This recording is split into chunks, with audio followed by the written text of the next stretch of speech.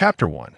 Beneath the shroud of a leaden sky, a multitude of grim and pallid bones lay strewn across the land. No matter where one stands, the unending expanse of white bones stretches endlessly, as though one were submerged in an ocean composed entirely of skeletal remains. Indeed, this is the Sea of Bones, the birthplace of skeletons in the realm of the dead. For eons, it has nurtured countless undead skeletons, serving both as a nurturing womb for the skeletal beings and as a merciless battlefield. At the very center of the Sea of Bones lies a serene azure lake, perpetually birthing countless flickers of soul fire. In this desolate world of the deceased, it is as enchanting as a fairy tale, with myriad delicate and beautiful lights dancing upon the blue surface of the lake, reminiscent of fireflies frolicking in the summer night. Reluctant to leave, these lights linger for a moment before streaking across the sky like shooting stars, bringing forth new undead skeletons in every corner of the Sea of Bones. Life and death intertwine, and in death, life is reborn. Splash, splash. In one corner of the Sea of Bones, a stark white skeletal hand emerged from the ground, followed closely by a skull that cautiously peeked out. After ensuring there was no immediate danger, it fully emerged. This undead skeleton, complete and robust, stood approximately 2 meters tall, wielding a leg bone from an unknown creature as a weapon, carefully surveying its surroundings. Ling Feng had been in this realm of the dead for over a month. Once an ordinary high school student, he found himself in a tragic plane crash on his first flight. In the instant the aircraft plummeted, a dazzling white light enveloped him. When he awoke once more, he had transformed into an undead skeleton. The newly birthed skeletons in the Sea of Bones possess no intelligence. They instinctively venture towards the periphery of the sea. This journey is fraught with peril, as they must evade other undead creatures that prey upon the soul fire, while also contending with the violence of their comrades. Encounters among skeletons lead to instinctual battles, culling the weak and imperfect to hone their own soul fire. Only when the soul fire evolves can a newly born skeleton attain sentience, learning to think and inherit combat skills. Those truly powerful and fortunate skeletons may escape the Sea of Bones, becoming true undead warriors. However, such fortunate beings comprise less than a fraction of a percent. Even beyond the Sea of Bones, undead warriors remain feeble entities within the realm of the deceased. They are synonymous with cannon fodder, the most lowly and pitiable of beings. Millions of undead warriors could not vanquish a single ghost dragon, often subjected to the servitude of necromancers or human sorcerers. The life of an undead skeleton is brief and tragic. Ling Feng retained the wisdom of his previous life. Although his soul fire had yet to evolve, he was already aware of many laws governing the realm of the dead, knowledge passed down within the essence of his soul fire. As a newly sentient undead skeleton, Ling Feng possessed a significant advantage. He did not expose his frail form to the open Sea of Bones, becoming a feast for other undead creatures. Instead, he discovered a massive skeletal structure buried beneath the debris, clearing away the fragments and creating a hiding place for himself. He cautiously hunted the soul fires of other newly born skeletons. Each time he dispatched an opponent, a fragment of their soul fire would disperse before extinguishing, absorbed into his own essence for refinement. After a month of hunting, Ling Feng's soul fire had transformed from a pale white to a pure white, with hints of yellow beginning to emerge. Not far away, 2 newly born skeletons stumbled clumsily across the Sea of Bones, clearly naive and inexperienced. Ling Feng grinned, his skeletal jaw creaking, elated at his fortune to encounter such easy prey. With a bone club in hand, he charged forward and swiftly dispatched the 2 hapless souls. Their feeble light flickered like moths drawn to a flame, merging into his soul fire, which flourished under this spring-like deluge of energy. Ling Feng felt a refreshing coolness seep into his being, fortifying his bones further. Embracing his new identity, Ling Feng gradually became enamored with the acquisition of power, perhaps a primal instinct of every undead skeleton's soul fire. He yearned to capture more soul fires, understanding that only by augmenting his strength could he secure a greater chance of survival in this perilous realm. I smile with pride. I smile with pride. Ling Feng reveled in the promising start, humming a tune in delight. Skeletons do not speak. Even advanced skeletons can only communicate through a form of mental dialogue. At that moment, a shadow swept across the sea of bones, an ominous sensation prickling at Ling Feng's soul fire.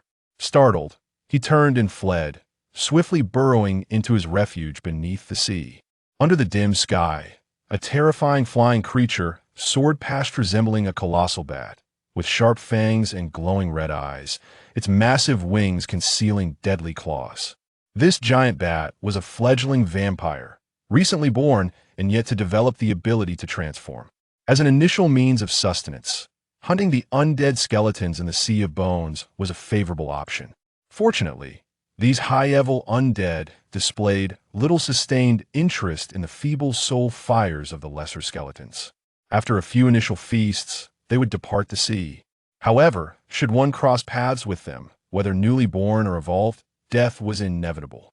With the wisdom of his past life guiding him, Ling Feng narrowly evaded disaster once more.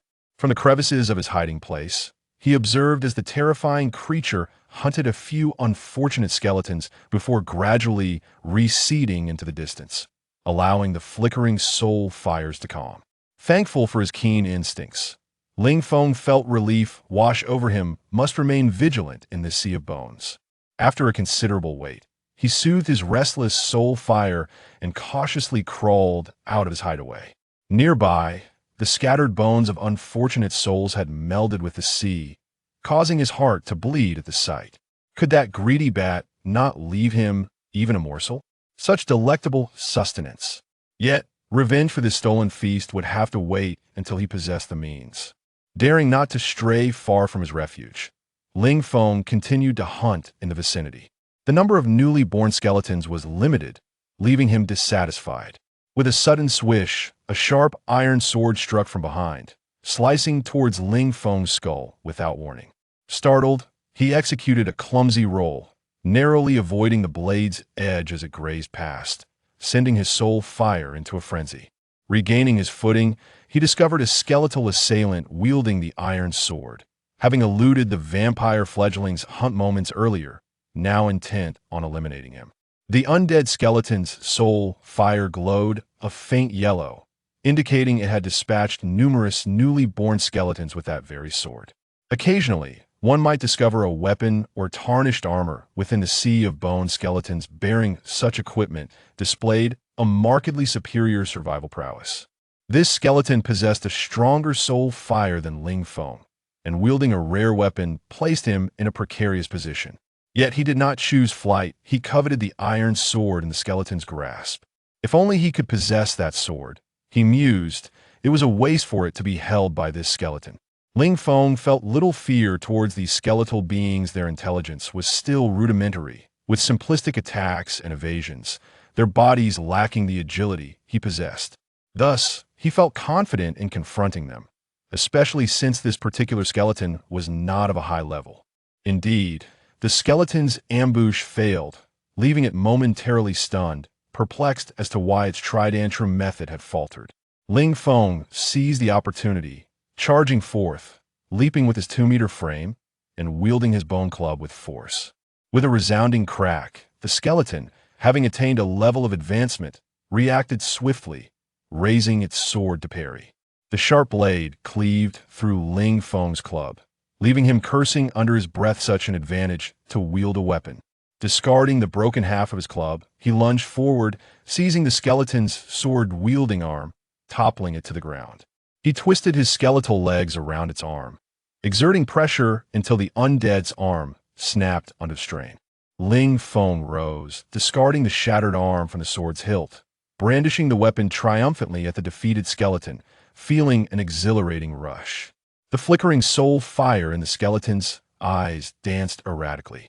Although it lacked the capacity for mental communication, Ling Feng sensed the plea reflected in its gaze. Without hesitation, he swung the sword, cleaving through its skull and absorbing the fragments of yellow soul fire into his own being. A wave of refreshing coolness washed over him, akin to pouring cold water over a parched body in a scorching desert, invigorating him to the depths of his soul.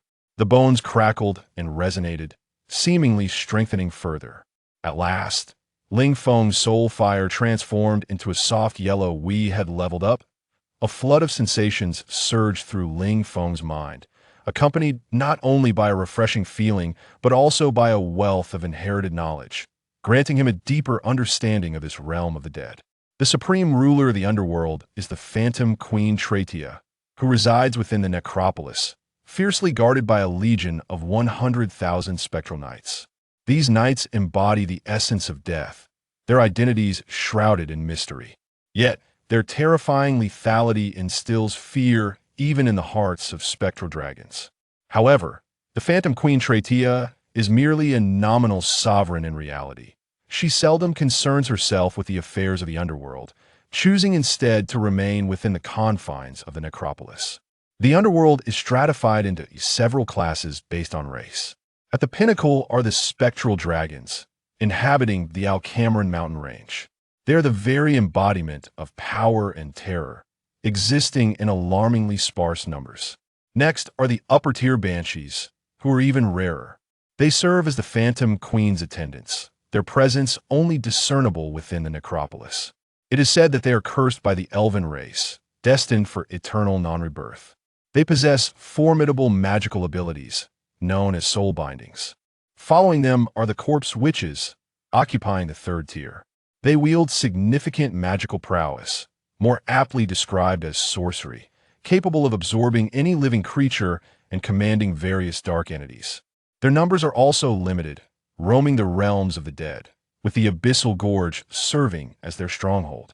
The aforementioned three tiers can be regarded as the noble class, with both their population and territorial claims being minuscule. The majority of the underworld is dominated by vampires, ghouls, dark creatures, and skeletons. As the fourth tier, vampires boast formidable combat strength and are numerous, having seized the largest territories within the realm of the dead. Ghouls constitute the fifth tier, vast in number, greedy, and vicious. They are what is commonly referred to as zombies, yet they are more agile, ferocious, and possess a semblance of intelligence. Ordinary dark creatures, such as corpse bears, corpse tigers, and corpse wolves, are merely the undead forms of animals, devoid of intellect but endowed with greater strength. At the lowest echelon are the skeletons, who hold no status whatsoever. They establish their tribes merely around the Bone Sea. Despite their sheer number surpassing that of all other beings in the underworld combined, they are weak and suffer abysmally. Gaining insight into these hierarchies offered no solace to Ling Feng, who remained a lowly wretch, subject to the whims of others. To his astonishment, however, he discovered that the inheritance of the soul fire included martial techniques. Based on his evolutionary trajectory, Ling Feng was destined to become a skeletal swordsman, having inherited a technique known as sword chi slash, a method of attacking by igniting the soul fire. Following the teachings of his inheritance, Ling Feng channeled the power of the soul fire through his bones and into the iron sword in his grasp, which began to radiate a faint luminescence. "Ha!" Ling Feng bellowed inwardly, swinging his sword with all his might. A brilliant flash of sword light burst forth, cleaving through the scattered skeletons before him, dismantling 7 or 8 of them in the process. Yet, this was followed by an overwhelming sense of exhaustion, leaving him feeling as if he could scarcely hold the sword any longer. At that moment, the arrival of a newly born skeleton could have easily spelled his doom. Frightened, he hastily retreated, dragging his weary form back to his lair. Under the nurturing of the chilling winds, Ling Feng's soul fire gradually regained its strength. This technique was indeed formidable. Albeit excessively draining, he mused to himself that with his current power, a misstrike would be tantamount to courting death. He felt a sense of relief that the previous undead skeleton had not employed this technique against him. Otherwise, he could have faced a dire misfortune while caught unawares. Actually, Ling Feng was overthinking. Although this technique exists in the inheritance of skeletons that have advanced to Yellow Soul Fire, not every undead skeleton can master it, because the intelligence of initial undead skeletons is still extremely low. and they simply cannot freely utilize soul fire. Generally, skeletons that can master sword chi / usually need to advance to red soul fire to have a chance. For someone like Ling Feng, who can it right after advancing to yellow soul fire, he is simply a monster in the skeleton world. However, regardless, Ling Feng finally has an additional means of self-preservation. If my body weren't a skeleton but a handsome young man, that imposing strike just now would surely have elicited screams from many girls and countless admiring glances. Ling Feng fantasized in his heart to actually become a skeleton himself. Ling Feng's heart was filled with bitterness. But as a person who has died once, he desires life more than others, the previous sunshine. Green grass, video games, two-dimensional and three-dimensional beauties seem to have become a fleeting dream. However, no matter what, I must survive. Even in this sunless undead world, I will survive tenaciously. Ling Feng secretly vowed in his heart. Ling Feng carefully examined the sword in his hand. This was a good sword, about 1.2 meters long. Although it was black and unassuming, its blade was unknown how many battles it had experienced. And there wasn't even a single notch on its entire body. He hugged the sword in his arms, and in this gloomy, undead world, he actually felt a hint of warmth, having regained his strength. Ling Feng started his hunts anew. Although the hunting range was still around the lair, it had expanded significantly. Ling Feng, holding an iron sword, became in this area. The number of skeletons killed by him quickly rose to 4 digits. And the color of the soul fire changed from light yellow to yellow. Because things have been going too smoothly recently, Ling Feng became a bit self-inflated. The farther he walked, the more fortunate he was to discover a group of undead skeletons. About 100 of them, who were already engaged in a chaotic battle. Passing by, "Don't miss it," Ling Feng excitedly shouted in his heart and rushed into the battle group, holding a sharp sword and being invincible wherever he went. This excited feeling made Ling Feng lose his long-term vigilance. When he noticed something was wrong, a group of vampire larvae had already appeared in the sky. Yes, a group. There were 12 or 13 of them. The imposing aura of the vampires made the skeletons below panic. They no longer cared about killing each other and started scattering in all directions to escape. The vampires swooped down mercilessly, crushing the skulls of one undead skeleton after another, and absorbing fragments of soul fire one by one. Ling Feng started running away as soon as the vampire larvae appeared. He felt extremely remorseful in his heart. In this dangerous bone sea, he should have been cautious at every step. How could he have been so careless? What made Ling Feng even more depressed was that as a high-level skeleton in the bone sea, he was undoubtedly like an ice cream wrapped in chocolate in the eyes of those little vampire larvae. 3 or 4 vampire larvae chased after him. This moment, Ling Feng only wished his parents had given him 2 more legs. But how could 2-leg bones possibly outrun something with wings? A vampire larva quickly blocked his path. Its 3-inch-long blood fangs were dripping with stinking liquid, and its blood-red eyes stared fiercely at Ling Feng, emitting a greedy light.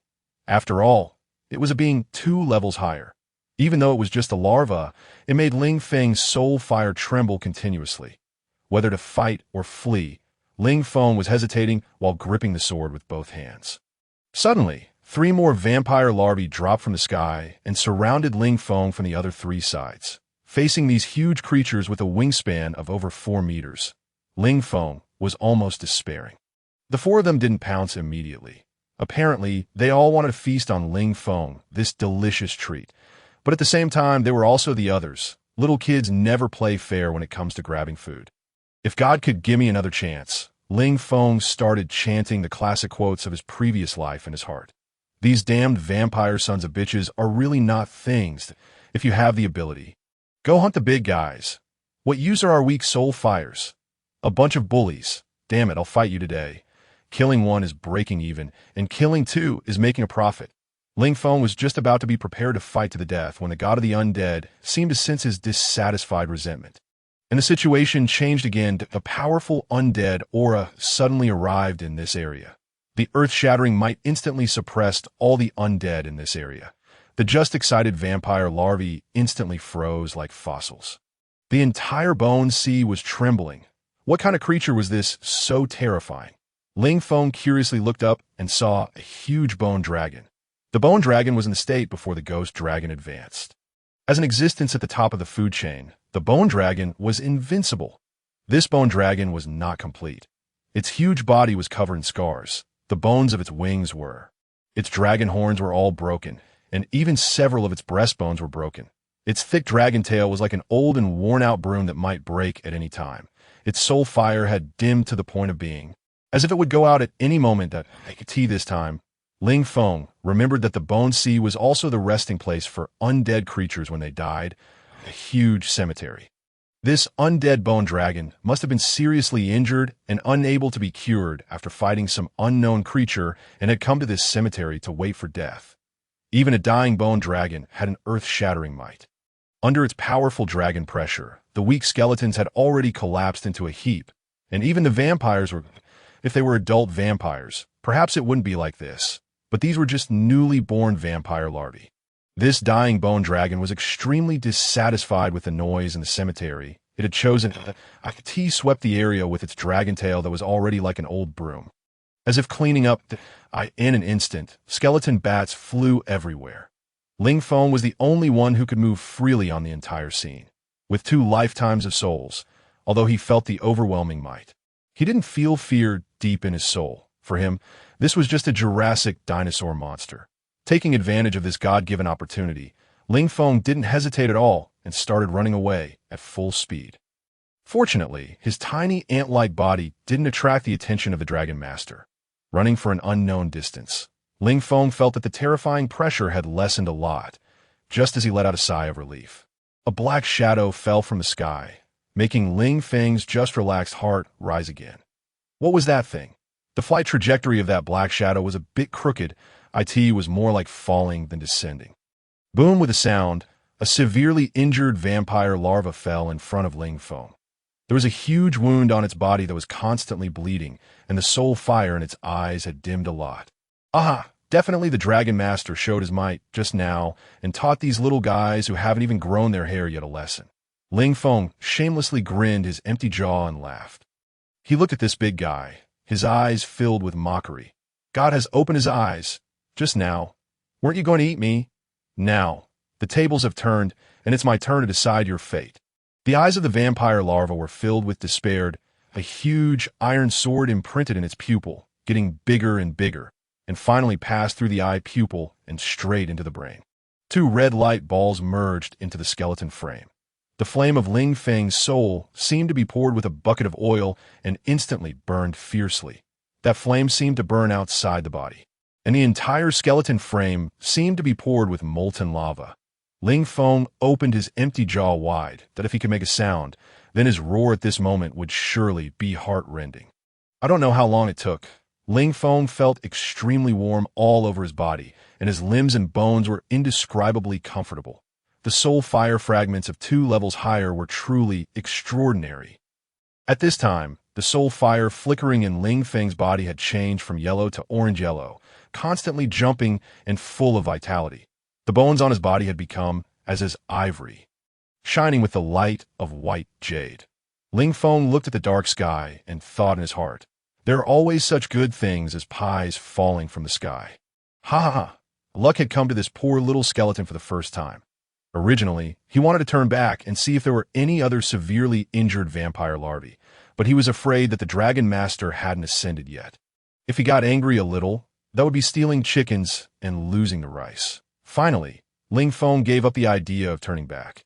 Returning to his lair, Ling Feng stood there in a daze in the wind and found that his lair had become a round pit about 10 meters in diameter, as if caused by something falling from high altitude. Filled with strong curiosity, Ling Feng approached the edge of the pit, and a female body that was beautiful to the extreme, full of unparalleled temptation and charm, appeared at the bottom of the bone pit. Obviously, it was this beautiful girl who had fallen from the sky and destroyed his lair.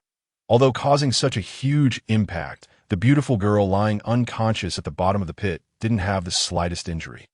She was wearing a silver-white soft armor, finely engraved with some kind of gold-carved pattern. This ancient pattern was simple, yet had powerful strength. The silver-white divine light flowed along the veins of the pattern like water waves, surging with great power.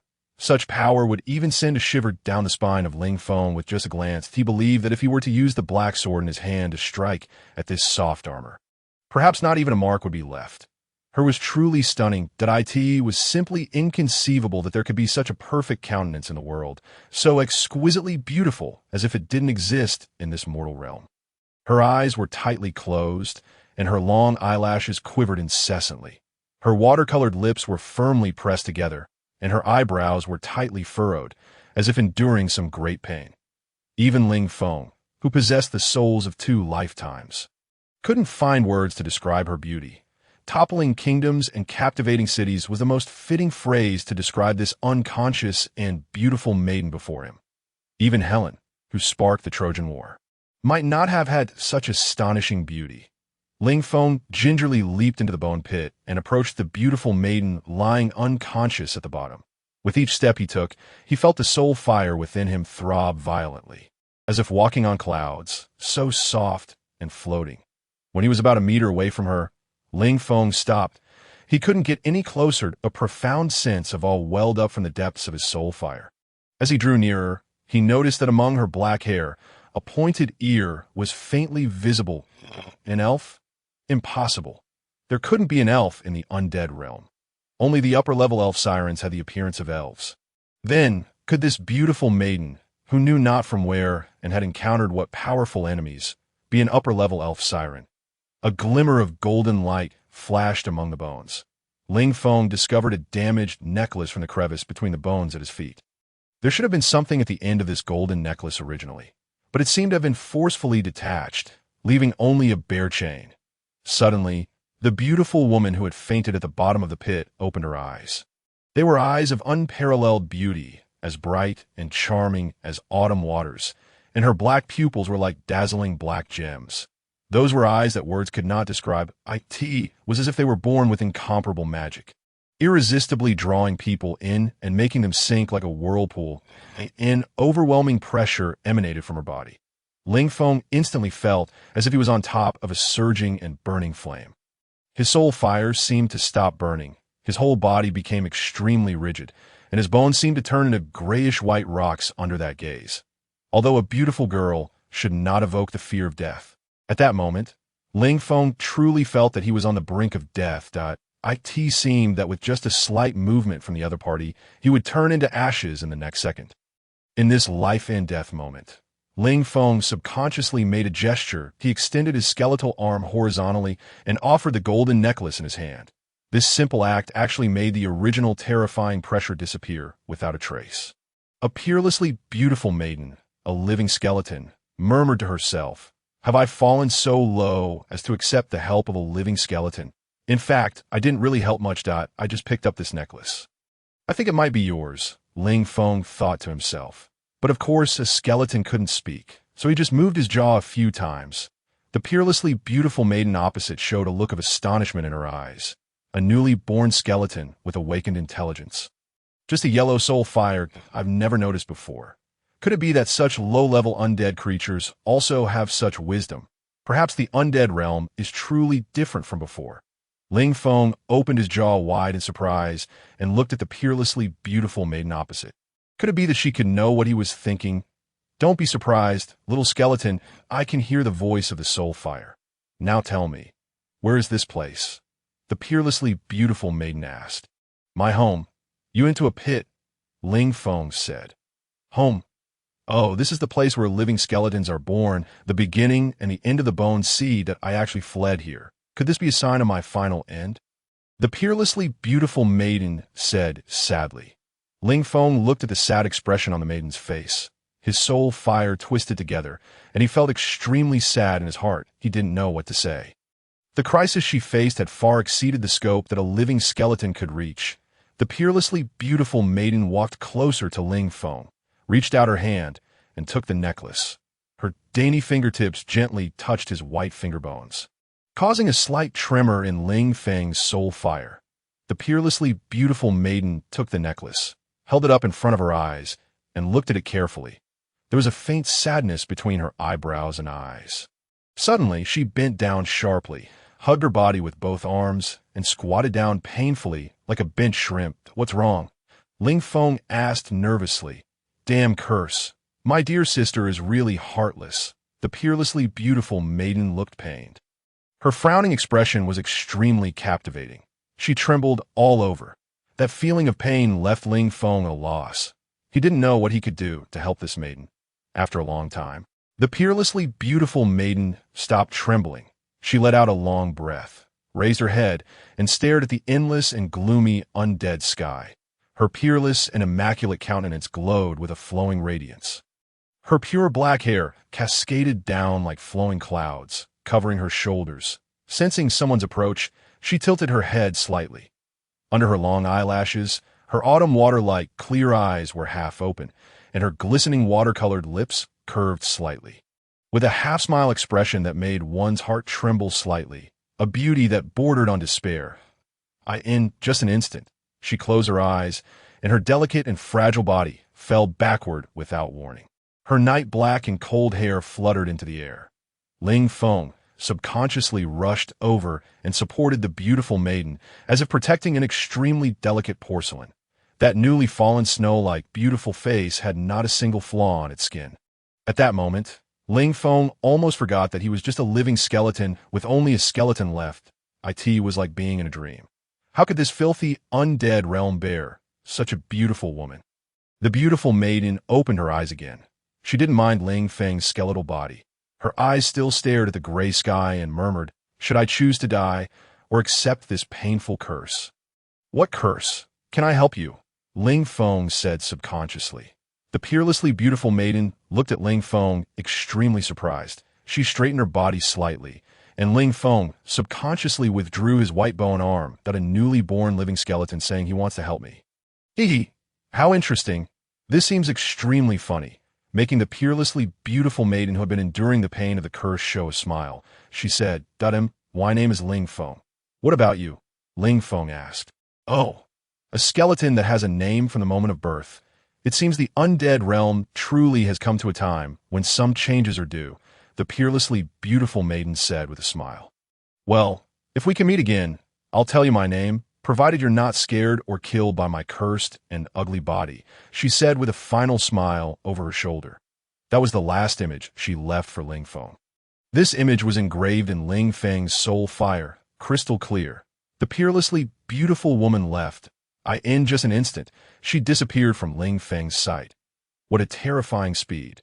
She must be a powerful upper-level elf siren. For a long time, Ling Feng always liked to lie in the big pit smashed by the beauty, looking up at the gray, undead sky. Perhaps that maiden was still looking up at the same sky as him. Under this endless sky, he was just that insignificant little skeleton. In his previous life, Ling Feng didn't live a wonderful life. Although he had into a grassroots skeleton body, wasn't this an opportunity given to him by heaven? The soul fire burned inexplicably, faintly showing a kind of longing, a kind of unwillingness. It called on Ling Feng to leave this white and boned sea. Could it be that it was time to leave?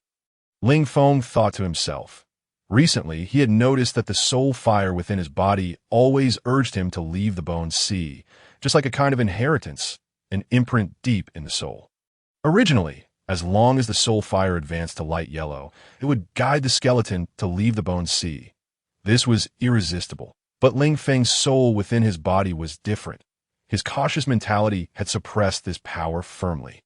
However, Ling Feng also noticed that this call was getting stronger and stronger, making him a bit distracted. Moreover, in the Bone Sea, there were all low-level, newly born skeletons. The light white and white soul fires now had almost no effect on his improvement. The skeletons with yellow soul fires were extremely scarce. If he continued to stay here, perhaps killing tens of thousands of skeletons wouldn't be able to his soul fire either, and the Bone Sea wasn't that safe either. This time, he was lucky. What if Lord Long came again? If he targeted this little guy like me, even a god couldn't save me. Perhaps it was really time to leave. Looking around, this vast Bone Sea carried a desolate meaning. It was the cradle where skeletons were born and the graveyard of undead creatures. Life and death intertwined here. The loneliness of thousands of years had made this place carry countless thoughts and dreams. Perhaps there's also a reason for me to be reborn here. Ling Feng thought silently in his heart. Many years later, perhaps I would return here again. Then, What memories would I bring with me? When I am dead, is it another new birth? With a puzzled question, Ling Feng held an iron sword in his hand and embarked on the journey to leave the Bone Sea, leaving the lair. Under the guidance of the Soul Fire, Ling Feng walked westward all the time. Any skeletons he encountered on the way were killed by him incidentally. However, the Soul Fire grew slowly. Later, for the newly born undead skeletons in light white. Ling Feng no longer had the interest to kill them. One must always be vigilant in the Bone Sea. This is the experience summed up from countless lessons in blood and also the treasure book for Ling Feng's survival. He had already noticed that a high-level skeleton was following behind him. This skeleton had followed him for 3 days, but it kept a great distance, almost beyond the reach of eyesight. It seemed to have some kind of tracking ability and closely followed Ling Feng. Well, it seems to be a guy who wants to take advantage. Ling Feng made an assessment of the undead skeleton tracking him in his heart. As the saying goes, those who come are not kind, and those who are kind do not come. Since it dared to come, it must have some abilities. Ling Feng didn't dare to be the least bit careless in his heart, but he also didn't want to drag it out any longer. Ling Feng found a secluded place, deliberately took off his sword, leaned on the side to rest, and used the Soul Fire to detect the movement of the other party. That guy really slowly approached. But he was still very cautious and stopped at a relatively far place. Ling Feng picked up the sword, found a bone, and pretended to sharpen the sword. That guy approached a little closer. Just when Ling Feng was about to lose patience with the act, that cautious high-level skeleton finally made a move that a bone arrow whistled over. It turned out to be a mutated skeleton archer. Ling Feng was also surprised. This was also the first time he had encountered a skeleton archer. Ling Feng's reaction was very fast. The high-level Soul Fire had already locked the trajectory of the bone arrow shooting. He flipped his body and successfully dodged this fatal arrow. Then, without saying a word, he adjusted his pace and made irregular jumps nimbly towards the sneak-attacking skeleton archer. When the Soul Fire advanced to orange, Ling Feng inherited 2 skills. One was Swift Run and the other was Strong Barrier. Swift Run could instantly increase his running speed by 25 times and last for 3 minutes, while Strong Barrier was a defensive skill that required shield. The skeleton archer on the opposite side was obviously frightened by my speed. He almost didn't even look back and ran backward. But after all, I had already seized the initiative when the effect of Swift Run ended. I was only 10 meters away from that skeleton archer that I could clearly see that there were still 2 bone arrows shaking up and down in the quiver on his back. The speed of the other party was on a par with Ling Feng. Only 2 skeletons were seen jumping and galloping in the Bone Sea.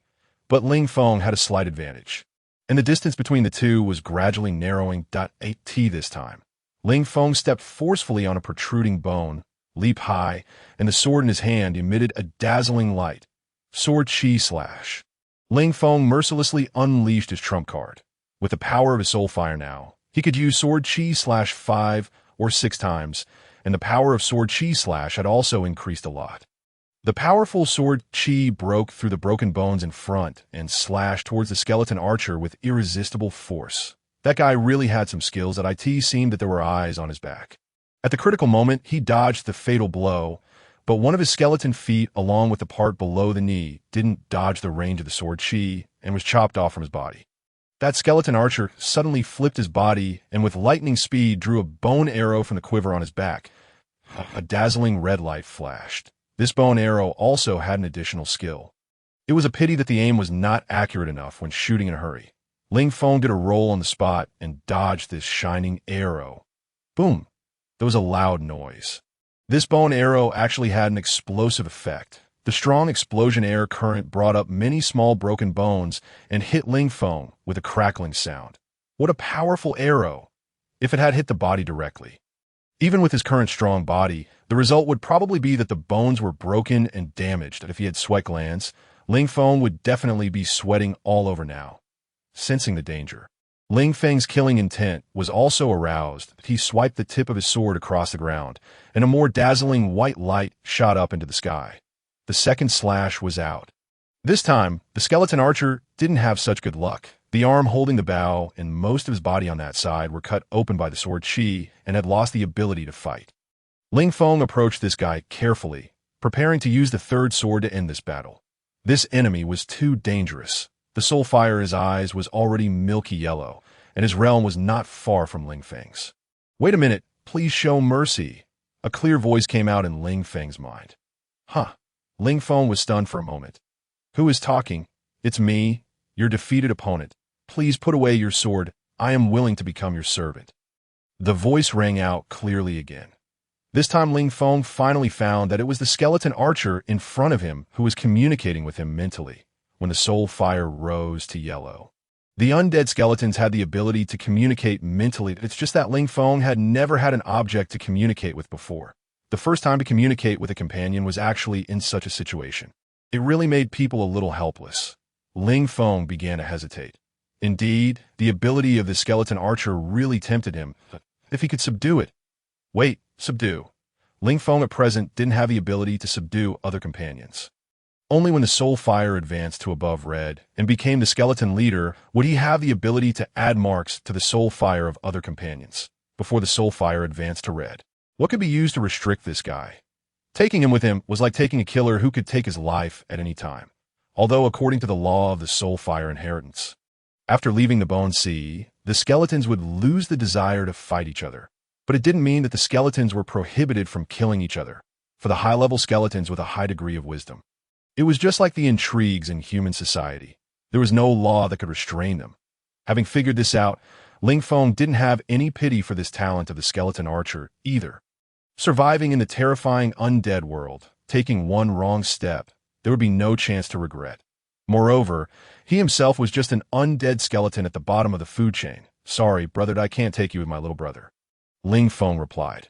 After getting Ling Feng's negative answer, there was full of despair in the eyes of the skeleton archer. Ling Feng waved the sword in his hand and chopped off his head. Two soul fragments emitted yellow light and melted into his own soul fire.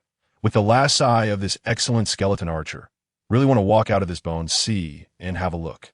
A sad emotion welled up in Ling Feng's soul. Coldness, killing, and improving strength were the only laws for survival in the undead world. The skeleton archer who died in his own hands was very pitiful. However, if his strength was a little worse, then the one uttering this desolate last words would only be himself, Hank T that time. Who could sympathize with him? If you didn't want to end up so miserably, then you could only constantly pursue strength to gain a greater space for survival. Ling Feng looked up and looked at the vast Bone Sea all around. Countless broken limbs and bones were buried in it. All were given to me. Ling Feng's soul fire roared in the biting cold wind that I will go out and have a look on your behalf. Have a look at this undead world. Have a look at the sacred undead temple. Have a look at the proud ghost dragon. Have a look at whether our ghost queen Tretia is beautiful or ugly. This is the promise of me. Ling Feng, an undead skeleton. A new pursuit burned in Ling Feng's soul fire. Since he had come to this undead world, then he couldn't just die obscurely, right? The bow of this skeleton archer had evolved from its body and had been damaged by Ling Feng's sword chi slash. The only thing that could be used was the leather on the quiver. Ling Feng transformed it into a sword sheath and carried it on his back, that in this way, he didn't have to hold the sword in his hand all day long. Perhaps the Bone Sea sensed his heroic words. Ling Feng accidentally had a burst of good luck that he found the second piece of equipment in the pile of bones, an old, tattered cloak. Although it was tattered, the magic lines on the cloak still faintly had some light. After putting it on, although it looked a bit silly and stupid, as a penniless and miserable skeleton, Ling Feng couldn't bear to throw away this piece of equipment. In this way, a skeleton with a body as white as jade, wearing a tattered cloak like a sackcloth, carrying an iron sword, like a martial arts master wandering the world in a martial arts movie, gradually disappeared at the edge of the Bone Sea with the gusts of cold wind in the Bone Sea. Pressure test 000, two-stepping on the solid yellow land. Ling Feng finally left the Bone Sea. After careful recovery, his soul fire grew much stronger. The color became deeper and brighter, and the total amount of energy had also increased a lot. This made Ling Feng very satisfied. After all, the enhancement of strength meant the improvement of survival ability. After the undead skeletons left the Bone Sea, the inheritance of the soul fire would not lead them to kill each other. When skeletons met each other, they would no longer have the desire to fight. This was also an inevitable part of the undead law. Among the skeletons in the Bone Sea, their qualities vary widely and a process of survival of the fittest is needed. Otherwise, even if one manages to emerge from the Bone Sea, they will be good for nothing. Once out of the Bone Sea, a skeleton gains the recognition of the laws that, to this point, there is little infighting among the skeletons because the dangers and enemies they face are numerous, and they are so weak themselves. Therefore, skeletons always band together in groups, as a single skeleton cannot survive in the undead world. After the death of the Skeleton King in the undead world, no new Skeleton King has emerged currently. The skeletons gather haphazardly under the leadership of certain skeleton chieftains with red or purple soul fires, forming individual skeleton tribes. This has led to a rapid shrinkage of the skeleton's territory and a more desolate situation. Ling Feng has just emerged from the Bone Sea and is rather confused about his way forward. He is more inclined to temper his soul fire alone. However, the horrors of the undead world also fill him with trepidation. Perhaps joining a powerful tribe would provide more security that a fork in the road appears before Ling Feng. First of all, the path to the rotten forest in the west is definitely not to be taken, as there are too many corpse beasts there. Whether it's corpse tigers or corpse bears, they are all extremely dangerous undead creatures. To the north is the Abyss Canyon, where a war between skeletons and ghouls is raging, with an even higher danger level, which completely goes against Ling Feng's survival concept of putting safety first. Ghouls are the greatest enemies of undead skeletons. Greedy by nature, ghouls have an insatiable appetite for territory. They dare not encroach on the territory of vampires, so they naturally set their sights on the skeleton territory. Undead skeletons are one rank lower than them, but they are extremely numerous and, with the Bone Sea at their back, have a continuous stream of fresh troops to replenish. Several large undead skeleton tribes, taking advantage of the terrain, have successfully blocked the ghoul army in the Abyss Canyon. Where stalemate has lasted for hundreds of years. To the south is the Wilderness Plain, also a gathering place for skeletons, with large and small skeleton tribes, which can be said to be the homeland of the skeletons. Although there are also many dark creatures, compared with the other two places, it is already like paradise. Obviously, the Wilderness Plain is the best choice. Ling Feng walks on the path leading to the Wilderness Plain, while remaining vigilant and observing the surrounding situation. Along the way, he often encounters groups of skeletons who have just emerged from the Bone Sea. Most of them have light yellow or yellow soul fires, and there are hardly any like Ling Feng's orange soul fire. Ling Feng's appearance is already quite strange, but the appearance of those novice skeletons is even more outlandish. Some of them wear a tattered helmet askew. Some carry a half-broken halberd. Some wear only one combat boot, and the other skeletal foot is bare. They would rather walk with an uneven gait than take off that one combat boot. This makes Ling Feng's eyes brim with tears. Skeletons are truly poor wretches. Ling Feng's appearance is already quite strange, but the appearance of those novice skeletons is even more outlandish. Some of them wear a tattered helmet askew. Some carry a half-broken halberd. Some wear only one combat boot, and the other skeletal foot is bare. They would rather walk with an uneven gait than take off that one combat boot. This makes Ling Feng's eyes brim with tears. Skeletons are truly poor wretches. Along the way, skeletons often cautiously invite Ling Feng to travel together. Ling Feng's orange soul fire earns him their respect, and his powerful strength also attracts them, for in the undead world, the strong are always respected. However, Ling Feng refuses them that he prefers to be alone and is not in a hurry to reach the Wilderness Plain. There are many non-aggressive dark creatures, such as corpse deer and corpse goats on this road. They live by eating rotten plants. The soul fires of these dark creatures are slightly stronger than those of skeletons with white soul fires. Although the help to his own improvement is not great, it is safe and reliable. Ling Feng becomes addicted to killing these herbivorous dark creatures. He doesn't let go of any opportunity to enhance his strength. According to the laws, soon the soul fire fragments of these herbivorous dark creatures will have no effect on tempering his own soul fire. Before that, even if there is a little effect, it is obviously the safest and most reliable way to improve. Killing these deer and goats is extremely easy, basically 1 or 2 strikes for each one. Ling Feng gradually moves away from the main road. His soul fire slowly becomes darker in color and more substantial in energy. If it was like a cup of water before, now it is a full basin. However, there is still a process to reach the next level. The advancement of the soul fire becomes more difficult as the level gets higher.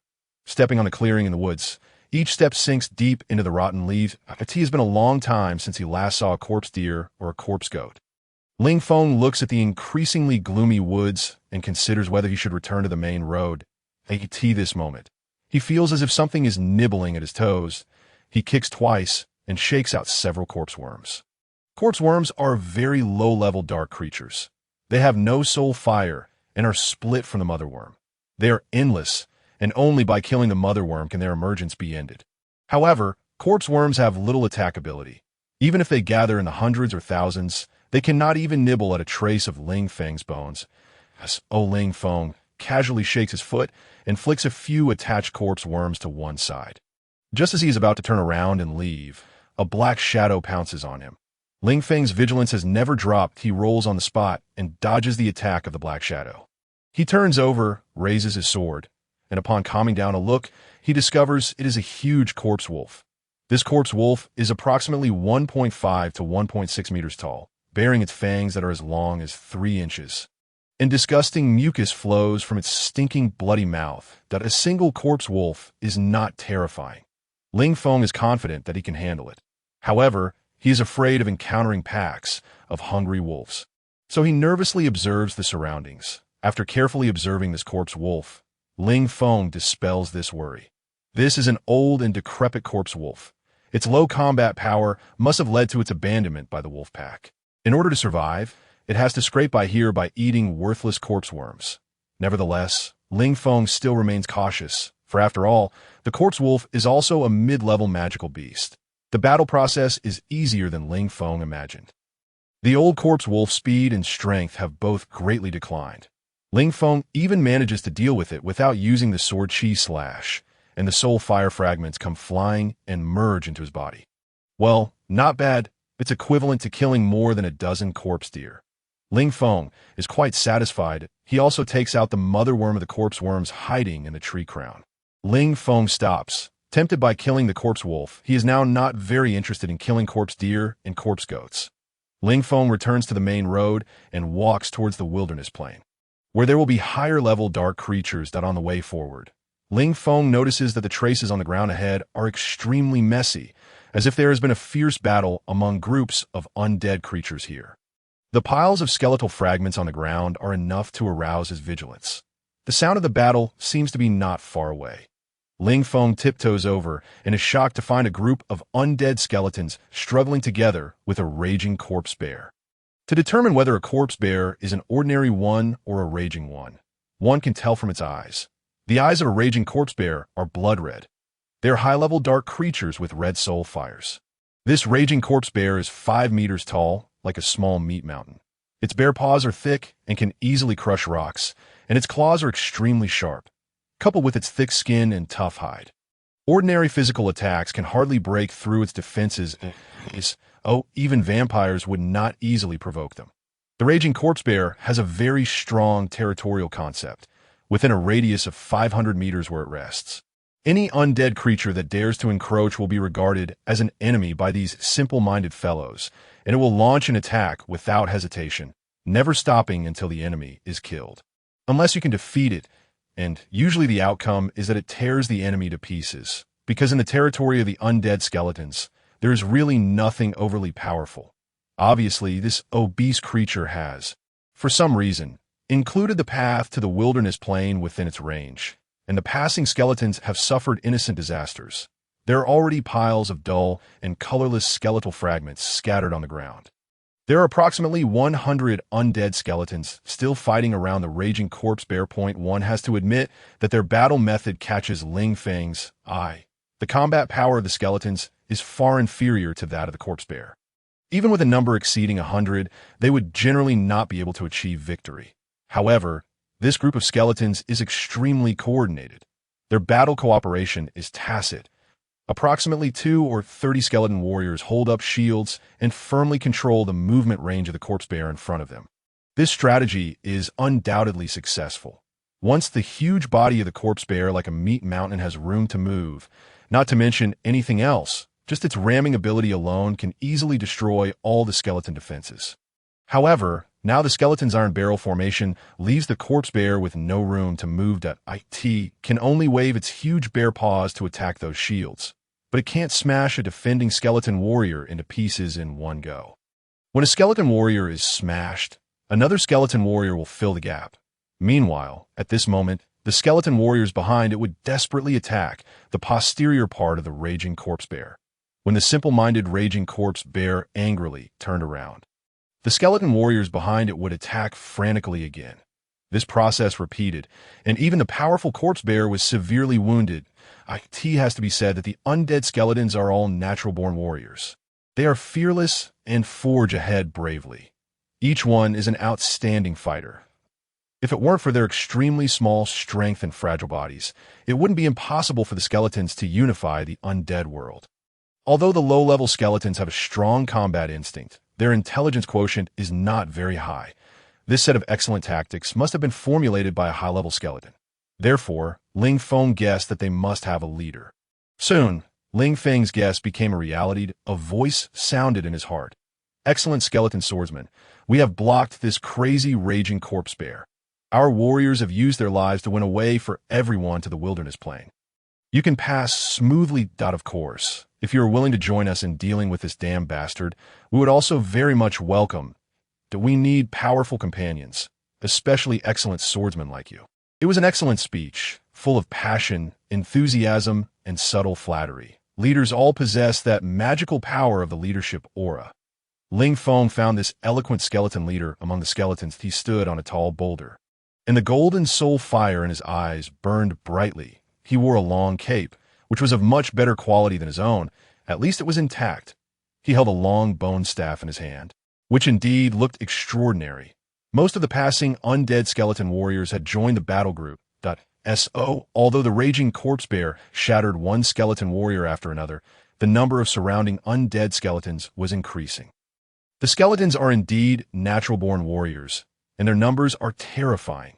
The raging corpse bear was trapped by the weak undead skeletons, and its anger accumulated more and more. It let out a fierce roar that shook the mountains and forests, with the effect of a demoralizing roar, making all the skeletons' movements pause for a moment. This time, Ling Feng saw an incredible scene. The leader skeleton, holding the bone staff, cast a dark magic spell.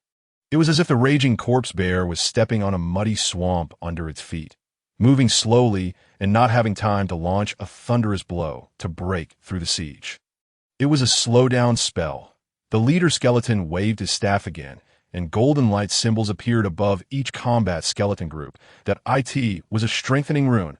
All the skeleton warriors immediately became energetic, and their combat effectiveness increased significantly. A skeleton mage.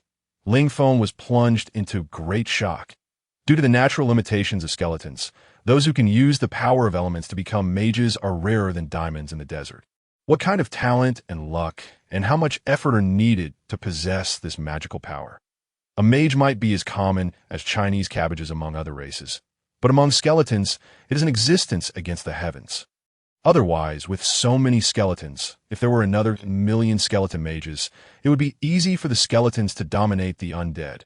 According to the inherited knowledge of the soul fire, the previous skeleton king was a skeleton mage. To actually encounter a species rarer than a bear here, Ling Feng really opened his eyes. If only I could become a skeleton mage too.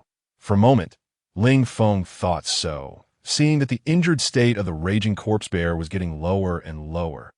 And at first eager to escape, Ling Feng began to believe that this group of skeletons had enough ability to kill this raging corpse bear. This was indeed an exciting fact. Ling Feng didn't leave in a hurry, but began to watch this wonderful show like an audience. How about it? Want to join us? Excellent skeleton swordsman. The skeleton leader also noticed Ling Feng, this high-level skeleton. After all, the orange soul fire was only a little lower in level than his. And he felt that this skeleton swordsman was very extraordinary, that I'm very surprised that there is such an excellent skeleton mage as you among our skeletons. And your excellent command of tactics has also opened my eyes. So, I stopped to take a look. Please don't mind. Ling Feng replied calmly. Obviously, Ling Feng's intelligence surprised the skeleton mage. He was also very surprised that there was such a highly intelligent skeleton besides him. You also surprised me, skeleton swordsman. I feel that there's a powerful force hidden in your body. I now solemnly invite you to join us. You? Who do you mean by you? Ling Feng asked. A new tribe group I founded myself, that I named it Soul Tribe. The leader skeleton said. Soul Tribe? The soul of the undead. It seems that this skeleton mage, who is not yet at a very high level, has great ambitions. Perhaps his goal is to become the next skeleton king. It seems that you are a skeleton with great ambitions. It's an honor to meet you. Ling Feng said. Oh, you are really extraordinary. You know how happy I am to meet a companion who understands me. Our encounter might be the arrangement of the bone god. The golden soul fire in the leader skeleton's eyes jumped a bit rapidly. His ideal was actually understood by someone in one word, which made him a bit excited.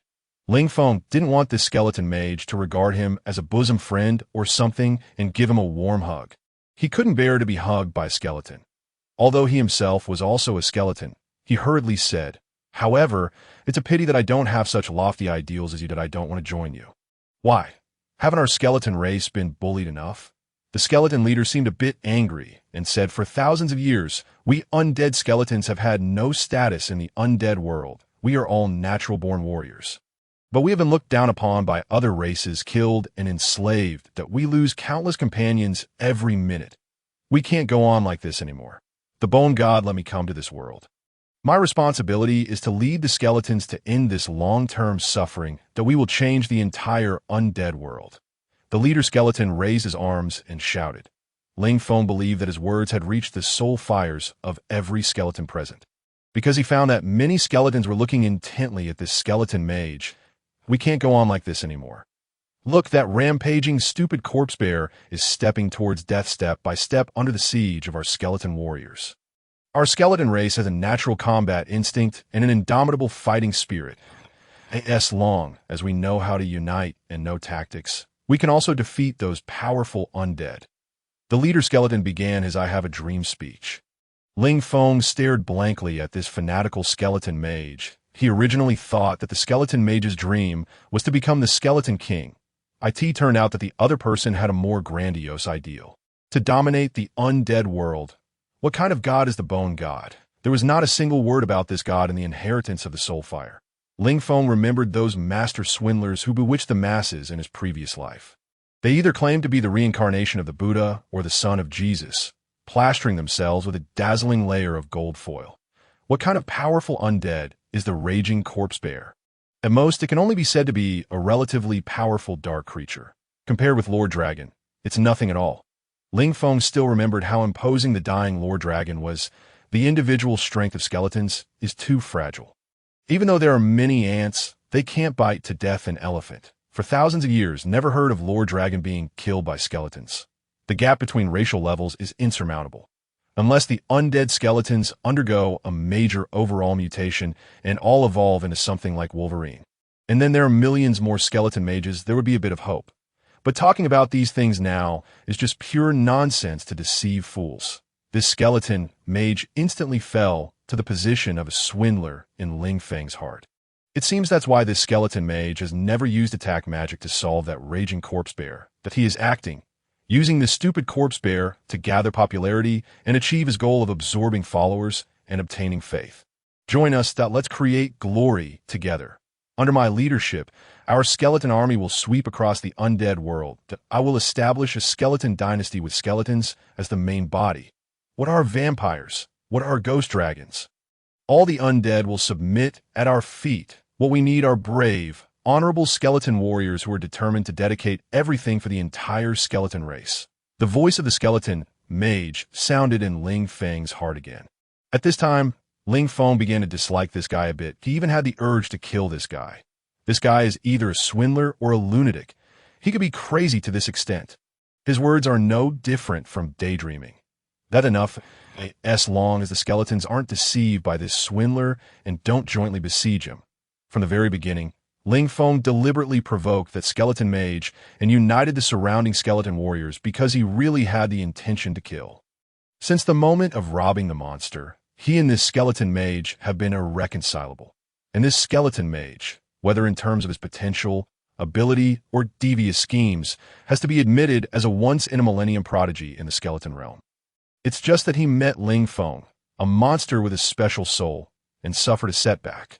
Without a doubt, this skeleton mage will not remain obscure in the future, since he has already offended a potential opponent who bears grudges. The most effective means is to eradicate the root. Ling Feng has already harbored a murderous intent in his heart. Now that all aspects of the conditions have been met, Ling Feng has no more scruples. He activates Swift Step and rushes towards the skeleton mage with lightning speed. To Ling Feng's surprise, his sudden high-speed surprise attack actually misses. His vision blurs, and the sword swing misses. That skeleton mage actually disappears from the original place. What kind of magic is this? And it's instant. Ling Feng is shocked in his heart this time. Whistling magical energy surges from behind. Ling Feng turns around, and a black and red fireball emits rolling heat waves and comes at a rapid speed. At this moment, Ling Feng doesn't care about his image anymore. He does a lazy donkey roll and turns over to one side. The fireball hits the big tree beside. After a loud noise, soaring flames rise. The century-old tree that even 3 skeletons can encircle slowly falls to one side in the explosion, and the surrounding skeleton warriors quickly scatter. What a powerful might! Just a fireball spell has such a powerful destructive power. Magicians are truly terrifying existences. Ling Feng quickly locks onto the position of the skeleton mage from the direction where the fireball comes. He suddenly disappears, and then suddenly appears so far away. It seems to be a teleportation like magic. Unexpectedly, although this skeleton mage has a low rank, he actually masters quite a few magics. This time, Ling Feng can no longer reserve his energy. He activates Swift Step again and dashes away. When fighting against the skeleton mage, one must never be separated by a distance, and what they fear most is close combat. Another teleportation. The skeleton mage disappears from the original place for the second time. This time Ling Feng already has experience that he quickly adjusts his steps, finds the direction where the skeleton mage teleports with the fastest speed, and activates Swift Step again to rush over. Ling Feng doesn't know how many times the skeleton mage can use the energy for teleportation, nor does he know how many times he can sustain Swift Step. But since this chase has started, it can't be stopped as long as either side makes a single mistake. Then they may face an extremely passive situation. Soon, after the other party teleports again, Ling Feng finds that he no longer has the ability to activate Swift Step. All his energy is exhausted, and now he can't even use the sword chi slash. The skeleton mage also discovers this from afar. When Ling Feng runs after him, he has enough time to emit an even larger fireball.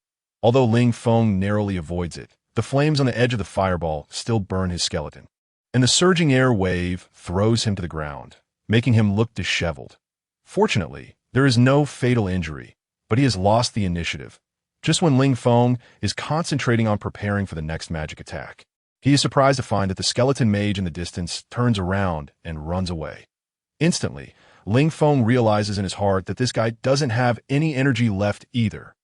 He yells and gets up to chase after him that a skeleton mage who can't release magic is even more useless than an ordinary skeleton warrior. If he's caught up, he will definitely be chopped up like a melon. Originally, the skeleton mage couldn't run faster than Ling Feng. If it were in the wild, there might still be hope. But unfortunately, he has bad luck. There are hundreds of skeleton warriors watching around when he stumbles and struggles to squeeze out of the skeleton group. Ling Feng has already chased after him. After a few sword strikes, the skeleton hand of the skeleton mage holding the bone staff has been chopped off and falls to the ground. Several ribs are broken, and the calf bone is also fractured. Ling Feng shakes his chin proudly again and makes a clicking sound of laughter like a fragment of the golden soul is about to be obtained. How exciting! Extreme joy begets sorrow. In the end, Ling Feng, who is too complacent, is still tricked. That skeleton mage swings out a cloud of black sand with his only remaining arm, instantly forming a mist that covers Ling Feng's soul fire. A shrill whistling sound, and a corpse wolf more than 2 meters tall rushes out of the forest, picks up the mutilated skeleton mage, and runs away at high speed. When Ling Feng breaks free from the dark mist, the corpse wolf with the skeleton mage has already run to a tiny black. Exhausted Ling Feng can no longer catch up, as long as the soul fire doesn't go out. The damage to the skeleton body is not a very serious injury. The undead skeletons can connect the bones of other skeletons and refine them with the soul fire, this time the skeleton mage has a narrow escape. The skeleton mage is not a warlock. How could he have a dark creature as a pet? Ling Feng is extremely depressed. The luck this skeleton mage has is almost comparable to the protagonist's aura. But since he has let him run away, Ling Feng doesn't think much about it. After all, he has suffered quite a lot of damage this time and needs some time to recover. There are billions of undead skeletons that's unknown when they will meet again. It won't be too late to kill him. What if it's a skeleton mage? If I could defeat him once, I can defeat him twice. After defeating the godly stick skeleton mage, Ling Feng continues on his way to the wilderness plain. This time, hundreds of skeleton warriors spontaneously gather around him, looking at the skeleton warriors closely following him. Ling Feng is also very helpless. This is the rule of the undead world. The strong are respected. Since he has become a strong person, he can naturally attract followers. But I never said I would take in little brothers. These guys don't expect me to feed and clothe them. Ling Feng thinks darkly in his heart. After advancing to the golden soul fire, Ling Feng has two more skills. Point 1 is bloodthirsty, which can make himself enter a berserk state, doubling both the attack speed and strength, but the duration is only 3 minutes. The other is thunderstrike, with a full power strike having a stunning effect. Ling Feng's bones have evolved again. They are so white as to be almost transparent, flashing with a jade-like light, and the hardness has also reached a higher level. Ling Feng is confident that he can block the full power strike of the light yellow skeleton warriors with just his body. Walking out of the forest, he finally arrives at the wilderness plain. Looking around here, Arriving here, Ling Feng starts to be confused. His goal, or rather the goal of all newly born undead skeletons, is to walk out of the Bone Sea and come to the wilderness plain under the guidance of the soul fire inheritance. What should they do next? Looking at the desolate land, Ling Feng stands there like a fool. He turns back and is startled. He doesn't know when, but the number of skeleton warriors gathering around him is increasing. It has exceeded 1,000 exactly. When did so many skeleton warriors follow him?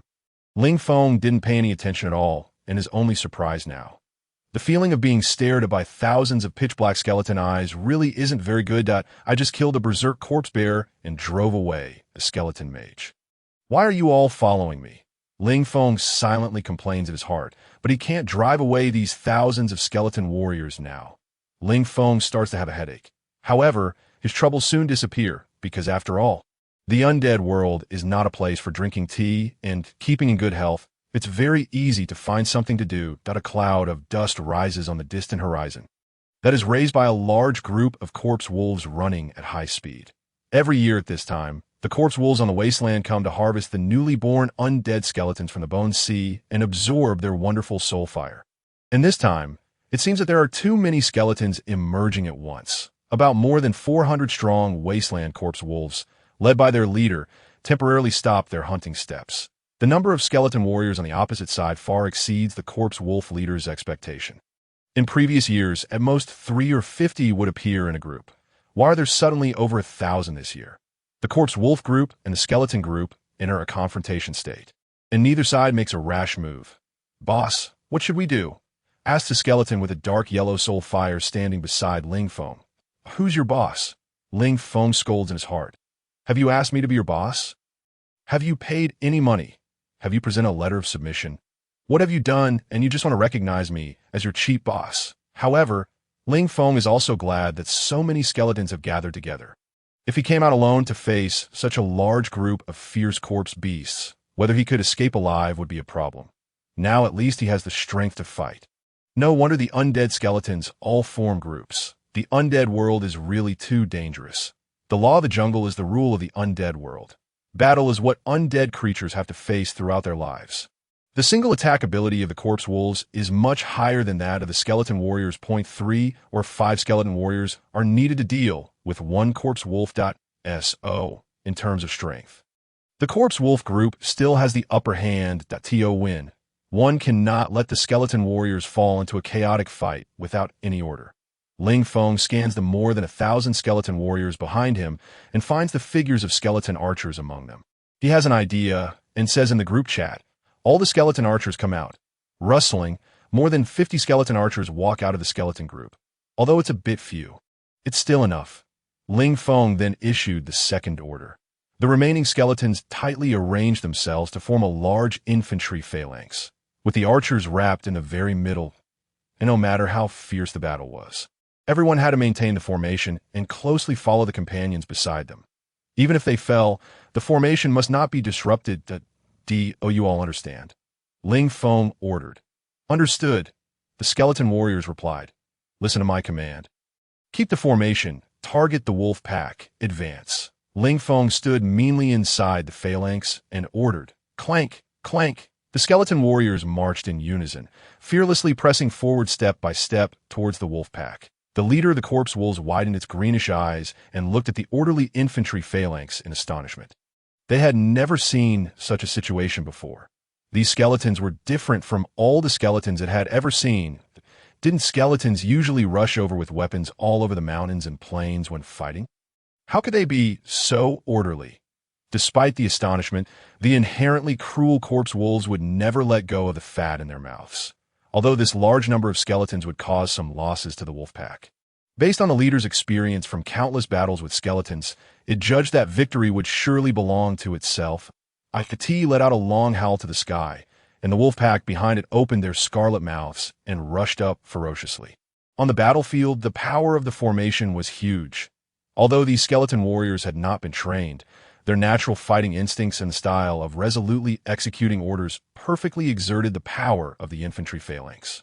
The corpse wolves did not have a huge body size and were not capable of breaking through the phalanx. Their numbers were relatively small, and they could not surround the phalanx either. The fighting on the periphery was extremely intense, and continuously there were skeleton warriors falling. The next skeleton warrior would immediately fill the gap left by him, and the skeleton archers, perfectly protected, played a huge role. With each arrow shot, there would be a shrill howl from a corpse wolf.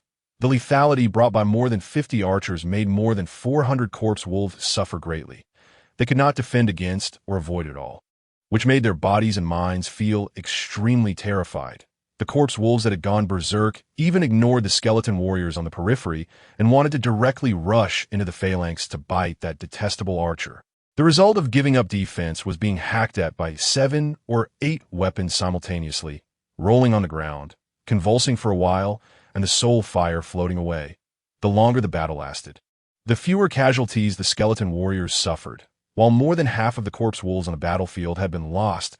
If they did not stop the attack, it would only be a matter of time before they were all annihilated. At this time, Ling Feng, who had nothing to do in the phalanx, regretted extremely. He watched greedily as soul fragments flew everywhere, filled with remorse in his heart. He never expected that this formation would be so effective. And the fighting instincts of the skeleton warriors could also bring the power of the formation into full play so perfectly. He originally just wanted to gather the skeleton warriors so that they would not be defeated one by the corpse wolves. If he had known earlier, he should have stood on the outermost periphery. With his ability, he could have killed a lot of corpse wolves. These soul fire fragments were really a pity, watching his subordinates fall painfully to the ground one by one. And there were not many left. The leader of the corpse wolves finally got angry. Its whole body hair stood up like steel needles, and with a roar, it instantly formed a wind blade. 7 or 8 skeletons in the first row were cut into 2 pieces on the spot, and a gap was opened in the phalanx. Immediately afterwards, it leaped high and rushed into the phalanx, biting left and right without restraint, and seemed about to break up the phalanx. Ling Feng knew it was time for him to appear, while directing the skeleton warriors to fill the gap in the phalanx. He raised a sword and faced the leader of the corpse wolves. Facing the 3-meter-tall, giant corpse wolf, Ling Feng did not dare to be negligent. He urged the soul fire, and a golden rune burned out from the golden flame. A bloodthirsty aura appeared above his head. Ling Feng felt as if his whole body was burning in the raging fire, and the entire soul fire was boiling, and his bones were filled with strength. The leader of the corpse wolves also noticed Ling Feng's existence. Without hesitation, it let out another huge roar, and a more powerful wind blade shot towards him rapidly.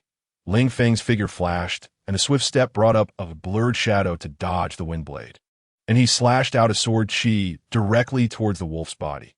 That leader of the Corpse Wolves was extremely cruel and had gone berserk with killing. It actually did not dodge or avoid and directly resisted this sword with its hard fur, roaring and waving its claws as sharp as steel, directly grabbing towards Ling Feng's skull. The overwhelming pressure that came at him made Ling Feng have nowhere to hide.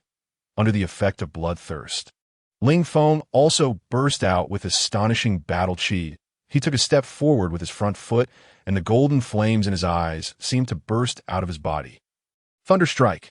Ling Feng's sword collided with the steel claws of the leader of the Corpse Wolves, creating a string of dazzling sparks. A skeleton. Ling Feng actually used his slender bones to firmly withstand the powerful blow of the leader of the Corpse Wolves. The slight cracking sounds of click rang out, and there were fine cracks in the bones of Ling Feng's arms and legs under the powerful pressure, under the might of the thunderstrike. The huge body of the leader of the Corpse Wolves fell to one side and fell into a coma. Seizing the opportunity, Ling Feng ignored the injuries to his body and slashed out a gorgeous sword chi that cut through the throat of the leader of the Corpse Wolves. The soaring blood spurted out and dyed Ling Feng's entire body bright red. Two gorgeous lights entered Ling Feng's body, which are the soul fire fragments of the leader of the Corpse Wolves. Roar! Under the comfortable feeling, Ling Feng's soul fire let out a roar that resounded through the heavens and the earth. That roar sounded in the hearts of all the undead creatures around. The remaining Corpse Wolves that had lost their leader lost the will to fight on under the might of the roar, tucked their tails, and quickly fled the battlefield, leaving behind the bodies of their companions. We won. A clear voice appeared in Ling Feng's heart seed. He looked in the direction of the sound and saw that it was the dark yellow soul fire skeleton warrior who had always followed behind him. Through this battle, he actually advanced to an orange soul fire. All the skeletons raised the weapons in their hands, excitedly opening their jaws and showing their white teeth. The celebration did not last long. A powerful pressure made all the skeletons stop the celebration of victory. In the distance valley, a warhorse wrapped in black flames walked out. This warhorse was 3 meters tall. Each of its hooves was burning with raging black flames. With each step forward, it left black ashes of the burning flames on the ground. There was a burly black knight sitting on it. The black armor wrapped his whole body, and faint magic patterns flowed on the armor. He carried a knight's lance nearly 5 meters long in his hand, looking cold and majestic. Undead Knight. An undead knight appeared on the wild plain. If there were news in this world, then this piece of news would be enough to make the headlines of major newspapers. As the personal guard of the Ghost Queen Tretia, the Ghost Knights rarely left the scope of the Undead Temple. Moreover, to set foot in this desolate wild plain where even a bird doesn't lay eggs. The appearance of the high-level dark creature, the Undead Knight, must have an extraordinary reason. But what does it matter to us lowly skeletons? Ling Feng thought in his heart. The Undead Knight quickly urged his horse over. The skeletons couldn't bear this terrifying pressure and slowly gathered behind Ling Feng, naturally pushing Ling Feng to the frontmost position. That if there was a choice, Ling Feng wished he could turn around and run away immediately.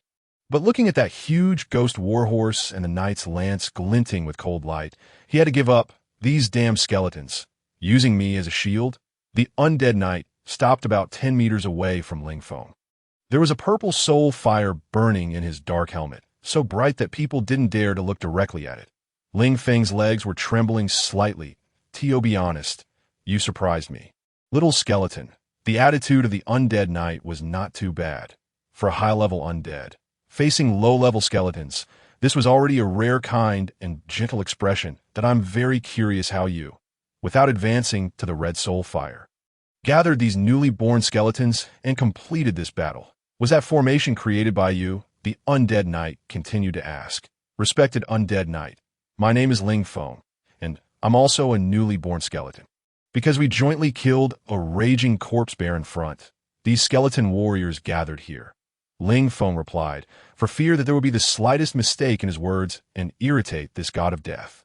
Ling Feng, you actually have your own name? That's really interesting. The newly born skeletons this year are really somewhat interesting to it because the skeleton race has withered too much. He, the Undead Knight, said. Ling Feng seemed to be very lucky to have met an undead knight with a good temper. He kept glancing at the glittering lance tip. Don't be afraid, little skeleton. My target is not you. I just came by to take a look, the Undead Knight said, as a reward for your wonderful performance. I kindly remind you that an evil and powerful lich has come here. You'd better pray not to encounter him. That would be a disaster for you. Lich? Why would a lich also come to the wild plain? Could it be that diamond mines have been discovered here? Ling Feng thought randomly.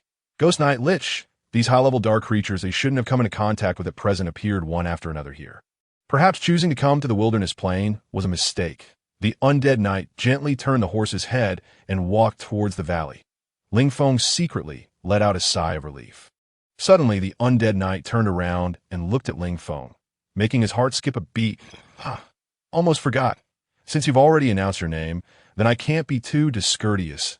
My name is Lesseth, the Undead Knight said as he casually threw a small black object over.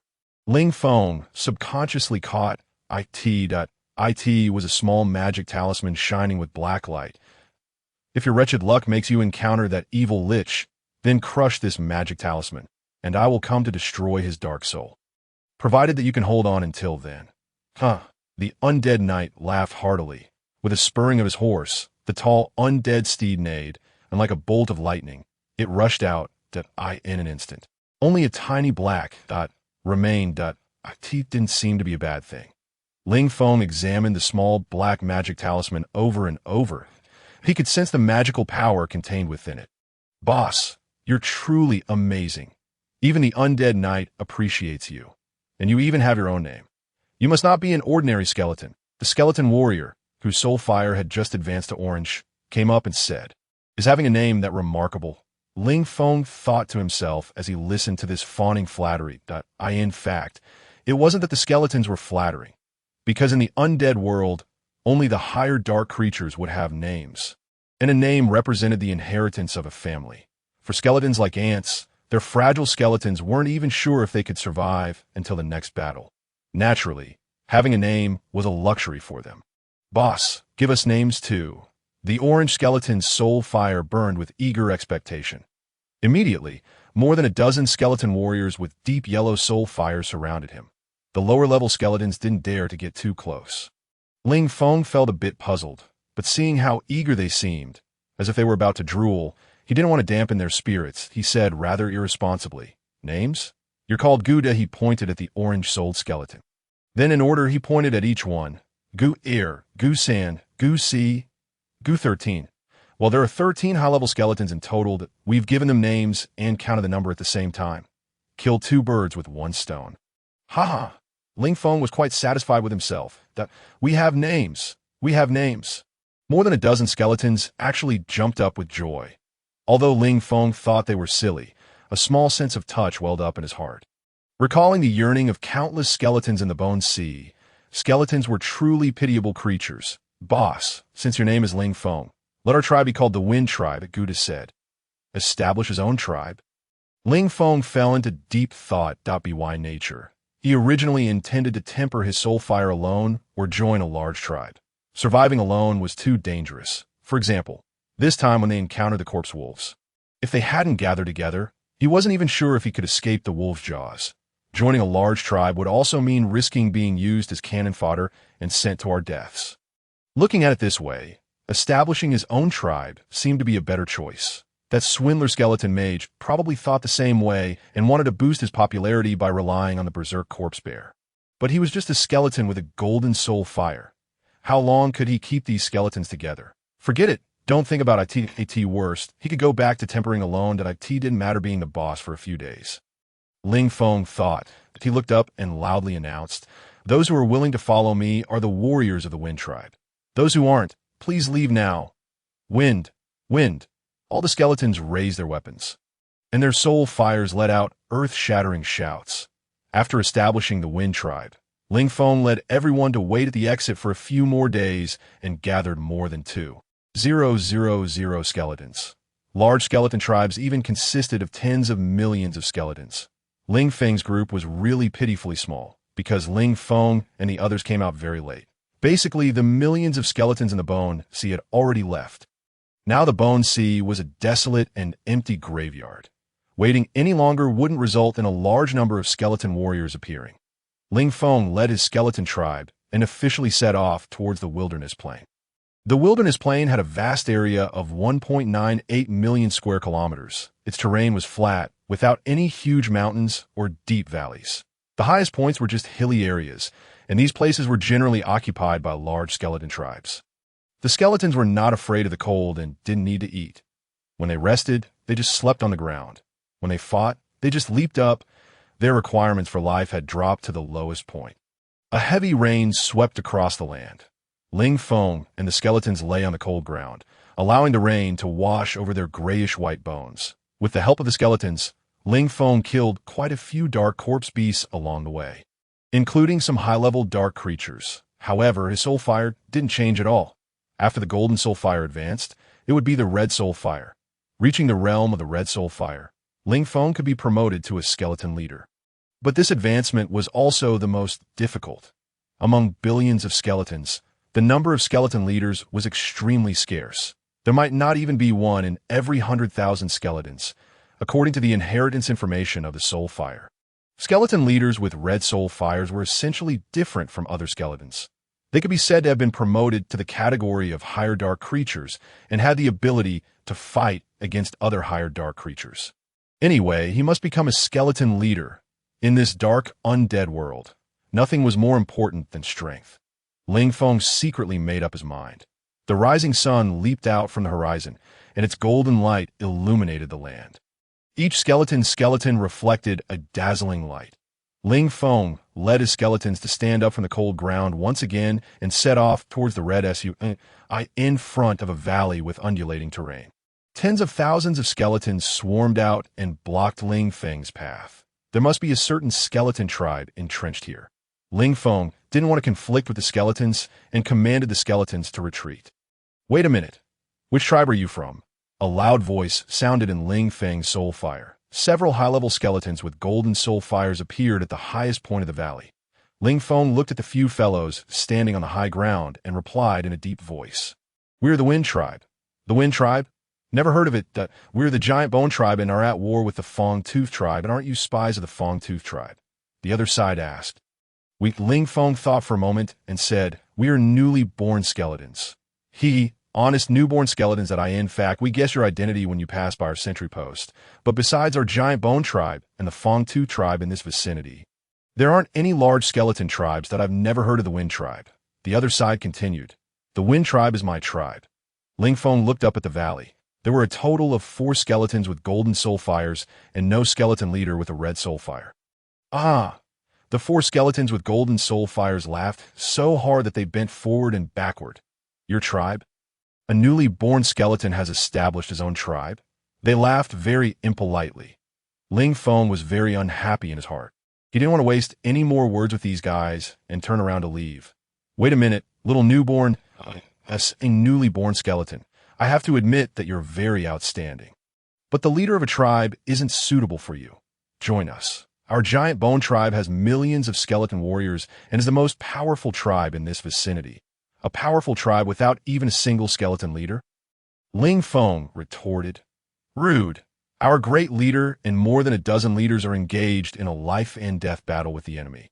What are you talking about? You know nothing. One of the high-level skeletons on the other side was a bit angry. Ling Feng understood. These skeletons were left behind to guard the home. When skeletons went to war, they all went all out. The number of them had always been the biggest reliance for skeletons to defeat their opponents.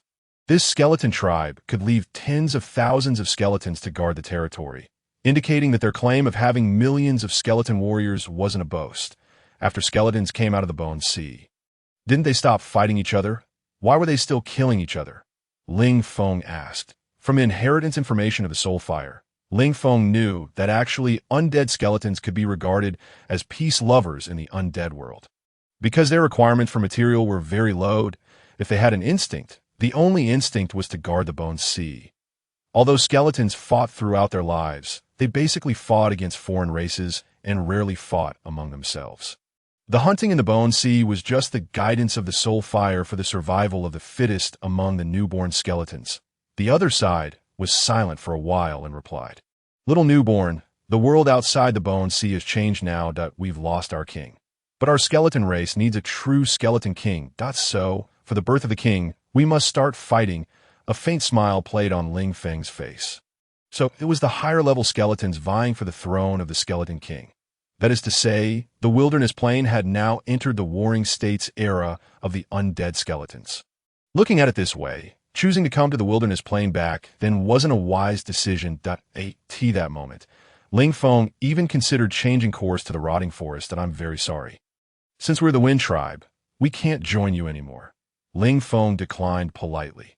His goal was to temper the soul fire, not to become a tool for some higher-level skeleton leader's struggle for hegemony and end up as a pile of dry bones scattered in a corner of the wilderness plain. Put an end to your naive thoughts. What kind of tribe can a newborn skeleton who hasn't even become a skeleton leader form on its own? As skeletons, you must fight that if you leave, you might become our enemies. So, there are only two paths before you now. Join us or be destroyed. The skeleton on the opposite side had issued an ultimatum. The situation was a bit tense, with a smell of impending conflict. Ling Feng's skeleton warriors automatically formed an infantry phalanx, and all the skeleton archers were on high alert in the center of the formation. This battle formation had become the Wind Tribe's trump card. When two equally matched opponents meet, the brave one wins. Ling Feng knew that he mustn't weaken the morale at this moment. He took a step forward and looked straight up at those four higher-level skeletons with his head held high. Whether it's a skeleton leader or the Skeleton King, every skeleton has emerged step by step from the sea of bones. Although we are newborn skeletons, we are fearless. We will fight for our tribe and honor. Ling Feng proclaimed loudly, "Wind, wind." The soul fires of the skeleton warriors behind him emitted a resonance, compared with the Wind Tribe's tight battle formation, although the skeletons covering the mountains and plains on the other side had an advantage in number. They lacked momentum and were actually suppressed for a moment. The four higher-level skeletons on the mountaintop were somewhat shocked at this time. They had originally thought these were just newborn skeletons gathered together and wanted to absorb them to supplement their numbers. Never expecting such a result, the silent air was filled with a thick smell of gunpowder. After a long while, the higher-level skeleton on the opposite side said, "A tribe with honor might already be worthy of being called a tribe. I apologize for my previous disrespectful words. However, your ability is not enough to convince us that you are a tribe leader. This is simple." Ling Feng took another step forward, "that I'm here to challenge your most powerful skeleton warrior. If I win, let us leave. That if I lose, I'll dissolve the tribe and join you." Because there was no skeleton leader with a red soul fire present, Ling Feng dared to be so arrogant. With Ling Feng's current strength, he had the confidence to defeat any skeleton warrior of the same rank. "Ha! I like it." As soon as Ling Feng's words fell, a booming laugh that shook the soul fire rang out from the valley, and a huge skeleton walked out. This skeleton was more than 3 meters tall, more than twice the size of an ordinary skeleton warrior. A golden soul fire burned brightly in its eyes, and it carried a huge war saber on its shoulder. "If you want a one-on-one fight, I'm game. Let's go all the way." The huge skeleton warrior looked down at Ling Feng from a height and said, "Scared me. I thought there was a skeleton leader with a red soul fire hiding in the valley." Ling Feng didn't care about the other's huge size. He looked directly into the eyes of the huge skeleton without flinching and said, "My name is Ling Feng. What's yours? Name?" The other was clearly stunned for a moment. "I don't have a name." "Well, looks like another grassroots skeleton." Ling Feng didn't say any more nonsense and drew out his sword from the scabbard on his back. The huge skeleton bared its teeth, its figure flashed, and with a swift step, it rushed down from the mountain top, its huge shadow covering Ling Feng's body. Sword chi slash. Ling Feng didn't choose to dodge. He directly met it with a sword chi slash. Although the giant skeleton was huge, it was extremely flexible. The IT supported itself on one hand and did a series of side flips, dodging the white sword chi. The sword chi slash left a deep sword mark on the rock wall of the valley, sending countless gravel flying. The skeleton warriors on the hillside subconsciously took a few steps back. So he can already use sword chi slash. And oh wonder he's so cocky, that a skeleton with a golden soul fire on a mountaintop said. "Humph, isn't it just sword chi slash? Who can't do it?" Another higher level skeleton said, "For a newborn skeleton, it's really remarkable. How long after you became a skeleton could you use sword chi slash?" The third skeleton with a golden soul fire said, "Humph." That higher level skeleton didn't say anything more. The giant skeleton steadied its body, swung the huge war saber in its hand forcefully, and a sky-reaching sword chi turned into a white light, breaking through the hard ground and charging towards Ling Feng like a white dragon. Swift step, Ling Feng slid sideways, dodging this powerful blow, and rushed beside the giant skeleton. Clang! The sound of the sword and saber intersecting rang out clearly throughout the valley. The powerful impact made Ling Feng take a step back, while the giant skeleton retreated 3 or 4 steps. This exchange made Ling Feng roughly understand the strength of the giant skeleton. Its soul fire had advanced to golden, and it had a lot of combat experience. However, its tempering of the soul fire was much lacking, of course. This was also because of the limited wisdom of the skeleton itself and its insufficient ability to use the soul fire. Swift step, Ling Feng kicked hard backward with his right foot. Relying on the powerful impact of the swift step, he struck hard on the giant skeleton's war saber again, directly knocking the huge body into the air and hitting the mountain wall heavily. Sword chi slash, sword chi slash. Ling Feng launched 3 consecutive powerful sword chis, bringing up 3 crescent-shaped lights that enveloped the giant skeleton's entire body. After the white light passed, Ling Feng was surprised to find that the giant skeleton squatted down and curled up, its left arm propping up a huge bone shield to protect the vital parts of its body. Crackle, the bone shield couldn't withstand the damage of the sword chi and shattered, scattering everywhere. Ling Feng raised the sword in his hand, ready to launch a thunder strike, when he saw the giant skeleton suddenly jump up from the ground, hopping and waving its hands and shouting, stop fighting, I can't beat you." Seeing the other side admit defeat, Ling Feng stopped his attack. The 4 higher-level skeletons on the mountaintop were shocked. The skeleton swordsman, who hadn't even advanced to a red soul fire, could use sword chi slash so proficiently and even easily perform a triple strike. It showed that his tempering of the soul fire far exceeded that of an ordinary skeleton. This guy was truly a genius in the skeleton world. Ling Feng won the victory and didn't want to waste any more words with these guys. He led the skeletons under his command and turned to leave. And at this time, countless skeletons appeared all over the mountains and plains in the distance. "Our warriors from the Giant Bone tribe are back." There was a cheer in the valley. Ling Feng turned to look at the 4 higher-level skeletons. One of them said to Ling Feng, "Go with confidence, brave warriors of the Wind Tribe. Our promise holds." Just to be on the safe side, Ling Feng still maintained a formation and retreated carefully. And at this time, he noticed that this tide-like skeleton army was a bit abnormal. The way these hundreds of thousands of skeletons were running desperately seemed like that of a defeated army. And there seemed to be a terrifying creature chasing after them. When the tide of the skeleton army passed by, truly terrifying creatures, the ghouls, appeared at the end of the horizon, tens of thousands of ghoul armies. No one could explain why the ghouls would appear on the wilderness plain. Could it be that the defenses of the Abyss Canyon had been breached? If that was true, then it would be a disaster for the entire undead skeleton race. Ghouls are greedy and cold-blooded dark creatures. Their souls are bound in rotting corpses, in a cursed form with no chance of reincarnation. Ghouls hate all living beings. Their attacks are crazy and extremely destructive. Their claws have mutated to be more than 20 centimeters long and are extremely sharp, capable of tearing the flesh of all creatures. Moreover, their blood and body fluids carry a large amount of viruses. They're the spokespersons of darkness and death.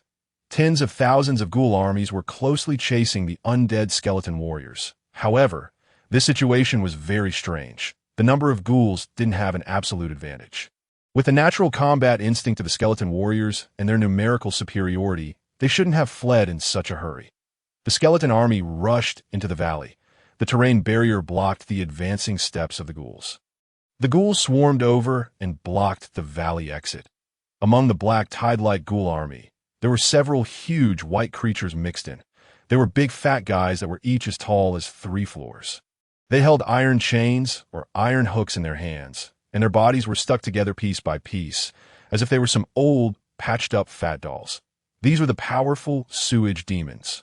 They were giants and ogres during their lifetimes. After becoming dark creatures, their bodies were constantly rotting and had to be continuously sewn together with threads, thus forming this terrifying appearance.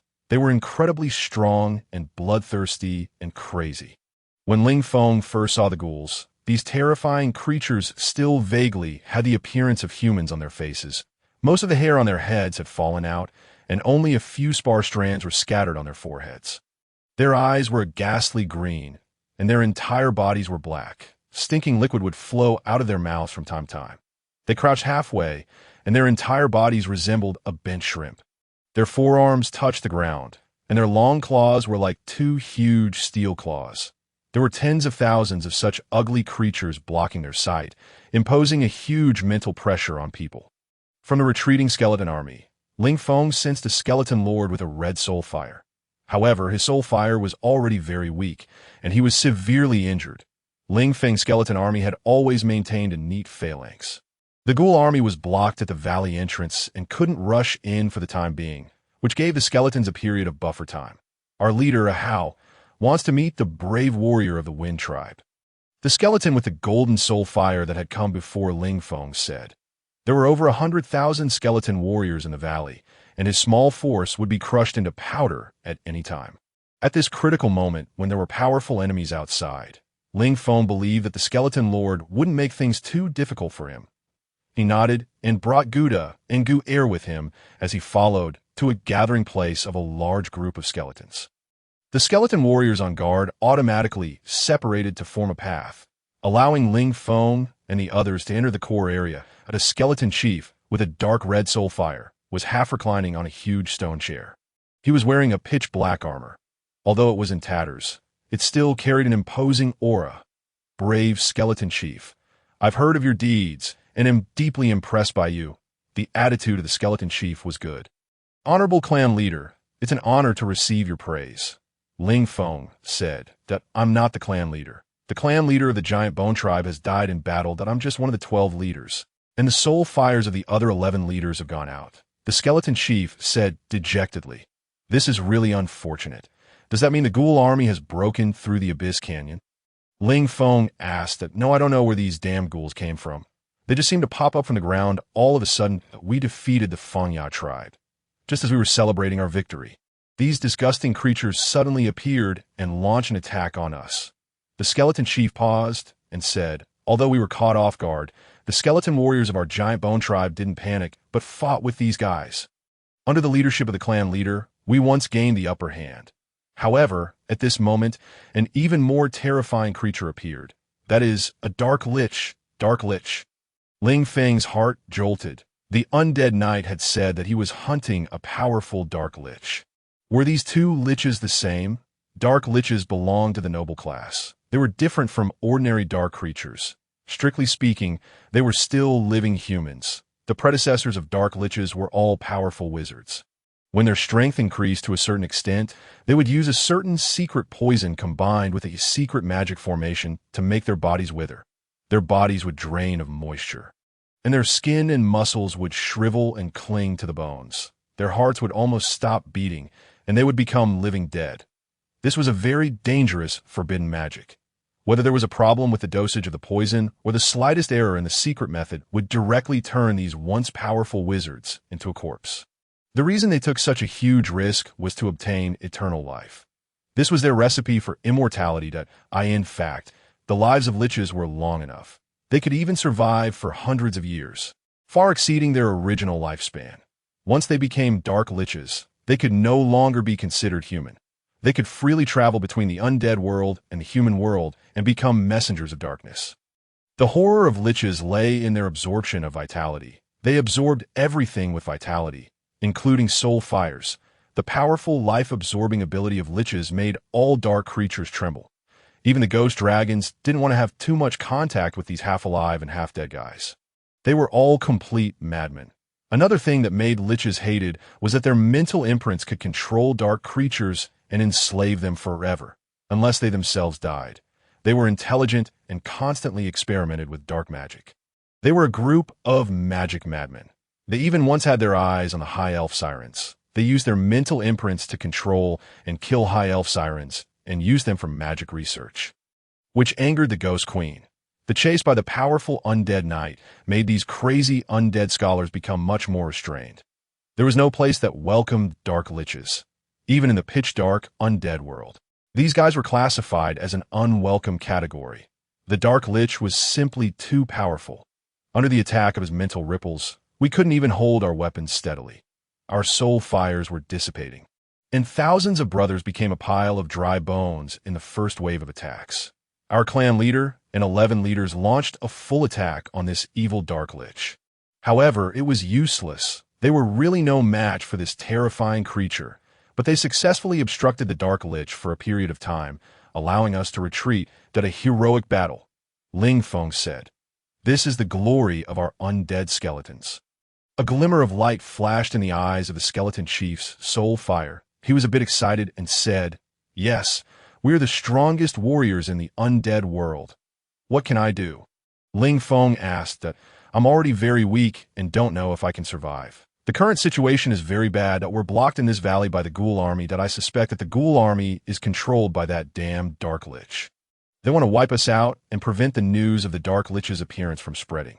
So we can't just wait here to die. We must break through before the terrifying Lich arrives." Ling Feng nodded. "I've told you so much, because I hope that if you have a chance to escape, you must pass on the news of the Dark Lich to the other skeleton tribes on the wilderness plain and let them be on guard earlier." The skeleton chief said, "This was the way of the undead skeletons. Just now, they were fighting to the death with their own kind. Once an external race invaded, they would unhesitatingly unite together without any selfishness. If I'm lucky enough to survive, I will definitely inform all the skeleton tribes." Ling Feng said, "That I believe in you, brave warrior of the skeleton race." "Your name is Ling Feng, right?" the skeleton chief said. "Yes, chief." Ling Feng said that it had been a long time since a newborn skeleton with a name had encountered such an interesting thing. Perhaps there was still hope for our skeleton race. Please remember my name. Ahau. This is the name given to me by the clan leader. The skeleton chief said proudly. "Yes, Chief Ahau," Ling Feng replied. Ling Feng returned to his tribe. The phalanx of 2,000 people was neat and orderly without the slightest chaos. Chief Ahau was preparing to launch a desperate counterattack, and his tribe would break out of the encirclement together with the army of the giant bone tribe. The battle horn sounded. The skeleton army encountered obstacles at the exit point. 2 huge, stitched monsters blocked the vanguard of the undead skeletons. Point 1 had 2 heads on its shoulders, its fangs exposed. It held a huge spike club in its hand. And the skeleton warriors charging at it were swept aside like cockroaches. The other one had a single head and held a thick iron chain in its hand. The other end of the iron chain was cast with a huge iron hook. And when it was swung, it was like a spinning wheel, crushing countless skeleton warriors. With these 2 powerful stitched monsters blocking the way, although the skeleton army had a large number of people, they couldn't break through. The giant stitched monsters were like 2 fixed fortresses. They cooperated with a large number of ghouls of the narrow exit and effectively blocked the breakthrough of the skeleton warriors. The place where the undead skeletons had always suffered was that they only had a large number, but no powerful leader to play a role at critical moments. With the higher level dark creatures had always suppressed them. Ling Feng watched the skeleton army, constantly surging towards the exit but being suppressed and unable to move. He made a great determination to deal with the stitched monsters like mountains of flesh. They had to be killed in order to break through. Before Ling Feng walked out of the sea of bones, he had encountered a mutated skeleton archer. His ability had always impressed Ling Feng deeply. He now needed such a powerful archer. He called over the most powerful skeleton archer among his subordinates, Gu Shursen. This name was given by him. Point 13. "Do your bone arrows have additional effects?" Ling Feng asked. Gu Shursen was stunned for a moment and replied, "Yes, boss. Point 3 of my bone arrows have additional effects. They're one with an additional explosive effect." Ling Feng continued to ask, "There's one bone arrow with a blast attribute." Gu Shursen replied, "Are you sure you can hit that big guy's eye?" Ling Feng asked. "I'll give it a try," Gu Shursen replied. Ling Feng patted him on the scapula and then ordered all the skeleton archers to target the head of the 2-headed stitched monster. Dozens of bone arrows whistled away, with the meteor arrows with bursting property flashing red light in the front. Perhaps it was Gu Shursen's luck that burst out, or perhaps his archery skills were superb. This only arrow with bursting property accurately shot into the stitched monster's eye and exploded. The stitched monster let out a huge roar. Its eyeball was shattered, and a hollow blood hole appeared in the eye socket. And green liquid flowed out. It angrily turned its head and discovered Ling Feng's phalanx. The stitched monster, like other low-level dark creatures, had a relatively low intelligence that it would never let go of the one who attracted its hatred. It shook its head, held the mace with both hands, and quickly rotated its body, sweeping away a group of skeleton warriors around it in the posture of a whirlwind slash, and then strode forward. Looking at the approaching, menacing mass of flesh, Ling Feng's heart was extremely tensed. He didn't know if his ability could withstand this huge guy, but he had no choice. Sword Chi Slash. Ling Feng stepped forward and launched his unique skill. The stitched monster, which was huge and not flexible, didn't choose to dodge. The Sword Chi Slash left a deep wound on its body, and green liquid gushed out. However, this didn't stop the stitched monster's advancing speed. It no longer cared about the pain in its body. Even if its body was cut, it was just like adding a few more patches. The huge mace smashed down towards Ling Feng's skull. Ling Feng activated Swift Step and quickly slipped past between the stitched monster's legs. The second Sword Chi Slash went towards the stitched monster's back, cutting off a piece of its flesh for the second time. After several exchanges, Ling Feng felt that the energy was almost gone. Although there were 7 or 8 wounds left on the stitched monster's body, and even the sword that cut open its belly made its intestines flow out. However, these couldn't cause fatal damage to this pain-insensitive GUI. It won't work to keep going like this, Ling Feng thought to himself. He gathered all the energy in his body and activated Swift Step to rush towards the stitched monster head-on. A huge shadow appeared above. The stitched monster swung the mace down without hesitation. Faster, even faster. Ling Feng ignored the crisis above his head and gritted his teeth and rushed forward desperately. His body turned into a white afterimage. With a boom, the mace landed behind Ling Feng, smashing out a circular gravel pit. Ling Feng had already rushed to the stitched monster's feet at this time, just as the stitched monster was about to lift its foot. Ling Feng launched his current most powerful skill, Thunder Strike, which penetrated the stitched monster's fat foot heavily, nailing it to the ground like a nail. After the stitched monster's huge body lost its balance, it fell to the ground. Kill. Ling Feng ordered. He had already done his best. The skeleton warriors of the Wind Tribe swarmed up, seized this rare opportunity, and chopped those 2 fat heads into deflated balls. Finally, one of the giant stitched monsters was killed. Powerful skeleton warrior, you don't look like a newly born skeleton just out of the bone sea at all. You are truly a genius swordsman among our skeletons. The praise of Ahau, the leader of the giant bone tribe, came from Ling Feng's soul fire. Inspired by the victory of the Wind Tribe, several skeleton warriors with golden soul fires of the giant bone tribe led the elite skeletons to besiege the solitary stitched monster and finally killed it by concentrating firepower. The tide-like skeleton army rushed out of the valley entrance and suppressed the ghoul army with its superior number. Just when the skeleton legion was achieving continuous victories, there came a heart-palpitating, shrill scream.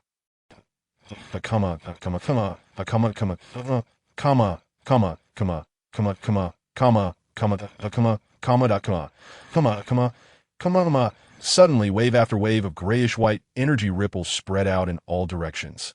They were clearly visible in the air in concentric circles. Their speed was extremely fast. All the skeletons that had just come out of the valley were enveloped by the ripples. All the creatures that were fighting seemed to have been cast a spell of immobility and stood there motionless.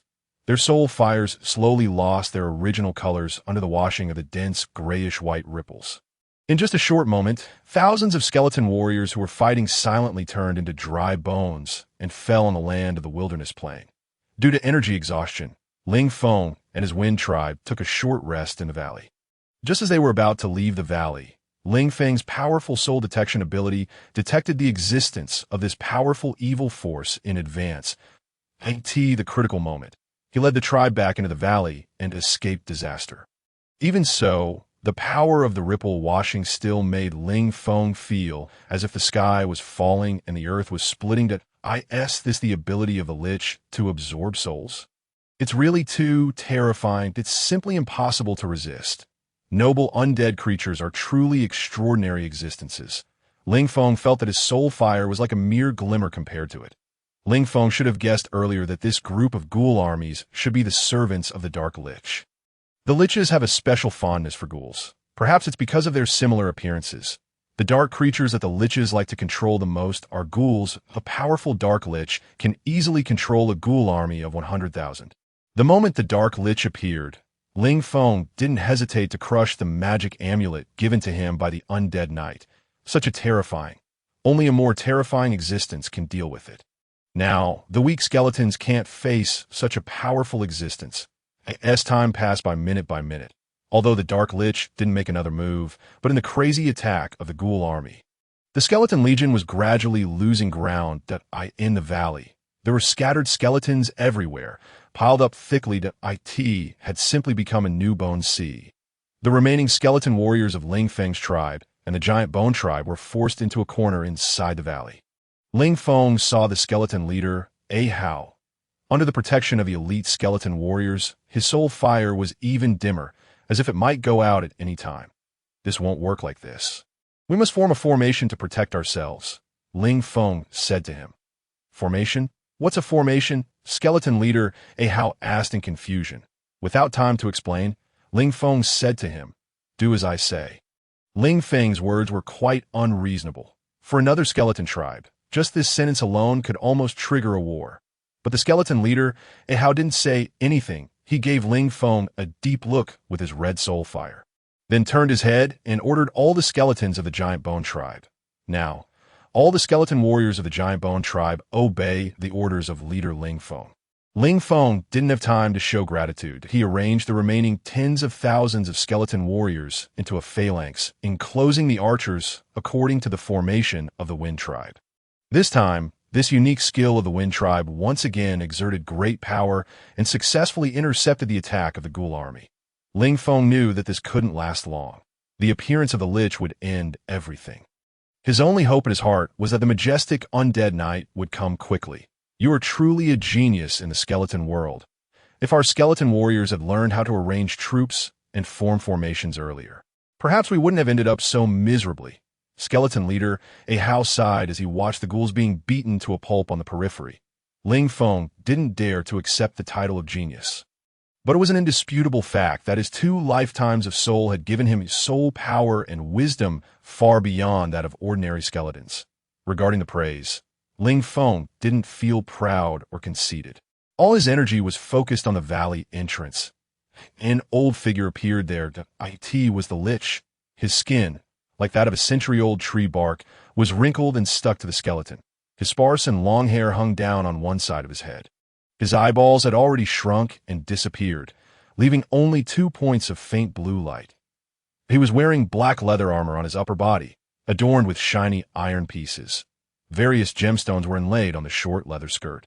Reflecting dazzling lights, he wore leather gloves inlaid with gold edges on his hands and black thigh-high leather boots on his feet.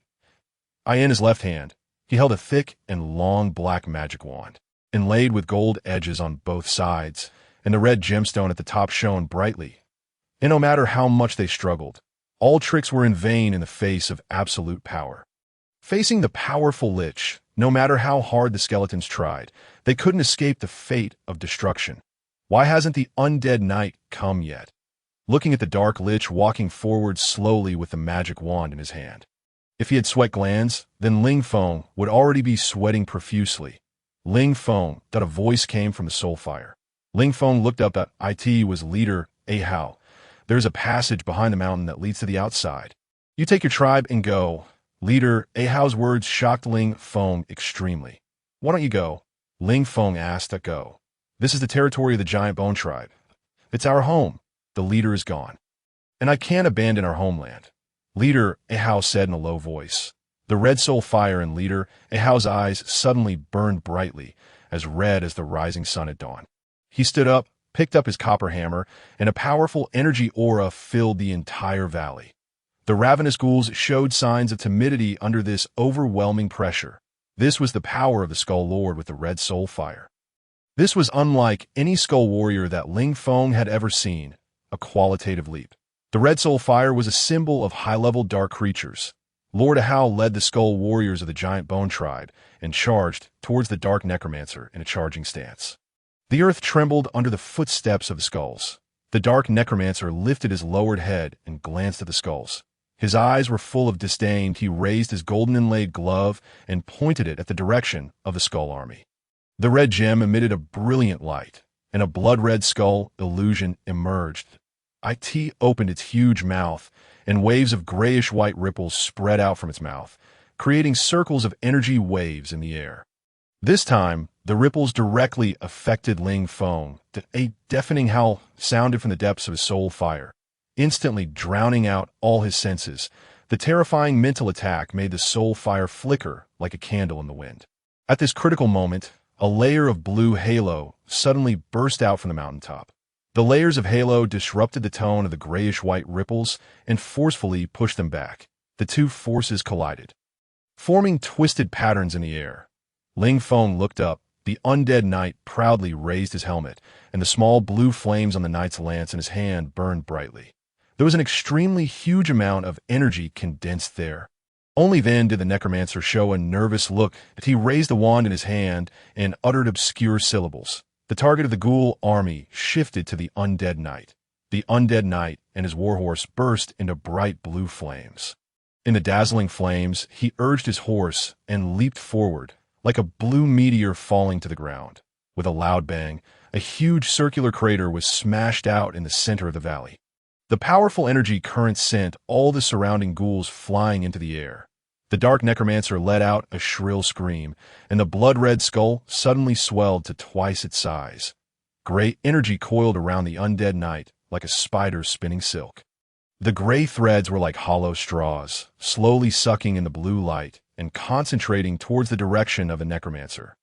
He was sucking out the life energy of the undead knight. Ling Feng was extremely shocked. This time, the undead knight was the hope of all the skulls. If the undead knight fell, then all the skull warriors in the valley would be doomed. Ling Feng burned his soul fire to the limit. He slowly raised a black sword in his hand, and a blinding light flashed from the tip of the sword. Sword Chi Slash. Ling Feng launched the Sword Chi Slash with all his might. A half-moon-shaped sword chi as tall as 2 floors slashed towards the grayish-white energy lines in the air. However, the entire energy line just trembled and bent into an incredible shape in the air, then instantly returned to its original state. A look of surprise flashed in the necromancer's blue eyes. He muttered something, and a red amulet briefly flashed and disappeared into the air. Ling Feng's soul fire seemed to be burned by a huge red-hot iron. His whole body lost consciousness instantly, and he didn't even know where he was. He just stood there blankly, and the iron sword in his hand also fell to the ground, although due to the huge gap in strength. Ling Feng's full-strength strike didn't cut off the grayish-white energy line of the dark necromancer, but this small interference allowed the undead knight to finally break free from the restraint of the energy ripples. The knight's lance in his hand crackled with small dark blue electric currents and turned into a thick bolt of lightning, striking the necromancer with the momentum of thunder. This time, the necromancer finally showed a look of fear. A scream of extreme wretchedness resounded through the valley, filled with unwillingness and resentment. The blood-red skull exploded, turning into a thick grayish-white smoke that instantly covered the entire valley. The smoke quickly dissipated. But the scene in front of Ling Feng shocked him greatly. All the ghouls were lying dead on the ground, and their soul fires had disappeared without a trace, and the damage to the Skull Warriors was also extremely heavy. Except for the Skull Warriors of the Wind Tribe who had been staying in the rear, which were relatively intact, the Skull Warriors of the Giant Bone Tribe had suffered heavy losses. The sparse undead skulls made Ling Feng's heart feel slightly cold. There were only about 20,000 Skull Warriors left, and the Skull Leader named Hao had extinguished his soul fire in the necromancer's first attack. The skulls were as fragile as scarecrows. Did we meet again? Little Skull, the figure of the undead knight, Rithas, appeared in front of Ling Feng. Moreover, it seemed that I still owe you a favor. Ling Feng had recovered from the initial pain, but there seemed to be something extra imprinted in his soul fire, and he didn't have the time to investigate what it was. It was you who saved us, powerful undead knight. Ling Feng said, "Oh, this is nothing. Hunting him is my mission. This terrifying necromancer's name is Kukuxit. He stole something very important, the tears of Sally from the Ghost Queen. I chased him here from afar." Rithas said, "Wasn't he killed?" Ling Feng asked curiously. "He is very cunning and powerful. He is a difficult necromancer to deal with. I have already severely injured him, But I didn't kill him. It doesn't matter. I think he can't escape. Rethas said. Although he was wearing a fully armed helmet, Ling Feng seemed to feel that he smiled. The undead knight looked at the skull in front of him and smiled playfully. Ling Feng. I remember your name is Ling Feng, right? Well, we will meet again soon. Good luck to you. The undead knight turned his horse's head and galloped toward the outside of the valley. Ling Feng stood there. He didn't understand what the undead knight meant by what he said to him, and he didn't want to think too much. These things of the noble lords were not something he should worry about. The danger of death had passed. The surviving skulls gathered around Ling Feng. That it was this powerful skull and the terrifying undead knight who defeated the dark necromancer. The simple-minded skulls thought so. With this kind of perception, Ling Feng naturally became the new leader of the Wind Tribe. The newly born Wind Tribe absorbed the remaining skull warriors of the Giant Bone Tribe, and the number had increased to nearly 30. 000. There was already the framework of a small tribe in this area. Ling Feng found the armory left by the previous leader of the Giant Bone Tribe in the valley. All the skull warriors were rearmed with simple armor. Swords, spears, shields, and other weapons. Ling Feng changed into the best fine iron armor and battle boots inside. He looked much more imposing. Unfortunately, his soul fire was still golden yellow and showed no sign of advancement. This valley had to be said to be a treasured land. The mountain was steep, the exit was narrow, and it was an excellent defensive base that was easy to defend and difficult to attack. Under the leadership of the skull warriors of the original Giant Bone Tribe, Ling Feng found that secret passage in the critical situation at that time. Ling Feng hadn't had time to consider evacuation before being attacked by the Dark Necromancer and couldn't advance or retreat. Fortunately, he didn't leave at that time, so he could join forces with the Death Knight to defeat that damn Necromancer. As a defensive base, it was really too crude here. Relying solely on the natural geography definitely wouldn't work. In the following few months, Ling Feng began a large-scale transformation of this place. First, he led the Skull Warriors to transform the exit of the valley. They dug a trench several meters deep on the outskirts, cut down trees to make chevaux frise and fences. The valley entrance was chiseled into a long strip shape with axes, and then a huge city gate was made of logs, although it was crude. It was very solid on the wilderness plain. The soil near the water source was very sticky. Mixing it with sand and gravel became simple mortar. Using this mortar, Ling Feng built defensive walls on the ridges of the valley and built a tall watchtower every other section, so that the skull archers with long-range attacks could be stationed on them. For the skull warriors, according to their evolutionary directions, they were divided into sword and shield skull warriors, skull spearmen, and skull archers for unified formation and training. Although their numbers were not large, after the baptism of the Ghoul army and the Necromancer, these remaining undead skulls had very high levels, and many had dark yellow or orange soul fires. Their combat power was much stronger than that of ordinary skull warriors. For this part of the high-level skull warriors and the original Bone 1 to Bone 13 of the Wind Tribe, Ling Feng began to train them in soul fire tempering and application. The two main subjects were sword chi slash and swift step. Through personal instruction, many undead skulls mastered these two great skills. The sword chi slashes swung by thousands of skull warriors together also had a momentum that was overwhelming. According to the formation of attacking in 2 rows in turn, they could carry out a devastating strike on the enemy with dense sword chi slashes. The entire Wind Tribe was booming, and Ling Feng was also in a very excited state. After all, he had built this brand new Wind Tribe with his own hands. The only thing that worried him a little was the strange mark in the soul fire. This small mark stubbornly merged into the soul fire. Although it had no impact on the soul fire, Ling Feng always felt rather uncomfortable in his heart.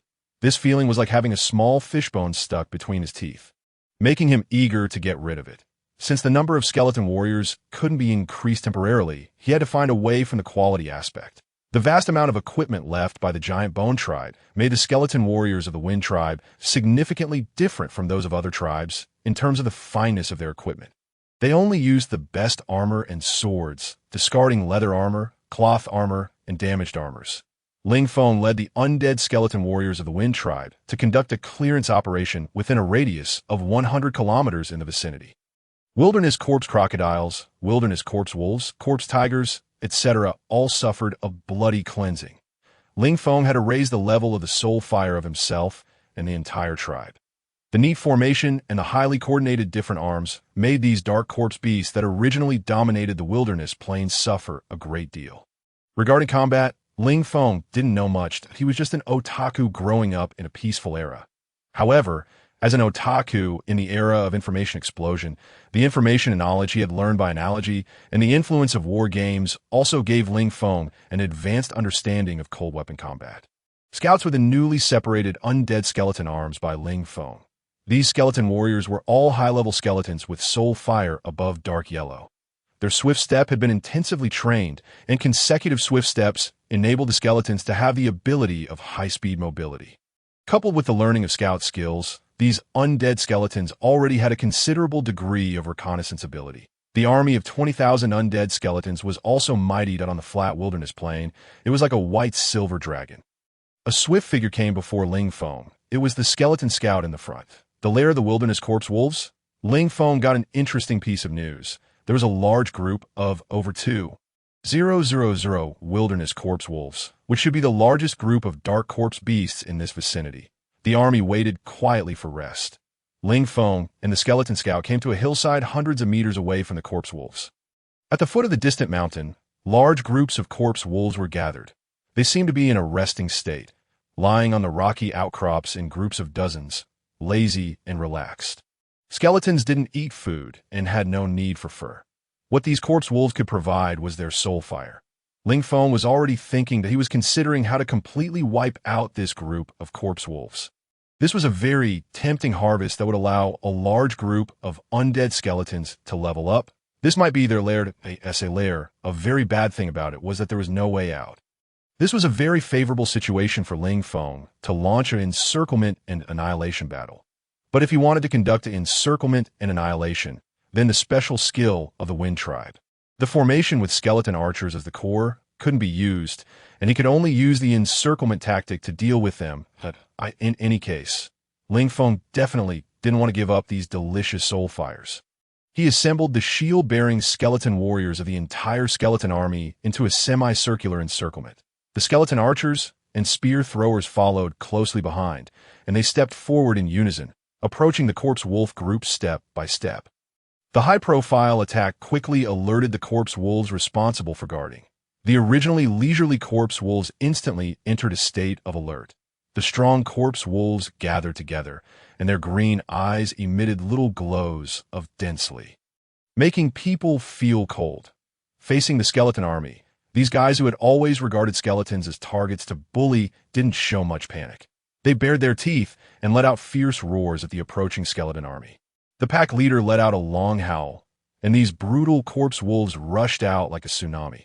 They scrambled to get forward, as if what they were pouncing on wasn't the skeleton army, but a large pile of delicious pastries. Ling Feng issued an order to stop advancing. Thousands of skeleton warriors in the front row neatly placed their shields in front of their chests, forming a steel wall. The number of skeleton archers had never been large. Ling Feng combined them with the equally small number of skeleton spear throwers into a long-range attack team. The first wave of mixed attacks of bone arrows and bone spears was launched. A group of corpse wolves running at the front fell to the ground one after another, making whining sounds. But the steps of the corpse wolves didn't stop. The most urgent thing for these fierce dark creatures was to rush into the skeleton group. In their understanding, as long as they got close, they could easily bite and destroy these annoying skeletons. The skeleton archers and skeleton spear throwers were still attacking, but their numbers were too small to give the wolf pack a devastating blow. Ling Feng calmly watched the tide of corpse wolves slowly approaching without being anxious. He needed a complete victory, rather than a victory piled up by the sacrifice of skeletons, which would be of no benefit at all to his strategy of raising the level of the skeletons in the Wind Tribe. The skeleton warriors were silent, and the shields in their hands were tightly connected together, waiting for Ling Feng's order. But a little closer, Ling Feng endured, until the first huge wolf was only dozens of meters away from the skeleton warriors. Ling Feng waved his hand, and the skeleton warriors in the front row collectively threw their shields on the ground and drew out huge iron swords from behind. Sword chi slash. Hundreds of bright lights shot into the sky. The corpse wolves rushing at the front were leaping high, stretching out their claws, about to rush into the skeleton group, and were directly cut into several pieces by this soaring sword chi and scattered on the ground. Countless dazzling soul fire fragments fluttered in the air and merged into the bodies of the skeleton warriors. This time, the corpse wolves suffered a great deal of trauma. They were horrified to find that these skeletons were completely different from the skeletons they usually saw. They were really terrifying. After leaving hundreds of their companions' corpses behind, the corpse wolf pack began to retreat, and the skeleton warriors of the Wind Tribe still advanced step by step in a semicircular formation. The second and third counterattacks of the corpse wolves were ruthlessly suppressed by the skeleton warriors. The encirclement became smaller and smaller, and the remaining corpse wolves were forced to the bottom of the mountain cliff with no way out. At this time, there was no longer arrogance and bloodthirst in the eyes of the corpse wolves, replaced by endless fear. Their number had been reduced to about 200, only 1/10 left, while the skeleton warriors of the Wind Tribe only lost dozens. This encirclement and suppression could be said to be a complete victory, without precedent, that if 20,000 skeleton warriors from other tribes fought against 2,000 wilderness corpse wolves, the loss would definitely exceed 1/3. The remaining corpse wolves faced the black shields and already knew that it was hopeless to break through. Most of them retreated into a dark cave. This made Ling Feng very depressed. Wouldn't this cave be the same as the secret passage leading to the outside in his valley? And there was one thing that made Ling Feng very puzzled. Until this moment of the battle, he had never seen the corpse wolf leader come out to fight. He had been waiting in full battle readiness for that big guy. Logically speaking, since such a large corpse wolf tribe could be gathered, they were very likely to have a corpse wolf king. The corpse wolf king was also a leader among dark creatures that was no easier to deal with than a raging corpse bear. The corpse wolves resisting stubbornly outside the cave had been cleared. Ling Feng stood at the entrance of this huge and deep cave, feeling a bit hesitant in his heart. More than 100 corpse wolves had retreated in. There might be a corpse wolf king inside. Should he give up or continue? The soul fire of ordinary corpse wolves could no longer arouse Ling Feng's interest. Just now, he had killed dozens of them, and the soul fire didn't show any reaction. The wilderness plain was safe because there was a lack of powerful dark creatures, which was also the reason why it was difficult to advance to the red soul fire. The soul fire of the corpse wolf king was extremely attractive to Ling Feng, but he urgently hoped to raise his own soul fire. This risk was worth taking. Ling Feng secretly made up his mind. After facing the dark corpse witch, now even if facing a raging corpse bear alone, Ling Feng also had the courage to fight. He selected 200 powerful skeleton warriors with orange soul fire, and also called on Guda and Guer, these two bodyguards with golden soul fire and the rare mutated skeleton archer Gu Shursan, and together they stepped into this pitch-black cave. With such a lineup, Ling Feng believed that even if facing two corpse wolf kings simultaneously, they could still defeat them. Darkness was no obstacle for the undead skeletons. The soul fire in their eyes would illuminate the way forward. This dark cave was extremely deep.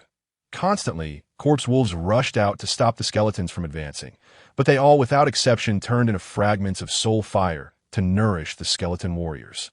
Suddenly, it opened up before their eyes that a huge cave. Dozens of dark corpse wolves rushed out simultaneously. These corpse wolves were obviously much higher in level. Several of the leading skeleton warriors were continuously clawed and broken. Guda beside Ling Feng got angry. He drew out his iron sword and rushed to the front, leading the skeleton warriors to suppress the raging corpse wolves with a thunderous momentum. After a fierce battle, they finally annihilated the last batch of elite corpse wolves. When seeing the scene inside the cave, Ling Feng was stunned on the spot. There was indeed a wolf king inside. Obviously, that huge body and powerful aura could prove that it was a real wolf king, that a wolf king alone couldn't shock Ling Feng. What almost petrified him was that he actually saw a cute elf girl beside the wolf king. An elf. How could it appear in the undead realm? However, those big, watery eyes, the pointed and slightly trembling long ears, and that chubby, adorable little face all attest to her elven lineage. This elven little girl looks about 5 or 6 years old. She is pink and extremely cute. She lies on the warm fur of the wolf king, having a great deal of fun. Ling Feng's mind was in a muddle. Was this really the undead realm? Soon, Ling Feng realized his mistake. Indeed, elves couldn't possibly appear in the undead realm. Since the entrance between the undead realm and the outside world was sealed, no other creatures could enter the undead realm. Then there was only one kind of creature similar to an elf that could appear in the undead realm, which was the high elf banshee. This cute, elven little girl was obviously the child of a high elf banshee. Why did she appear in the wilderness plains? And being adopted by a corpse wolf king, this was simply too inconceivable. What exactly happened to the wilderness plains? Was it still the territory of the undead skeletons? Undead knights, liches, high elf banshees. Were they here for an outing? Since when had the wilderness plains become a scenic tourist area? The corpse wolf king obviously cared very much about this little imp crawling all over it. It faced the intruders with full concentration, with a vigilant and angry fire burning in its eyes. What should he do? Kill them all. This was obviously impossible. The crime of killing a high elf banshee was not something a mere little skeleton like him could bear. Ling Feng suddenly thought that perhaps the undead knights had entered the wilderness plains to look for this little fellow. Although it was just a guess, there was still some possibility, if that was the case. Then he definitely couldn't touch this little imp. If he just retreated like this. Ling Feng was naturally unwilling.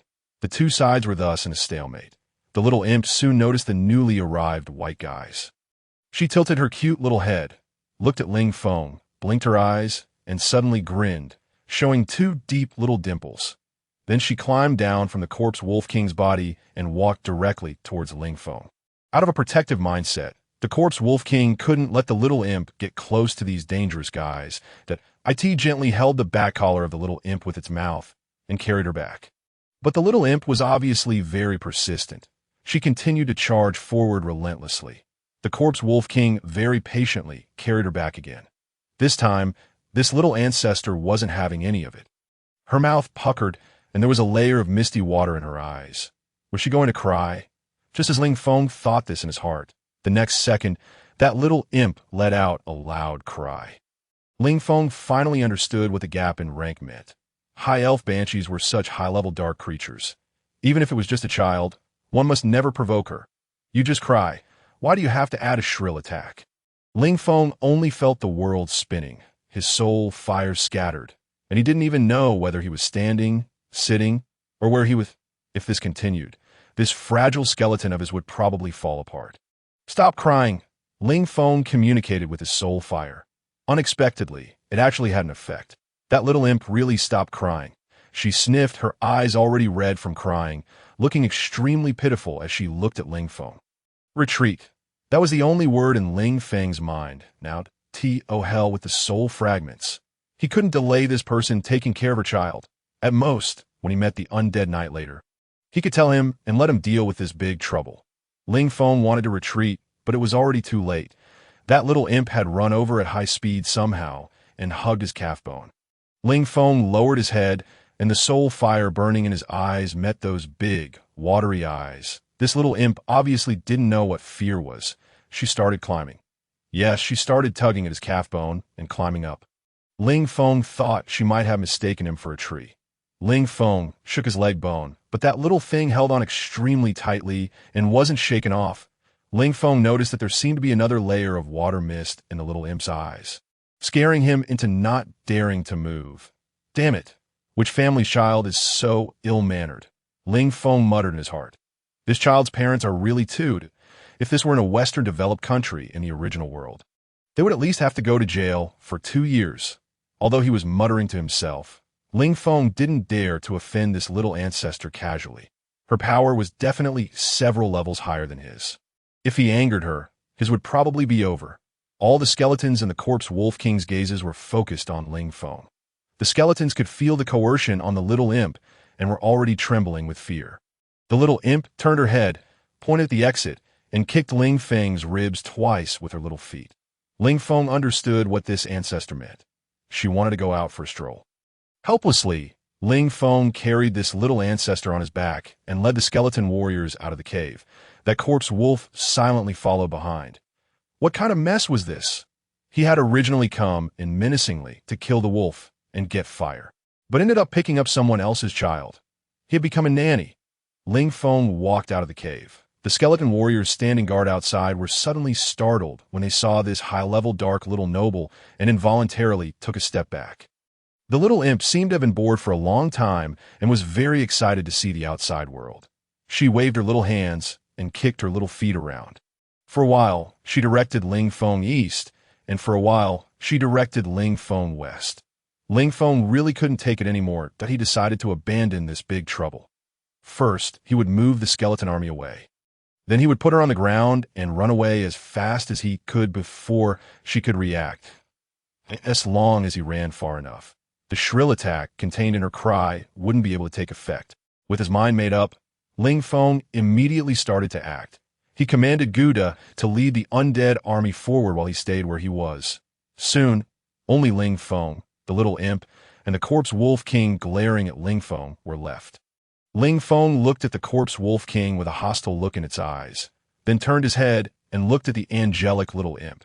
That little thing was blinking her big, twinkling eyes and looking at Ling Feng curiously, stabilizing his soul fire. Ling Feng silently counted down in his heart.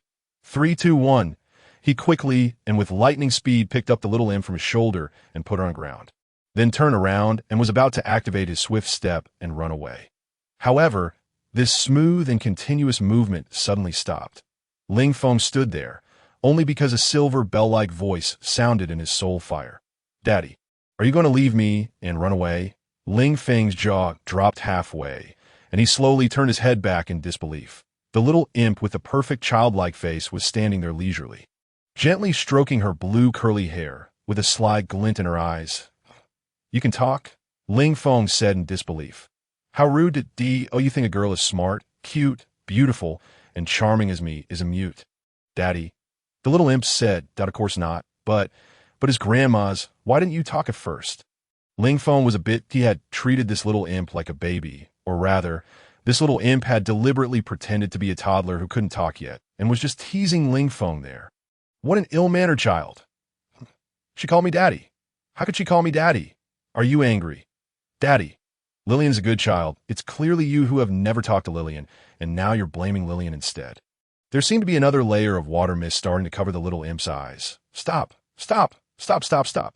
Ling Feng waved his hand hurriedly. "I was wrong, Miss Lillian, but please don't call me daddy. I'm just a weak and miserable undead skeleton that I'm not qualified to be your daddy. Moreover, if your mother hears this, I'll die a terrible death. If your father hears it, I think after I die, there won't even be any ashes left. Are you telling a cold joke, Daddy?" Lillian doesn't find it funny at all. Mom said that the one responsible for taking care of Lillian is Lillian's father.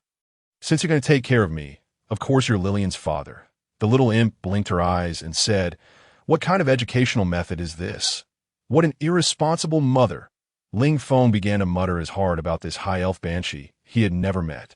She was just like those irresponsible mothers in the original world who only cared about their own eating, drinking, playing, and simply left their children anywhere, that if he met this little imp's mother, he would definitely have a good talk with her about the child's education problem. Of course, it was only if the other party was willing to pay attention to a lowly undead skeleton like him. "Beautiful noble lady, I'm a very poor skeleton, and my strength is very weak. I don't have the ability to be your protector. Look at this tall corpse wolf king beside you that has a majestic build and imposing manner that you'd be better off following it." Ling Feng racked his brains and said, "Daddy, you're very powerful. Your army killed all the corpse wolves. These corpse wolves were originally gathered by Xiaobai to protect me. Now that they've been killed by Daddy, what am I supposed to do? In this place full of dangers everywhere, how can you leave a delicate little girl alone?" "Delicate? You're still delicate? You just cried a couple of times, and I almost kicked the bucket that you're not delicate at all.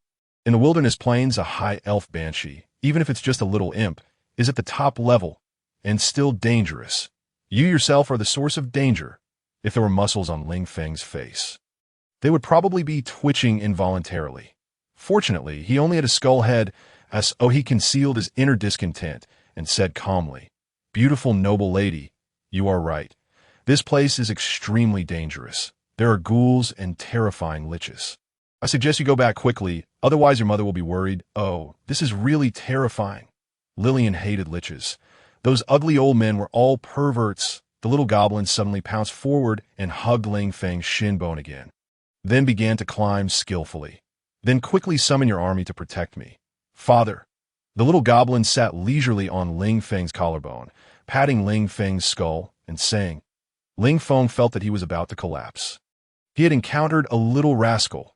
If God gave him another chance, Ling Feng swore that he would never enter that damn cave. Sure enough, greed was the greatest enemy of all creatures.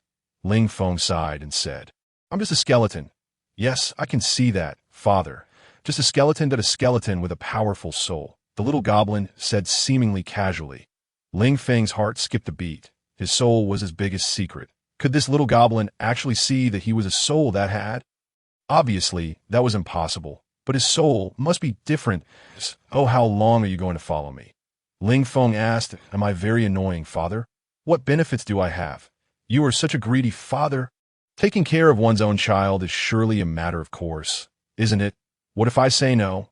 Ling Feng turned his head, and the soul fire in his eyes was extremely bright as he looked at that seemingly innocent little fellow. Abandoning one's own child will get you struck by lightning. Why then?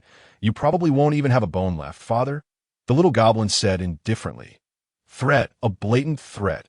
Ling Feng looked up to the sky and let out a long sigh. Being the fish on the chopping block, who made him just a low-level undead skeleton. Since he had, why didn't God let him directly into a powerful undead knight instead of suffering this humiliation? Ling Feng resigned himself to his fate that he had no other choice but to resign himself. Just like this, in his army of undead skeletons, a little banshee sitting on a skeleton suddenly appeared. And behind her followed a genuine huge dark corpse wolf king that was 2 stories tall. Since the passage between the undead world and other planes had been sealed by the titans of the pantheon.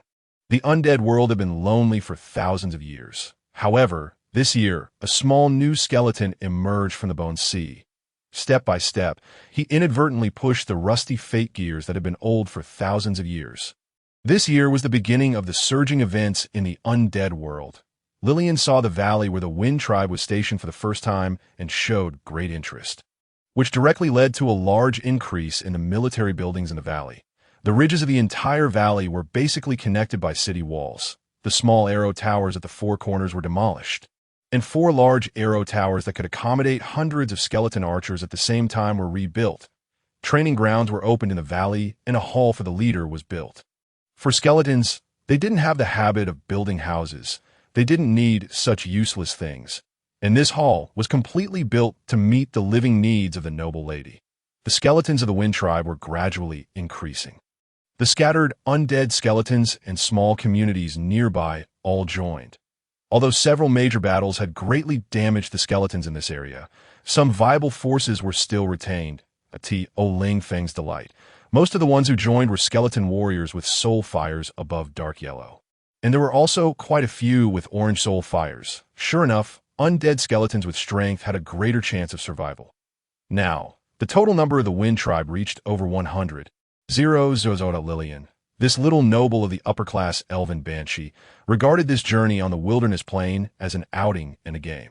She ordered Ling Feng to lead the army of 100,000 skeletons to start a new round of sweeps around. Until these dark creatures migrated far away. When encountering dark corpse wolves, it was even simpler. That dark corpse wolf king called Xiao Bai stepped forward and roared, and hundreds and thousands of dark corpse wolves gathered. It was truly imposing. Just like this, thousands of dark corpse wolves walked together among the skeleton army. This strange sight was enough to make all the skeleton tribes drop their chins in astonishment. The high-class noble little goblin always regarded Ling Feng's collarbone as a special throne, and the actual leader of the entire Wind Tribe also became this completely irresponsible little fellow. The more in-depth understanding made Ling Feng fully realize that this little goblin was definitely an expert at feigning weakness to deceive the strong. One must never treat her as an ignorant young girl. Smart, beautiful, generous, and invincible noble young lady Lillian.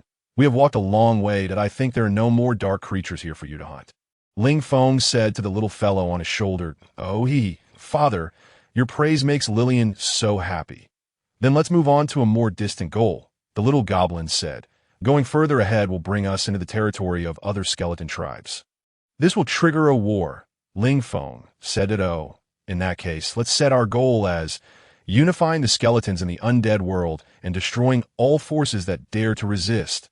The little goblin raised her small hand and pointed into the distance. Ling Feng felt his head splitting into two. He said, "Respected noble lady, I'm just a little skeleton that hasn't even advanced to a red soul fire. I only have 100,000 skeleton warriors under my command.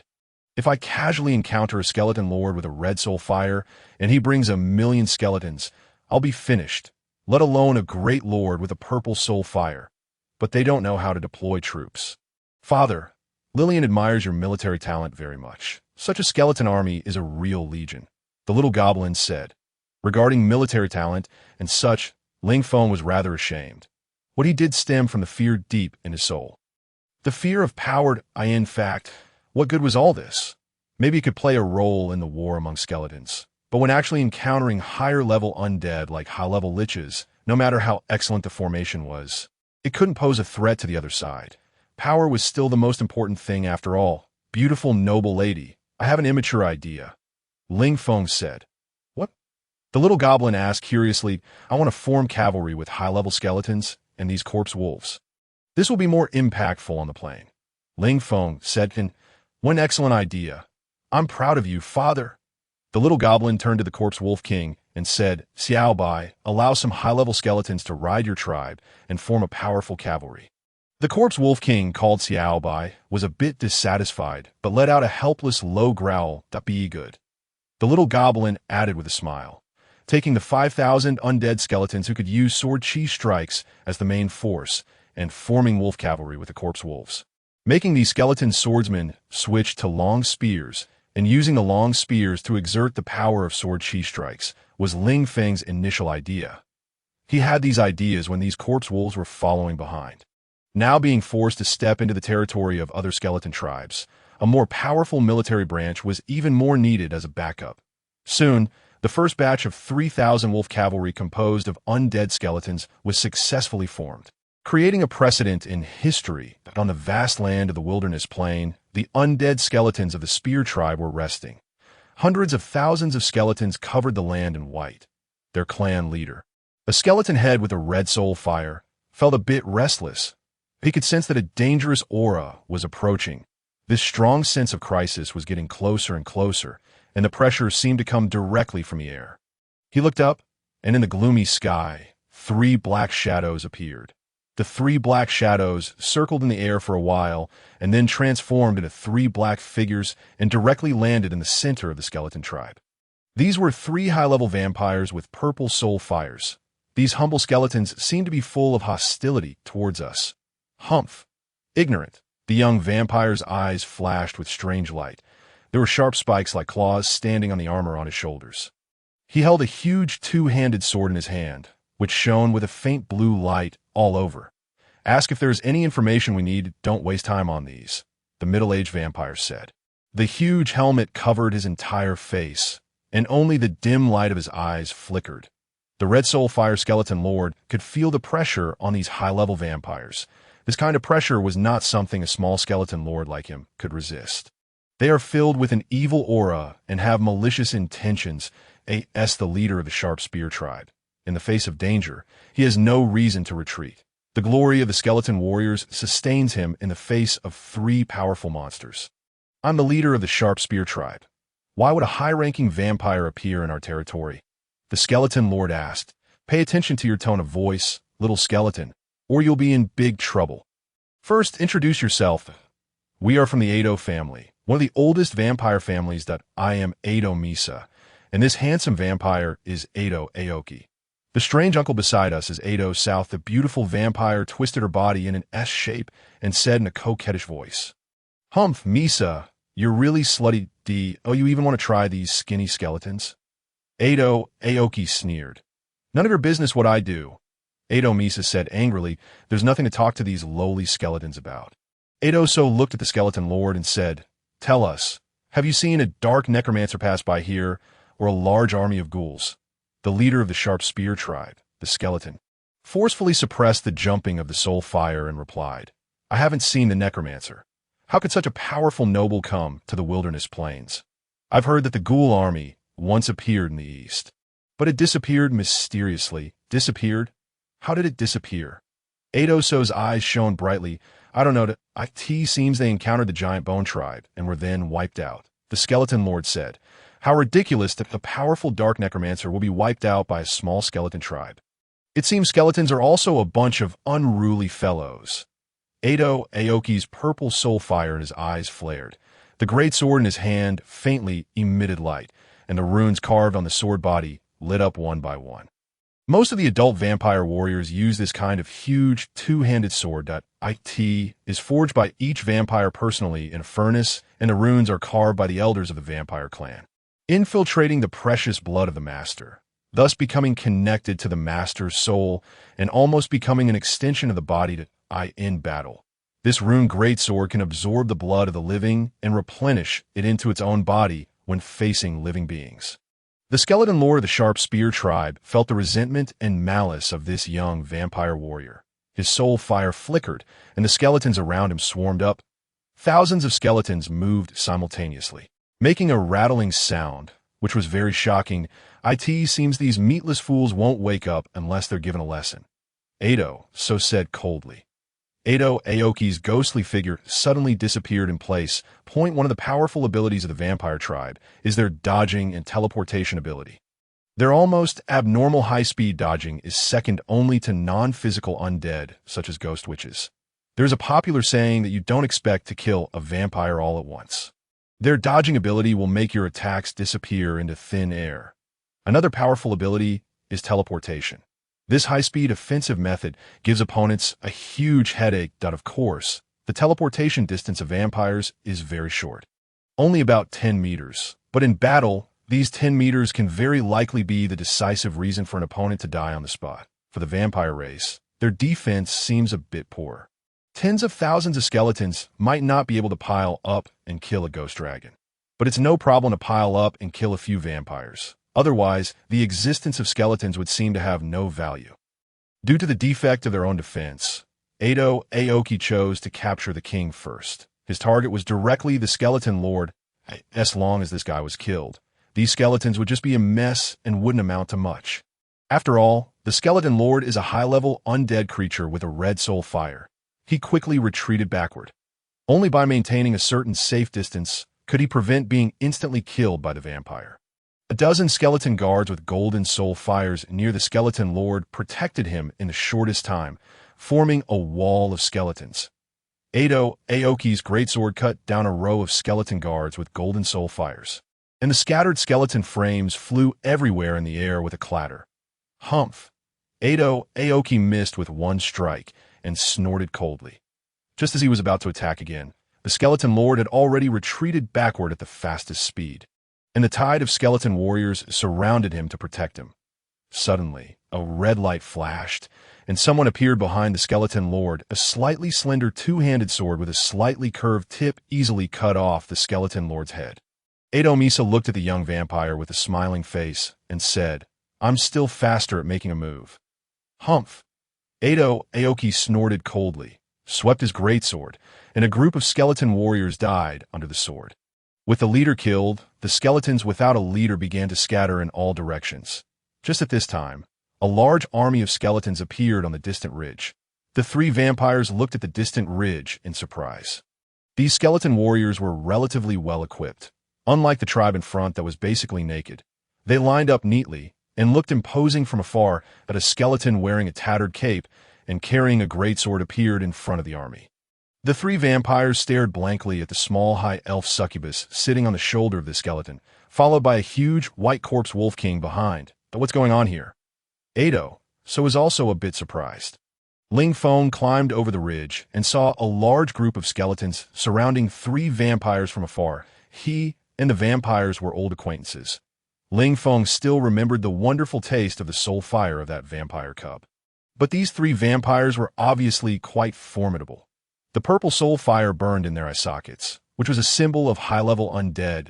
At this stage, they could easily kill him. Go and capture these three little guys and question them. The little succubus ordered arrogantly, "Capture who? Me go and capture them.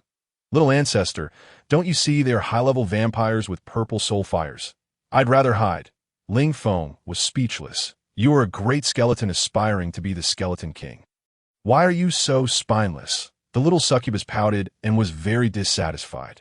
While Ling Feng and the little succubus were bickering, the three elite vampires were also discussing with each other, looking at the direction they came from. Maybe they know something about the dark necromancer. Ado Misa said, just catch them and ask. Ado Aoki said indifferently that a little skeleton with a golden soul fire. Wait, that high elf succubus is very strange. Why would she appear in the wilderness plains? After all, Ado So is older and more cautious. Maybe it's a child who ran out to play from someone's family. What's so scary about a little succubus? Ado Aoki sneered. He scoffed at the old guy's caution. Ado Aoki swaggered over. Look, he's coming to us on his own. The little succubus Lillian's lips curved into a smile. Ling Feng was still quite nervous. After all, the other party was a powerful undead with purple soul fires and was 2 levels higher than him in terms of hierarchy. At this stage, the other party could easily kill him. Hey, Stinky Bat, what are you doing here? The little succubus Lillian said bluntly. Stinky girl, are you looking for death? How dare you talk to this like this? Don't think just because you're a high elf succubus that I won't touch you. I can kill you here and no one will find out it was me. Ado Aoki's eyes showed a fierce light. Kill me? The little succubus Lillian's eyes seemed to sparkle like stars. A stinky bat wants to kill me. The great Lillian? You must pay for your ignorance. Otherwise it will be a disgrace to my name. Lillian, the little succubus grabbed Ling Feng's round skeleton head with one hand and unsteadily propped herself up. Ado Aoki's eyes were full of mockery. The little succubus managed to stand firm. Suddenly, she opened her small cherry-like mouth wide, and a powerful energy poured out.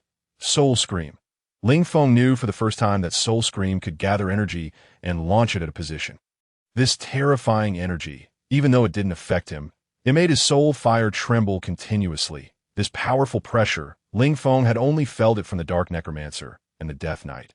Could it be that this tiny little thing is actually at the same level as those 2 terrifying existences? Ado Aoki was completely covered by this powerful soul scream, that he seemed to become an unconscious puppet. The 2-handed rune sword connected to his life fell to the ground with a clang. His eyes turned grayish-white, and his soulless body fell to the ground like a rotten log the same instant. Ado So didn't say a word, abandoned Ado Misa, teleported, and then transformed into a bat form and fled rapidly into the distance. Ah! The little succubus Lillian sneered and closed her big bright eyes. Suddenly, an image of a huge adult high elf banshee materialized behind her.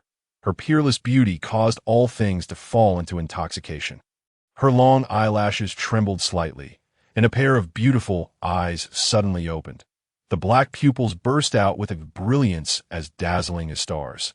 Gazing at the rapidly fleeing vampire, the phantom of the banshee elf gently extended her arm, revealing a section of fair and delicate arm like a lotus root.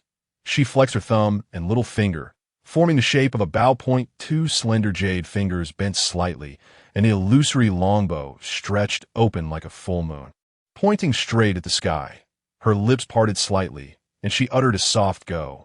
Energy shot out, causing the banshee's skirt to flutter, and her golden hair danced in the wind that a blinding white light shot towards the distance like lightning. Leaving only a vibrating aftershock in the air, a shrill scream came from afar, and 2 fragments of soul fire hurtled from the sky and merged into the body of the little goblin. The little goblin Lillian slowly opened her eyes, and the beautiful and huge illusion behind her disappeared. From the moment the huge elf banshee illusion appeared, Ling Feng had been petrified. He finally realized how terrifying this little goblin, who called him dad all the time, was. This feeling was like a dilapidated truck carrying a nuclear bomb that could destroy a city at any moment. If not careful, the truck would be reduced to ashes. Fortunately, this powerful weapon currently showed no malice towards him. Rado Michao had been so scared that his legs went weak. In just a moment, one of his 2 powerful companions was, and the other had disappeared into the air. The little goblin Lillian wobbled on Ling Feng's shoulder blade, seemingly unable to stand steadily. Ling Feng quickly reached out to support this little ancestor. If she got hurt, he would be unforgivable. The little goblin waved at Rado Michao, who came forward tremblingly, looking extremely terrified. Which vampire clan are you from? The little goblin asked haughtily. The Michao clan, Rado Michao replied in a small voice. Humph, I thought so. That a bunch of ambitious guys. But did they only send you 3 useless things? Kaunthar sent us to scout the whereabouts of the Lich Kukushi first. Rado Michao replied cautiously, "Is that old bastard also coming? He's lived long enough that if he wants to keep living, he'd better be more obedient," said the little goblin Lillian. Rado Michao didn't dare to say a word. "Take this message of mine to that old bastard and tell him it's from Lady Lillian," the little goblin said. Hands on her hips. "Yes, I'll repeat every word exactly." Rado Michao, who had survived the great disaster, was overjoyed and transformed into a bat and flew away into the distance. "Well, the great Lady Lillian is sleepy." The little goblin waved her hand, and Xiao Bai came over. She jumped onto the broad and warm back of the wolf and fell asleep sweetly under the white fur that was like a blanket. All the things had been resolved by this powerful weapon. Ling Feng had nothing else to do. First of all, he forcefully stabbed his iron sword into the body of the unconscious vampire lying on the ground. However, the expected fragments of soul fire didn't appear. Ling Feng rummaged through the vampire. His eyes were paled. It seemed that the entire soul fire might have been extinguished by that terrifying soul scream. Ling Feng recalled the soul scream he felt when he first met the little goblin. It seemed that at that time, she was just playing around with him. Otherwise, he might not even have a single bone left. There were approximately 100,000 skeleton warriors in the Spear tribe. After losing their leader, some of the skeletons in the skeleton tribe left, and the rest joined the Wind tribe out of course. This batch of skeleton warriors still needed training to adapt to the fighting style of the Wind tribe. Ling Feng mercilessly looted all the weapons and equipment of the Spear tribe. But this was also a poor tribe, and there wasn't much to gain.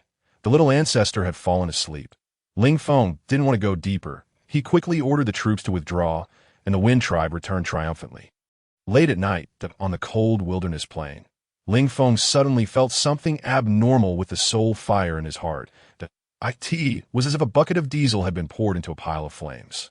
And it burned crazily. This burning made him feel extremely painful all over, and his consciousness became a bit blurred. He slowly got up from the cold rocky ground and walked forward slowly. A summons came from the depths of the soul fire mark, leaving only one thought in his mind: to pursue this summons from the depths of the soul.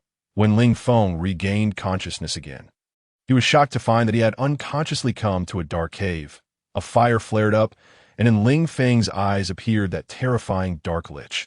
Ling Feng's first reaction was to run.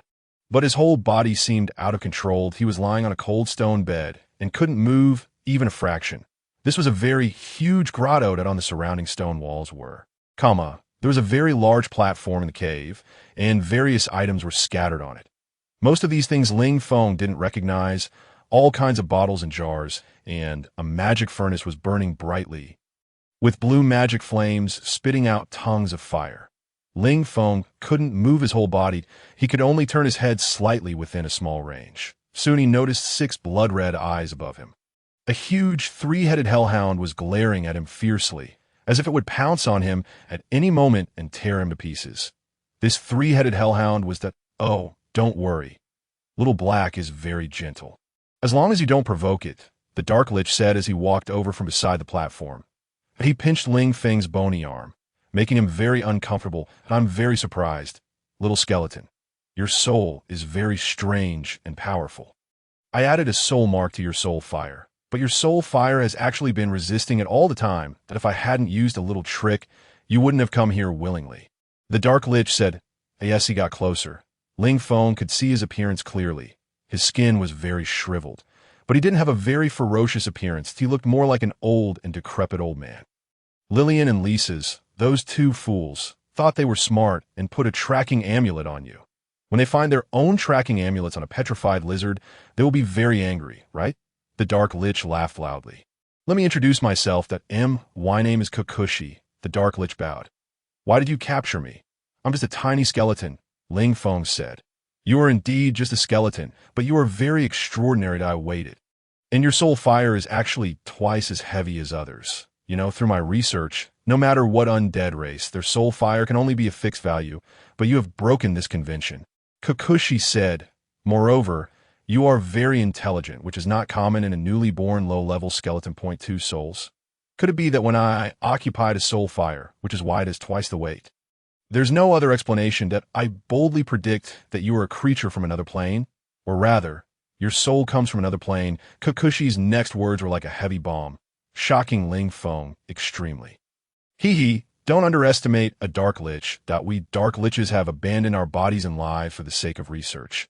Every dark lich was a powerful mage and a learned professor before they died.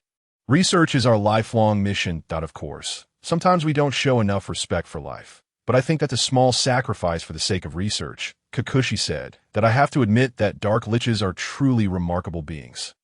There are so many things in this world that need to be understood that we always think we have mastered everything. But in fact, we are so tiny and ignorant. Kakushi sighed. Why did you come to the wilderness plain? Are Lillian and Lisa's both after you? This question had been lingering in Ling Feng's mind for a long time, and now he finally had the opportunity to ask. They are after the tears of Sari.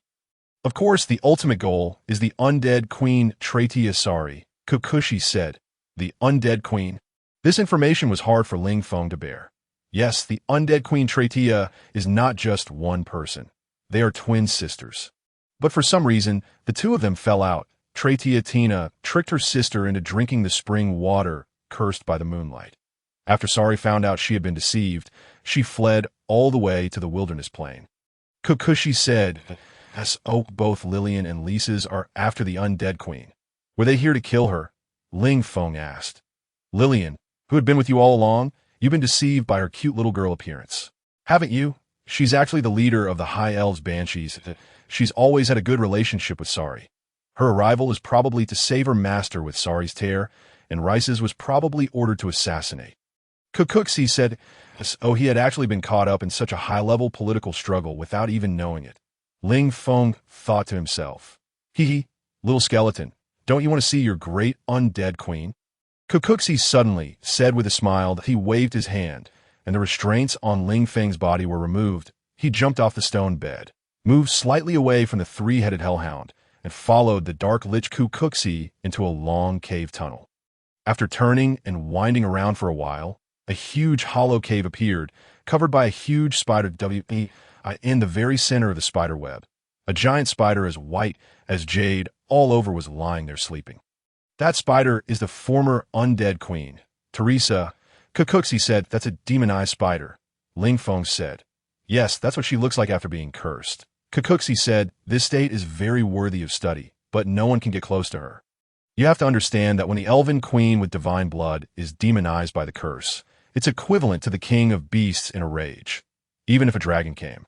The current Trithia could suck it dry into a dried-up piece of meat. Ling Feng stretched his neck, trying to see clearly the legendary undead queen. Be careful, skeleton. Although she's sleeping, she's very sensitive that if you're discovered, then your life will be over. Don't touch those spider silks, Kakushi said. Ling Feng quickly shrank his head in fright and hid behind a rock. What is Sari's tear? Didn't you say it could lift the curse? Ling Feng asked. This might be a misunderstanding. Sari's tear is the queen's original moonstone that can purify all curses. But unfortunately, after my research, this moonstone has no way to lift the curse. That on the contrary, because of its homology with the curse power, it will even intensify the curse. If the queen can't bear the power of the curse and goes berserk, then she'll explode and die instead. Kakushi said, all right, let's go back.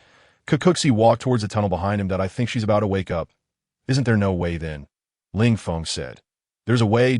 I'm the great lich Kakushi. Kakushi said, many years ago when I was still human, I killed an alchemist. Alchemy in this world isn't very developed. They only make some simple potions and such. However, this alchemist had an alchemy record crystal left over from the previous era. Although it was incomplete, the alchemy of that era was really powerful. Back in the huge limestone cave, Kakushi took Ling Feng to the side of the magic furnace. He threw some metals, ores, and herbs into the container. Slowly, these substances fused together to form a dark green liquid. He slowly poured this liquid into another container. When the liquid cooled, it actually turned into a green emerald. Amazing, isn't it? Alchemy is a very profound knowledge. Its core idea is decompose and reconstruct the raw materials that, in theory, it can complete the transformation of any substance, even living organisms, but the price to be paid is also equivalent. The alchemy of that era was extremely developed. Alchemy became the main means of people's daily life and battles. But because of the excessive use of alchemy, it caused chaos in the elements in space, leading to a great disaster and causing the civilization of that era to disappear into the dust of history. Kukuxi seemed infinitely sad. Originally, my life was very short, and I didn't have much energy to study this knowledge. But after becoming a lich, I conducted a systematic study and restoration of alchemy and achieved certain results. Sari's tear couldn't play a purifying role because of the similarity of its energy to the moonlight curse. But through the transformation of alchemy, a new purifying gem can be obtained to remove the curse. Kukuxi said proudly, "Oh, have you succeeded?" Ling Feng said.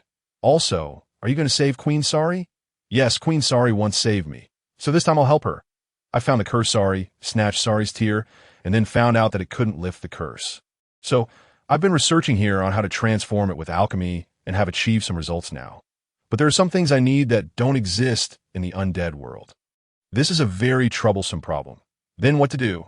The undead world has closed the connection channels with all the other worlds, and no one can go out, and no one can come in."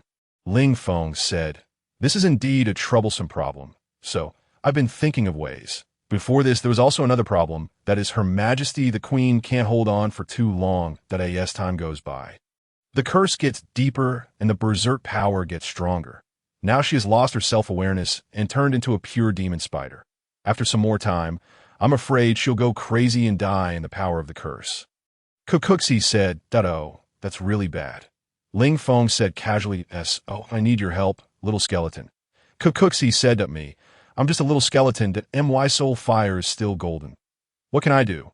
Ling Feng said. Kukuxi carefully looked at Ling Feng's body. Although he was just a pile of bones all over, this look still made him feel goosebumps all over. Although currently Ling Feng had no skin to you want to have flesh and blood again. Kukuxi suddenly said, "Have flesh and blood again." Ling Feng was instantly stunned. He looked at his bare-bone frame. It had indeed been a long time since he felt the sensation of having a body. He was even used to the state of his bones now. "Just temporarily, but I can indeed do it. Currently, through Sari's tear and alchemy, I've made a potion that can temporarily prevent the invasion of the curse. But now there's another problem, that there's no way to feed this potion to the queen who has lost her self-awareness. You know how powerful the queen is. Even I can't get close to her. But after seeing you, I suddenly had a wonderful idea." Kukuxi said cheerfully. Ling Feng suddenly shivered all over. "The crazy ideas of scientific madman always drive normal people crazy that I can use alchemy to reshape a flesh and blood body for you. This body structure contains the antidote. All you have to do is to feed it. Let the queen regard you as food and suck dry the essence of your flesh and blood. Then the antidote can be absorbed smoothly. Of course, this will be a bit painful. After all, it's the flesh and blood that grows on your own.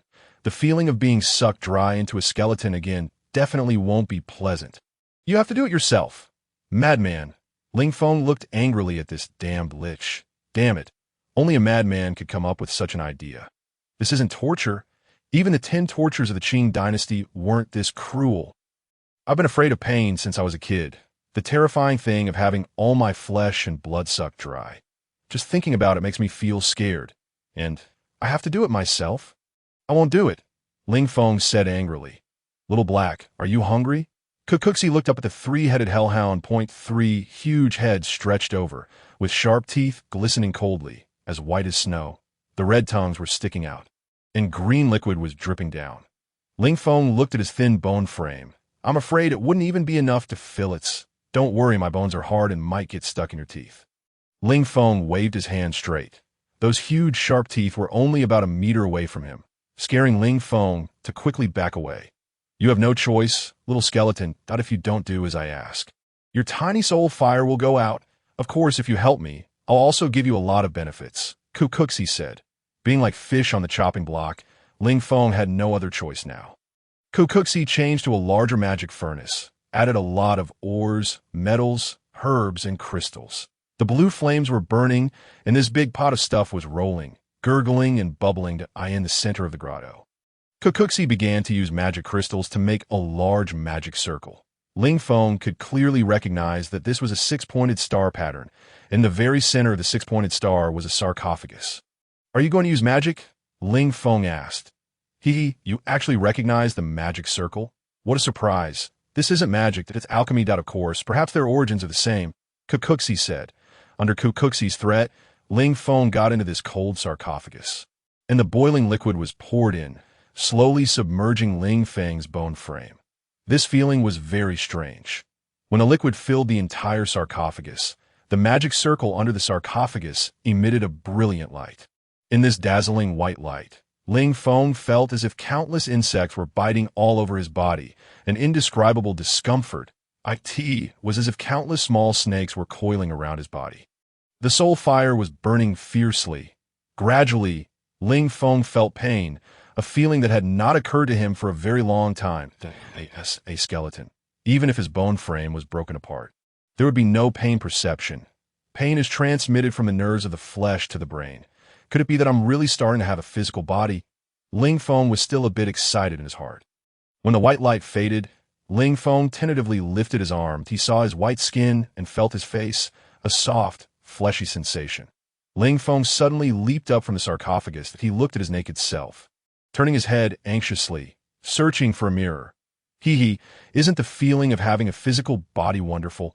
Kukuxi said with a laugh. For a scholar, completing a successful experiment is extremely gratifying. Don't be in a hurry.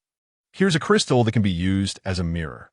Kukuxi pointed to a huge crystal on the mountain wall. Ling Feng walked up to the crystal. He felt his heart pounding violently. In a mirror appeared a handsome face, very unfamiliar. Not his previous life's appearance. It was a completely strange man, with bright eyes, a high-nosed bridge, and facial lines as sharp as if carved by a knife. Objectively speaking, he was a bit more handsome than Ling Feng's original appearance. Only the skin was extremely pale, and there were faint colorful lights flickering faintly. This was a normal human body, since coming to this strange world. Ling Feng had never thought that he would one day regain a body of flesh and blood again. Although it was only temporary. Great alchemy. Great Kukuxi. Kukuxi raised his hands in admiration and said, This body contains a large amount of medicine that temporarily suppresses the curse and cannot last long. That we need to act quickly. If I help you, can you give me a real physical body? Ling Feng suddenly asked, Physical body? What do you want that thing for? In the undead world, a physical body is just a burden. You don't need a physical body to provide life energy. That's completely unnecessary. It will only add pain to you in the undead world. Power is the most important thing. Don't go astray. Little skeleton. Kukuxi said. Ling Feng felt a bit dejected. Perhaps this dark necromancer was right. In the undead world. The disadvantages of having a physical body outweighed the advantages. After walking through the long tunnel, Ling Feng and Kukuxi came to the cave where the undead queen rested. Her huge body was still quietly lying in the center of the spiderweb. Motionless, Ling Feng began to feel a bit uneasy and said, Are you sure I won't be in danger after having my flesh and blood sucked dry? The flesh and blood is just attached to your skeleton body. It doesn't provide life energy, little skeleton. Your life energy comes from the soul fire, Kukuxi said. Looking at that huge and terrifying spider, Ling Feng's heart kept beating and his legs felt a bit weak. This act of sacrificing himself to feed, it was too terrifying. Right? Ling Feng suddenly realized that he had almost overlooked a very serious problem. Are you sure that after she sucks the antidote, she will regain her sanity? If Her Majesty the Queen doesn't regain consciousness, then after sucking the flesh and blood, she will still continue to attack until she destroys your soul fire. Slap. Ling Feng only felt a kick on his back, and his whole body lost balance and fell forward onto the huge spider web. Ling Feng turned around. That wretched dark necromancer had already fled back into the tunnel at lightning speed. Damn it, you bastard! Turning back again, the huge body of Her Majesty the Queen in the center of the spiderweb had already moved slightly, and hundreds of eyes opened simultaneously, and the terrifying mouth opened. Ling Feng cursed Kukuxi's ancestors for 18 generations in his heart. He wanted to stand up, but found that it was simply impossible.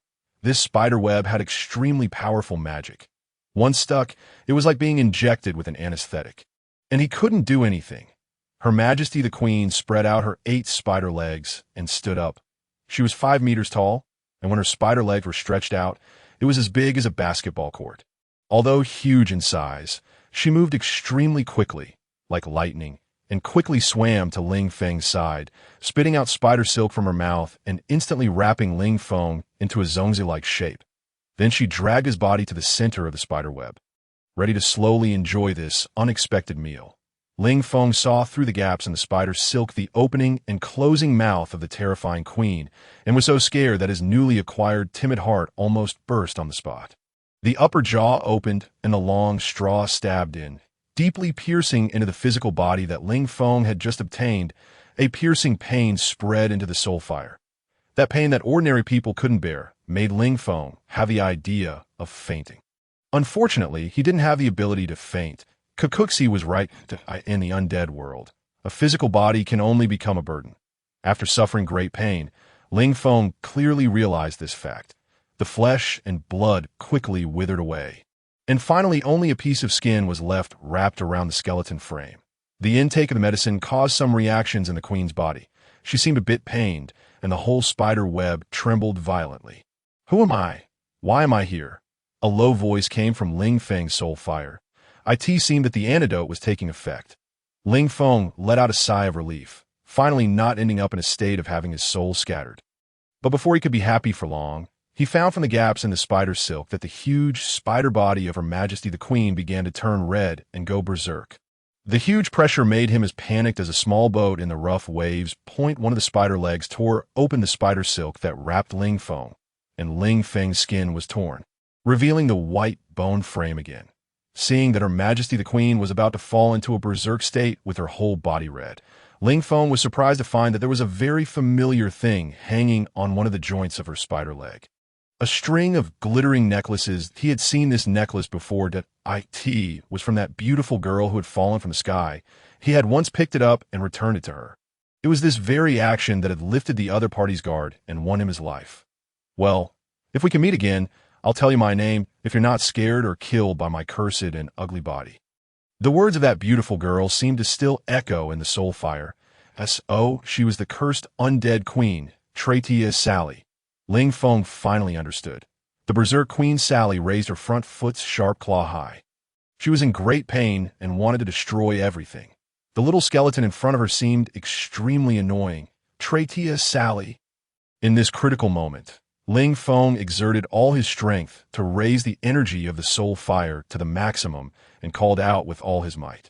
The raised spider leg seemed to freeze in mid-air as if rigid. After a long time, it slowly fell back to its original position. "Who is calling me?" A charming voice sounded in Ling Feng's soul fire. "We have met before, Your Majesty the Queen. When you fell into the sea of bones, we had a fleeting encounter." Ling Feng, who had escaped death, shouted loudly. The red on her body slowly faded away and returned to normal. His last effort had paid off, skeleton. Her Majesty the Queen looked down at this tiny skeleton from on high, as if trying to remember. "Oh, I remember. Yes, a skeleton with a name. Skeleton, why are you here?" The Queen's sanity had completely returned. Although her body was still that terrifying Spider King, Ling Feng no longer felt fear. "You promised that if we met again, you would tell me your name." Ling Feng said. Interesting skeleton. My name is Traitia Sally. Your former queen." Sally's voice was a bit sad. "Kukuxi said he could help you the curse. I'm the one he sent to deliver the medicine." Ling Feng said. "Kukuxi, that dark necromancer actually knows more about gratitude than my close friend around me." Sally said, "Just now, sorry, I didn't expect you to deliver the medicine in this way, and made you suffer." Her Majesty the Queen's voice was very gentle, making Ling Feng feel that the pain he had suffered just now instantly didn't matter. "It's just a small effort. It's my honor to be able to help you." Ling Feng said. Just at this time, there was a violent energy fluctuation in the tunnel, and the whole cave seemed to tremble. Ling Feng looked at the direction of the tunnel in surprise. Could it be that something else had happened again? Firstly, the mournful wailing of a dog was heard. At the other end of the passage, there was only one kind of dog, the Cerberus. This extremely powerful undead creature was a nightmare existence for Ling Feng. And the sound it was making now was like that of a poor, kicked little stray dog on the roadside. Whoever could make the Cerberus emit such a sound was definitely a powerful and terrifying existence. "It seems there's trouble," Ling Feng said.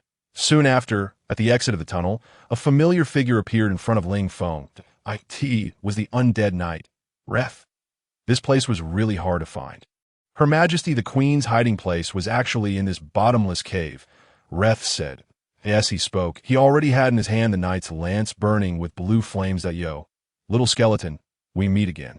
Thanks to you, I was able to find our beloved queen, he said. Reth, did sister send you to wipe us out? Sally said. Your Majesty, unfortunately, perhaps the undead world only needs one voice, a correct voice, that we've been trapped in this demiplane for too long. Maybe some changes are needed. Reth said, that I think you're right. Reth, the only queen is Her Highness Sally. Another lowly voice appeared. Lillian, the leader of the High Elves Banshees, appeared in the cave. The great Lich Ku also appeared with his magic wand in hand. Now it's 2 against 1. Reth. This place might be a bit too humble as the burial place of a powerful undead knight.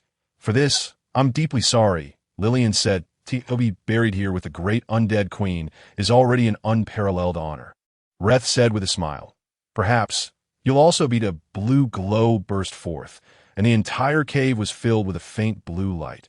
Tiny electric currents faintly coursed through it, carrying the power of thunder. The knight's lance stabbed straight at Her Majesty the Queen like a blue lightning bolt. Her Majesty the Queen opened her mouth, and countless spider silks spurted out, forming a shield wall to block the lance. Reth, you're courting death. Lillian and Ku attacked simultaneously. The mature and charming image of Lillian reappeared in mid-air. She gently stretched out her jade arms, and arrows with the light of the gods whistled through the air. Ku raised a magic wand at his hand high, and a black skull emerged in the air. Great death ripples spread out, suppressing the blue energy fluctuations. They intertwined and twisted in the air, emitting sparks like lightning. The killing moves of the 2 high-level undead seemed to have no effect on Reth. The purple flames in his dark helmet burned violently in an instant, turning into a deep black, like a black hole that devoured everything. The of the 2 undead masters was blocked by this energy. That moment, Ling Feng seemed to see a fanatical smile in that black helmet. Not good. He's self-detonating his soul fire. Protect the queen. Facing 2 high-level undead of the same level and the undead queen who had regained consciousness, there was no way out, perhaps from the very beginning. Reth had the idea of perishing together. Black flames burned on his entire body.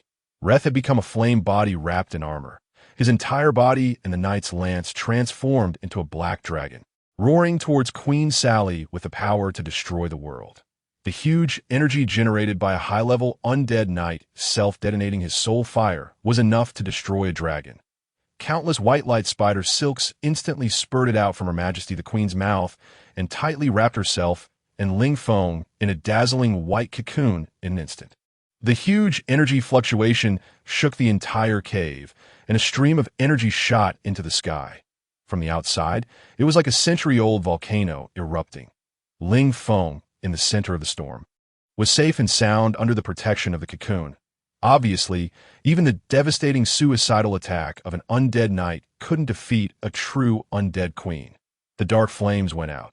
Without support, the armor cracked, and pieces fell into the endless abyss. The cocoon wrapped in spider silk cracked, and a faint sadness wafted in the air. Countless blue light dots were like fireflies twinkling in the night. Why, Reth, why on earth? The queen's voice echoed in the empty mountain wall. Sorry, my beloved queen. Perhaps because we're really tired of this place. Please forgive my rudeness that Reth's soul fire completely disappeared into the air and would never exist again. Maybe from the very beginning, he had been holding the belief of, whether successful or not, it was a relief for him.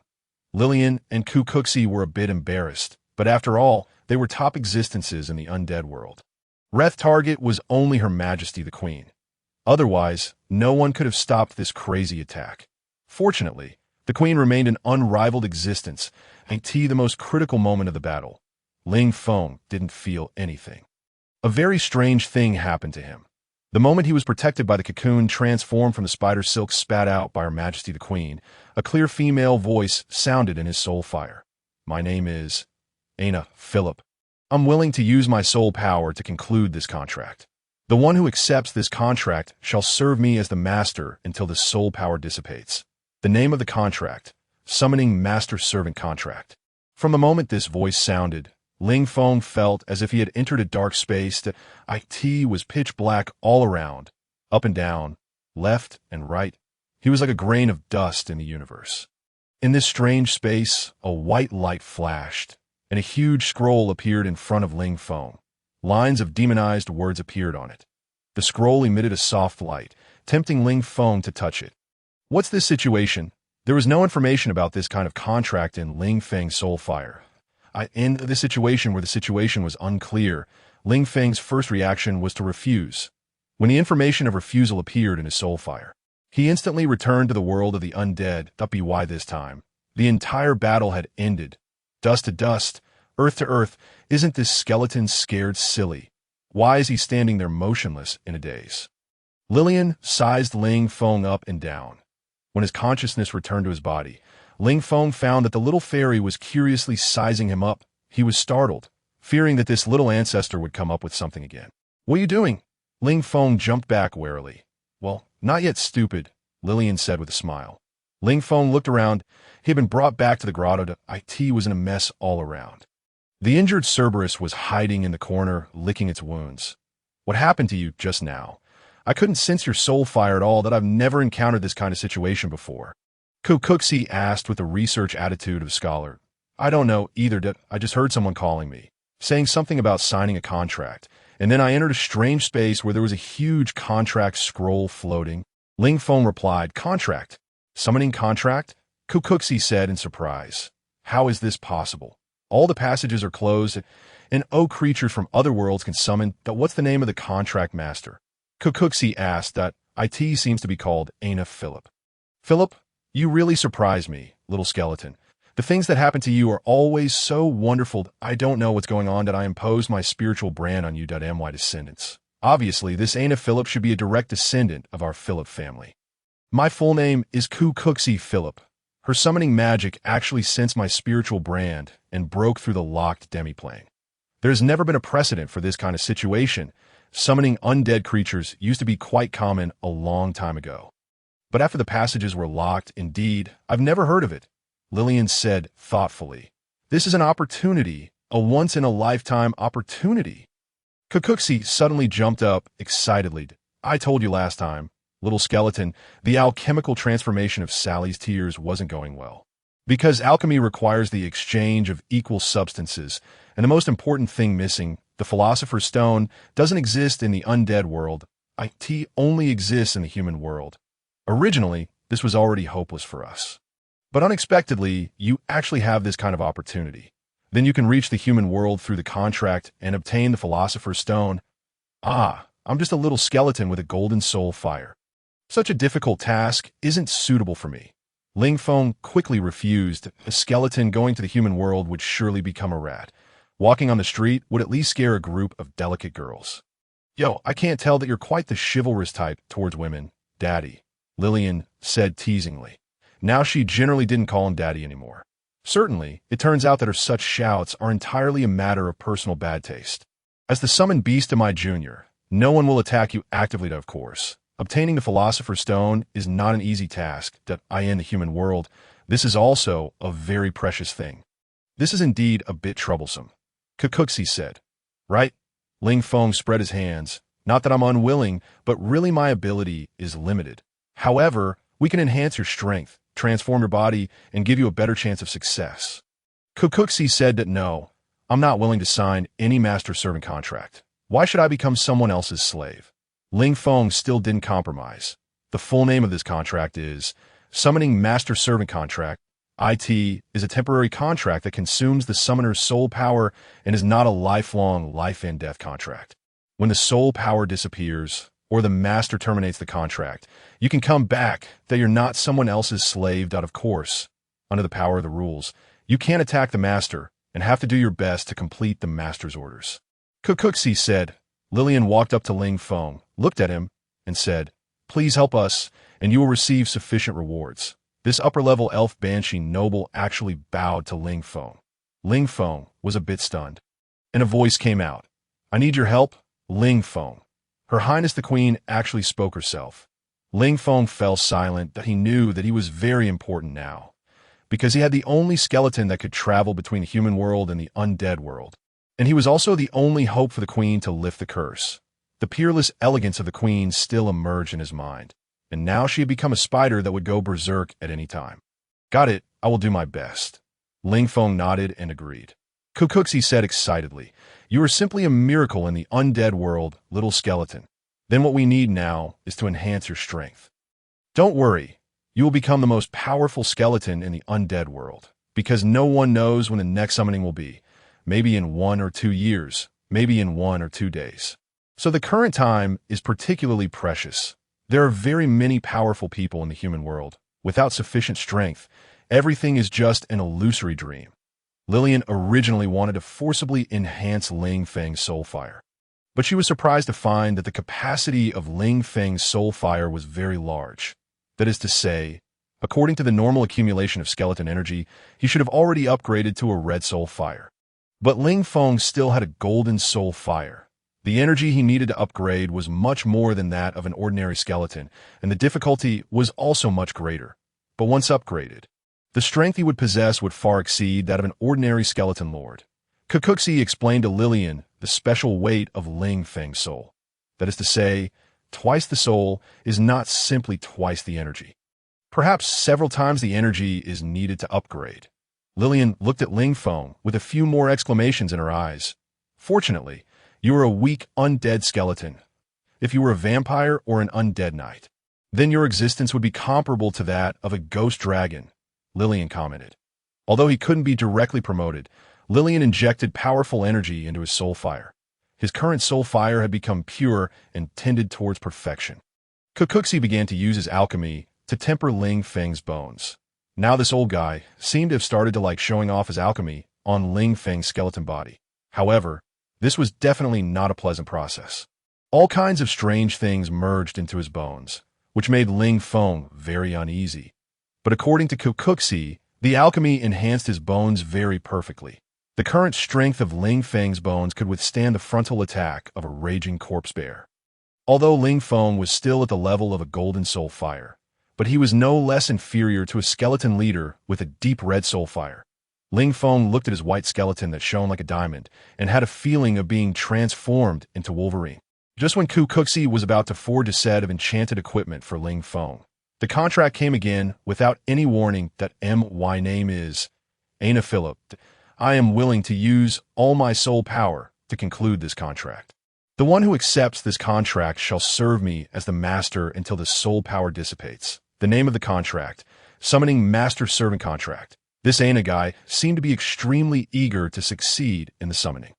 For this, she spared no expense and even used all her soul power.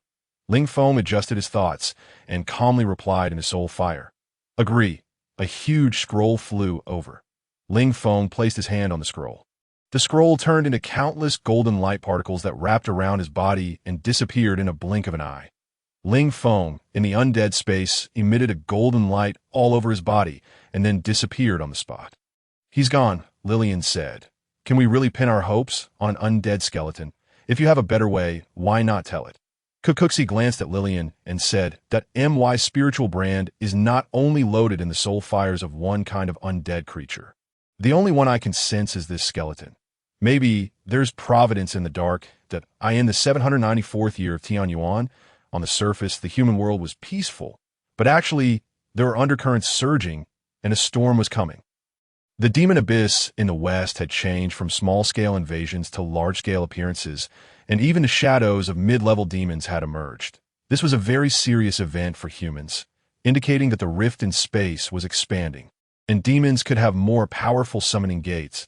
If the rift intensified further, then next, powerful demon lords or even dreadlords might reappear in the human world, and then the human world would become a ruin again. The Human Noble Council was deeply worried about this. The Griffin Empire sent out the powerful Western army and dispatched 3,000 powerful Griffin paladins to support the West. The Western army successfully repelled the first wave of demon attacks, which made the people of the Empire breathe a long sigh of relief that in this era, human city-states, paladins, magicians, and priests were still the core of the battle, but new magics had emerged like newly emerging nobles. Summoners were a new type of magic. Originally, summoning could only be done by undead necromancers, but due to the fluctuations of elements, a small number of people awakened new powers. What summoners needed was a new type of magic power, which they called soul power. Using the power of space laws and contracts, They could summon various creatures to be their servants to help them fight. Theoretically speaking, they could summon any creature that the contract could affect. Even demons from the abyss. The research on summoners was still in its infancy, just like alchemy, but the potential it possessed was huge. The Silver Federation even established a Wolster College in Wolster specifically to cultivate outstanding talents who had awakened soul power. The emerging summoners, with their powerful battle methods using summoned beasts, became a popular major and cultivated a group of nobles. The title of noble had very high value in the human world of this era. Even the most low-level noble could own their own land, house, be exempt from taxes and miscellaneous services, have their own servants and attendants, and receive a fixed salary from the country, making their lives very comfortable.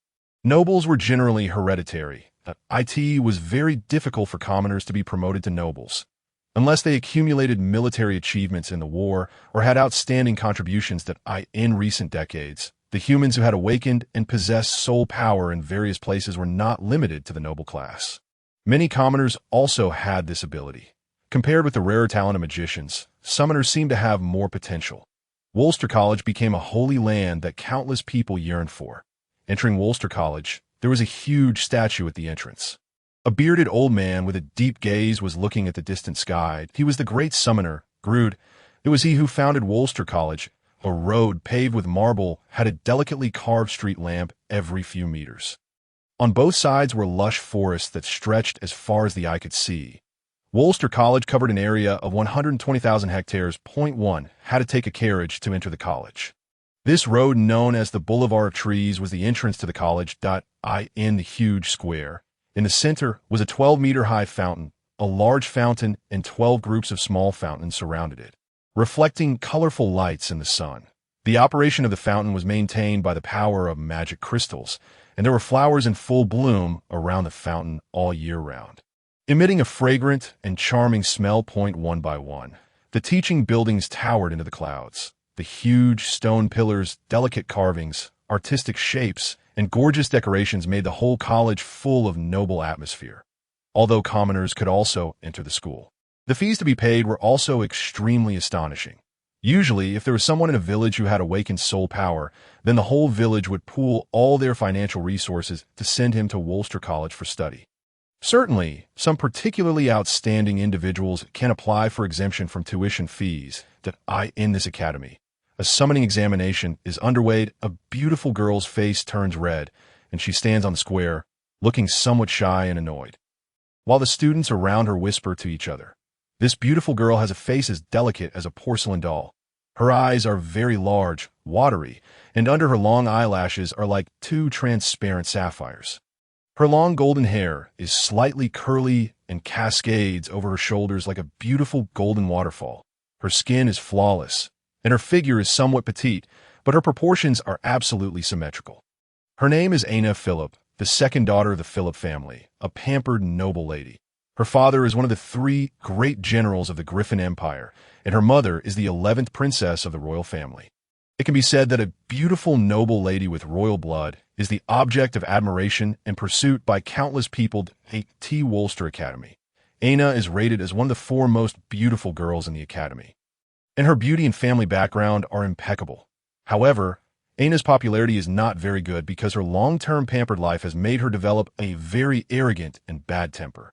She is always haughty towards others and has difficulty getting along with people. So she has very few friends around her. Even among the many noble sons who pursue her, many can't stand her changeable temper and personality and often keep their distance, as a noble girl who awakened her soul power very early. She was naturally sent to Wolster Academy as a key cultivation target by her family. However, although Anna has always ranked among the top in the soul power test, she has always been unable to summon her summoned beast, which makes the once high and mighty girl extremely angry and impatient.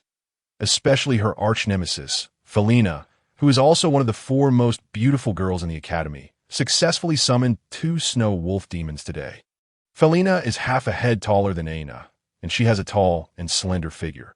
Even when standing there casually, she exudes a breathtaking beauty, graceful and charming, making people yearn. The sarcastic remarks constantly made by the successful summoning Felina irritated Anna, who was almost going crazy. she summoned with all her soul power. However, in the eyes of everyone, on the empty square, there was still nothing. Ana's face turned red with anger, almost bleeding, just as she was about to leave under the other's sneer. A golden light radiated from the open space. Success. Ana was overjoyed. Sunshine, golden sunshine. Since crossing into the undead world, Ling Feng never thought that one day he could bathe in the sunlight again, when his whole body was covered with golden sunlight. There was a trace of emotion in his soul fire. God, what is this? A skeleton. There was a commotion among the people around. Ling Feng looked around.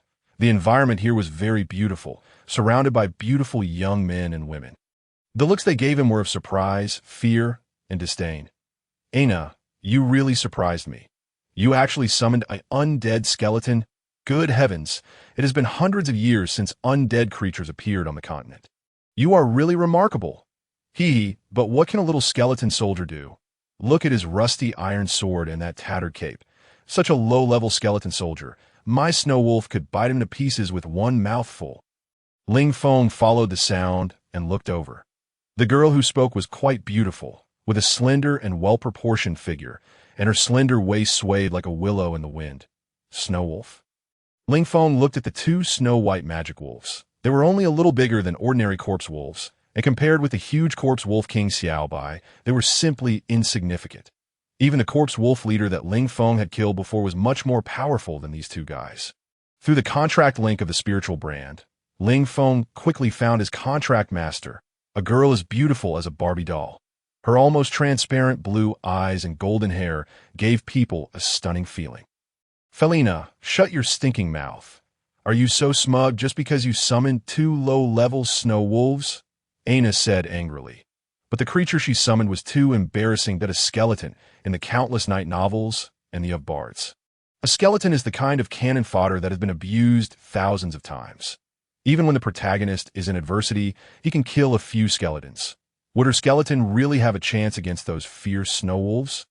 Those were two magic wolves that could cast low-level wind blades. My powerful snow wolves. Could they be inferior to this lowly skeleton? Have you got water in your brain, Ana? Felina looked at Ling Feng with disdain. Betting on the name of the undead skeleton warrior. Those who dare to slander the skeleton will never be let off easily. Ling Feng was very dissatisfied with the word lowly. He thought it was necessary to teach this beautiful but brainless girl a lesson. Ling Feng drew out the black long sword behind him and strode towards the tall girl. He couldn't attack his contract master, but there were no such scruples about others. Moreover, his current identity was a summoned beast, and he could shift the blame to his contract master for whatever he did. What, Ana? Is the guy you summoned with so much difficulty going to? Felina put one hand on her hip and stroked her long hair with the other. He hasn't ordered an attack yet. Although it's a skeleton, it was also summoned by her with great difficulty. It would be a pity to send it to its death in vain. Ana still felt a little. But at this time, she wouldn't back down. She said loudly, just two little wolf cubs that haven't been weaned yet. What do you think the thing you summoned is? Humph, in the name of Felina. Attack! Felina waved her hand, and the two fierce snow wolves roared towards Ling Feng. When it came to killing corpse wolves in the undead world, Ling Feng was an expert. He opened his lower jaw and laughed a few times with a clicking sound. He was eager to try the bone frame, transformed by Kukuxi alchemy. He said it could withstand the frontal attack of a raging corpse bear. At least it wouldn't be bitten to pieces by these little snow wolves. Right? Ling Feng didn't dodge. When the foremost snow wolf pounced, he stretched out his forearm bone and met the snow wolf's teeth shining with cold light head-on. The snow wolf bit down without hesitation. But it seemed to bite on a hard rock. It let out a sob and loosened its mouth. Ling Feng immediately kicked out, and the huge body of the snow wolf flipped several times and lay on the ground in a sorry state. The second snow wolf realized the strength of the enemy. Its whole body hair stood on end. It let out a long howl, and there was a fluctuation of magic elements. A low-level, half-moon-shaped wind blade howled towards Ling Feng. Ling Feng waved the black long sword and slashed across the middle of this wind blade, actually dissolving this wind blade into nothingness. The snow wolf hesitated for a moment and then pounced again. This time Ling Feng didn't hold back. The black long sword stabbed hard into its chest, and red blood spurted out. There were exclamations in the field. although the creatures in the human world don't have fragments of soul fire. There were still two faint soul lights that poured into Ling Feng's body. Ling Feng felt that the soul light of this snow wolf was a little stronger than that of an ordinary corpse wolf soul fire. The human world is also a good place, Ling Feng sighed. Bastard! How dare you kill my summoned beast? Felina's beautiful big eyes were slightly red. Summoned beasts are not elemental creatures. They could be resurrected after death. The contract was established. Now one is dead and the other is injured. It's not known when a suitable one can be summoned again.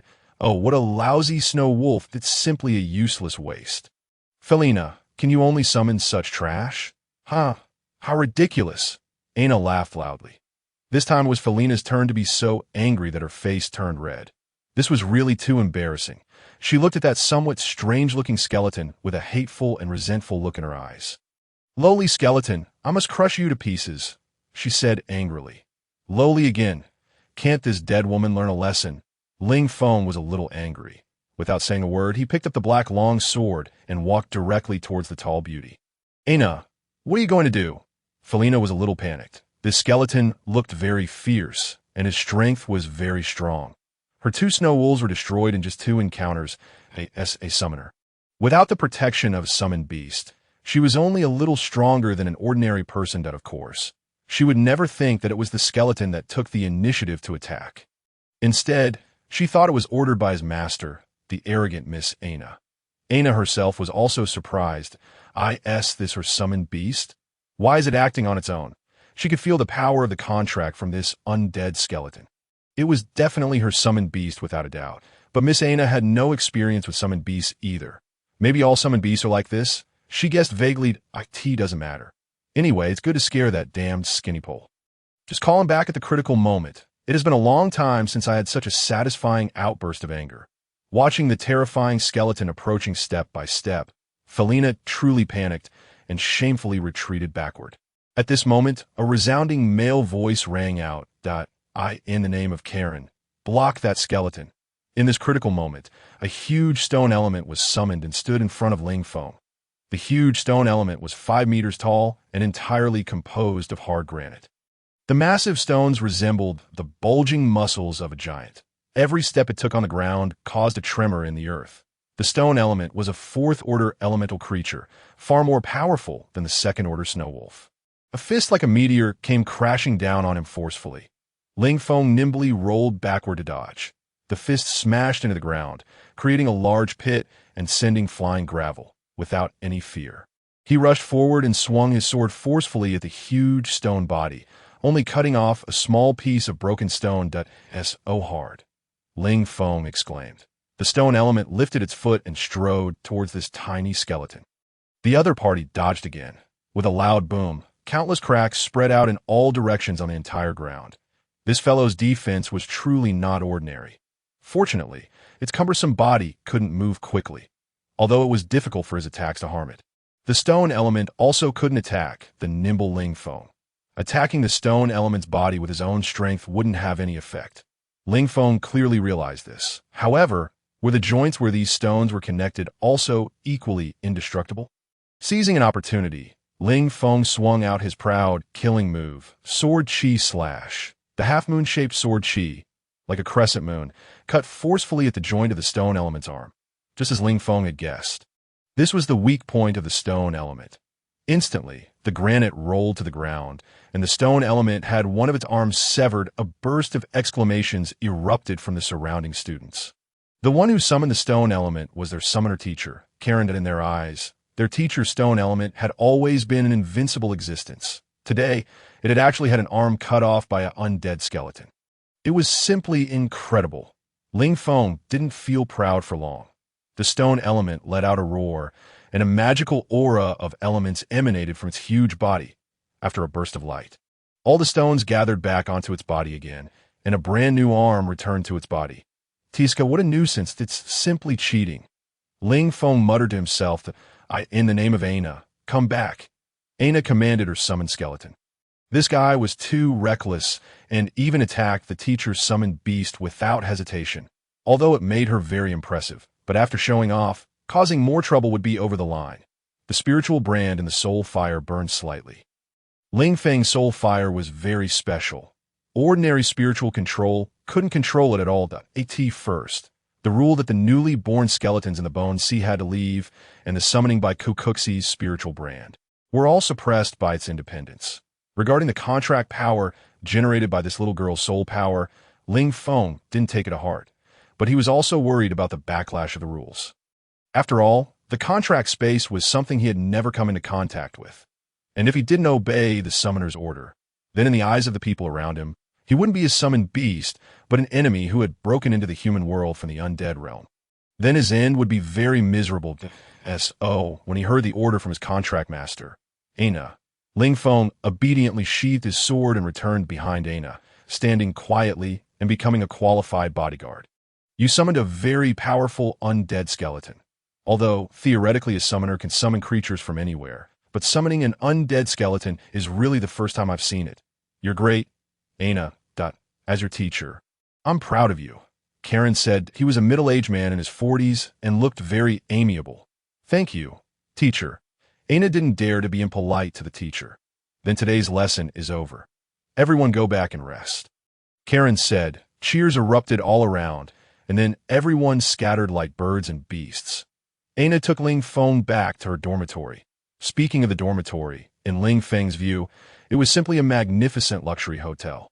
The European-style carved big bed was covered with soft velvet quilts, and the pink gauze curtain showed the breadth of a young girl. The white marble floor, luxurious chandeliers, exquisite wardrobes, and a jade-like bathing pool. Even Ling Feng, who had lived 2 lifetimes, couldn't help but marvel at the luxury of the human nobles in this plane. As soon as Aina returned to her room, she completely lost the image of a noble lady. She yawned and stretched a little. Although Ling Feng was now just a skeleton, after all, he was still a male skeleton. This noble little girl was really too careless. Just as Ling Feng was considering whether to speak up and remind his contract master, 2 flying objects landed on his skull. Ling Feng took them off in surprise and found that they were the clothes his contract master had just taken off. Take them and wash them. Aina smoothed her long hair, yawned, and sat on the bed, saying very casually, if Ling Feng were still human, perhaps he would smell the lingering fragrance on the clothes. However, he was now just a skeleton. A skeleton without flesh and blood. Ling Feng stared and hadn't said a word yet. This reckless little girl raised her delicate feet and continued, help me take off my boots. Bastard! Do you take me as your servant? Ling Feng's patience had reached its limit, and his soul fire almost burned outside his eye sockets. You can talk. The little girl opened her small mouth in surprise and said, with her legs placed in an indecent position, Nonsense, what do you think? Do you think I'm a fool? Ling Feng said dissatisfiedly. Wait, bastard. Did you just call your master a bastard? You damned! You actually dared to offend your master. Aina suddenly jumped up like a wild little animal being stimulated, with all her hair standing on end. What master? It's just a temporary contract. We have an equal trading relationship. Ling Feng said, Oh my God, equality to summon beast actually talks about equality with his master. God, you must be jealous of my beauty and talent to play such a joke on me. Aina actually looked up at the sky and said, she lowered her head and said disdainfully, Fine, I admit you're a summoned beast that can tell cold jokes. This is very interesting, but I'm tired. Go wash the clothes quickly and remember not to leave a single stain. Aina said lazily. Ling Feng was completely enraged. He threw the clothes on the ground, drew out the black long sword behind his back, and with a flash of cold light, put on the girl's neck opposite. Beautiful, noble girl. So now do you still think I'm telling a joke? Ling Feng said coldly. How dare you put the sword on your master's neck? You damned who deserves to be struck by lightning. Aina stared at her summoned skeleton fearlessly, hands on her hips. Say it again.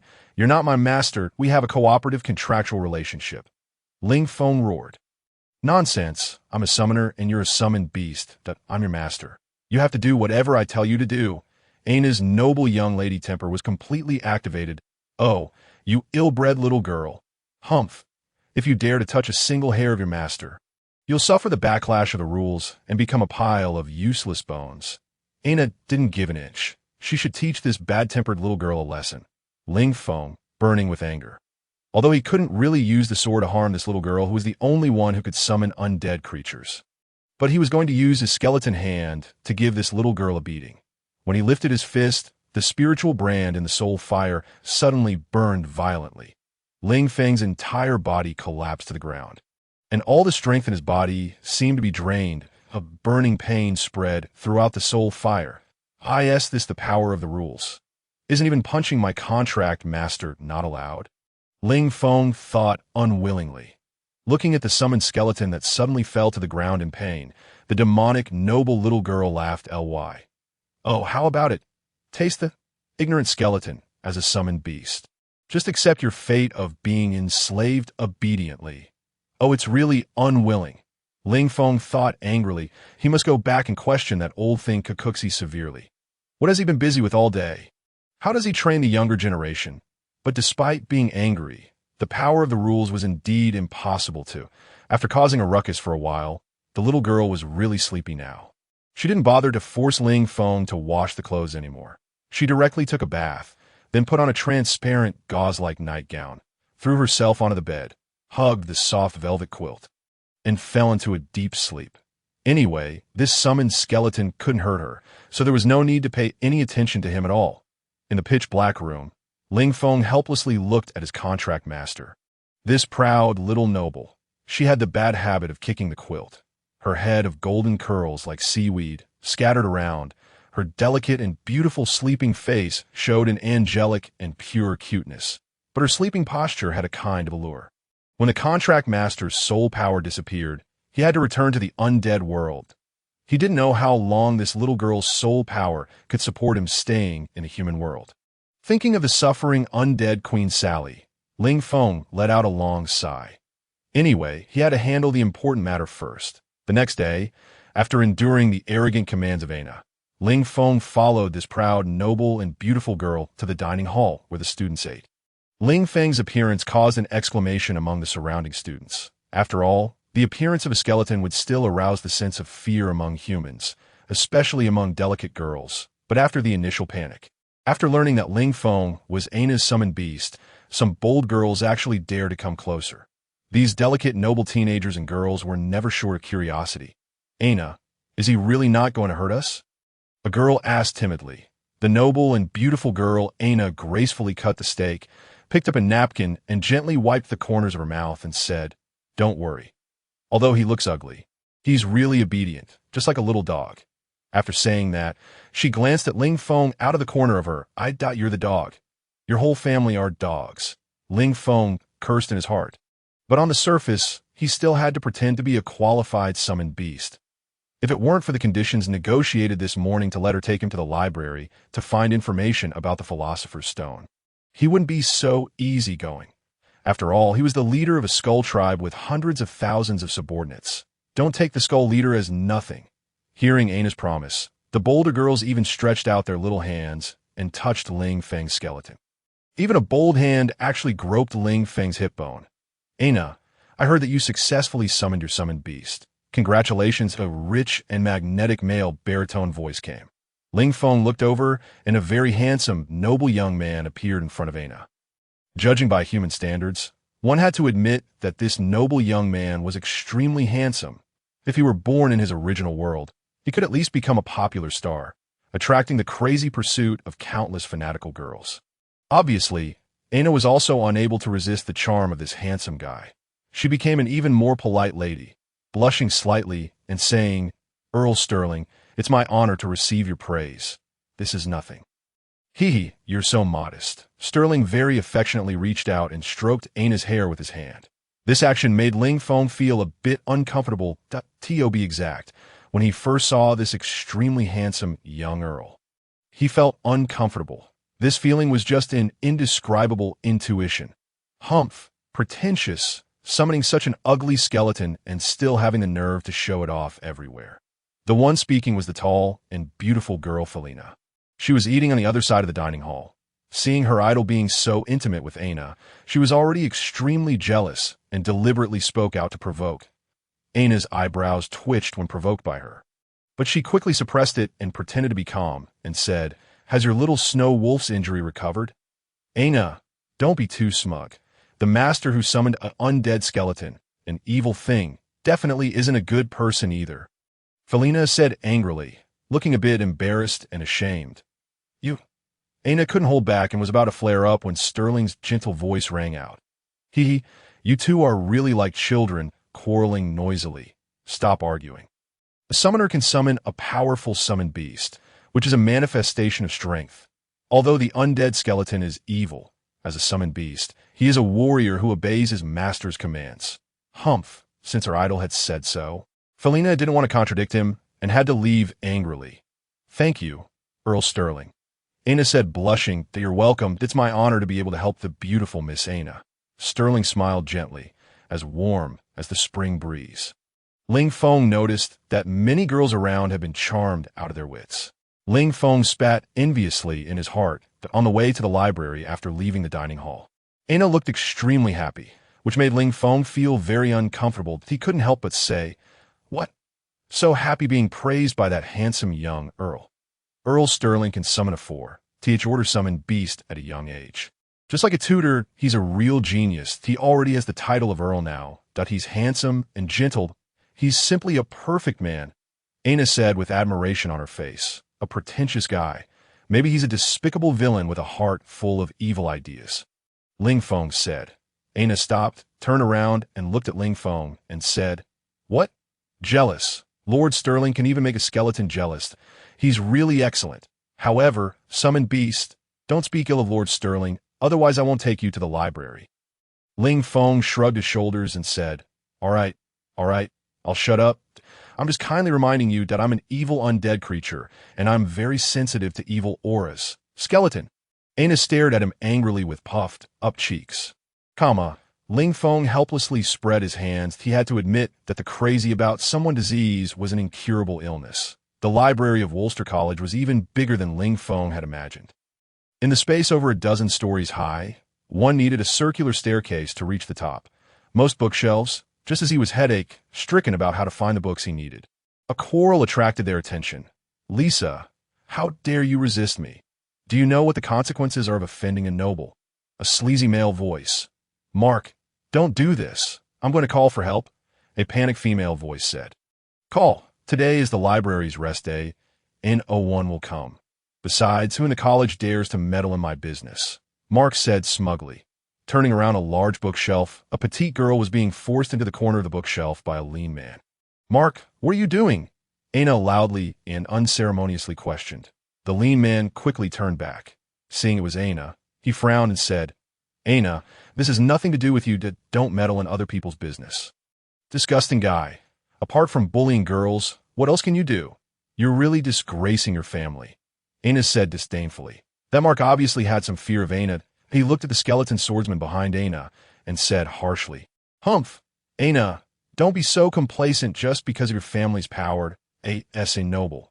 If I play around with a commoner girl, who will convict me?" This commoner girl was a formal student of Wolster. "If I report this matter, you'll have to pack up and leave. That I think your father, that hot-tempered duke, will severely punish you, his son who has disgraced him," Aina said without mercy. Mark gritted his teeth and left unwillingly without saying a word. "Disgusting scumbag," Aina spat and said, "Thank you, Miss Aina. Thank you for saving me." The girl Lisa said that you're too weak, that's why such people take advantage of you. Can't you resist him?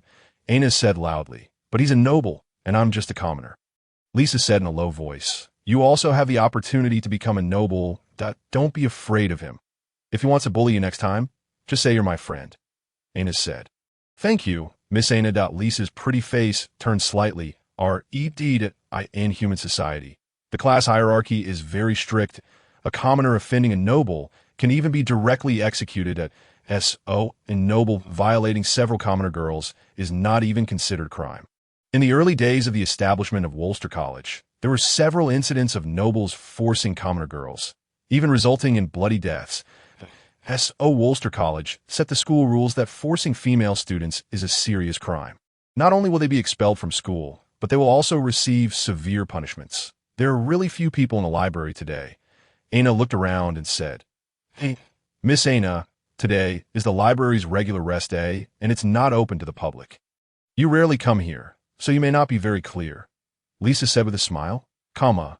Aina said, "However, as the library administrator, I'll make an exception and open it for you for one day. What books do you want to read?" Lisa asked, Aina asked Ling Feng. I said, I'm not your servant. I'm looking for records about the Philosopher's Stone. Ling Feng said, Mr. Skeleton, is it you want to read books? The skeleton who loves reading books is something I've never seen before. Lisa said with a smile, find all the books about the Philosopher's Stone for him. What on earth is the Philosopher's Stone? Aina muttered that, oh, the Philosopher's Stone, that is an important treasure for alchemists. Can Mr. Skeleton also practice alchemy?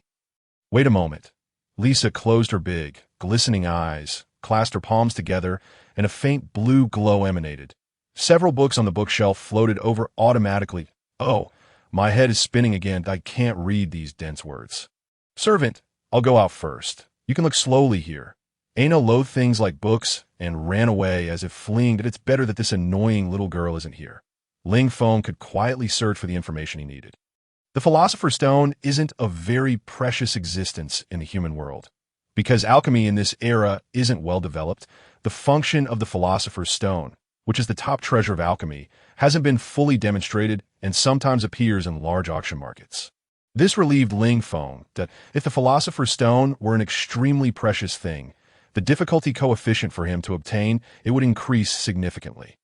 The market price of the Philosopher's Stone is between 30,000 and 50,000 gold coins.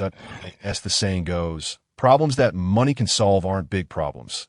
Ling Feng originally wanted to find his contract master, Aina, to think of a way. But then he thought, after all, Aina is just a noble lady. Her pocket money might be enough, but for something worth 30,000 to 50,000 gold coins, she would surely be powerless. 100 gold coins are enough for an ordinary civilian family's annual expenses. It seems he can only go back to the undead world and find those two remarkable figures to think of a way. Information about the contract came through the spiritual brand of Ling Feng's soul fire. His soul power seemed to have reached its limit. It was time to go back. Amidst Lisa's astonished gaze, countless golden light dots enveloped Ling Feng, and his body disappeared without a trace in an instant. Ling Feng returned to the undead world. Lillian and Ku Kuxi had been anxiously waiting for 2 days. Seeing Ling Feng's return, they were overjoyed. Ling Feng briefly recounted his experiences in the human world and conveyed the information about the Philosopher's Stone he had found to them. Gold coins? That's not a problem. Alchemists are least short of gold. Kukuxi said that I've also collected a lot of rare gems, jewelry, and gold in the undead world. Tea should be able to sell for a lot of money in the human world. Lillian said. The two super rich showed that money was not an issue, and the central idea was to quickly buy the thing back. Lillian gave Ling Feng a magic storage ring. This was a rare spatial magic treasure that could store a large number of items. When Ling Feng saw the neatly arranged gold bars inside, which were as numerous as those in the national treasury of his previous life, he felt a sense of excitement. Gold could fascinate any creature. Fearing that Ling Feng didn't have enough, the two super-rich stuffed the storage ring with wealth that could buy a city that if one were to rank the top 100 wealthiest in the undead world. Ling Feng could now make the list. The previous war had made the caves in this mountain range extremely unstable and seemed likely to collapse. Ling Feng's suggestion. Everyone migrated to the territory of the Wind Tribe. In the valley of the territory, there were huge natural karst caves and passages leading to the outside world. The whereabouts of the queen must be kept completely secret. Kukuxi set up 2 huge teleportation arrays and directly teleported the queen to the underground karst cave of the Wind Tribe. Ling Feng led over 1,000 skeleton warriors and carried all of Kukuxi's belongings there. The huge 3-headed hellhound scared the skeleton warriors badly. The corpse wolf king had a strong hostility towards this strange creature. As soon as the wolf and the dog saw each other, they locked eyes and both let out battle roars. The huge roars stirred up a gust of strong wind in the valley. However, under the suppression of Lillian and Kukuxi, the two bosses, the two creatures reluctantly retreated, but soon they divided their own territories in the Wind Tribe. This made the skeleton warriors of the Wind Tribe suffer. Which skeleton tribe would have so many powerful creatures? Does this still seem like a skeleton tribe? However, the skeleton warriors were somewhat numb in their fear. Anyway, these monsters were all brought by the leader and wouldn't attack themselves. And that was enough. Among the scattered skeleton warriors of the Spear Tribe, although some didn't join the Wind Tribe, they spread the fame of the Wind Tribe. The entire Wild Plain knew that a new and powerful skeleton tribe had emerged in this territory. and scattered skeleton warriors kept joining the Wind tribe. Ling Feng accepted all the skeleton warriors who came, but a powerful tribe needed a large number of people. Skeleton warriors were different from human warriors and didn't need to consume a large amount of food and money. The number of skeleton warriors in the Wind tribe had exceeded 150,000 and was approaching 200,000. Ling Feng selected the warriors with soul fires above orange and formed the first batch of skeleton wolf cavalry in the history of the skeletons with the corpse wolves. The number of this troop type had reached 7,000. Their weapons were changed from swords to long spears, of course. Due to the severe shortage of supplies in the skeleton tribe, they couldn't equip so many long spears. Using the power of the sword Chi Slash with long spears, the impact brought by this batch of skeleton wolf cavalry was sufficient to destroy a 100,000 skeleton army in a plains battle. It could be like a sharp knife stabbing into the enemy's heart and completely tearing apart the enemy's fighting spirit. If only there were full sets of armor. Ling Feng thought that it could be imagined that the skeleton wolf cavalry in full sets of heavy armor would become an even more shocking and powerful troop type. In the previous battles between humans and the undead world, why could humans, who were even more fragile than skeletons, fight against the undead army? Their strong and sturdy armor had greatly enhanced their combat capabilities. This time, having the opportunity to go to the human world and possessing so much wealth, they could consider getting a batch of armor and weapons. Bones 1 to 13 had all advanced to golden soul fires. Especially Bone 1 showed signs of a breakthrough, which made Ling Feng very depressed. Could it be that all his subordinates had advanced to red soul fires while he, the leader, still had a golden soul fire? That would be too embarrassing. However, the advancement of Ling Feng's soul fire was still extremely slow. Lillian couldn't obviously force the growth, so they could only rely on accumulating more soul fire fragments for the time being. Ling Feng handed Bones 1 to 13 over to the scientific madman Ku Kuxi and let him use alchemy to transform them. After all, these are the most loyal backbone to him, and the stronger they were, the greater the help they would be to Ling Feng. The skeleton warriors of the Wind tribe definitely couldn't fight in the same way as before. Their troop types had to be clearly defined. There were currently only about 500 skeleton archers and not a single skeleton mage. The rest were all skeleton warriors that could be seen how low the abilities of the undead skeletons were. And even slightly powerful troop types were rare. The main formations being drilled now were the square formation and the cone formation. Ling Feng had clearly felt that his military knowledge was too scarce. Perhaps the next time he went to the human world, he should go to the library in Wolster to study military knowledge. A combat method in the cold weapon era. He was only a beginner. Ling Feng was so eager to develop his strength because to a large extent, he was worried that this undead queen incident wouldn't end so easily. Perhaps an even bigger storm was waiting for him. Instead of sitting waiting for death, it was better to prepare in advance to have more chances of survival. The second summoning came soon. After a flash of golden light, Ling Feng found himself in a messy room. A red-hot furnace was burning, and shirtless blacksmiths were huffing and puffing as they forged the red-hot ironware. Well, is the thing I want ready? The speaker was his contract master, the arrogant Miss Aina. Today she was wearing a pink, form-fitting long dress, and her slender figure looked graceful. Her naturally curly long hair cascaded down her back, and her delicate face, like that of a Barbie doll, was still extremely beautiful and even more charming under the reflection of the furnace fire. Miss Aina, the thing you want is ready, it's made exactly according to your requirements, and every detail is perfect. Look at the inlaid gems, which are definitely top-notch, a plump boss said. Hanging on a shelf in front of him was a magnificent silver-white armor with delicate patterns, gold edging, and over a dozen shining gems inlaid. This fancy design would be more than sufficient even for the ceremonial dress of the royal guards. Aina seemed rather satisfied. She waved to Ling Feng and said, "Come here and take a look at your new armor." When the plump boss saw Ling Feng approaching step by step, he couldn't help shivering and instinctively took a few steps back and said, "Miss Aina, your summoned beast is really unusual that I've never seen a walking skeleton before. Won't he hurt me? Don't worry, as long as you satisfy him with the armor," Aina said with a smile, for a poor wretch of a skeleton who has always regarded rags as treasures. A complete set of armor has always been something he dreams of. So this time, in the face of Aina's kindness, Ling Feng did not refuse. After putting on this extremely eye-catching armor, he noticed a problem. This full-body armor seemed very light, probably only about 10 kilograms. That a warrior's full-body armor is at least over 20 kilograms. If it's a heavy armored warrior, it has at least a terrifying weight of 40 kilograms. Only such heavy armor can block sharp swords and provide protection. And this one probably only has a shell that, if worn in a battle, it will be chopped to pieces with a single blow. How does it look? Ana's eyes sparkled. Ling Feng, wearing the full-body armor and a helmet, with long plumes fluttering on top of the helmet, broad shoulders, and a tall and straight posture, seemed to have become a handsome knight. This is just a decorative armor that looks good on the outside. Ling Feng replied. He drew out the delicate sword at his waist, and it wasn't even sharpened yet. He casually put it aside and sheathed his black long sword. As long as it looks good? Ana seemed very satisfied with this armor and led Ling Feng out of the armor shop. What did you summon me for? Ling Feng asked. Why, good friend? Her Highness Princess Raphael, the 11th princess of the Griffin Kingdom, has come that I promised to show her my summoned beast. Your ugly appearance would scare the princess. Oh, I made a set of armor for you. As the saying goes, clothes make the man.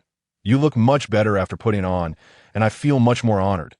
Ana said, Tisk, it's just the vanity of a naive girl. Girls, after all, like things that look good on the outside. A stark white skeleton naturally doesn't expect to win the favor of a girl. Ling Feng said. After meeting the princess, I have something to ask you for help. Ling Feng said. Ana stopped in her tracks, turned around, and looked at Ling Feng and said, Servant, mind your tone of voice that you're just my summoned beast and have no right to make requests. If I'm in a good mood, I might fulfill your little wish. Oh ho ho ho, Ana laughed smugly and turned around to walk forward. Ling Feng's hand tightly grasped the hilt of the sword at his waist, if it weren't for the power of the contract rules. He really wanted to chop this little girl to pieces. Fine, bear with it for now that I can't miss the important matter after all. After all, I still need this little girl's help. Ling Feng thought to himself. Is there any large-scale auction recently? Ling Feng asked. What? Do you want to buy you a gift? You're just a summoned beast. Don't be too excessive. Ana said. Well, actually, I want to buy you a gift. After all, I'm also a skeleton who understands etiquette. After receiving your such magnificent armor, I always want to give something in return. Ling Feng said against his will.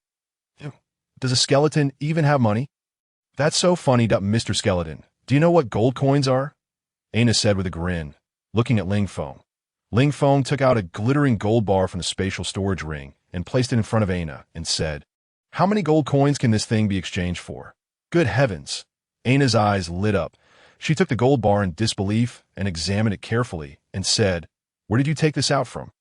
It's real gold. This is too suspicious. Are you a skeleton robber? I come from the undead world. I have very important things to do. This gold bar was given to me by your family's ancestors. Ling Feng said, My family's ancestors. QQC. Have you heard of this name? Never heard of it. Are you a lying skeleton? However, Ana looked at the gold bar and swallowed her saliva and said, You're a rich, lying skeleton. All right, if you're really willing to buy me a gift, I'll take you to the auction. Ana hesitated for a moment, but her good noble education still made her return the gold bar to Ling Feng. But soon she regretted it. Everything of the summoned beast should belong to the master. But when she asked Ling Feng for it again, Ling Feng ignored her. Anyway, after getting the Philosopher's Stone, no matter how much this dislikable noble girl summoned him, he wouldn't pay any attention to her. Ling Feng thought in his heart. Back at Wolster College, in Ana's dormitory, he met her best friend, the beautiful Princess Raphael. Princess Raphael had a smooth and straight long hair. She was wearing a magnificent court dress. Her pair of beautiful big eyes were watery, full of the charm unique to a young girl. Princess Raphael seemed very gentle. She greeted Ling Feng politely and said, Mr. Summoned Bee Skeleton, hello, I'm Princess Raphael. Nice to meet you. Such a beautiful and gentle girl was worlds apart from that arrogant noble girl. Ling Feng had a good impression of this little princess. He bowed, which made Ana very dissatisfied. Oh, this damned skeleton, he's never been so polite to me before. He always shouts at his master, and even once put a sword to his master's neck. Do you believe it, Sister Raphael? The summoned beast actually put a sword to his master's neck. This is such an incredible thing. Ana said angrily. This is really interesting to S.O. Can Mr. Skeleton talk? Princess Raphael said with a smile. Yes, he talks so badly, it's like a form of telepathic communication. Others can't hear it. Only I, as the master, can. Aina said that so. Does Mr. Skeleton have a name? Princess Raphael asked. Name? I really haven't paid attention to that, of course. His name should be on the contract. Let me think. Right, Ling Feng. This skeleton's name is so strange. Aina said. Ling Feng. It's a nice name, Princess Raphael said with a smile. After that, the topics were all among girls.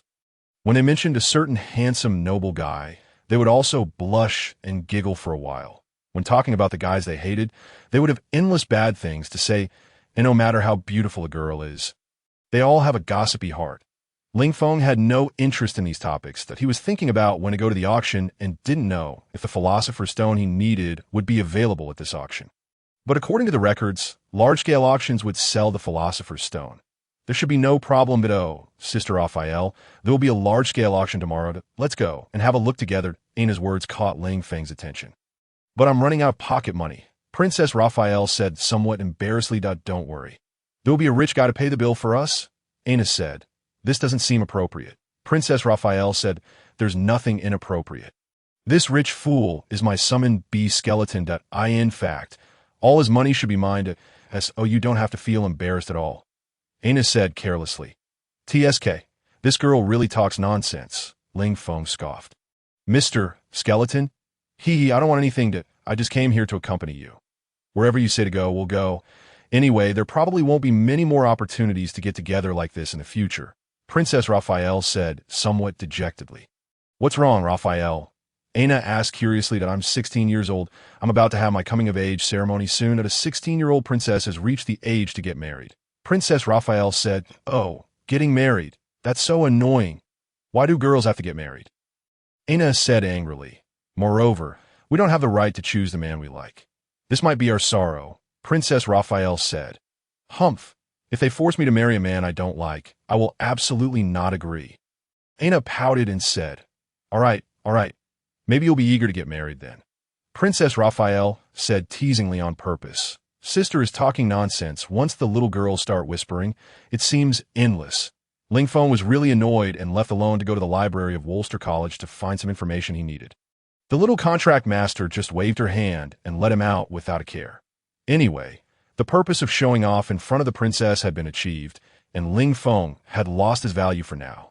Walking on the college road, Ling Feng's eye-catching armor attracted the pointing and whispering of the college boys and girls. Ling Feng wasn't from their world either and didn't bother to pay attention to them. Moreover, everyone in the college already knew that he was Aina's summoned beast. After all, in this world, I am currently the only walking skeleton. When I arrived at the library, there were very few people. It seems that the children in this world don't like reading either. Hello, may I ask what book you would like to borrow? Ling Feng couldn't communicate with her, so he had to take off his helmet.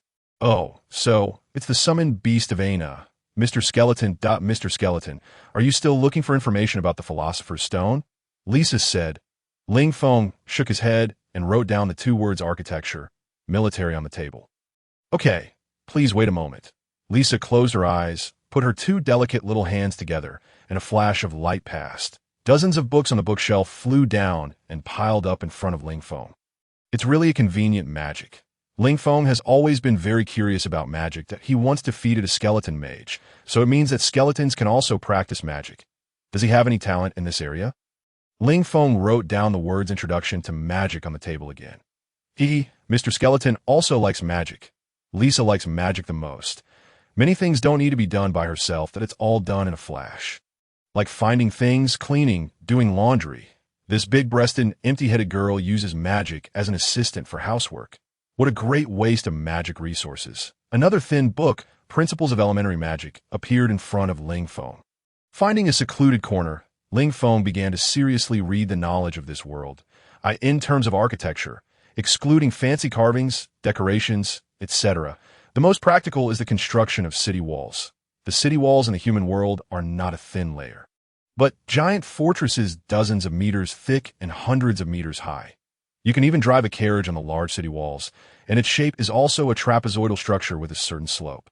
What amazed Ling Feng was that this world actually knew the method of burning lime. Although there was no cement, lime was also a relatively good building adhesive. With this, the city walls no longer relied entirely on the adhesion of clay.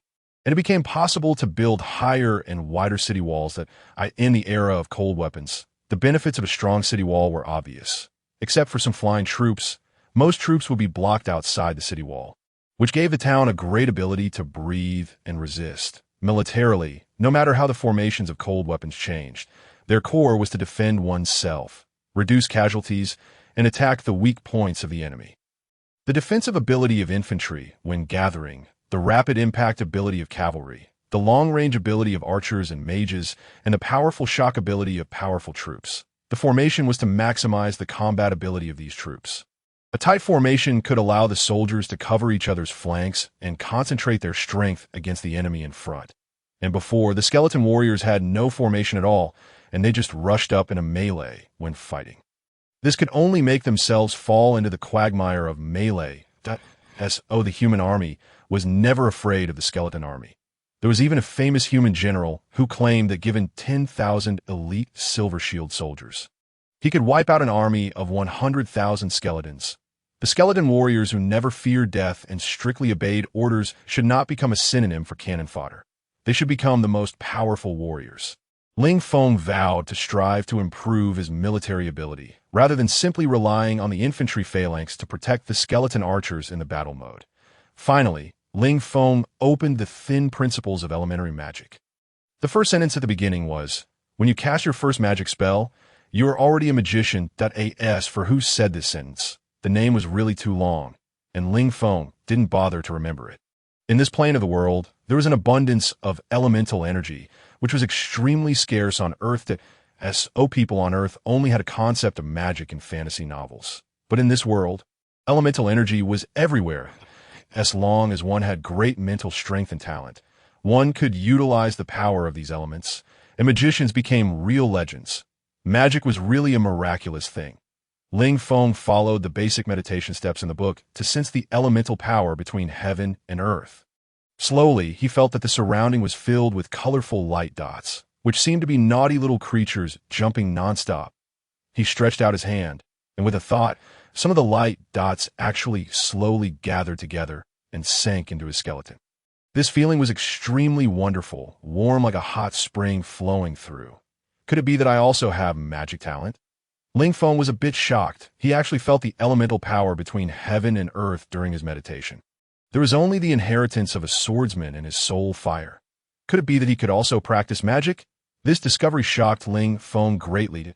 If he could practice both magic and martial arts, perhaps he could break through more quickly. This principles of elementary magic was very thin, and what it recorded was just simple meditation and gathering elemental energy when Ling Feng was about to borrow more knowledge about magic. The mental imprint of the soul fire sent out a summons again, and he was directly summoned by the contract master from the library to her bedroom. "Oh, you incompetent servant! Don't you see what time it is now? You're actually still wandering around outside." Anna put her hands on her hips and said angrily. She looked very cute when she was angry, if her mouth wasn't so vicious. Ling Feng looked out of the window. It was already getting a bit dark outside. He had only meditated for a while, but so much time had passed, and he didn't feel it at all. It was completely unnecessary to quarrel with this noble little girl. Ling Feng was still immersed in the joy of discovering magic and ignored her. Anna was in a good mood and didn't care that Ling Feng ignored her. "What are you doing?" When Ling Feng realized she was already only wearing a pair of panties, that if Ling Feng had nosebleeds, they should have spurted out. "What do you mean? What am I doing?" "Taking a bath. Servant, help me scrub my back later." Anna said casually, You often do this in front of others? Girls should pay more attention." Ling Feng said that you're the one who likes to undress in front of others. Don't I need to undress when taking a bath? Anna said habitually, putting her hands on her hips, but now this gesture of hers was extremely seductive. Ling Feng turned his gaze away and said, "I'm still in the room. You should at least avoid it." Aren't you a skeleton? Why should I avoid a skeleton? Moreover, you're my summoned beast. There's no reason at all," Anna said, looking a bit puzzled. Ling Feng really didn't know how to answer her. He couldn't say that although he had a skeleton appearance, he had a man's heart, right? He himself didn't seem to have really accepted this identity as a skeleton yet.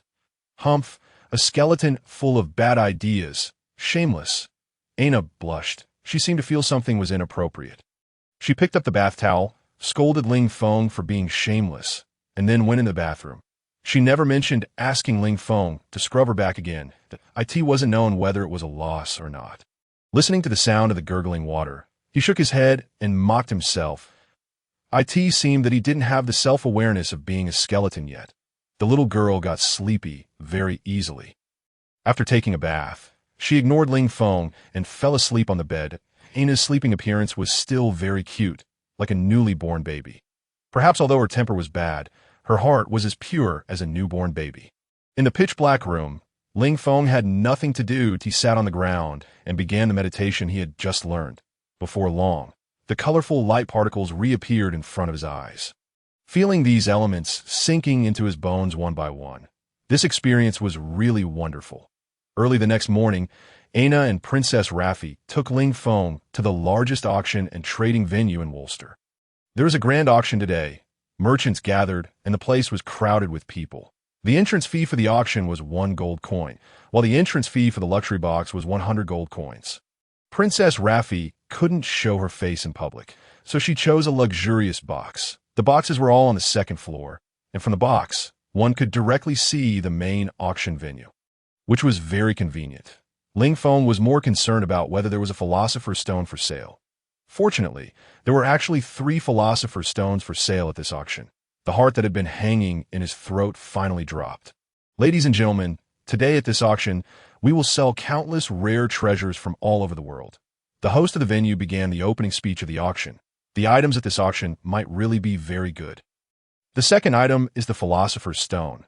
The starting price is 3,000 gold coins. Now the auction begins. Each bid must be no less than 100 gold coins, the host announced. There were quite a few people bidding, but there was no one who bid frantically. After several rounds, the price had already risen to 6,000 gold coins. Servant, don't you want to buy the philosopher's stone? Why don't you bid? Could it be that you actually have no money? Were you lying to me? Ana said. Ling Feng ignored her. With the wisdom of 2 lifetimes, Ling Feng knew that one should wait for the right moment to bid when it came to auction items.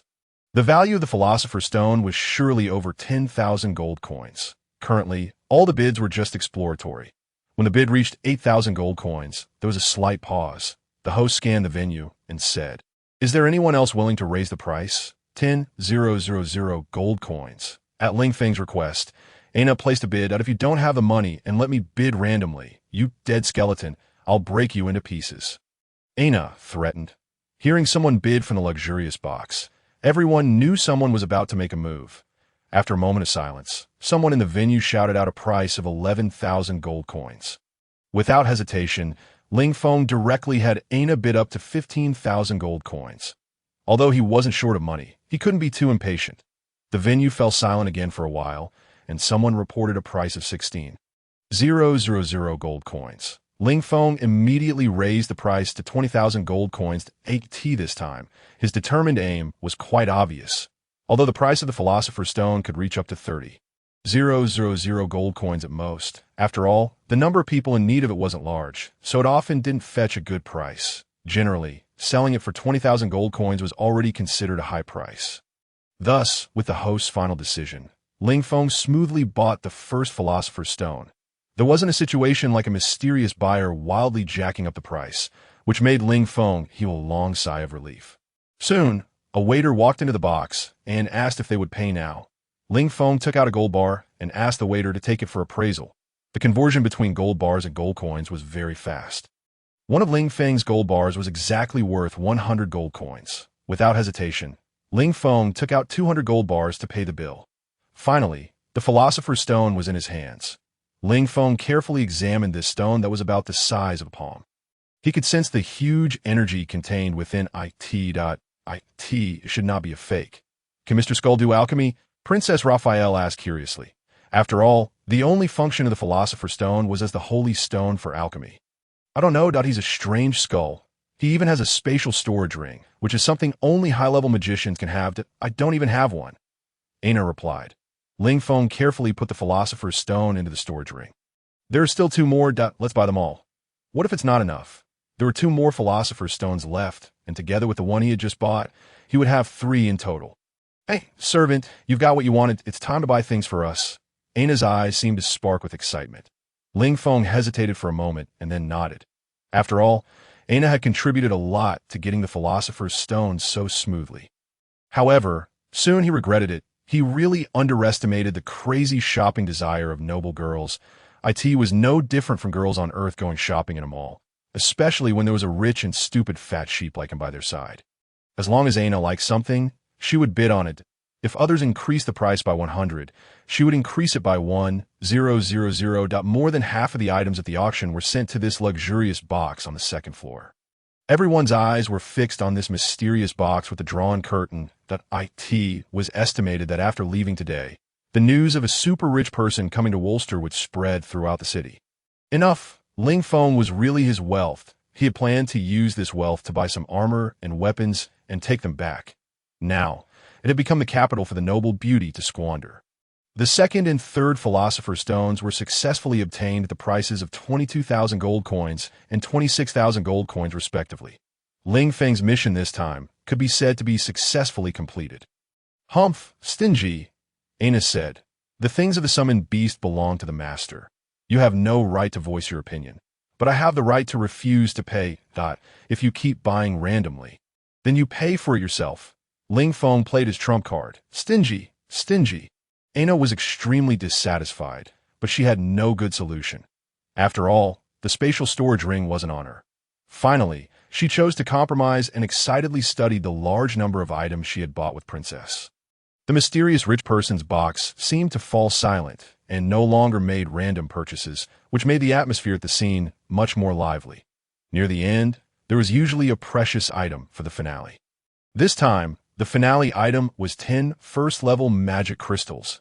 As the most talent-needed existence in this world, every magician was a target for nobles to strive for. People without magic talent could never feel the elemental power between heaven and earth in their entire lives. However, the cultivation of magic took too long. Obtaining magic elements from heaven and earth through meditation and then converting them into magic power was a very long process. For example, Ling Feng only felt that he had meditated for a while, but in fact a whole afternoon had passed. Human lifespan was very short. Relying solely on meditation for cultivation was obviously not suitable. During the long process of exploration, humans finally discovered magic crystals buried deep underground. These magic crystals had absorbed a large amount of magic elements between heaven and earth during their hundreds of millions of years of evolution and formed crystals. Absorbing elemental magic power from magic crystals was many times stronger than meditating between heaven and earth. Humans could also use magic crystals to become outstanding magicians in a short time. Magic crystals could be divided into secondary magic crystals, third-level magic crystals, second-level magic crystals, and first-level magic crystals according to the amount of elemental energy they contained. Among them, first-level magic crystals were the rarest. This auction actually took out 10 first-level magic crystals for auction at once. Obviously, it was also a big deal. This time, they actively spread the news in order to attract more magicians to bid. After all, magicians were generally recognized as wealthy people. Many people came specifically for these 10 first-level magic crystals. However, this time, everyone had a heavy weight on their minds, and that was the mysterious box on the second floor. How high would this super-rich person bid up the price of the magic crystals? 10 first-level magic crystals, with an appraisal certificate issued by the most authoritative magic research institute. The quality was absolutely guaranteed. Now, the auction began. The starting price was 50,000 gold coins. The host looked around the venue and started the auction. 55,000 gold coins, 58,000 gold coins, 60,000 gold coins. Ling Feng in the box fell into deep thought. Originally, he had no interest in things like magic crystals at all, but since he had initially peeked into the world of magic, especially when he could practice magic in the body of Skull, his mind had become active. With first-level magic crystals, if he had such things, then his practice of magic would have an extra guarantee. Although the money wasn't his, and spending someone else's money wouldn't make him feel heartache. But he still wanted to use this fund to buy armor and weapons. Which should he choose? Was there any possibility of developing his magic talent? The price of the magic crystals at the venue had soared above 100,000 gold coins, and the bidders became much more cautious. Especially the people in the mysterious box hadn't made a move while IT seemed that they thought it wasn't the right time to make a move. 200,000 gold coins. A hoarse voice came from another luxurious box. This voice had a gloomy flavor, as if it could chill people to the bone. 220,000 gold coins. A new price came from another box. The people sitting downstairs had already given up bidding. They knew that powerful magicians had started competing for the crystals. 250,000 gold coins. Ling Feng made a decision in his heart, no matter what. Enhancing his strength was still the most important thing. He couldn't miss this opportunity. He had Aina start bidding. The people in the mysterious box finally made a move. An old magician sitting in the dark box frowned. His eyes were very small and triangular, looking as fierce as a poisonous snake. His high cheekbones and skin as old tree bark made him look almost like a lich. This magician's name was Hawk. He was a 5th-level magician. His talent wasn't very high, and he had used a lot of means to reach this rank. Now, he had become a great magician feared by everyone. However, he wasn't satisfied. His life was almost at an end, and drinking the blood of innocent girls anymore wouldn't help. He had to find a way to advance to obtain a longer life. However, for him, reaching the 5th-level magician was already the limit. It was very difficult to take even a small step forward. This time, when he received the news of the auction of first-level magic crystals, he rushed over in a hurry. Owning 10 first-level magic crystals might increase his hope of advancement by 1 point. All his financial resources were only 320,000 gold coins. Originally, buying these 10 first-level magic crystals would probably be enough. But the sudden appearance of the mysterious rich person made him feel uncertain. This mysterious rich person, judging from the voice, was just a little girl. But Hawk believed that no little girl from any family would spend so much money just for fun. She might be the representative of a certain magic family. 300,000 gold coins. My name is Hawk. Hawk said gloomily, I hope my friends can do me a favor. This was tantamount to a threat. Hawk's name was quite well known in this town. After all, 5th-order mages were not a common sight, and there were many strange rumors about him. It was said that he drank human blood and ate human hearts. And there were countless skeletons of people buried beneath the former castle. However, there had never been any evidence, and he was often protected by powerful families, so no one had ever been able to do anything to him. Hawk? Who is Hawk? Ling Feng asked. I've heard of him. He's a very evil mage that had said that he drinks the blood of innocent women to prolong his life. What a disgusting fellow, the servant said indignantly. We can't let such a disgusting mage get the magic crystal, or more people will be harmed. She was a noble, and with the princess of the royal family beside her, she wasn't afraid of the other party's threat. Well, make your offer. Ling Feng said. 500,000 gold coins. Aina shouted out her bid. Ling Feng almost stumbled and fell. He stretched his neck and roared. Who told you to bid 500,000? It's not your money, so you don't feel right. I was afraid he'd raise the price again, so I gave him a shocking price to make him give up. Aina said, Why are you shouting? It was you who told me to bid. To make him give up? You're trying to kill me, right? 500,000 gold coins. Do you think they're 50 copper coins? Ling Feng was on the verge of going crazy. Spending money like this, even if it wasn't his own, made him feel extremely. Well, as a skeleton, this kind of emotion seemed inappropriate. How could a skeleton care so much about money? Ling Feng once again felt that he was an unqualified skeleton. With a hum, the crowd around them let out exclamations. 500,000 gold coins. It was almost equal to half a year's tax revenue of Wolster City. This price was considered high for a first-level magic crystal. This mysterious super-rich person was really incredibly wealthy. Hawk, sitting in the dark box, gritted his teeth tightly. His thin, withered hand grasped the armrest of the chair so tightly that his knuckles turned white. Not only were they determined to bid against him, but when he announced his name, they suddenly raised the price significantly. This was simply slapping him in the face on purpose. Humph. All right, I'll see exactly who you people are. His cold, triangular eyes shot out 2 icy glares in the darkness. Hawk gathered a magic ball in the shape of an eye with his claw-like hand. This was a scouting magic, the Eye of Detection. The magic eye disappeared into the air and floated into the mysterious box opposite. 2 noble girls and a skeleton. Hawk himself was a bit surprised. It had been many years since undead skeletons had appeared in the human world. One of these two noble girls was a second-order mage, and the other might be a summoner. This undead skeleton was summoned by her. Hawk still couldn't believe that these two girls could have so much money. Of course, he never would have thought that the real buyer was the undead skeleton Ling Feng. Hawk subconsciously licked his lips. It had been a long time since he'd tasted the blood of noble and innocent women. These two reckless little things, without powerful guards, actually dared to come here and squander money. And no matter what their background was, he could kill them and make a getaway that no one could catch him. Even though there were huge risks, he was already on the verge of death and close to madness. Even if they were princesses, he didn't care anymore. Ling Feng had a great harvest this time. Not only did he get 3 Philosopher's Stones, but he also obtained 10 first-level magic crystals. Although he was extorted by his contract master, those small amounts of money were nothing compared to the magic crystals. He was also a bit worried that mage named Hawk would play some dirty tricks, but thinking that this was the city center and there were so many people, and the identities of these two girls were so noble. Even if that mage named Hawk was dissatisfied, he wouldn't dare to kill people in the street, right? Once he returned to Wolster College, he could go back to the undead world and not have to worry about this guy at all. After the transaction, the auction house specially hired a carriage, loaded all the things the mysterious rich person had bought into it, and took them back, looking at the bustling crowd outside the carriage.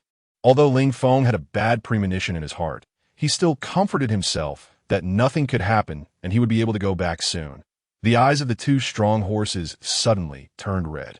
They neighed loudly and pulled the carriage towards the at full speed. Screams rang out from the roadside, and pedestrians scattered in all directions. For a moment, there was chaos everywhere. The 2 noble girls had no idea what was going on. The violent jolting made them scream and hug each other tightly. Not good. Ling Feng's heart skipped a beat. Was that mage crazy? So blatant.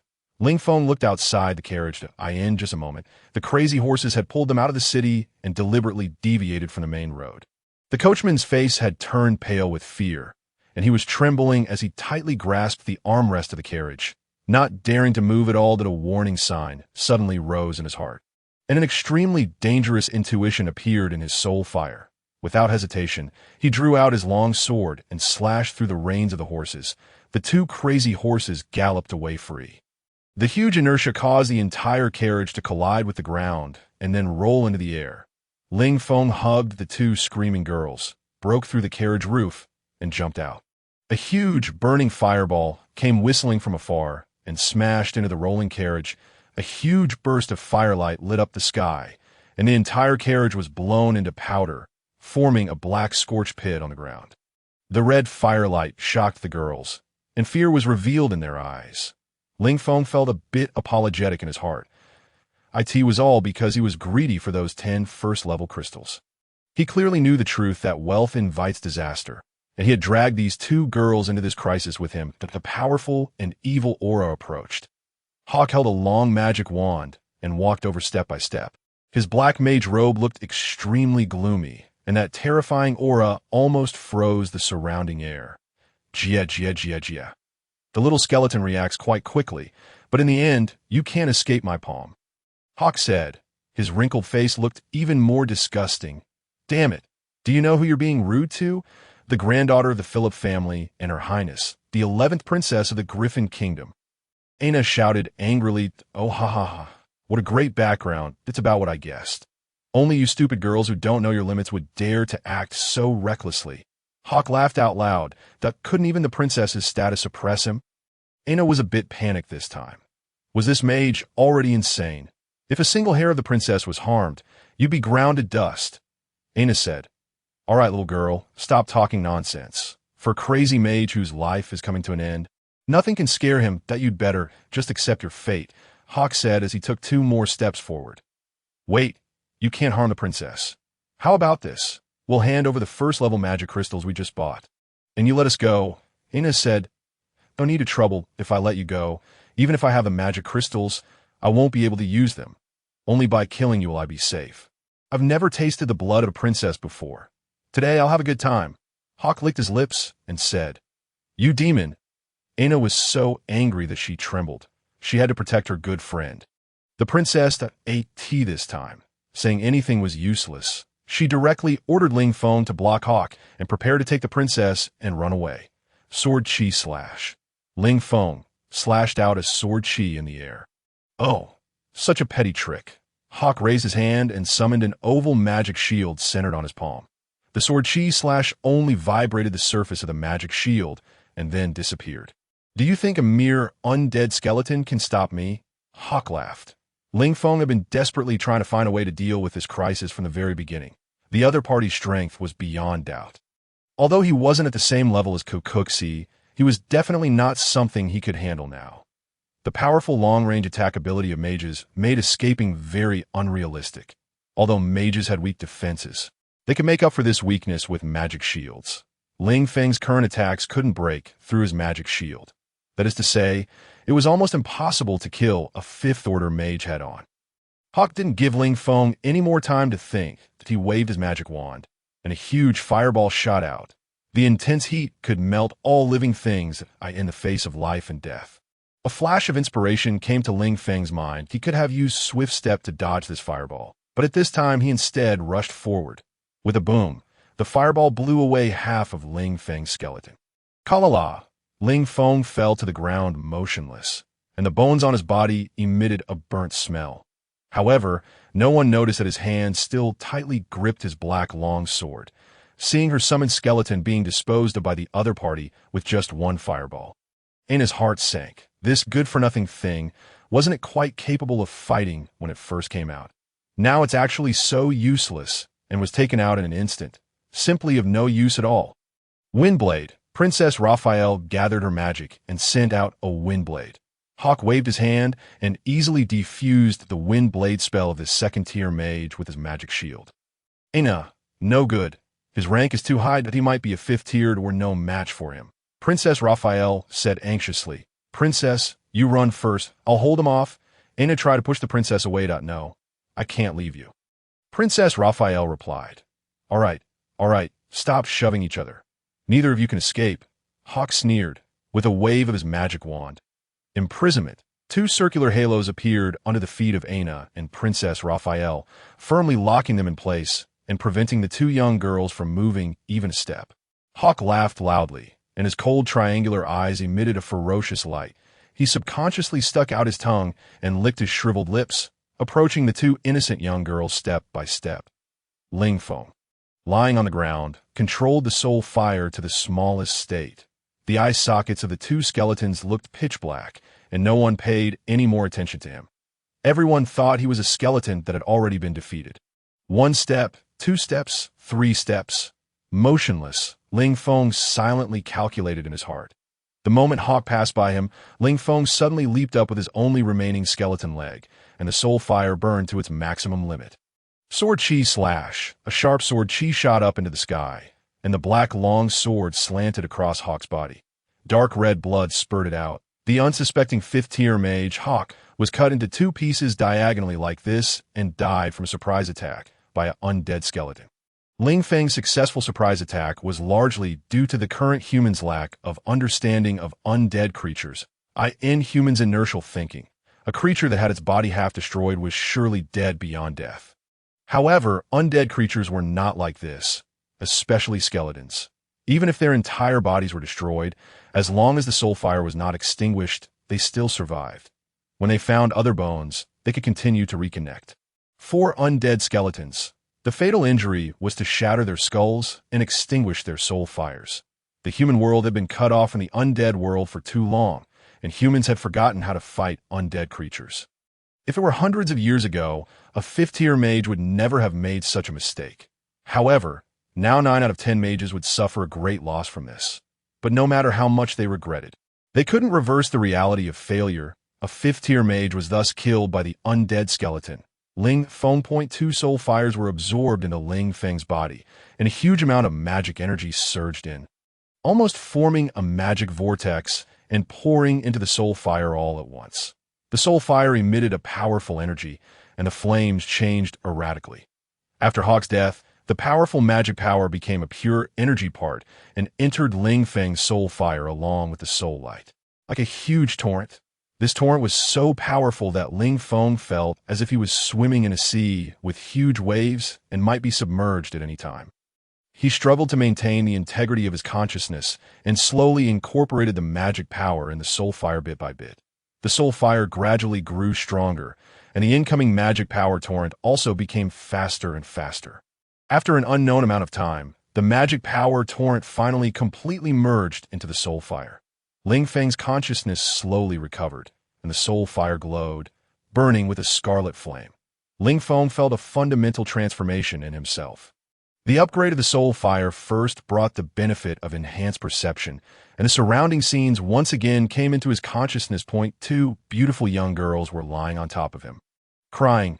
Their delicate faces with teardrops were extremely lovable. "What are you crying for? I'm not dead," Ling Feng said bluntly. The joy of the soul fire upgrade made him extremely excited. His strength had at least increased by 3 to 5 times compared to before. The feeling of having powerful strength made him obsessed. Finally, he had leveled up. Ana wiped away her tears and looked at Ling Feng's skeleton head in surprise. "You're not dead. Are you really not dead?" "Nonsense. Who's as fragile as you humans? I just passed out." Ling Feng lied. "Great, Ana. The skeleton sir is alive again." Princess Raphael also noticed Ling Feng's awakening and said happily, still with traces of tears on her face. "Dead skeleton, you made us worry for nothing. Why didn't you wake up earlier if you were going to live?" Ana's mouth was still as unforgiving as ever. "Stinky girl, if I hadn't risked my life to save you, you would have been sucked dry of your blood by that old pervert long ago. But it was also my buying the crystal that harmed her. Forget it, I won't argue with this little girl." Ling Feng generously forgave Ana in fact, seeing her pitiful crying appearance, Ling Feng still felt a trace of affection in his heart. "Mr. Skeleton, you only have half your body left," Princess Raphael said. "Yes, will you be disabled in the future?" "Do you need to use a cane for the rest of your life?" Ana asked. "It's okay that I'll recover after returning to the undead world," Ling Feng replied.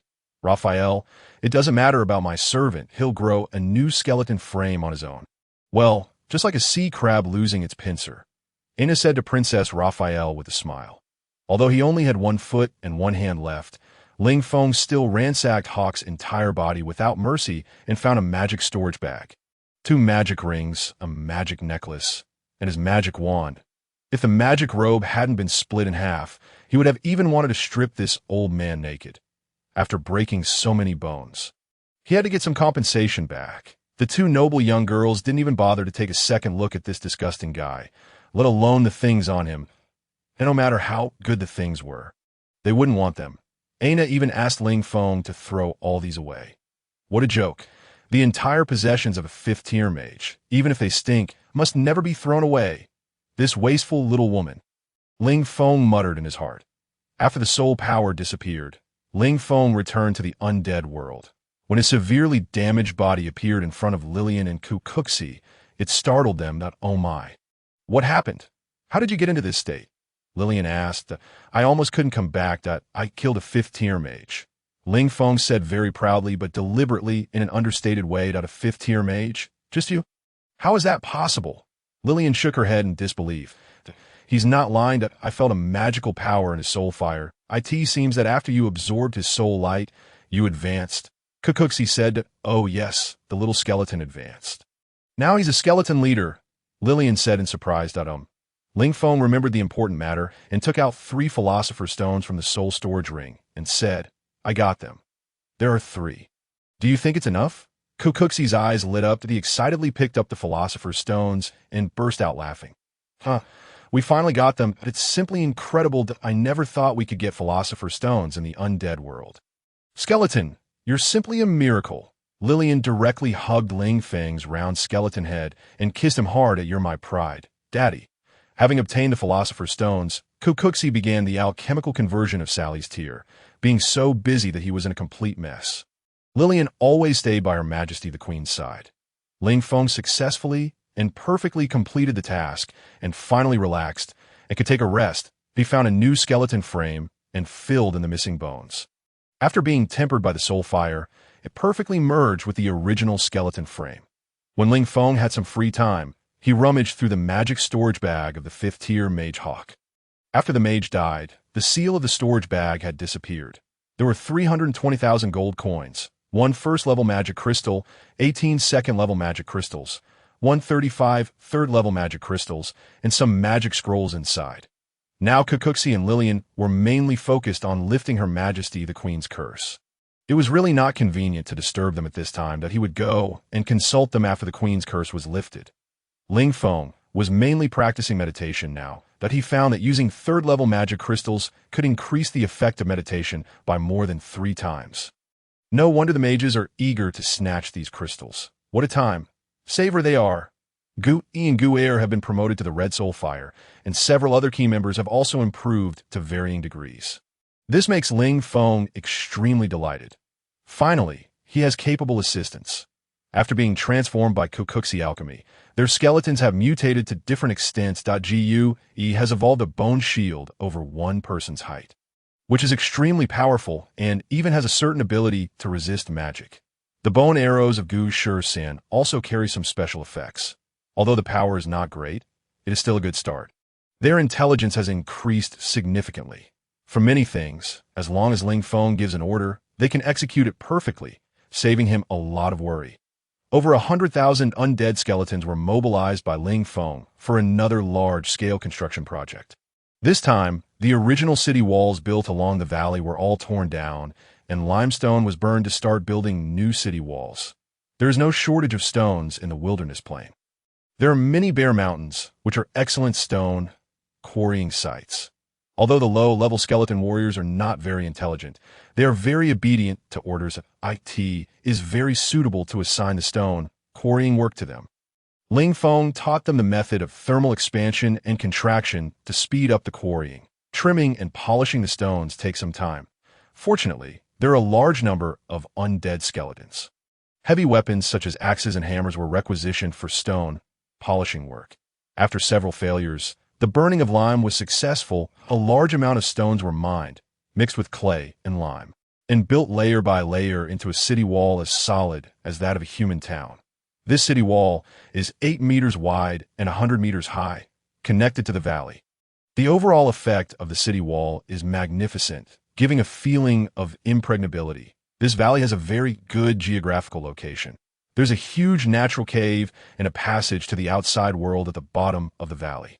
It is simply the best base for building a fortress at the same time. 2 archer towers were also built, which can accommodate 200 skeleton archers at the same time.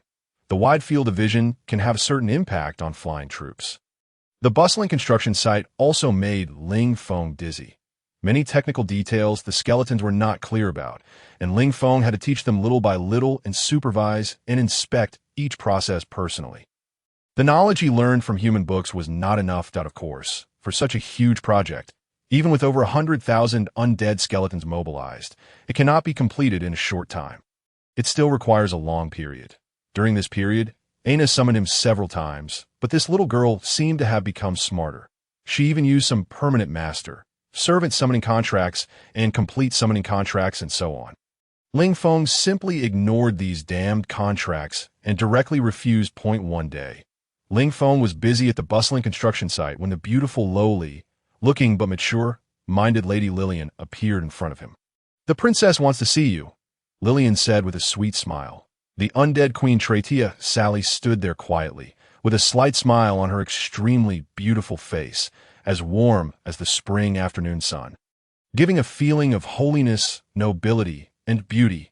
"Thank you, brave skeleton Lord Ling Feng. I will remember your heroic deeds and repay you in the not-too-distant future," Sally said with a smile. "I'm very happy to see you recover, Your Majesty. I'm just a small skeleton, but as long as you need, I will do my best to help you," Ling Feng said, although he was facing the undead queen who was like a goddess. Ling Feng's impression of Sally always stayed on the appearance of her being unconscious and delicate when she fell from the sky and destroyed his lair. That alluring and pitiable, beautiful figure had been deeply engraved in his soul fire. He always had an impulse to hold this beautiful woman in his arms. Ling Feng is now a skeleton, that he has no physical body, nor the secretion of adrenaline or the action of hormones. This feeling of love actually bursts out from the soul fire. "I may be a skeleton, but I used to be a human," Ling Feng said to himself in his heart. "That I will remember your words." "Skeleton Lord," Sally still said with a smile. "Well, I have a small request. Ling Feng looked up at the beautiful queen and said that, "Oh, tell me," Sally asked, "can you not call me Skeleton Lord? My name is Ling Feng." "There are many skeleton lords, but there's only one Ling Feng," Ling Feng said solemnly. The queen obviously paused for a moment, and then the corners of her mouth curved up in a slightly upward arc. "Ling Feng, I understand I will call you by your name. You are a unique skeleton lord." Ling Feng really wanted to smile, but without a physical body, he probably couldn't make this expression for the time being.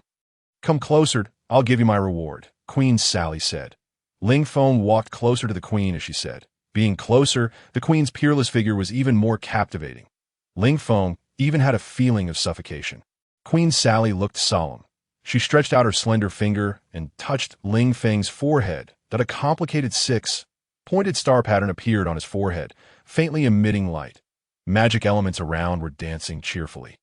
And a golden glow sank into Ling Feng's soul fire. "What is this?"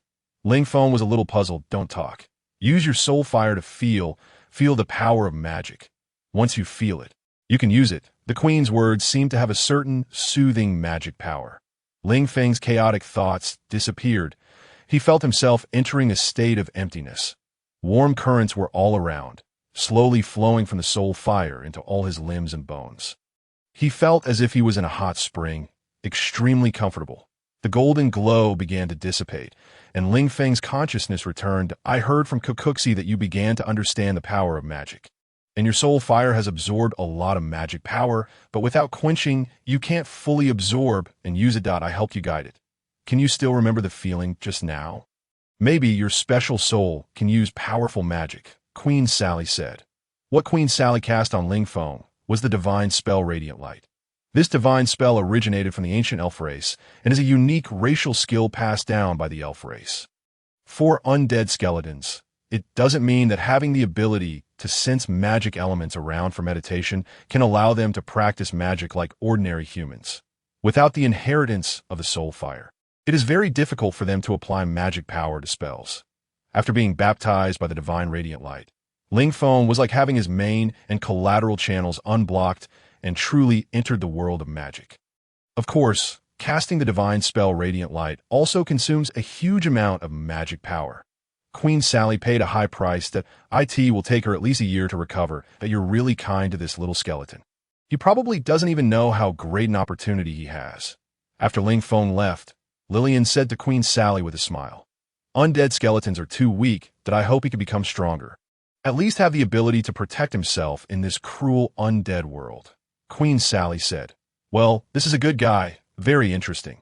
Lillian looked at Ling Feng's departing back and said, "With the guidance of the divine spell Radiant Light, the magic scrolls that were originally incomprehensible suddenly became clear. Ling Feng officially began to practice magic that he chose 3 low-level magics. Magic Arrow, Body, Protecting Divine Shield, and Slow Spell to start practicing. Magic Arrow is a pure means of magic power attack without attribute differentiation. This magic arrow is worlds apart from the magic arrow that Lillian once cast. It forms a magic lightning about 2 meters long. With an attack range of about 150 meters, that it can blast small rocks, but its power is average, much smaller than Ling Feng's signature skill Sword Chi Slash. However, it consumes relatively less magic power and can be used continuously. It is very good as an auxiliary means in combat. Body, Protecting Divine Shield, is also a first-level magic that belongs to auxiliary magic.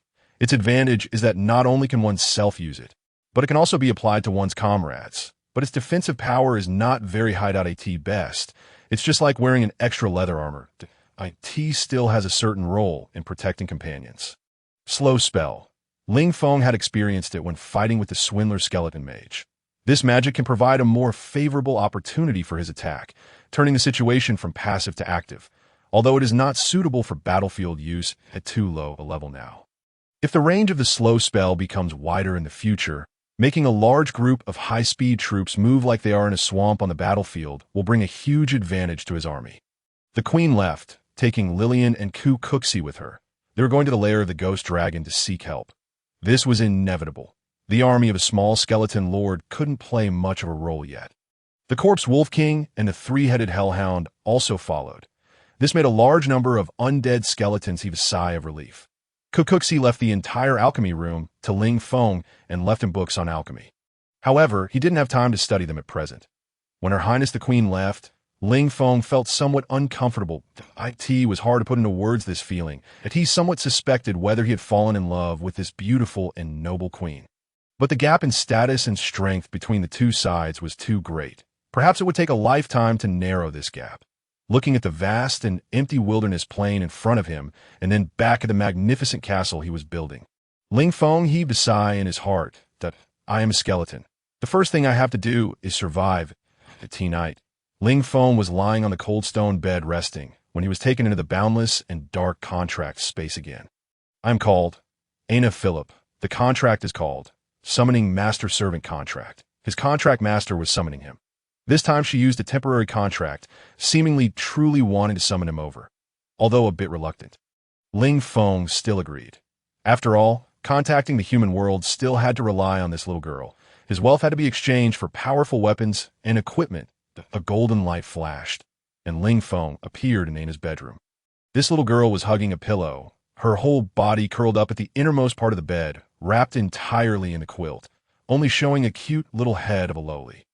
What's wrong? Ling Feng asked curiously. Ooh, I'm so scared, the little lowly said with a sobbing voice. What are you afraid of?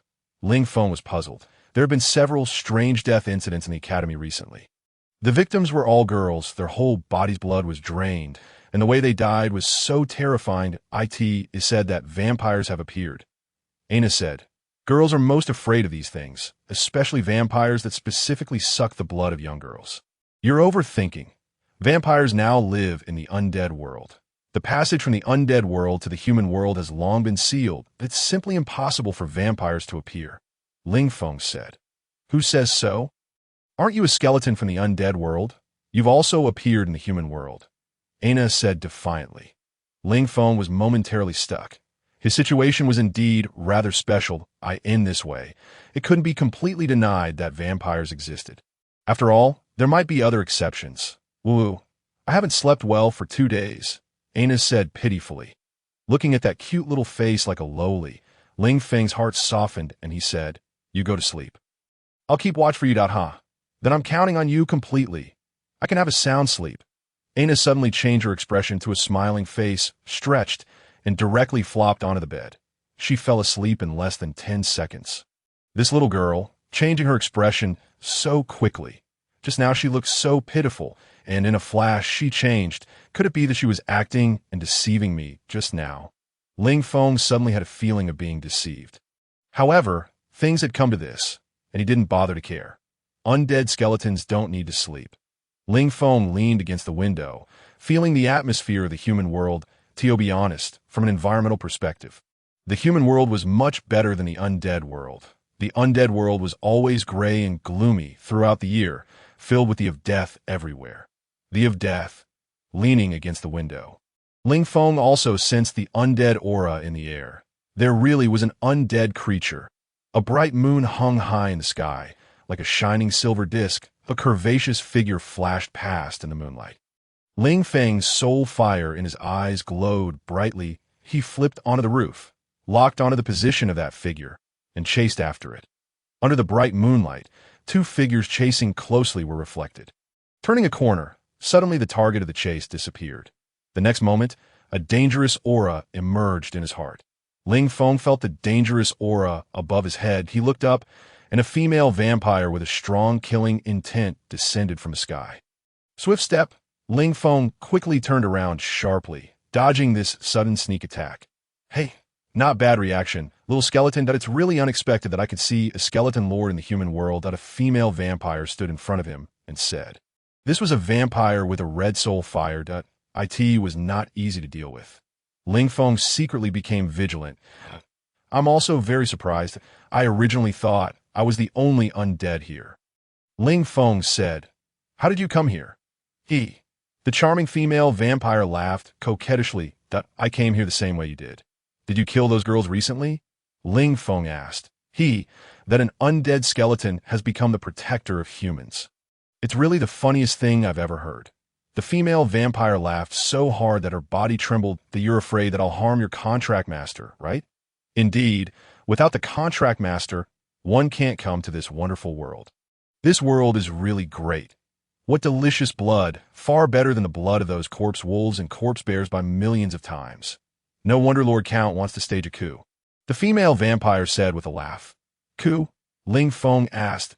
Don't you know, the rift between the two queens in the undead world. Hee, it's normal for a small skeleton lord not to know, the female vampire said. Humph, Ling Feng snorted and said, I don't care how you prey on humans, but don't harm my contract master. Otherwise, no matter where you are, I won't let you go to— Oh my, an undead skeleton is threatening me. Are you really from the undead world? Don't you know that you're a skeleton and I'm a vampire?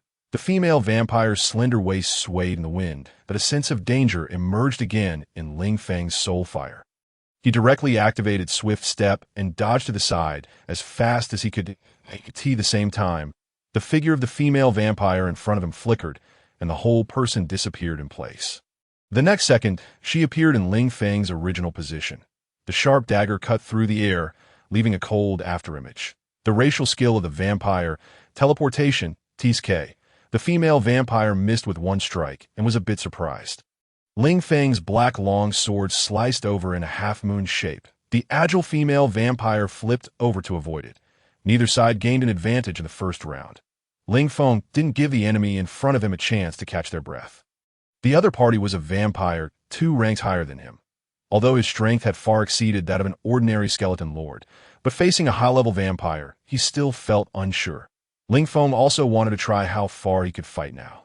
Sword Chi Slash. The powerful airflow overturned the tiles on the roof. The huge half-moon-shaped sword Chi swept across. The female vampire was not to be outdone.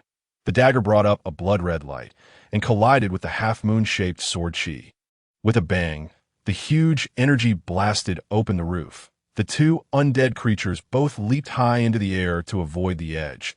The huge commotion alerted the teachers and students of Wolster Academy. Lights came on one after another, and the protective teachers of the academy rushed over at the fastest speed. The female vampire, not daring to expose her whereabouts, snorted and said, My name is Honglin. Remember that, skeleton. Her body disappeared into the darkness. Ling Feng didn't want to cause too much trouble and quietly left the scene to what's going on outside. Aina, who had been awakened from her sleep by the noisy voices, rubbed her eyes and asked. Ling Feng, who had just climbed in through the window, didn't want to scare this little girl and casually said, Maybe they found a vampire and are catching it. Really? Have they caught it? The little girl rushed to the window and looked out. It was completely dark outside, and she couldn't see anything that I don't know. You go to sleep. Ling Feng hesitated for a moment and said, If you feel any danger, just summon me. Oh, servant, are you starting to recognize your master? Oh, before the soul power dissipated, Ling Feng had been protecting his contract master, the beautiful and sharp-tongued little lowly, after the academy was quiet for a while. After suffering setbacks, the female vampire had stopped her activities to prevent exposure. The higher-ups of the academy also suspected that someone had summoned a vampire, but they hadn't been able to investigate it. Ling Feng tried to purchase armor and weapons, but these things were controlled by the state and were very difficult to buy on a market. Even on the black market, it was impossible to buy a few sets at a high price. When Ling Feng was strolling on the street, he suddenly realized that he had made a very big mistake. He didn't equip the skeleton wolf knights with stirrups. Stirrups were an important contributor to the cavalry's transformation from an obscure arm to the main force sweeping across the continent. It could be said that it was with stirrups that the knights had their glory. Stirrups, this now very common daily item, didn't have any restrictions. But Ling Feng's one-time purchase of 10,000 sets still gave the blacksmith shop owners a hard time. Finally, he procured 5,000 sets and ordered 10,000 more. The skeleton wolf cavalry is the most powerful troop of Ling Feng, and its maximum power must be exerted. He is considering how to equip these skeleton wolf cavalry with complete armor. The ghouls are attacking the Abyss Canyon frantically, and the vampires are ready to move. The struggle between the 2 undead queens will surely stir up the undead world. With more strength, there will be more chances of survival. Aina, is there any way to get armor and weapons? Ling Feng asked his contract mistress. Sure, this is a piece of cake. Aina said, Dear, you want some? I can help you order a more magnificent armor now. Of course, you have to pay for it yourself this time, and also compensate for the one you damaged last time. Aina now believes that her summoned beast is a very wealthy one. Of course, she thinks that the money should belong to her. But this summoned beast is not very obedient, and she can only rely on blackmail that I don't want just one set, that I need real armor and weapons that can be used in battle. I need a lot. Ling Feng said that a lot. What do you need so many armors and weapons for? Aina asked that I am a skeleton lord. Ling Feng said that, oh, a skeleton lord that I really can't tell. Then how many subordinates do you have? 100 or 1,000? Aina asked with a smile point. 200,000. Alright, pretend I didn't ask. Armor and weapons. Now, this is a problem that gives Ling Feng a huge headache. Maybe he still has to take a chance in the black market. But it seems unrealistic to get thousands of armors and weapons, unless there is a large-scale war breaking out in the human world. The procurement of stirrups finally makes the skeleton wolf cavalry look a bit more imposing. The construction of the Wind Tribe fortress is also in full swing.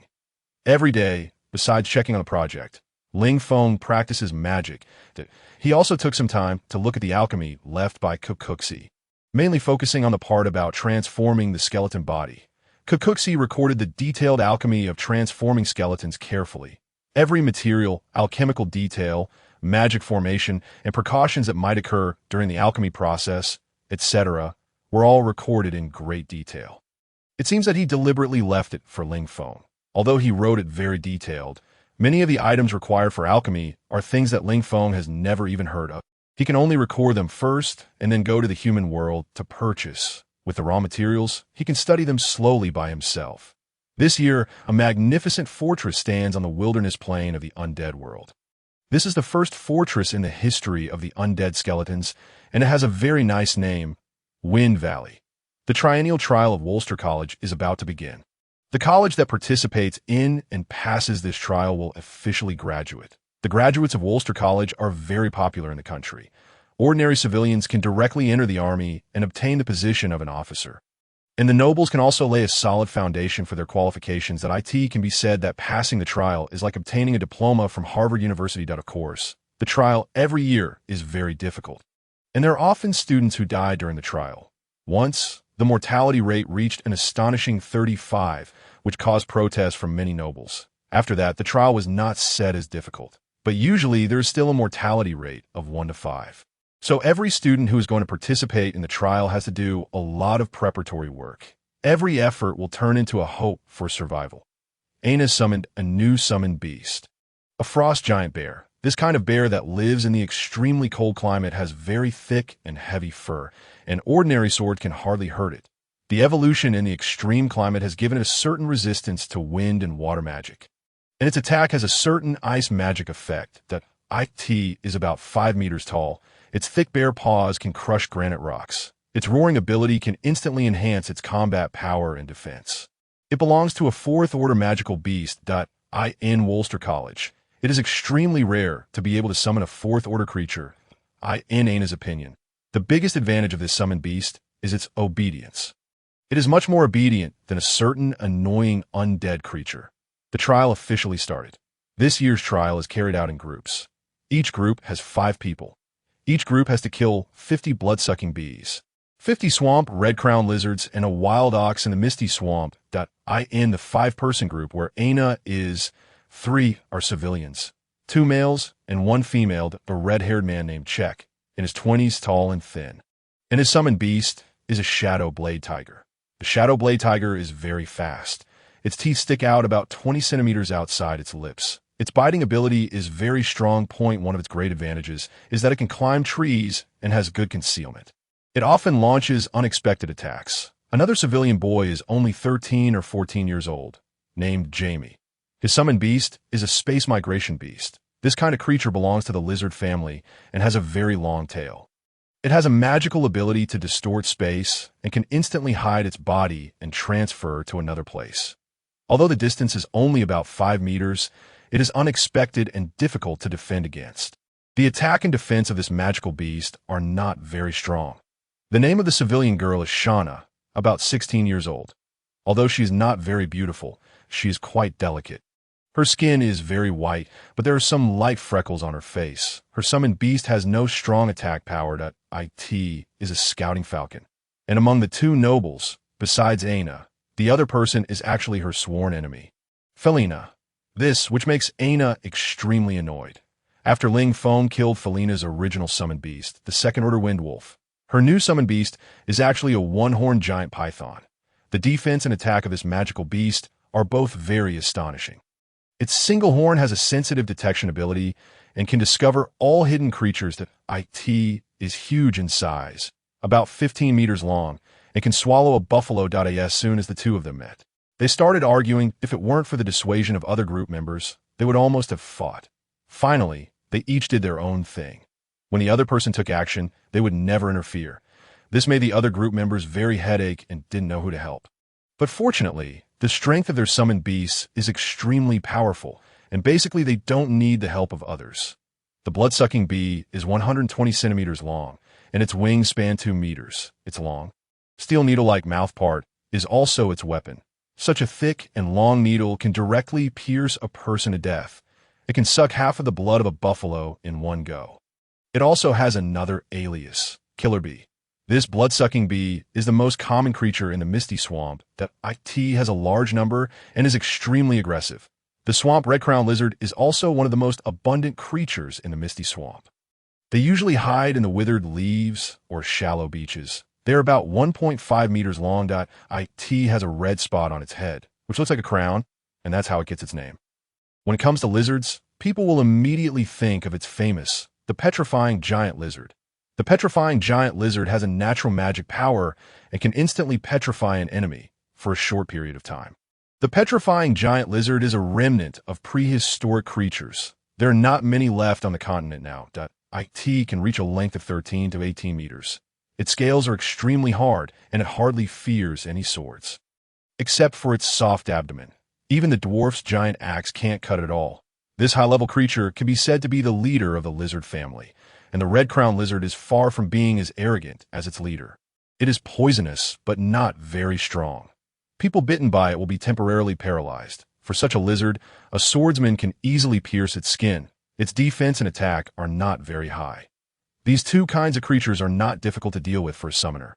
Generally, Aina's frost giant bear rushes up and knocks one out, and then Check's shadow blade tiger takes 2 more bites, and they can easily kill a blood-sucking bee or a swamp red-crowned lizard.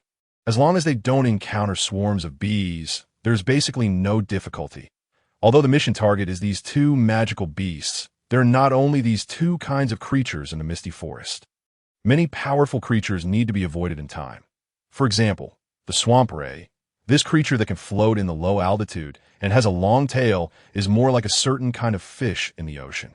But its sharp teeth and venom are the nightmare of all humans who enter the Misty Swamp.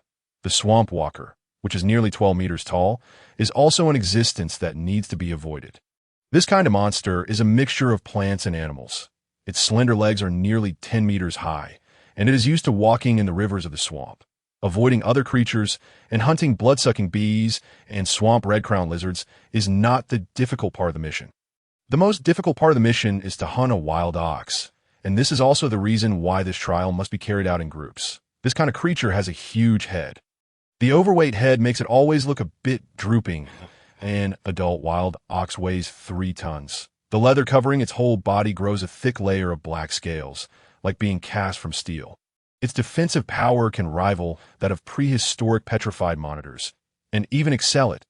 Attacks and magics that can harm it must at least come from a mage above rank 4. This creature is regarded as a monster because it possesses a truly terrifying innate ability. Death Glare. When it raises its huge head that has been hanging down all year round, a red beam of light will shoot out from its eyes. This beam of light can cause devastating damage to whatever creature it hits. This almost abnormal ability makes many creatures, even those stronger than it, not dare to provoke it easily. It is also known as the messenger of death. 5 summoners went to kill a wild bull. Without meticulous planning and a battle strategy to avoid its eye attack and deliver a fatal blow, the result is likely to be a tragedy. Aina and Felina killed the blood-sucking bees and swamp red-crested lizards extremely quickly.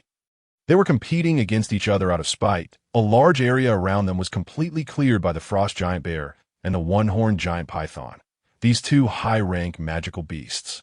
After clearing a small area of monsters, The Aina squad began a temporary rest and counted their spoils.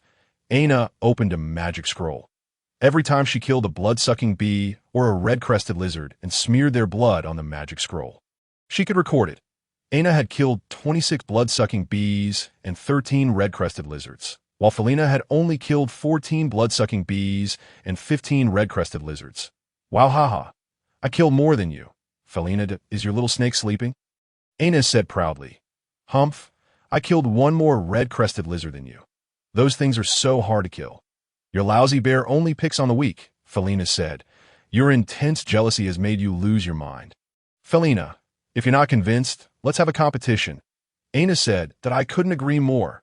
Felina showed no weakness. All right, you two that we still have to deal with a wild bull, that if you want to give up this trial, then go to the misty forest and have a good fight now, the red-haired Czech said. Both sisters stop arguing. The trial is still important, Shauna said softly. Humph, humph. The two of them snorted simultaneously and turned their backs on each other, not looking at each other. There was a shrill cry of an eagle in the sky to Shauna's summoned beast. The falcon flew back. That IT flapped its wings and landed on Shauna's shoulder. After a few cries, Shauna's face suddenly changed. Why Falcon found 4 bodies of students ahead, she said. Passing through a bush, the scene in front of Aina made her feel like vomiting. 4 bodies were lying on the ground, and all the blood in their bodies had been sucked dry. Only shriveled husks remained, lying there in a mess, their eyes wide open, the eyeballs bulging, staring fixedly ahead. Oh, pitiful. These guys were killed by blood-sucking bees. Right, Shauna covered her eyes and said.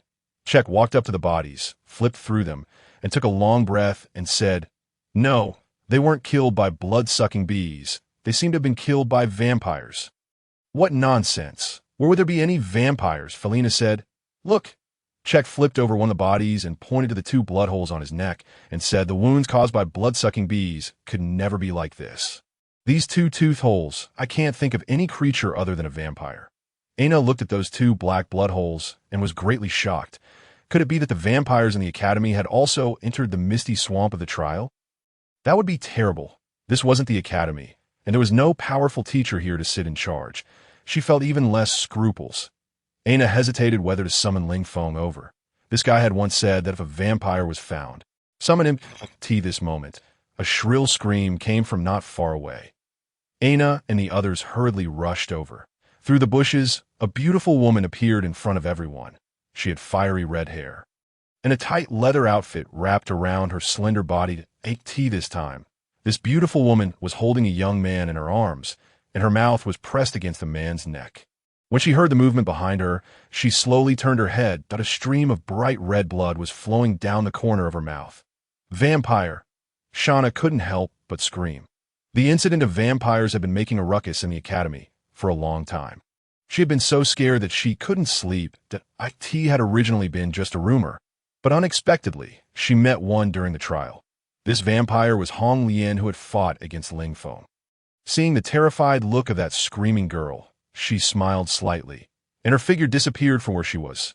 With a teleportation, she was already behind the girl. Shauna only felt a chill on her neck, and a pain shot into her brain. Hong Lian's sharp teeth had already pierced in her neck. That Shauna's summoned beast, the falcon, angrily pounced forward, letting out a long cry. Hong Lian smiled slightly and swiped her dagger in a backhand motion. A red light flashed, and the falcon fluttered and fell to the ground screaming. Aina was stunned for a moment and hurriedly summoned her frost giant bear to pounce over Kati the same time. Czech's shadow blade tiger and Jamie's spatial leap beast also rushed over simultaneously. Hong Lian abandoned Shauna's body and did several backflips in a row, jumping onto a nearby tree. Aina hurriedly ran forward and supported the limp girl. But this girl already had a blank look in her eyes and weak breathing. 2 red blood holes on her neck were continuously oozing blood. The blood of a pure girl really tastes different, Hong Lian said with a smile. Aina used magic to stop the bleeding for Shauna. A surge of anger welled up in her heart. After all, they had been fighting together for so long as companions. And now one of them had almost been killed by a vampire right in front of her eyes. IT was really infuriating. Charge! Kill this monster! Aina commanded her frost giant bear. The frost giant bear rushed to the tree and slapped out with a palm. causing the three-person embraceable giant tree to tremble. And even more angry was Czech. He had always liked Shauna. Seeing Shauna being harmed, he was almost going crazy. His summoned beast, the Shadow Blade Tiger, pounced forward violently and swiftly climbed up the giant tree to chase and kill the vampire Hong Lian. Hee, don't be in a hurry. None of you can escape. Hong Lian's charming lips gently parted, showing a charming smile. The Shadow Blade Tiger climbed up and pounced violently at Hong Lian. Hong Lian's figure suddenly disappeared from the tree trunk again. The Shadow Blade Tiger pounced in vain. It was turning its head to search for the enemy when there was a weight on its back. Hong Lian had already straddled its back. A red light flashed across the Shadow Blade Tiger's neck, and a stream of red blood spurted into the air 1/2 meter high like a fountain. The Shadow Blade Tiger fell from the tall tree and twitched a few times before it stopped moving. A third-rank little thing also wants to kill me. You're really naive, red-haired boy, Hong Lian said with a smile as she squinted at Czech. Czech, who had lost his summoned beast and saw his beloved girl's life and death uncertain, had long lost his mind. He let out a strange cry, drew out his knight's sword, and rushed forward. Don't be impulsive, Czech, Aina shouted anxiously. She commanded the frost giant bear to rush over as well. The frost giant bear let out a roar. A glow appeared all over its body, and its speed increased significantly. It rushed over like a gust of wind. The might of the frost giant bear was astonishing. Although Hong Lian was powerful, she didn't dare to confront it head-on. Vampires are extremely agile. Her running speed is even difficult to capture with the naked eye, only leaving an afterimage in the air. The frost giant bear and Czech both pounced in vain. The vampire had disappeared from the field, and only afterimages were shuttling through the forest. Hong Lian's laughter echoed in the dense forest. Don't be in a hurry, pray. None of you can escape. Aina recalled the frost giant bear.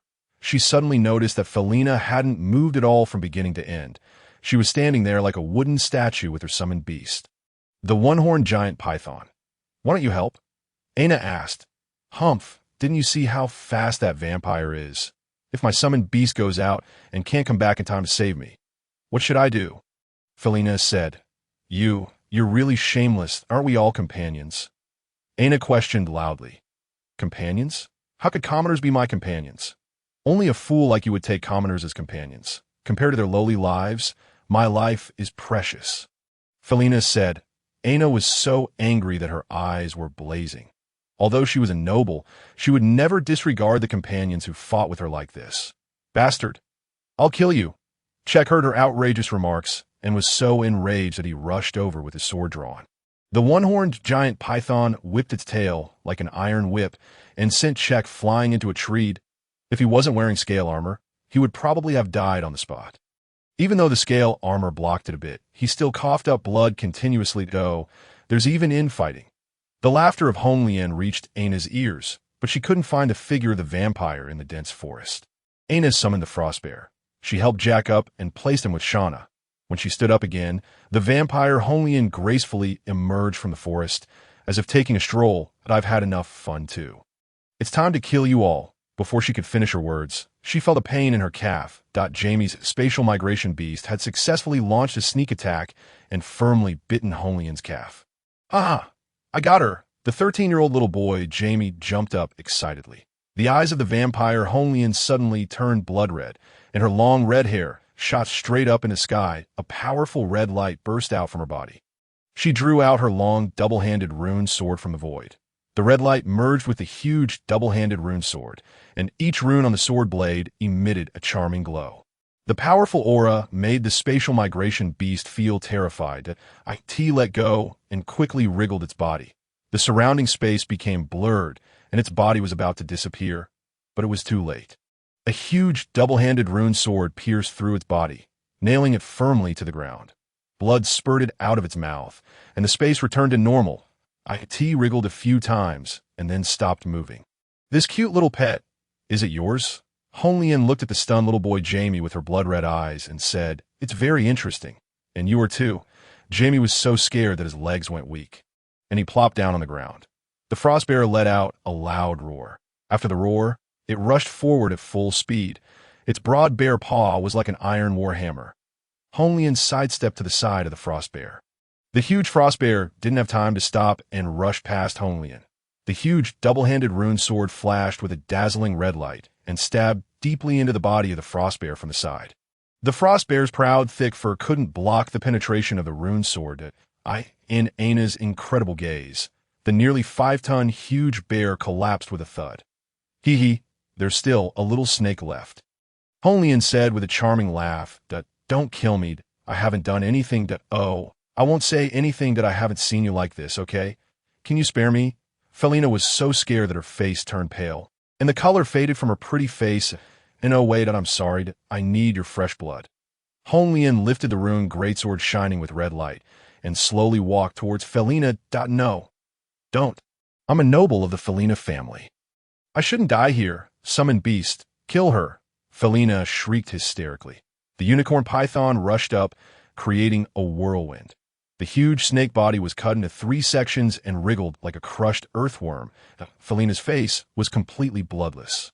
She wanted to run, but she couldn't even move her legs. Felina, a tall and handsome man, suddenly walked out of the forest. That perfect and handsome face, the charming smile with the corners of his mouth slightly raised. And the tall and slender figure were none other than Count Sterling. Count Sterling? Aina and Felina both exclaimed at the same time, their eyes filled with surprise. Felina saw her idol in her dreams at the most desperate moment and was so excited that her heart almost jumped out. Yes, that's how it should be. She was so delicate and beautiful, like a princess. How could such a self die in this stinking swamp? No, absolutely not. So the prince had come, and the prince had come to rescue the beautiful and charming princess. Yes, this was the plot in countless novels. Felina was the closest to Count Sterling. She couldn't help herself and ran over, throwing herself into the broad and warm chest of Count Sterling. Protect me. Count Sterling, protect me. I'm so scared. There were still faint tears in her eyes, and her expression was dazed. The look in Count Sterling's eyes was so gentle that it seemed to melt her whole heart. He slowly lowered his handsome head. As the handsome face got closer, Felina was intoxicated. She shyly closed her eyes, and the blush on her face was like 2 blooming flowers. Her red lips parted slightly, and her small nose twitched rapidly. She completely forgot about the terrifying vampire beside her. It doesn't matter. It's okay now. The prince had come. What's a vampire? Everything will be solved, Felina thought to herself. Count Sterling gently kissed the charming beauty in his arms. Aina looked on. What was going on? Had they forgotten there was a vampire here? Aina glanced at the female vampire standing there. The other party didn't move at all and seemed to be fascinated too. With a playful smile on her lips, but a strong sense of danger welled up in Aina's heart. A huge question emerged in her mind. She seemed to realize something and opened her mouth to shout. Felina, be careful. But it was too late. The prince's kiss went all the way down, until the beautiful girl's neck, 2 sharp canine teeth, emerged and sank deeply into the swan-like, graceful neck of the beauty in his arms. Felina hadn't even woken up from her beautiful fantasy yet. The intense pain made her open her eyes wide in shock. Why? Why is this happening? It shouldn't be like this. The story shouldn't be like this. She was pushed away by the man in front of her and fell heavily onto the muddy swamp full of rotten leaves. The black sludge on the ground splashed all over her fair skin. The last thing left in her eyes was the cold look in the prince's eyes. Dirty bitch, not even clean. This was the last thing the prince said to her. Honglian slowly wriggled her snake-like body and walked in front of Count Sterling. She stroked his handsome side face with one hand, and the two kissed passionately, without caring about anyone else. Run. The severely injured Jack whispered to Aina. I'll hold them off for a while. Aina looked at the two of them. Shauna seemed to have lost her breath, and Jack's face was ashen. She gritted her teeth and ran backward. The little thing got away to Honglian's red lips, dragged out a long mucus, and said, She won't get far. A strange glow appeared on Jack's pale face. A complex magic circle of light lit up in his hand. Aina, running deep and shallow in the misty swamp, suddenly heard Jack's shrill scream behind her. Her heart skipped a beat. She stopped and cast the summoning magic. I am called. Aina Philip, that I am willing to use all my soul power to conclude this contract. Whoever accepts this contract shall serve me as the master until the soul power dissipates. The name of the contract, Summoning Master-Servant Contract. The annoying skeleton-summoned beast that she expected didn't appear at this time. Ling Feng was in meditation and directly refused the summoning. Damn it, damn it. Aina was so angry that she almost wanted to kill this disobedient summoned beast. What's wrong? Do you want to summon your skeleton? Count Sterling walked out of the jungle with a smile. His handsome face was even paler. Sterling, you've actually become a vampire? Aina said. Yes, I summoned Hong Lian, and she helped me complete the embrace. What a wonderful experience. Vampires are a noble species, and I'm honored to be part of them. Sterling's eyes were shining. Pervert, you'll be tied up and burned. Aina said. Hee, don't be in a hurry. Soon I'll summon the great vampire king, Thar, to the human world. By then, the vampire race will once again come to this world and become the masters of humans. Sterling said fanatically, Dream on. You won't succeed. The passage between the human world and the undead world has been closed for so long. The higher the undead, the more difficult it is to pass through. You can't succeed. Aina said. Well then, let you witness this great moment. At the same time, I'll offer you to my king, Thar, and let you be the king's first delicious meal, Sterling said. Aina glared angrily at Sterling and started casting the summoning magic again. But before she was halfway through, she felt a heavy blow to the back of her head and passed out. What a beautiful little girl. The fresh smell of a virgin is so sweet. It's most suitable to offer her to His Highness Thar. Hong Lian picked up Aina's body and said, let's see how the altar is prepared, the Earl of Sterling said, when Aina regained consciousness. She was already tied to the ground. In front of her was a huge magic altar. Kneeling in a circle around it were students from Wolster College. Their eyes were as empty as black holes, and there was a small hole in the area of their hearts. Bright red blood slowly flowed into the magic circle, dyeing the entire altar bright red according to the magic lines. When the blood filled every magic line, the entire altar burst out with a towering red light. Hong Lian knelt down piously. Sterling walked fervently to the middle of the altar and loudly chanted strange incantations. As his voice grew louder, his entire body aged visibly at a speed visible to the naked eye, and soon became a shriveled old and a sacrifice to the vampire king. Aina was ignored at this time. Watching the evil ritual of those two vampires, she struggled anxiously to break free from the ropes, but obviously lacked the strength, just as she was anxiously in a difficult situation. A small lizard crawled out from the corner of the jungle. It looked around, curiously watching the evil summoning ritual. Aina was overjoyed and quickly cast a small low-level magic spell to confuse the mind. Controlling the lizard to bite the rope binding her, a small black hole appeared on the altar, spinning like a top, slowly growing from the size of a ping-pong ball to the size of a basketball. The ground trembled continuously, dead leaves fluttered, and the small creatures in the swamp fled in all directions in a hurry. The black hole was still expanding continuously, but obviously Earl Sterling couldn't hold on any longer. His originally extremely handsome face had turned into dry bark like that of a devil, and his entire body seemed like a shriveled old man who had been drained of energy. His two eyeballs bulged out bloodshot. He let out a wild roar, and a final mouthful of blood spurted out from his mouth, and he fell powerlessly on the altar. The black hole rapidly shrank at a speed visible to the naked eye, and the female vampire shrieked and was completely sucked into the endless black hole, disappearing into the air in the Undead this time. Aina also controlled the lizard to bite off the knot on her wrist. Having regained her freedom, she was just about to laugh loudly at those two self-inflicted fools when she suddenly noticed that the ground was shaking even more, along with a roar from a monster. 3 huge heads suddenly rose from under the swamp. The snake-like necks lifted these 3 heads into the air. The 3-headed swamp serpent. The 3-headed swamp serpent is the absolute overlord of the swamp. It is over 100 meters long, with a huge body, and its neck is also over 30 meters long. You can imagine its form as that of the prehistoric giant snake-neck dragon on Earth. A snake-neck dragon with 3 necks and heads. As the overlord of the misty swamp, a giant beast like the 3-headed swamp serpent, which requires a large amount of food, usually rests deep in the swamp. Only when it is hungry will it float up its huge body and start hunting. It eats nearly 5 tons of food in one meal, which is a disaster for the swamp lacking large creatures. So to ensure that it doesn't have to expend energy, sleeping is the daily life of this giant 5th-level magical beast. The evil summoning ritual of the vampires Honglian and Sterling didn't have enough energy to summon a powerful creature like the Vampire King to the human world. These two fanatical guys, their actions were extremely ridiculous, and the result was inevitably being backlashed by the summoning ritual. They were dead, but the strong smell of blood awakened this giant magical beast. The 3-headed swamp serpent, which had been sleeping in the lake and marsh.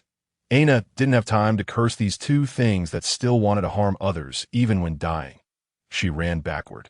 But it was too late. The just-awakened 3-headed swamp serpent was extremely hungry to it. Aina was like a piece of lunch meat emitting an alluring fragrance. Its 3 heads vied with each other to drive its huge body towards Aina. Glancing back, Aina was almost scared out of her wits. Under the shock, she accidentally tripped over an old tree vine and fell to the ground. I am called. Aina Philip, I am willing to use all my soul power to conclude this contract. Those who accept this contract shall serve me as their master until my soul power dissipates. The name of the contract.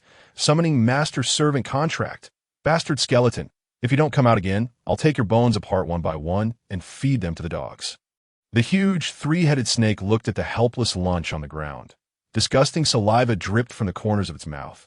The largest middle head opened its huge bloody mouth and bit down directly at lightning speed. Looking at those white, sharp as knives teeth and the approaching huge snake head, Aina closed her eyes. Golden light flashed in the sky, and a white skeleton and a black sword appeared in front of Aina. Ling Feng leaped down from mid-air, grabbed the sword hilt with both hands behind his back, and forcefully inserted the sword into the frontmost head of the 3-headed swamp serpent with all his energy. A stream of blue blood spurted out, and the 3-headed swamp serpent let out a deafening roar. Its 3 snake heads were raised high, and all the birds and beasts in the entire misty swamp panicked. Having achieved a hit, Ling Feng didn't stay for long. He picked up the contract master Aina, who had fallen to the ground, and activated the swift step, running rapidly in the jungle. Bastard, bastard, bastard! Why did you come so late? I almost died. Aina angrily pounded Ling Feng's ribs with her small hands, and of course, with the current toughness of Ling Feng's bones, this was purely an act of asking for abuse. Soon Aina realized this. Shut up. If you make any more noise, I'll throw you down and leave you alone. Every time you summon me, something bad happens. Why did you provoke such a huge thing again?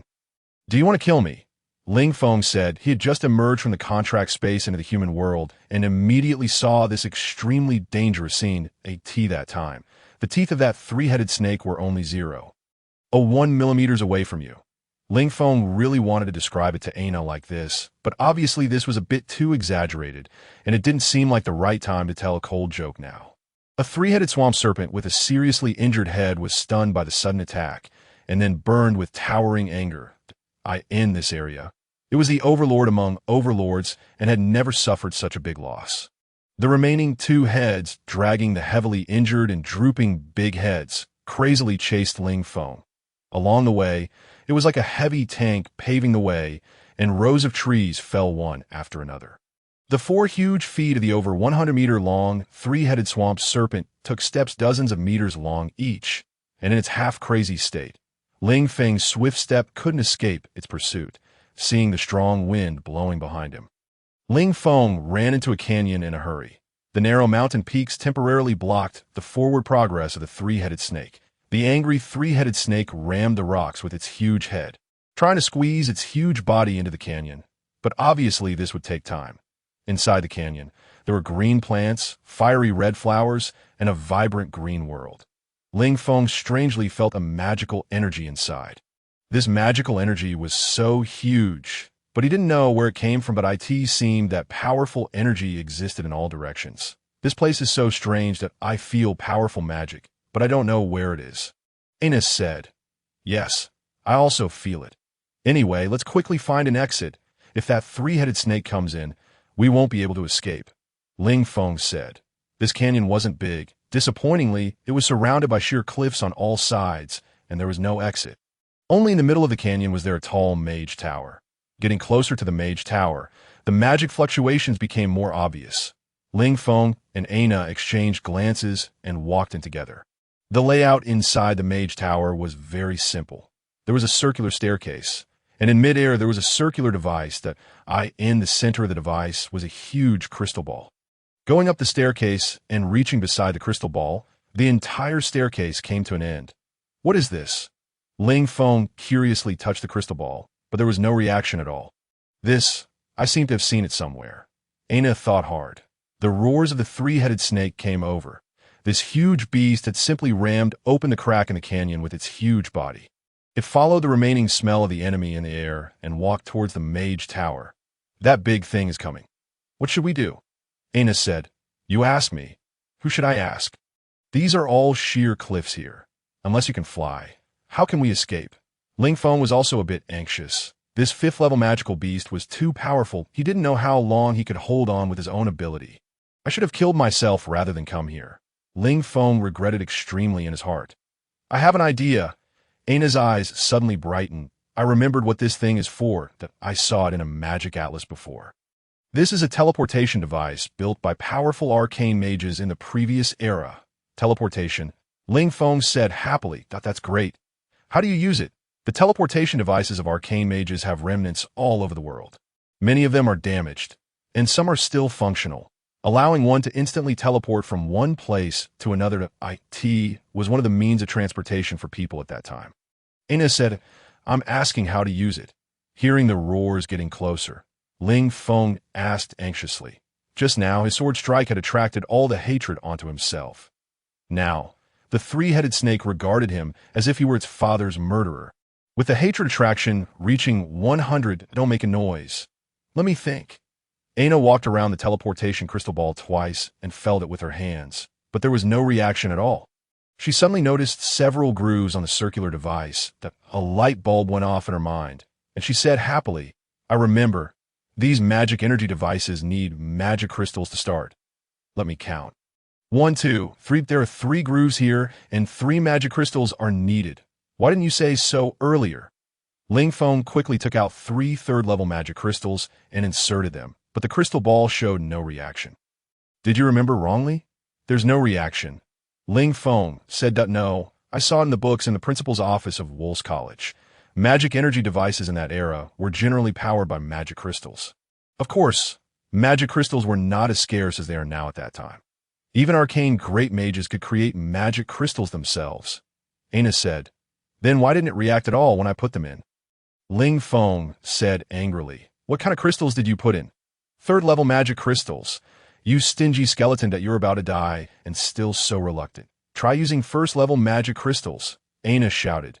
Damn it, you little girl. You don't feel when it's not your own stuff. Now that Ling Feng has started practicing magic, he naturally understands the preciousness of magic crystals.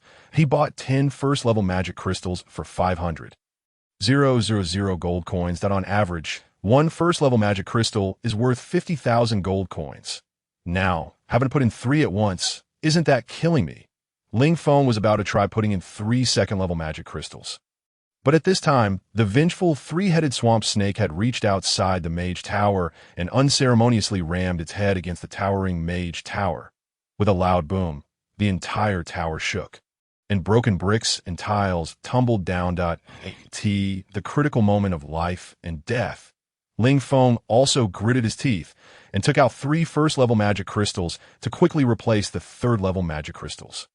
The circular device made a clicking sound and slowly started to rotate. The crystal ball emitted a dazzling light, covering a layer of magic shield from the tower top. The second of the 3-headed swamp snake directly hit the shield, and the huge rebound energy sent its hundreds of tons of massive body flying. It worked.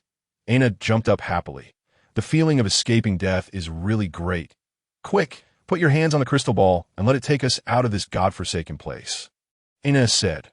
Ling Feng and Aina placed their hands on the crystal ball with flowing light. The light of the crystal ball enveloped the two of them. In an instant, their bodies disappeared, and the empty mage tower returned to calm again. The 3-headed swamp snake was dazed by when it came to its senses, the energy-filled mage tower had already activated the shield again and hidden itself in the canyon. The entire canyon was filled with lush green plants, and there was no trace of the mage tower at all. This high-level magical beast couldn't understand the situation. It circled around the location of the mage tower 3 times. Although it couldn't see, the powerful magic force made it feel afraid. Finally, it dragged its injured head away reluctantly and dived into the lake to recuperate.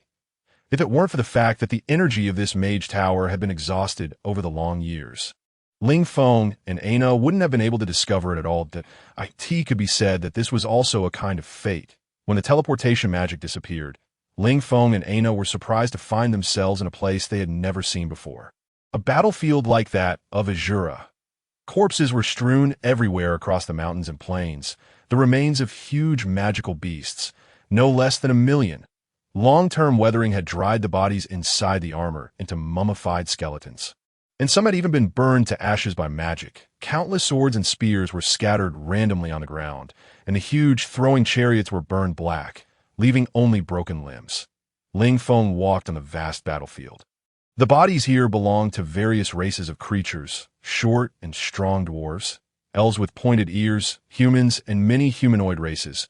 The remains of huge magical beasts were also everywhere, and even the corpses of the legendary Medusa and dragons existed among them. Ling Feng walked around a half-ruined dragon corpse. The huge creature, which was 20 or 30 meters long, still inspired fear even in death. There were more corpses of abyss demons. These terrifying horned creatures made people feel disgusted. "What place is this?" Ling Feng asked. "I don't know that I've never heard of such a large-scale war. Almost all the races are here, and judging from the equipment, they all seem to be elites. There hasn't been such a large-scale war among humans recently." Aina said curiously, "Look at these demons. There are millions of them. The total number of demons in the western region is only over 100,000 now." Aina added. Ling Feng looked up. The sky couldn't be seen above here, presenting a faint purple color. Maybe the entire space was covered by some kind of magic shield. Purple? Violet? Could this be the sacred land created by arcane mages, the Violet Eye? Ling Feng said, from the very beginning. The mage tower that didn't belong to this era should have made it possible to guess that the teleportation destination was very likely a relic from the previous era. Among the many magic books that still exist, there is always mention of a magic glorious era, the arcane era. Arcane mages were the most powerful beings in the previous era. They were almost omnipotent and created a civilization with magic and machinery. Different from the sparse magic elements in this era, the world was filled with a large amount of magic elements between heaven and earth in the previous era, and no profession's ability could surpass that of arcane mages. They could even use powerful magic to make an entire, huge city float in the air. How much huge magic power would that require? The glory of the arcane civilization was such that these mages were not even afraid of the creator Titan gods. The descendants of the Titan gods, the powerful Titan giants, were finally conquered by these powerful arcane mages and exiled to the Asla Mountains, just when this civilization was at the peak of its glory. A tragedy occurred. The excessive use of arcane energy tore open space cracks. The abyss demons in the distorted space, like flies, smelled the arcane energy. They began to create summoning gates through these space cracks. Through these summoning gates, a powerful demon army descended onto the earth. The early arcane mages didn't pay much attention to these newly emerged demons. Their powerful spells scattered the vanguard of the demon army. And some mages even began to study how to enslave these demon creatures and successfully domesticated some hellhounds. However, although the war was won, it also made the magic elements in space more chaotic, and the space cracks became more numerous and larger, until the arrival of the powerful fear demons and demon lords in this world. The disaster began. The situation of the war changed. The demon lords detonated the volcanoes everywhere. The powerful lava and dust blocked out the sky, making the magic elements in this world even more chaotic. Large areas of living beings lost sunlight and soil, and the energy of life was disappearing. The power of the elves and druids was weakening. The distorted space continuously absorbed arcane energy, making the magic elements in space gradually scarce. The glorious era of arcane mages ended, and their power began to decline. The demon lords led a powerful demon army to sweep across the continent. Finally, with the help of the Titan gods, they defeated the demon army again and repaired the space cracks. but the powerful arcane civilization and almost all the mages were destroyed in this war. Even the city they were proud of floating in the air has fallen back to the ground again. This battlefield should be an ancient battlefield left over from the previous era. It is only under the protection of a magic shield that has not been discovered by the world that at the edge of the battlefield. There is a castle like a fortress. The broken gate has collapsed. Ling Feng and Aina walked into the huge interior of the fortress. Along the way, there were corpses. Point one could see many dreadlords with wings and huge horns on their heads, indicating the fierceness of the battle. The walls were engraved with intricate patterns. It was more like a circuit board that Ling Feng often saw in the last century, rather than a simple pattern. The dull and lusterless patterns seemed to be able to conduct some kind of energy. Ling Feng believed that if the core energy had not been damaged, this fortress could have exerted huge offensive and defensive effects. Inside the passage, huge robots could be seen everywhere, some big and some small. The big ones were more than 10 meters tall, and the small ones were also 3 meters tall. Their metal bodies made them look like Gundam mechas or Transformers. Though not as handsome, in fact, they were indeed mechas. These were magic energy mechas, also created by arcane mages in the previous era, capable of exerting great combat power. The largest magic energy mecha was even 50 meters tall, and its wreckage was on display in a national museum that I had seen it before. Aina curiously stroked these huge and cold mechas. In front of a huge circular area, there appeared a giant gate up to 30 meters high, and the gate was half open.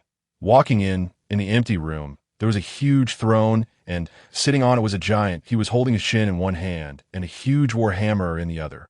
Sitting there, the ancient Titan god, Ling Feng and Aina were greatly surprised. They didn't expect there to be an ancient Titan god here. The ancient Titan god on the throne had his eyes closed, and the armor on his body was grayed. It was not known whether he was asleep or had lost his life, leaving only a body. When they stepped into the hall and wanted to step forward to take a look, a mechanical and electronic voice suddenly sounded in the hall. Warning, warning, there's an invasion by unknown species. Warning, warning, activate the first level response measure. Insufficient energy. Activate the second level response measure. Insufficient energy. Activate the third level response measure. Insufficient energy. Activate the temporary response measure. Activated. Eliminate the invading enemies. Be careful. Ling Feng was greatly shocked in his heart. He didn't expect that such an ancient fortress would still have some remaining operating energy.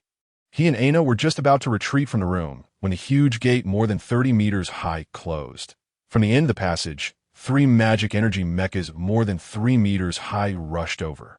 Their flashing electronic eyes and hands holding great swords and shields. Damn it, how unlucky. Just escaped and got into such a dangerous place again. Little girl, it's really bad luck to follow you, Ling Feng said. Servant, watch your words and respect your master. It was clearly you who forgot about the master's safety and entered this dangerous place. Instead of reflecting, you even dare to blame the master? Aina scolded lowly. Ling Feng gave this pretty little lowly a disdainful look. Just now, he didn't know who it was who shouted excitedly about treasures when seeing the huge fortress and rushed in. Now, she actually shifted all the blame cleanly. Arguing is useless. We have to take down these big guys, otherwise we'll die here. Ling Feng glanced at the ancient Titan god on the throne. The other party had maintained the original posture. Like a statue, it seemed to be just a shell. Chun Tianlin thought. Magic arrow of the gods. Ling Feng tentatively launched a magic spell that a blue lightning arrow struck the body of the frontmost magic energy mecha. That magic energy mecha flashed all over like an electric current passing through it, and slightly delayed its steps, still charging forward tenaciously. Sure enough, the power of the first level magic was still too small. Chun Tianlin thought. Now he still couldn't rely on the power of magic. Wow, servant, you can actually use magic. Aina beside him exclaimed in surprise. Ling Feng didn't have the time to pay attention to her at this moment. He activated the swift step and rushed towards the magic energy mecha. Whoosh! The great sword of the magic energy mecha swung over. Ling Feng dodged to the side and swung his sword. But it was blocked by the huge shield. Sparks flew everywhere.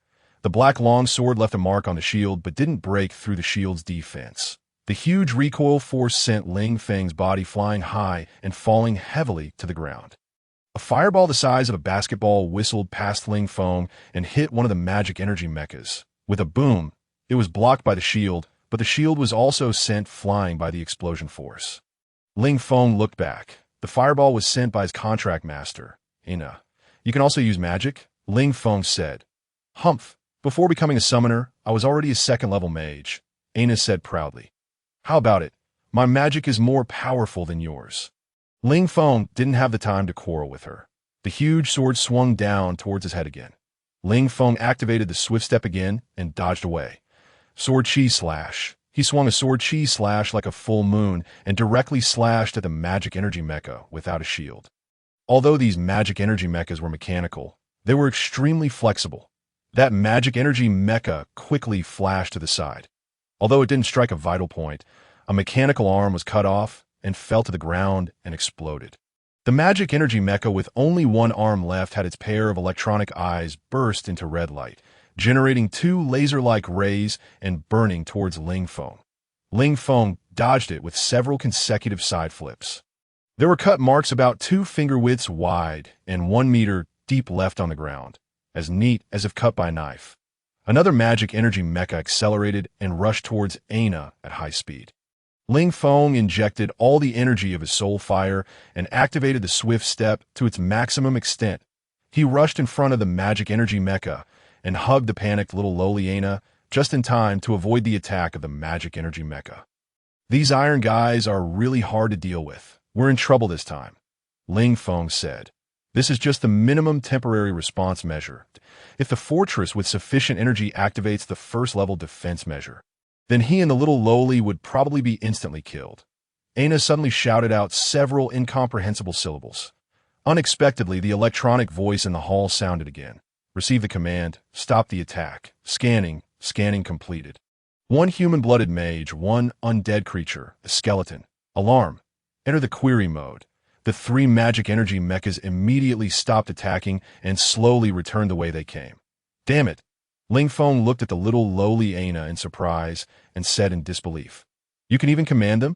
Humph, servant, the greatness of a master is beyond what your shriveled little brain can understand, Aina said. Looking at Ling Feng's shock, the little lowly felt extremely happy in her heart and continued.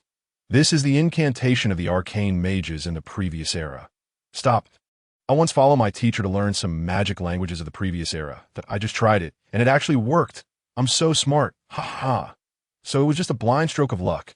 Ling Feng secretly laughed, but luckily this little girl was lucky. Otherwise, just these 3 low-level magic energy mechas would have finished him off. Where is this? Aina shouted loudly. This is the arcane fortress of the Violet Eye. The residence of the great Titan god Rogaz. What treasures are here? Unable to understand. Searching for similar information. Stored supplies. None. Magic crystals. Very few. What? It's simply an empty city. Aina pouted and said dissatisfiedly. Well, let me think. Why was this place attacked? Aina asked again. Demon army. Aina kept asking some strange questions. Ling Feng wasn't interested. He slowly walked to the side of the Titan god Rogaz. This huge, ancient Titan, who was almost 10 meters tall even when sitting, had no signs of life anymore. But his expression was very serene, as if he was asleep. Ling Feng was very interested in the huge warhammer in his hand. Things of the Titan god must be artifacts. Just as his skeletal hand touched the huge hammer, the entire body and weapon of the ancient Titan instantly turned into a pile of ashes, scaring Ling Feng. Red liquid whooshed into Ling Feng's skull so fast that he didn't have any reaction. A shiny little object fell to the ground, making a crisp sound. Enter the automatic playback mode. Suddenly, the electronic sound in the hall ceased, answering Aina's strange questions, and automatically switched modes on the circular area in front of the throne. A dazzling beam of light flashed, and a huge image of a Titan appeared in front of Ling Feng and Aina. Greetings, survivors of the continent. I am Rogaz, the Titan god. I have slain Satan, the demon lord of this plane. Peace will surely come soon. However, my energy is no longer sufficient to sustain my presence in this plane, and I must leave. The demons in the abyss are still restless. But I believe that as long as we work together, We can defeat them again and drive them out completely. In the not-too-distant future, when I regain my strength, I may return to assist you. So, please hold on. This fellow rambled on. In Ling Feng's view of spiritual power, it was all meaningless drivel, similar to a leader's speech to boost morale. Only at the end did he hear something interesting. The last trace of my bloodline in this plane, regardless of your race, can inherit the bloodline I left behind. When the demon army reappears, I hope this bit of power will be of help to you. Divine bloodline. Ling Feng was greatly astonished. What on earth was the divine bloodline? Ling Feng had absolutely no idea. After that red liquid entered his brain, it merged into the soul fire and shrank into a ball, like a blood bead, without any sensation. Although he didn't know what it was, since it was said to be able to combat the demon army, it must be an extremely beneficial thing. Ling Feng found the item that had made the falling sound in the ashes of the ancient titan's body. A ring. The metallic luster shone brightly, and the simple pattern seemed to conceal great power. What is it? What is it? Aina was extremely sensitive to shiny things. Scanning the ring of Roges, it belongs to a spatial artifact. A pseudo-half-plane, capable of storing items within 1 million tons. The electronic voice said after scanning. Servant, hand it over. Aina immediately assumed the airs of a master and ordered. Ling Feng simply ignored her. This spatial artifact was exactly what he needed at present.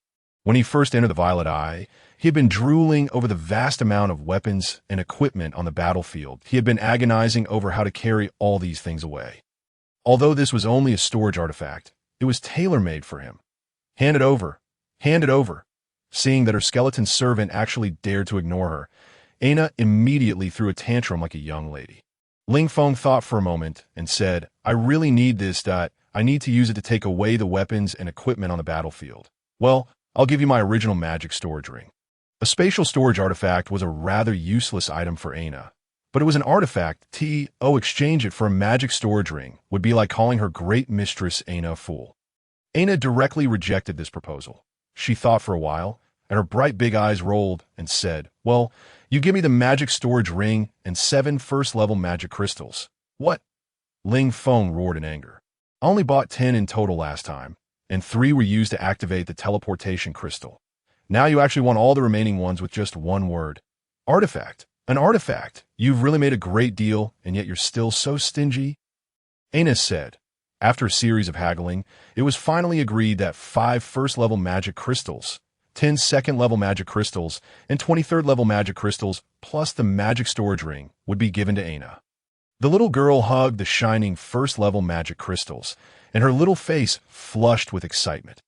Although she was a noble, she still couldn't afford such luxury items. Before, she had mostly used third-level magic crystals for cultivation.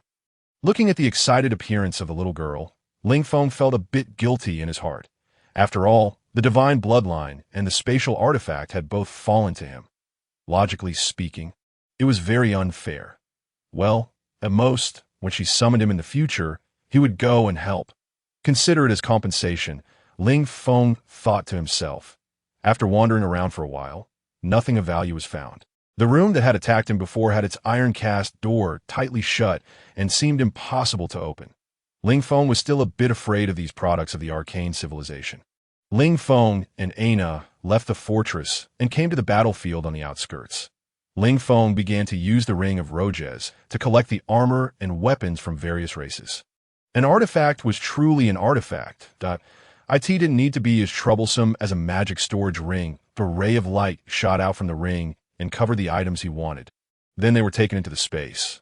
Even so, it still took a lot of time to complete all the collection work. Aina put several beautiful elven wands and weapons in her magic storage ring and lost interest in other things.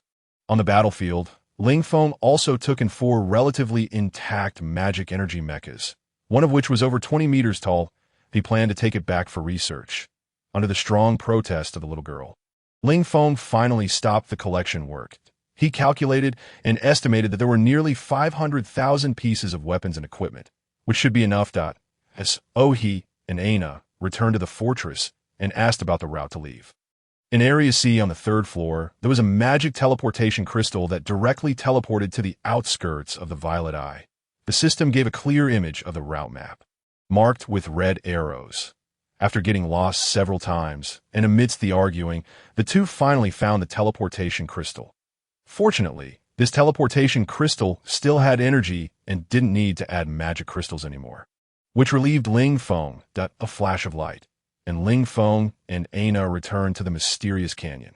When they walked out of the Mage Tower, they were also surprised to find that the Mage Tower had completely disappeared from sight. Presumably, it was a protective function of the magic shield. The three-headed swamp giant snake outside was nowhere to be seen. Ling Feng still carefully investigated and then walked out with Aina cautiously. "Servant, my trial isn't over yet that I need to kill a wild bull. You help me." Aina said. "Wild bull? A fourth-order magical beast. My summoned beast, Dabai, is dead, so you have to go," Aina said. Ling Feng estimated that he could currently handle a fourth-order magical beast.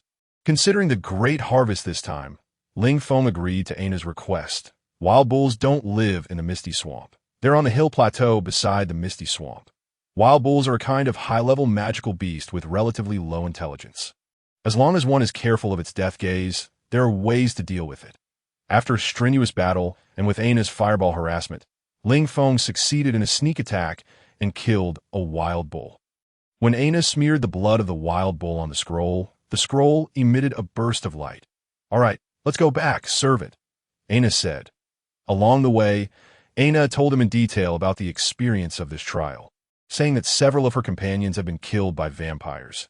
Aina shed sad tears. The undead creatures also want to re-enter the human world? Ling Feng wondered.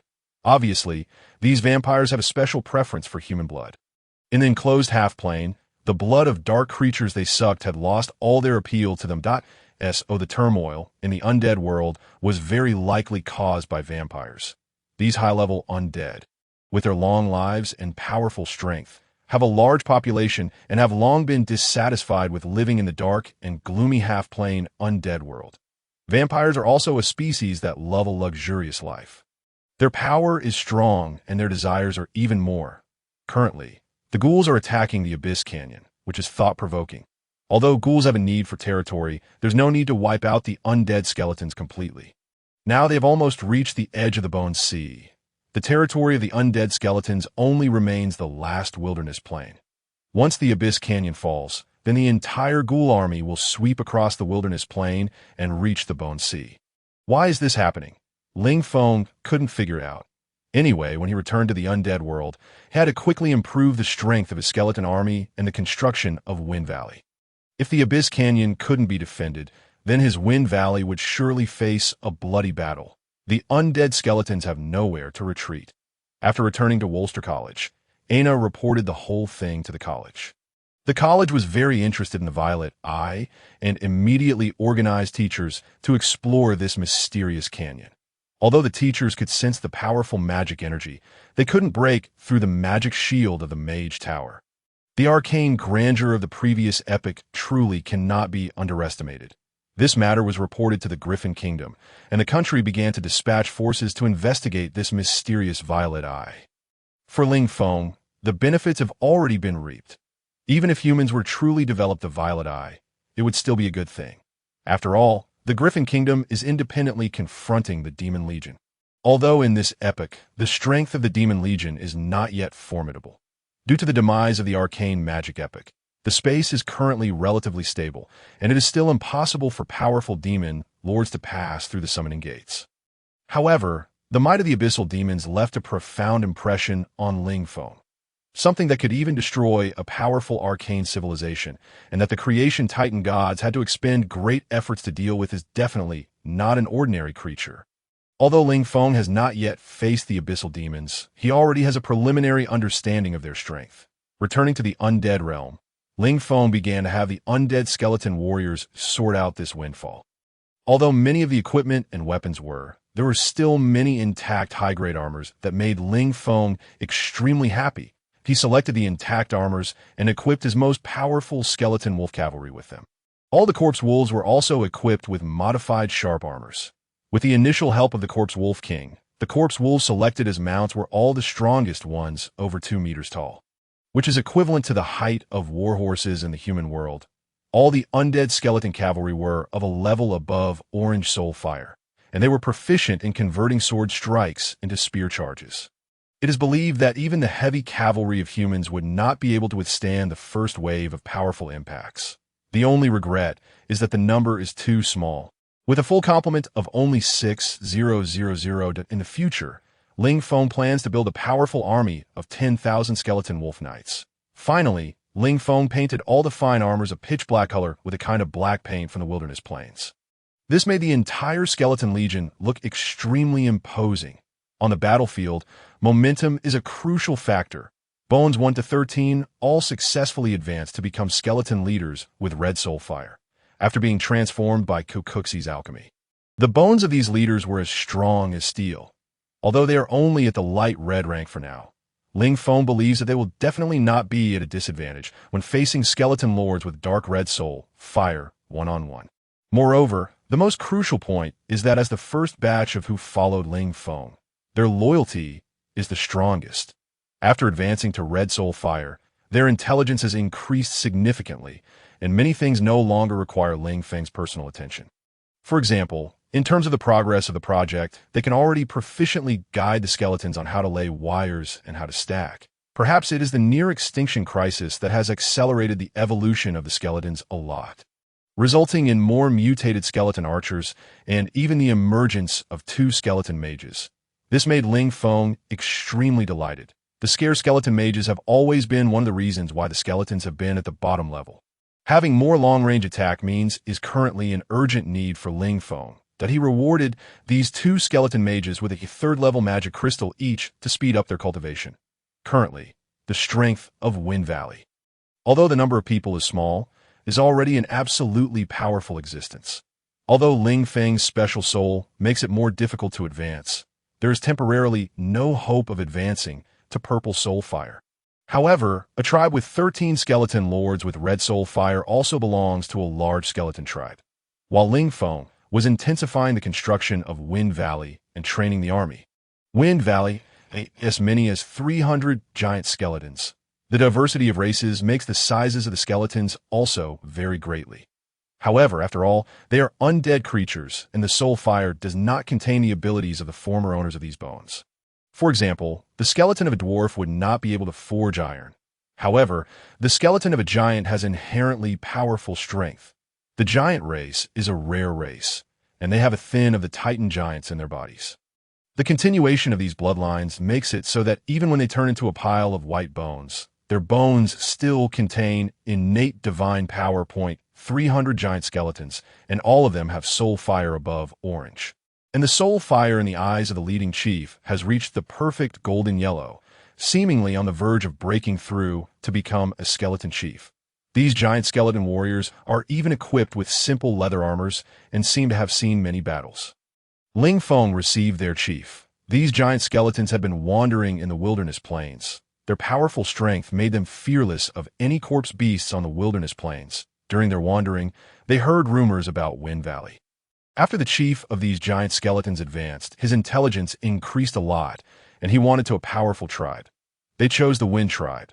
The powerful fortress hundreds of meters high in Wind Valley completely shocked these skeletons. They had been wandering in the wilderness plains for so long and had never seen such a magnificent building. Ling Feng welcomed these giant skeletons very much and directly put them under the management of Gouda and made them his personal guards. From the Ring of Roges, Ling Feng sorted out 300 sets of fine armor suitable for the giant skeletons to wear and equipped each giant skeleton with a huge 3-meter-high, fine steel shield.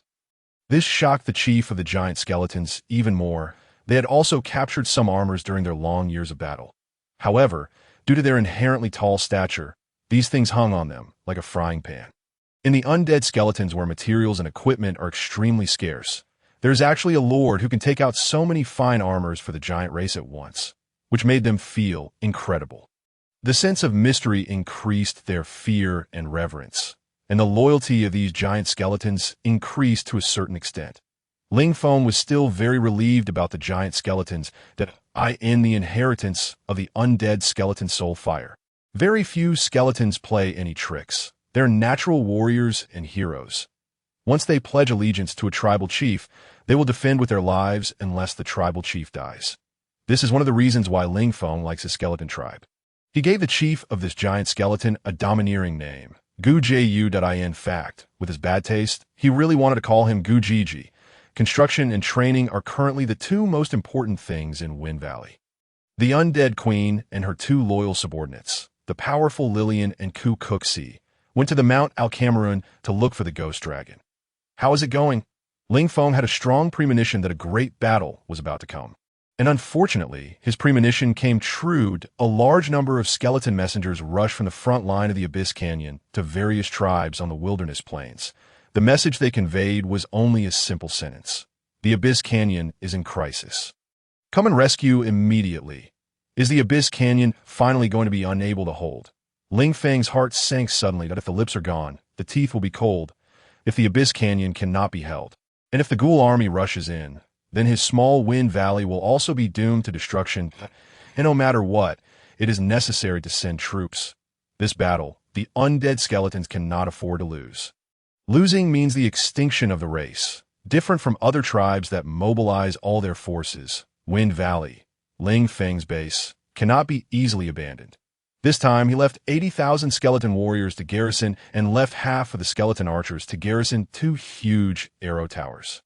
With the powerful fortress walls, no skeleton tribe on the wilderness plains can sneak attack Wind Valley.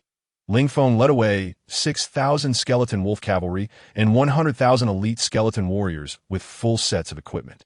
500 skeleton archers and 300 giant skeleton guards that he left Gu Er and Gu Qi, Gu Ba, Gu Jiao to garrison Wind Valley, and the other 9 skeleton leaders all followed Ling Feng to go on the expedition. For the 4 magic energy mechas recovered from the Violet Eye, Ling Feng conducted an experimental attempt on them. He selected the smallest one, which was 3 meters tall, and 100 skeleton warriors with yellow soul fire, and tied its limbs with strong iron chains to prevent it from suddenly going berserk after recovering its energy. Ling Feng carefully opened it and put a 3rd-level magic crystal into its energy groove. The fiery red electrons flickered, and this powerful iron lump stood up. It did not go berserk, but scanned the surrounding situation with its electronic eyes. When it scanned Ling Feng, it stopped, and its electronic eyes stared at Ling Feng all the time, standing there motionless. Ling Feng was a little strange. He didn't know how to communicate with these arcane civilization products that combine magic and technology. His purpose was only to study whether they could restore their combat capabilities. Looking at the obedient appearance of that iron thing, Ling Feng blurted out, "Sit." This 3-meter-high mechanical battle armor actually sat down. This really stunned Ling Feng. How did he have the ability to command these magic energy mechas? Corrections and improvements. Is translated as incomplete instead of. Is translated as, which is not a common English word. It might be better to use veterans or founding members, etc. Depending on the context. Is translated as, which is incorrect in grammar and should be translated as, was visited by a group of unexpected guests. Is translated as, which is incorrect. Should be seek refuge with. Is translated as, which is not clear. It might be better to use rear cover. The text has been improved in grammar and some vocabulary usage to make it more fluent and accurate in English. In his original impression, this mechanical creature should have a template similar to programming and be commanded by the program. However, it is obvious that looking at problems with old perspectives is unreliable. 2 different civilizations will surely develop in different directions. This magic energy mecha may possess a certain logical thinking ability. When it scanned, it regarded Ling Feng, who has the divine bloodline left by the ancient titans, as its master and was as obedient as a docile puppy. This made Ling Feng extremely delighted. Having these guys is like having an extra trump card in his hand. He then tested the remaining 3 magic energy mechas. One of them seemed to have suffered unknown damage and showed no reaction, while the other magic energy mechas could work normally. The largest magic energy mecha, which was over 20 meters tall, stood up after Ling Feng put a 1st-level magic crystal into it. The skeleton warriors all retreated like a tide, making way for it. Ling Feng put these 3 intact magic energy mechas back into the spatial artifact, the Ring of Rojez. Before setting off, Ling Feng, as the skeleton lord, delivered his first speech in his life. Facing the neat skeleton army in the valley, their black battle armors made them look like human warriors. powerful and cold. Ling Feng looked around and shouted loudly. For a long time, we undead skeletons have always been at the bottom of the undead world. We have become the synonym for cannon fodder. Is this fair? No. We are the bravest soldiers and the most tenacious warriors. No matter how powerful the enemy is, we have never taken a step back. Those little ghouls, how dare they invade our territory? We will teach them a good lesson. We will smash their skulls with our bones. We will burn their bodies with our soul fires. We will surely win. We will surely recreate glory. The skeleton warriors tightly grasped the weapons in their hands and raised them high. The soul fires in their eyes were burning. The uniform shouts echoed among the soul fires of all the skeletons. Along the way, the tribes of undead skeletons were in a vast and mighty procession, gathering into a torrential flood of skeletons at this critical moment of life and death. The undead skeletons almost mobilized the entire strength of the clan to rush to the front line. Different from other chaotic tribes, the Wind tribe, which was well-equipped and unified, with a neat formation, although not numerous, attracted the attention of many large tribes. Especially the skeleton wolf cavalry made the leaders of all the skeleton tribes almost drop their chins in astonishment. Such a miracle has never happened in the history of the undead world. The undead skeletons stationed in the Abyss Canyon were the four largest skeleton tribes: the Thunder tribe, the Frost tribe, the Blaze tribe, and the Blackstone tribe. Among them, the Thunder tribe was the largest, with 10 million undead skeleton warriors. Their leader, Thunder Fury, was a high-level skeleton lord with deep purple soul fire, named Thunder Fury. The undead skeletons in the Abyss Canyon had the advantage of geographical location. The entrance to the canyon was called One Line Sky. Just as the name implies, on both sides were straight cliffs, and the continuous mountains stretched for thousands of miles. Only a narrow gap in the middle could be passed through. This natural geographical advantage made it impossible for the ghouls to launch a full-scale attack. Although the numerous skeleton warriors still had a certain advantage. Once, under the counterattack of the four skeleton tribes, the skeleton army forced the ghoul army back 100 kilometers and achieved a phased victory. However, recently, the situation has changed. The number of the ghoul army has increased sharply. The number of Stitchers has also increased rapidly, and even powerful elite abominations have appeared It can be said that the ghouls have almost mobilized all their forces. It seems that they're going to fight the undead skeletons to the death, in the undead world. This situation is simply unimaginable, that a life and death battle between two races, unless their minds are rotten to the point of madness. The skeleton army suffered a complete defeat, and the lost territory that was originally recovered has returned to the hands of the ghouls. Relying on the last natural barrier, the Abyss Canyon, the undead skeletons managed to gain a moment of respite. They sent a reinforcement request to all the skeleton tribes on the wild plains. Before the reinforcement troops arrived, the situation on the battlefield changed again. Incredibly, a large number of elite demonized spiders appeared on the battlefield of the Abyss Canyon. These dark creatures originally lived in the cave abysses. Their powerful predatory ability made all dark creatures fear them. But these elite demonized spiders were actually subdued by the ghouls and joined the battlefield in the Abyss Canyon. The skeleton leaders of the four tribes couldn't understand this strange situation. They smelled a hint of conspiracy. How could these ghouls, which are several levels less intelligent than skeletons, be so powerful and resourceful? Maybe a certain high-level undead creature race is going to deal with the undead skeletons. Since the death of the Skeleton King, the skeleton tribes have been constantly suppressed. The leaders of the four skeleton tribes also belong to the upper echelons of the undead skeletons. They know the reason for the death of the Skeleton King. They also heard about the turmoil on the wild plains sometime ago. It seems that there is a disagreement between the two queens of the undead world, and a war in the undead world is inevitable. The addition of the elite demonized spiders was a devastating disaster for the undead skeletons. These creatures were as large as 5 meters tall and had a diameter of 10 meters when they spread their 8 legs. They could spit out sticky spider webs from their mouths and entangle the skeleton warriors. Then, the swarming ghouls behind would smash these skeleton warriors into pieces, relying on the geographical advantage of One Line Sky. The skeleton army had to continuously use the bodies of the skeleton warriors to block the attack of the ghouls. The vital forces of the four skeleton tribes were constantly decreasing. At this rate of consumption, they couldn't hold on for long. Not good. The defense line has been breached. The skeleton sentry rushed into the meeting where the 4 skeleton leaders were having a battle conference and reported. The leaders of the 4 tribes quickly walked to the cliff. The skeleton defense line had collapsed, and the tide of the ghoul army rushed in. There was no time to hesitate. If they didn't quickly defeat them and let more ghouls break through the defense line and gain an advantage in number, then everything would be over. "Bring me my weapon," Lejean said solemnly, a giant long spear weighing 100 kilograms. Lejean's extremely tall body was 3 meters high. There was a pair of broken horns on his head, and he was covered with heavy battle armor that covered his huge body. The armor was engraved with profound magic patterns, full of powerful pressure. He was like a strong giant and mounted onto the skeleton of a war Kodo beast. Undead creatures with animal skeletons were not common. The Kodo beast was also covered with heavy armor. The total weight of the full-body heavy armor was probably 1 ton, with powerful impact ability. "I'll go and drive them back." Lejean said. "That I'll help you," said a slender skeleton leader. There was also deep purple soul fire burning in his eye sockets. His whole body was covered with shiny fish scale armor, which was lighter than the heavy armor. It was composed of steel plates tightly connected together.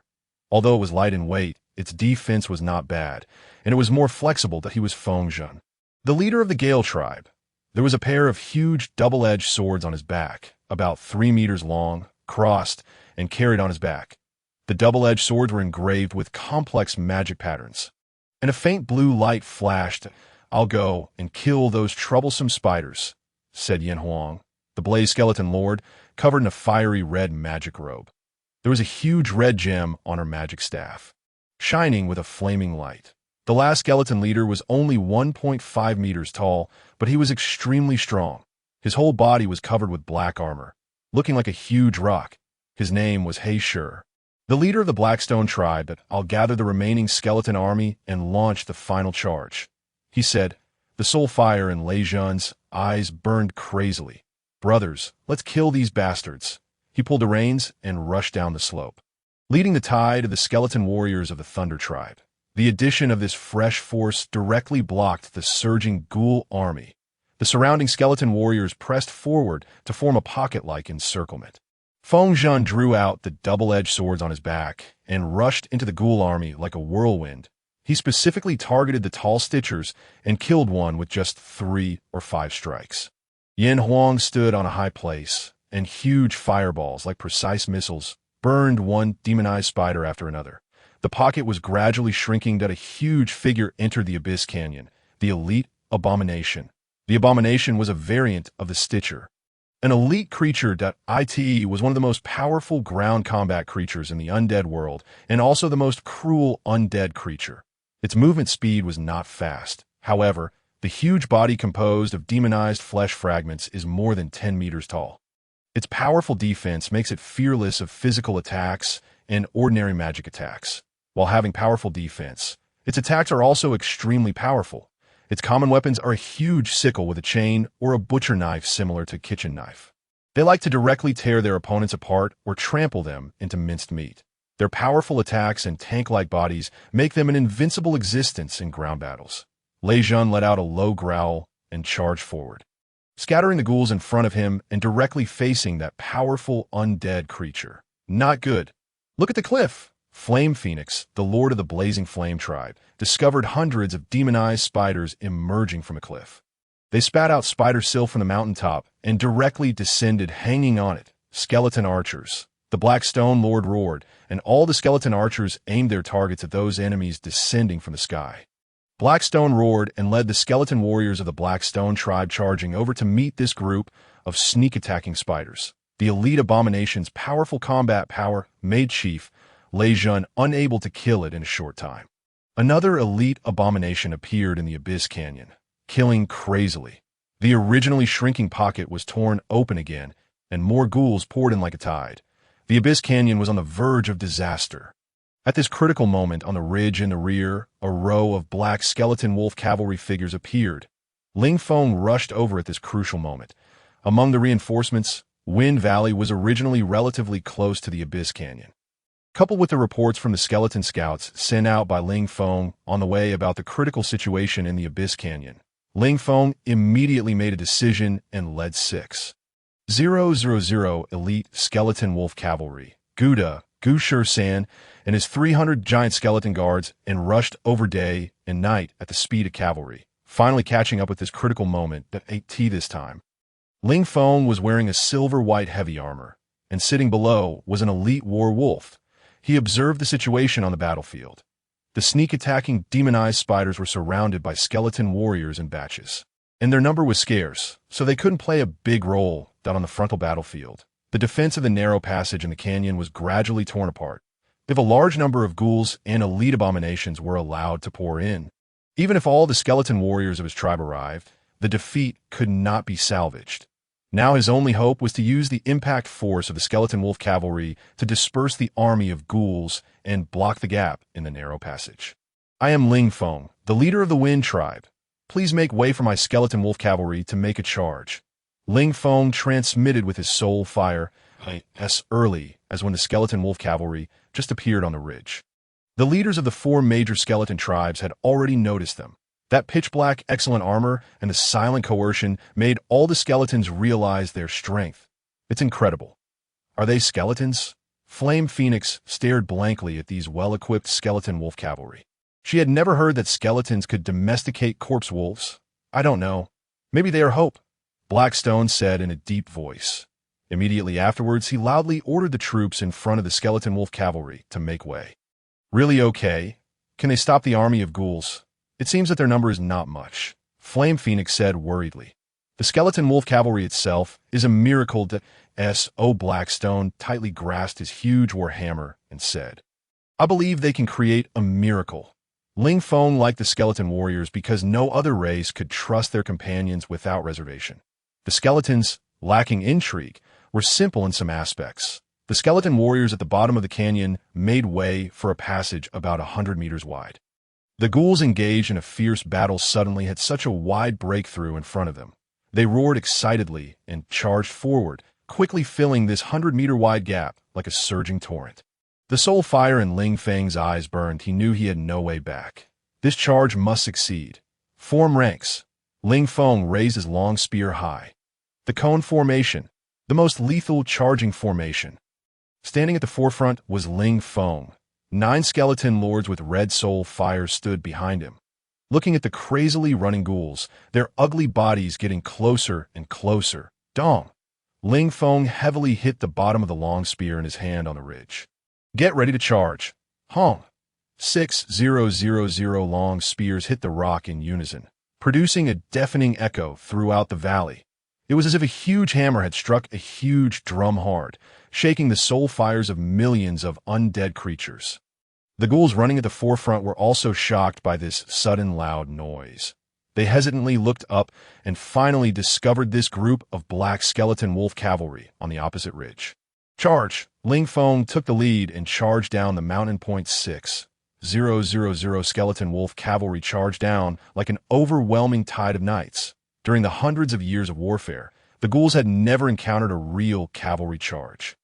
The skeleton wolf cavalry, wearing hundreds of kilograms of excellent armor, was like a small tank under the impact of the dive. On the silent ground, there was a trembling sound of charging.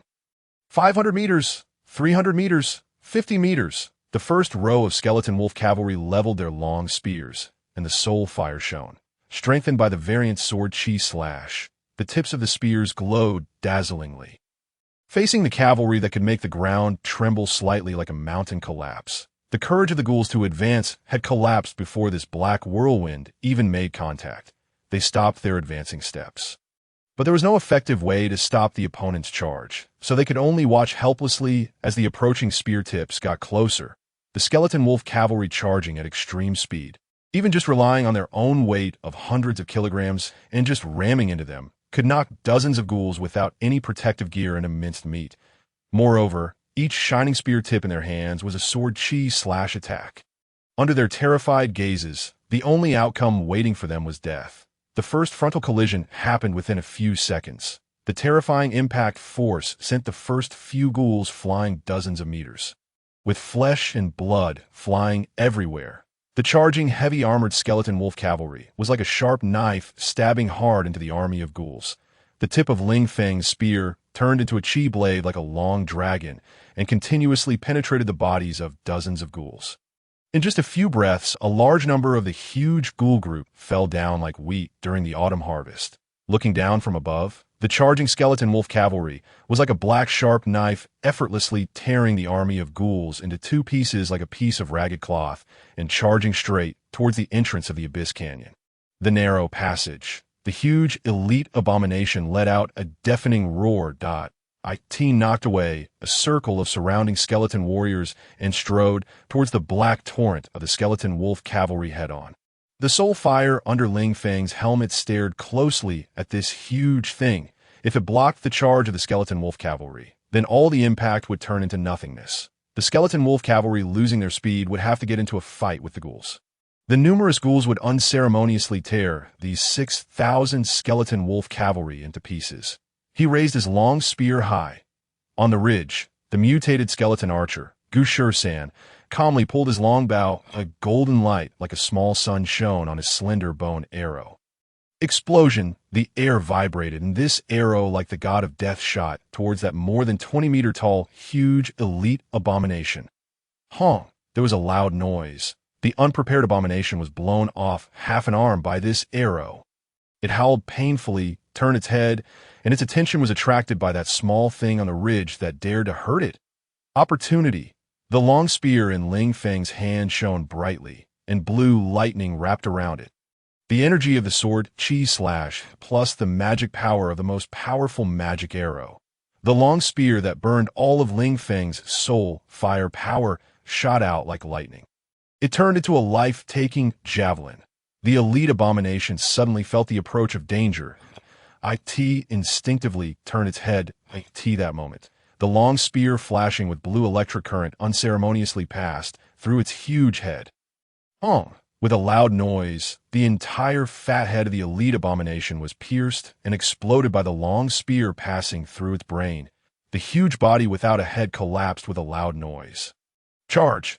Ling Feng drew out his black long sword, leaped high together with the corpse wolf under his crotch, crossed over the body of the elite abomination, and rushed towards the bright canyon crack. Thousands of powerful skeleton wolf cavalry followed and leaped high, almost flying in the air, covering the sky and blotting out the sun. Outside the Abyss Canyon, the seemingly endless army of ghouls and stitchers rushed excitedly towards that crack. After so many years of attacks, they finally broke through the last defense line of the undead skeletons today. However, soon there was chaos ahead. Countless ghouls rushed back crazily from the canyon crack, and the speed was even faster than when they rushed into the canyon.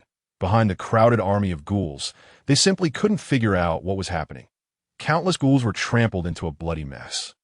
After a brief moment of blankness, a black whirlwind rushed out, like spreading water ripples, causing the entire army of ghouls to scatter backwards.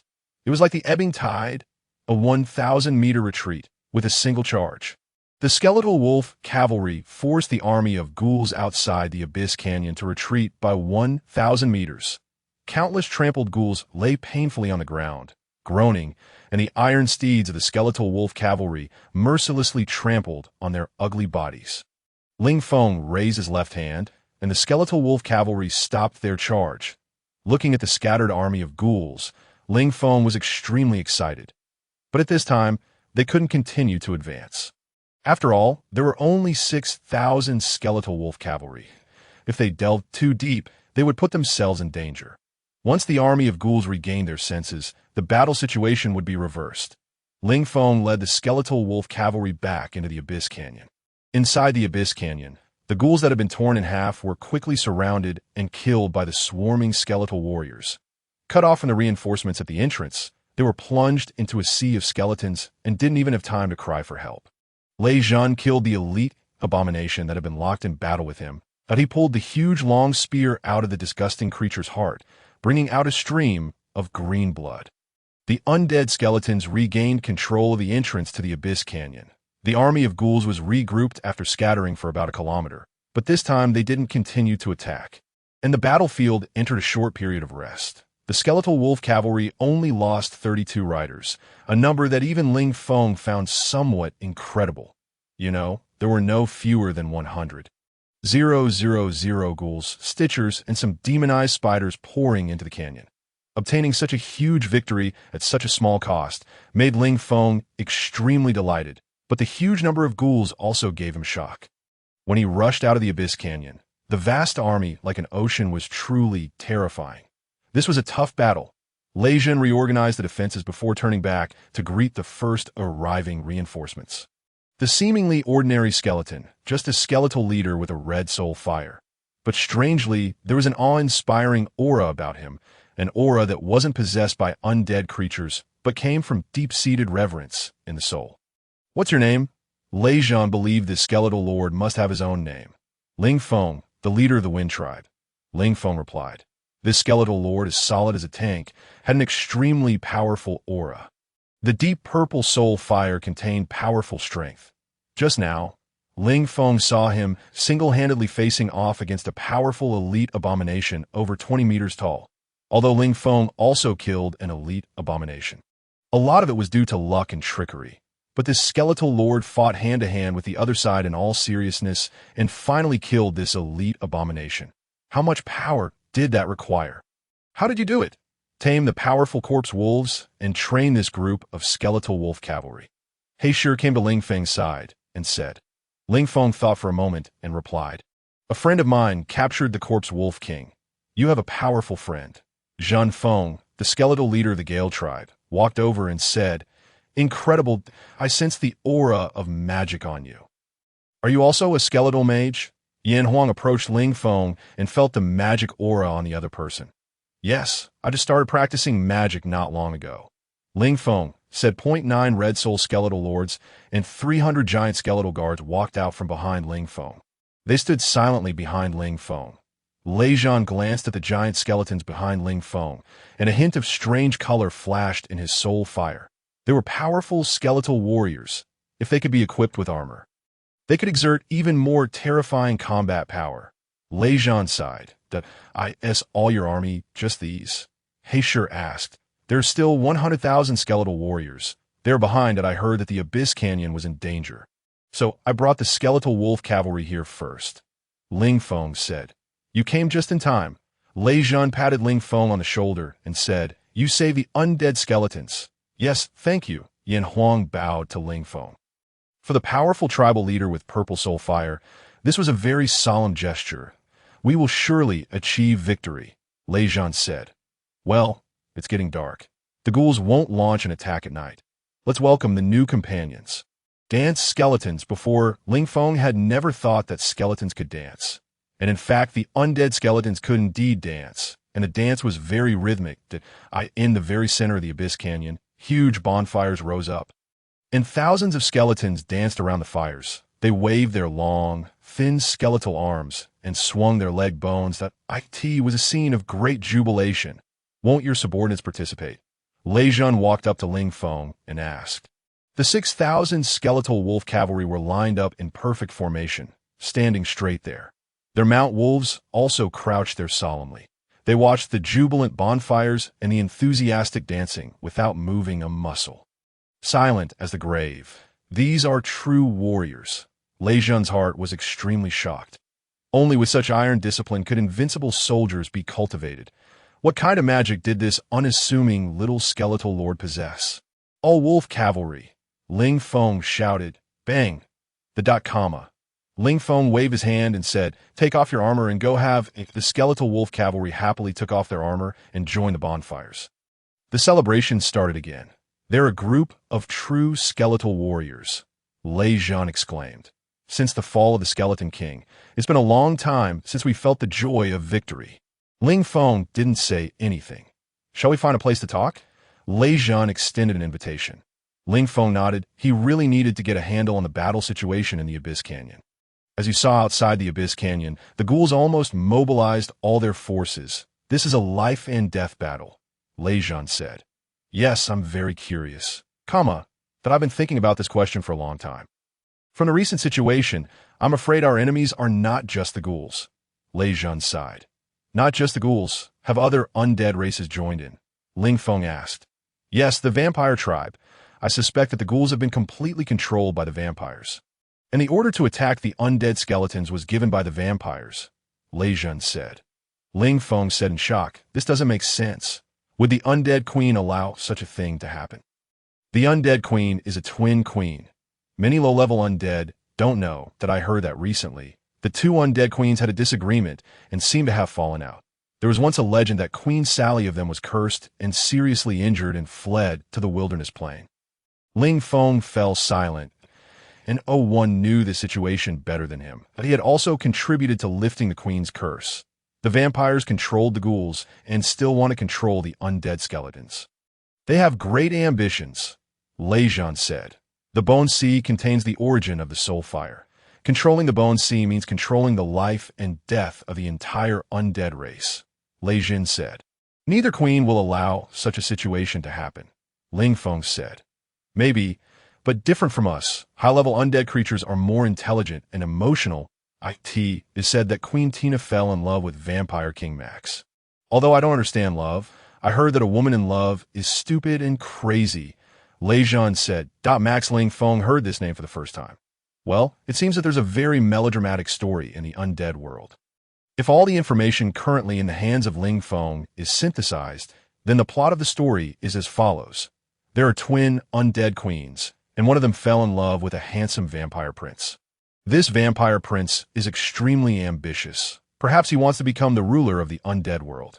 Maybe this incurred the anger and obstruction of the other undead queen.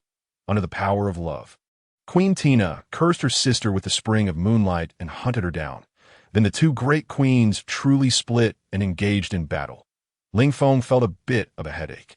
Truly, when the city gate catches fire, the fish in the moat are affected. If the vampires are the masterminds behind the scenes, then it's very likely that they will personally participate in the battle in the later stage. Previously, perhaps they still had some scruples about Queen Sally, but now they have not many scruples left. This can be proven by the appearance of the demonized elite spiders. Such powerful dark creatures cannot be enslaved by ghouls. Facing the overwhelming might of the vampire and ghoul races, the undead skeletons have no chance of victory.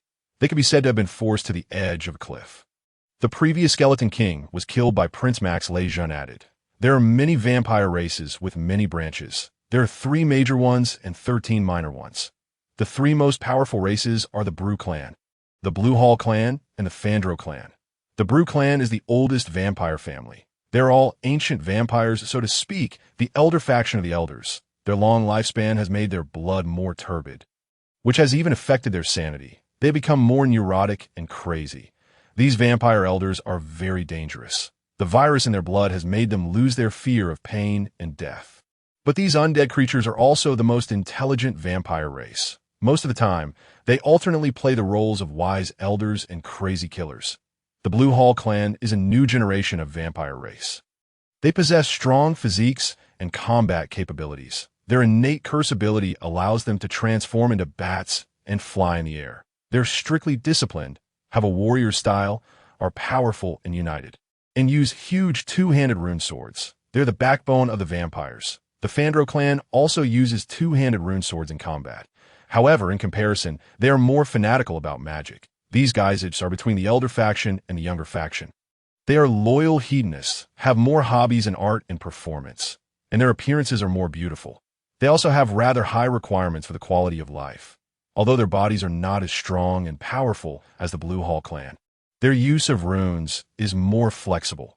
The powerful rune power makes up for their natural deficiencies. These 3 vampire races were unified into the Blood Clan when Vampire Prince Max awakened. From then on, the vampires were no longer fragmented and became unprecedentedly powerful. What should we do? Ling Feng felt a bit lost. I don't know. Perhaps we need external help. But first, we must become strong ourselves to win the hope of survival. Lei Jun said, Your skeleton wolf cavalry gives me a glimmer of hope. If the skeleton race had developed earlier, perhaps the current situation would be much better. But it seems we don't have time anymore. Lei Jun said, Everything is just speculation. Perhaps the situation isn't that bad. Ling Feng said. Maybe Lei Jun paused and said, If all the skeletons were given to you for training and command, could you save the skeleton race? The words of the Thunder Tribe chief startled Ling Feng. For the most powerful skeleton chief, to say such a thing was simply like nominating a new skeleton king. I'm just a small skeleton leader of the Red Soul Fire. I can't do such a thing, Ling Feng said. Huh, I was just joking, don't take it to heart. What we need now is to work together to defeat the Ghoul tribe. Lei Jin laughed heartily. Yes, we will surely win, Ling Feng said. Come on, let's go celebrate this hard-won victory. Ling Feng joined the bonfire celebration of the skeletons. He noticed that these flames were not only from the burning wood. Some skeletons added a black liquid to it. Soon as this liquid touched the flames, it burned violently. It seemed like petroleum. Ling Feng took a bit to experiment. It should be petroleum. The undead world actually has this resource of petroleum. This made Ling Feng immediately think of using fire attacks. Maybe at some crucial moments, these things could play a role. Ling Feng decided to explore the petroleum reserves thoroughly tomorrow. The next day, the ghouls launched another large-scale attack, but not as fierce and with as large a force as yesterday. Only hundreds of thousands of ghouls were routinely attacking the Abyss Canyon. After all, battles have been going on here for over 100 years. The battle method of the skeletons was to take turns. Each of the 4 tribes was responsible for holding the line for one day. Ling Feng, as the newly joined skeleton tribe, also participated in one day of holding the line. The one-line sky was truly a natural barrier. Relying closely on the 300 giant skeleton warriors holding huge shields, it was almost impregnable on the day when the 300 giant skeleton warriors joined the battle. The casualties of the skeletons were the lowest, only about 100. For the undead skeleton warriors, such casualties were almost negligible. The continuously reinforcing troops all arrived. Ling Feng's 100,000 well-equipped skeleton warriors were undoubtedly the most eye-catching existence. Coupled with the large number of skeleton archers, Ling Feng had become a 5th major force in the Abyss Canyon. With tens of millions of skeletons joining, the battle situation in the entire Abyss Canyon entered a stalemate again. The attacks of the ghouls suddenly slowed down, almost all being routine attacks every day and stopping as soon as it got dark. Ling Feng led the Wind tribe and volunteered to fight. He often replaced other tribes in holding the one-line sky. He had to train the troops and raise the rank of the soul fire of the skeleton warriors. Only through battle could they truly improve. Time passed by slowly. More than a month passed like this. Ling Feng was summoned again by his contract master, Ina. The war was not too busy, and after all, he had made a promise. Ling Feng agreed to the summons. A golden light flashed, and Ling Feng appeared in the human world. The scenery in front of him was extremely charming. Pure blue skies were filled with white clouds floating like lazy creatures strolling in the sky. The land was covered with lush green grass and blooming flowers. Colorful butterflies fluttered among them, and a fragrant and charming aroma filled the air, refreshing the heart and soothing the spleen. Under the huge cherry blossom tree, pink petals fluttered down, gently dancing in the air and swirling around the young boys and girls under the tree, like a scene in a dream, jumping from the dark and bloody undead world to the bright and charming human world all at once. Ling Feng couldn't react immediately and felt as if he was in a dream. Hey, servant, what are you daydreaming about over there? Hurry up and go get us some firewood. That familiar voice of the little lowly was still as grating as ever. Under the cherry blossom tree, a group of young boys and girls dressed and were laughing and playing, feeling the breath of life that this world brought them. Yes, the breath of life which doesn't exist in the undead world. Ling Feng walked over without saying a word. Hello, Mr. Skeleton. Princess Raphael smiled like a flower. Ling Feng nodded as a gesture to hi. Servant, didn't you hear your great master's order? We're having a picnic. Hurry up and go pick up some branches for us. Aina put her hands on her hips and said. She frowned as she looked at Ling Feng's tattered armor, which was covered with dark red and green liquids and faintly smelled bad. Oh, servant, did you accidentally fall and land in a manure pit? Aina covered her nose and said. Ling Feng looked down at the armor on his body, which was covered with the blood of ghouls and stitchers. My days are not as leisurely as yours, noble lady. Ling Feng said impatiently that I'm fighting for my life every day. Fighting. Is there a war in your undead world? Aina asked. For her, war was just a plot in a novel. Yes, maybe next time you won't be able to summon me, because I'll have become a pile of bones. Ling Feng said. You were a pile of bones in the first place? Aina said. If there's nothing else, I'll go back. Ling Feng said. What's your attitude? How can you talk to your master like this? Aina was very angry with Ling Feng's attitude. If he could sigh, Ling Feng really wanted to let out a long sigh now. After all, they're people from two different worlds. I'm afraid her cute little head can never imagine the scene of fighting those ugly monsters with herself. Just as she was about to the contract and leave, Ling Feng suddenly remembered a very important thing. He didn't have enough first-level magic crystals. He originally had 11 pieces. 3 were used when the arcane tower teleportation device, and 5 were given to the little lowly, the contract owner. Only 3 were left. The small magic energy mecha can make do with second-level magic crystals. But his last trump card, the large magic energy mecha, over 20 meters tall, can only rely on first-level magic crystals. Can you do me a favor? Ling Feng said. Help me buy some first-level magic crystals. What do you want to do? Aina became as vigilant as a little girl approaching a stranger. Could this guy be trying to get back his magic crystals? Ling Feng took out 320,000 gold coins snatched from the 5th-level magician hawk from the Ring of Roses and handed them to Aina, saying, buy as many as you can. When Aina saw so much gold, stars twinkled in her beautiful big eyes. Servant, you're really a rich guy. Everything of the servant belongs to the master. I'm taking these gold coins. Aina said, whatever you want. Ling Feng shook his head and said, anyway, you might not even live until then. A flash of golden light. Ling Feng the contract and returned to the undead world. Aina stared blankly at the empty space where Ling Feng disappeared. Mr. Skeleton, coming and going in a hurry, Princess Raphael said with a smile. Raphael, is war a very cruel thing? Aina suddenly asked, I haven't seen it with my own eyes either, but I know there's nothing more cruel than war. Princess Raphael put away her smile and said. Aina stood there. The cool wind blew her long, dazzling, waist-length golden hair. Without making a noise, she looked somewhat serene and gentle. Her long eyelashes fluttered slightly, and her pair of bright and beautiful big eyes were as clear as a lake. Ah, that lazy guy. The master ordered him to pick up branches, and he just ran away like this. She pouted and said angrily, but a trace of worry flashed in her eyes. Form ranks. Ling Feng returned to the undead world and started another guarding mission. 100,000 elite skeleton warriors were neatly lined up in formation, the narrowest part of the canyon entrance. 300 giant skeleton guards firmly guarded the pass. The huge long shields were more than 3 meters tall. 300 giant shields put together formed a small shield wall. The howling ghouls rushing up could be knocked flying just by relying on shield strikes. Ling Feng even had a feeling like the 300 Spartan warriors. Just relying on these 300 giant bone warriors, he had the confidence to hold the canyon for a while. Slow spell. Ling Feng cast a first-level magic. His cultivation realm increased. Although it was a first-level magic, the attack range had increased significantly.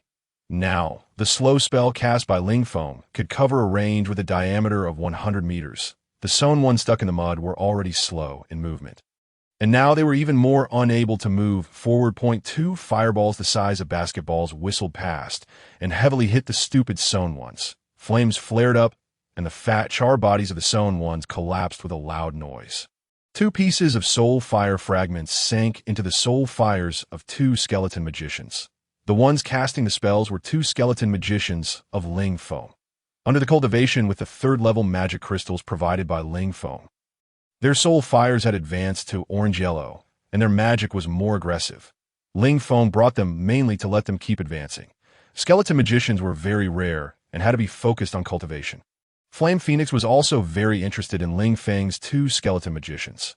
After all, skeleton magicians were really too rare of course. Although she was envious, she wouldn't do anything like poaching. Instead, she gave them pointers on magic. After all, Flame Phoenix was a high-level skeleton magician with a purple soul fire. Speaking of skeleton magicians, we have to mention that Ling Feng saw an old acquaintance among the swarming tribal reinforcements. That was the godly stick skeleton magician who he almost chopped into a pile of broken bones. Among the newborn skeletons of the same batch as Ling Feng back then, there was also a special skeleton magician. But the idealistic skeleton magician met the bony Ling Feng, and the final result was extremely tragic. The injured, godly stick skeleton magician, after recovering his body, joined a large skeleton tribe. Unfortunately, he didn't have the legendary protagonist aura and advanced slowly. Now he had just entered the golden soul fire stage. After all, there was no such thing as magic crystals in the undead world. The godly stick skeleton magician naturally also saw Ling Feng, the leader of the Wind tribe. There was no way to talk about revenge. Now, it was quite difficult for him to even get close to Ling Feng. After all, the gap in their status and strength was really too big now. Instead, because he was afraid that Ling Feng would recognize him, he hid among the skeleton group and didn't dare to show his head. Once, by chance, he saw his old acquaintance hiding among the skeleton group. Ling Feng asked a few giant skeleton guards to this guy in front of him like a chick. Hee, does the bone god have any instructions on what you should do now? Ling Feng said mockingly, Humph, I'm not as good as it if you want to kill me. Just do it that don't humiliate me. The godly stick skeleton mage showed a rare toughness. Haha. Ling Feng laughed loudly and threw down a third-level magic crystal.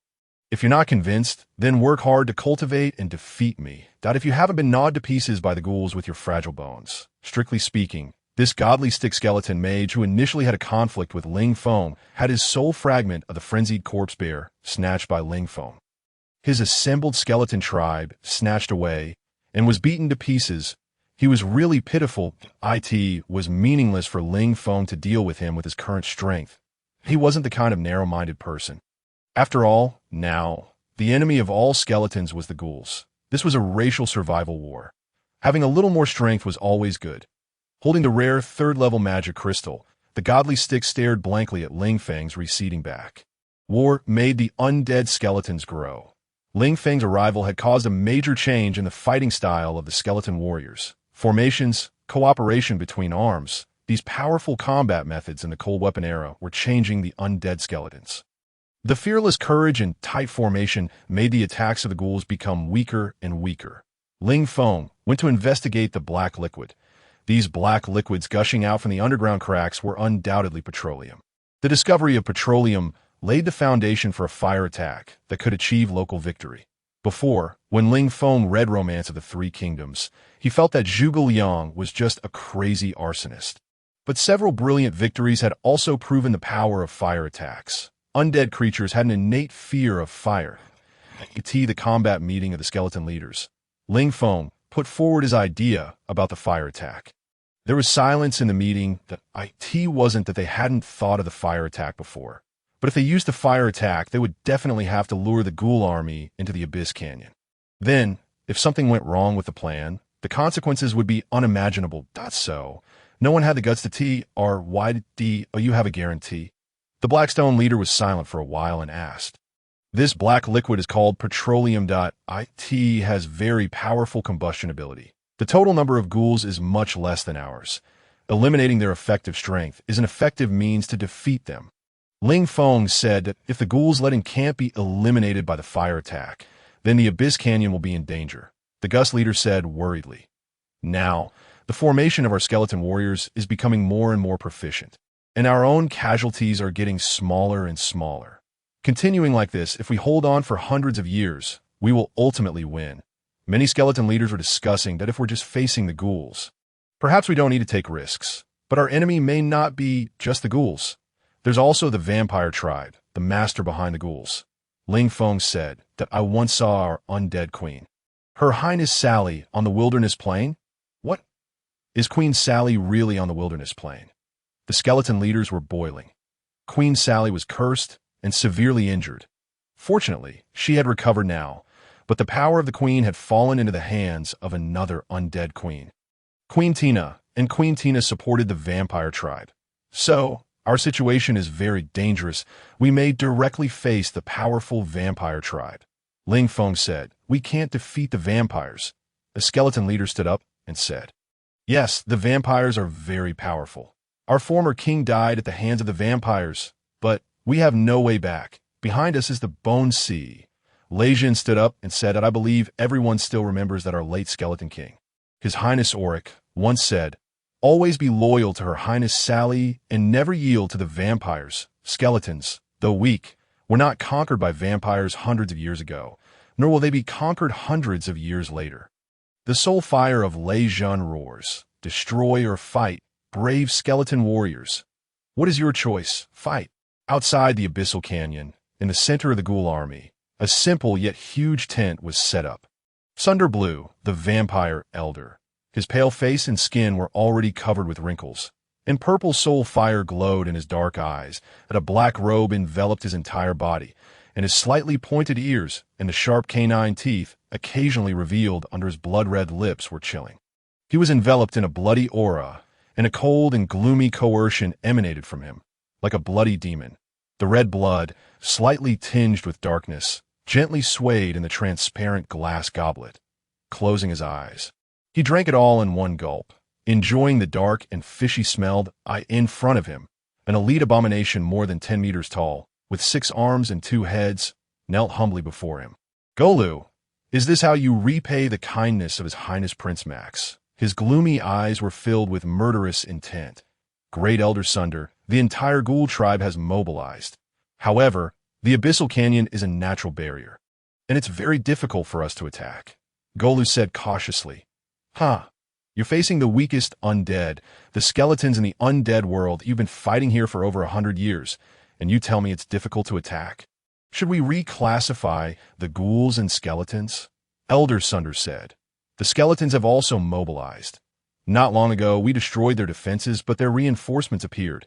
Elder Sunder, the skeletons actually have their own wolf cavalry, and all of them are heavily armored wolf cavalry. 2 of my elite abominations died there," Golu said. "Wolf cavalry?" Sunder said doubtfully. "Yes, heavily armored wolf cavalry with full armor. Their charge is as powerful as a mountain collapse in the undead world, except for undead knights. Who else has such complete equipment?" "I'm very surprised," Golu said. Sunder was silent for a while, muttering to himself. "It seems the skeletons have found that spatial teleportation artifact. Otherwise, how could they get so much armor? There's no more time to delay. I order a full-scale attack tomorrow. We must take the Abyssal Canyon.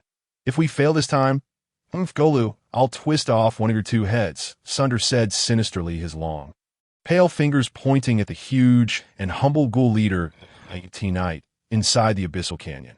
Ling Feng was summoned again by the contract master, the little lowly Aina. "It seems this little girl still has a conscience, and the matter of the first-level crystal is settled.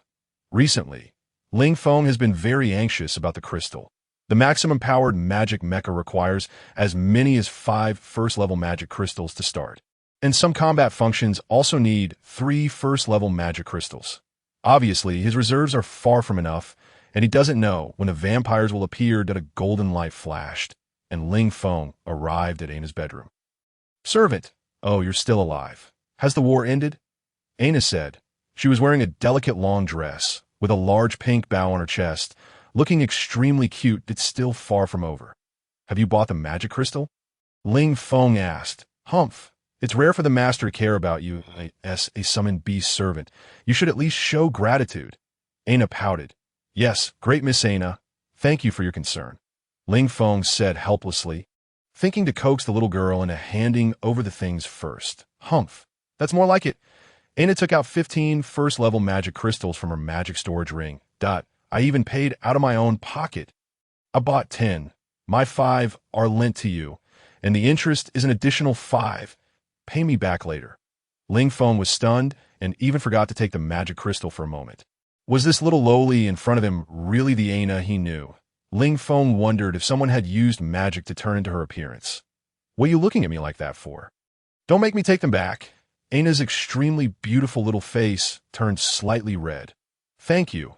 Ling Feng wasn't polite at this time. After all, it was related to life and death. And this Tada, Aina pulled a curtain from the corner.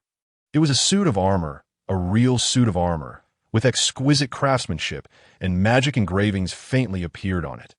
This was a real knight's armor, and only a leader of a certain status could wear it. Its magic engravings showed the extraordinary craftsmanship. The dragon-slaying mithril armor. It was made by dwarf craftsmen, adding various rare metals such as mithril and magic blessings engraved by 5th-level magicians. "How about it? A good thing, right?" Aina said proudly. "Where did you get this?" Ling Feng asked. "I stole it from my father's warehouse," Aina said proudly. "This isn't very good, is it?" Ling Feng rarely felt a bit embarrassed. "It's okay. There are plenty of armors in my father's warehouse. He never wore this set either." "Servant, here you are. How about it? Doesn't it feel great to have a master?" "Oh hee, Aina laughed loudly. Ling Feng gently stroked the mithril armor that shone with a cold light, and a warm feeling flowed through his heart. This little girl.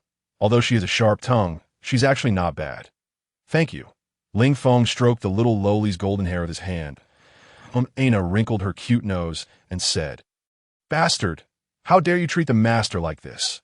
Pay attention to your servant status. Ling Feng put on the dragon-slaying mithril armor and looked much more imposing. Putting on the helmet, he looked like a debonair knight. So handsome. You don't even look like a skeleton anymore. Aina said that a very nice thing. Ling Feng could feel the flow of the blessing magic. This armor could at least resist a fireball spell. I'm going back, beautiful Miss Aina. Ling Feng said to Aina, the moment Aina shouted loudly, I order you to live well. Ling Feng waved his hand at her back, and a golden light flashed, disappearing into the room. Back in the undead world, Ling Feng's armor made all the skeleton leaders drool. Well, if they had saliva, that is in the early morning. The attack on the Abyssal Canyon was different from the usual laxity since morning.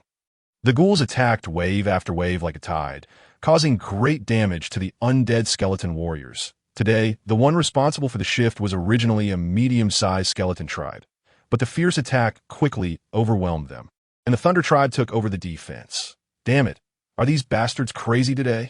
Thunder returned from the front line of the battlefield. His armor was already soaked with the blood of the ghouls. This is just a probing attack. After noon, they should launch a full-scale attack. The IT seems they're going all out today. Chief Blackstone said, Should we execute the plan? Chief Flame Phoenix asked let's wait and see. If they want to go crazy, we'll go crazy with them. Ling Feng, you can get ready on your side. Lei Zhan said. Yes, Ling Feng nodded. Outside the Abyssal Canyon, Golu rotated his 6 arms and stood in the army. Behind him was the most elite force of the ghouls. The vanguard in front was just for consumption. The real battle relied on these 1 million elite ghoul warriors. These ghouls were different from ordinary ones in terms of both physique and equipment. Their physiques were twice that of ordinary ghouls. Not only were they strong, but they were also well equipped. Each ghoul was equipped with half-body leather armor and sharp iron claws. The Stitchers even wore simple armor. The weapon in their hands was a machete about 30 centimeters wide. This blade looked like an oblique quadrilateral, with a thick back and powerful slashing power. A total of 6 elite abominations were brought. 2 were lost in the last battle. All the remaining 4 were thrown into this full-scale attack. We must win in one battle. The crazy attack of the ghouls continued until noon. They launched a total of 12 desperate attacks. And several times they almost broke through the front line. Just in the morning, the casualties on both sides exceeded 10,000. The Golu was very nervous. He knew how terrifying that half-crazy vampire elder was. If he said he would twist off one of his heads, he would definitely break his neck. The skeletons were becoming more and more tenacious. Their formation became as unbreakable as a wall of bronze and iron. For the first time in recent battles, Gola showed a pessimistic mood. The number of ghouls was far less than that of the undead skeletons. If a war of attrition ensues, then proceeding in this manner. The inevitable victor will be the undead skeletons. A quick victory is perhaps the only way out for the ghoul tribe at present. Will the war that has lasted for over a century come to an end today? If Goru's mood were to be described in 4 words, it would be seething with excitement.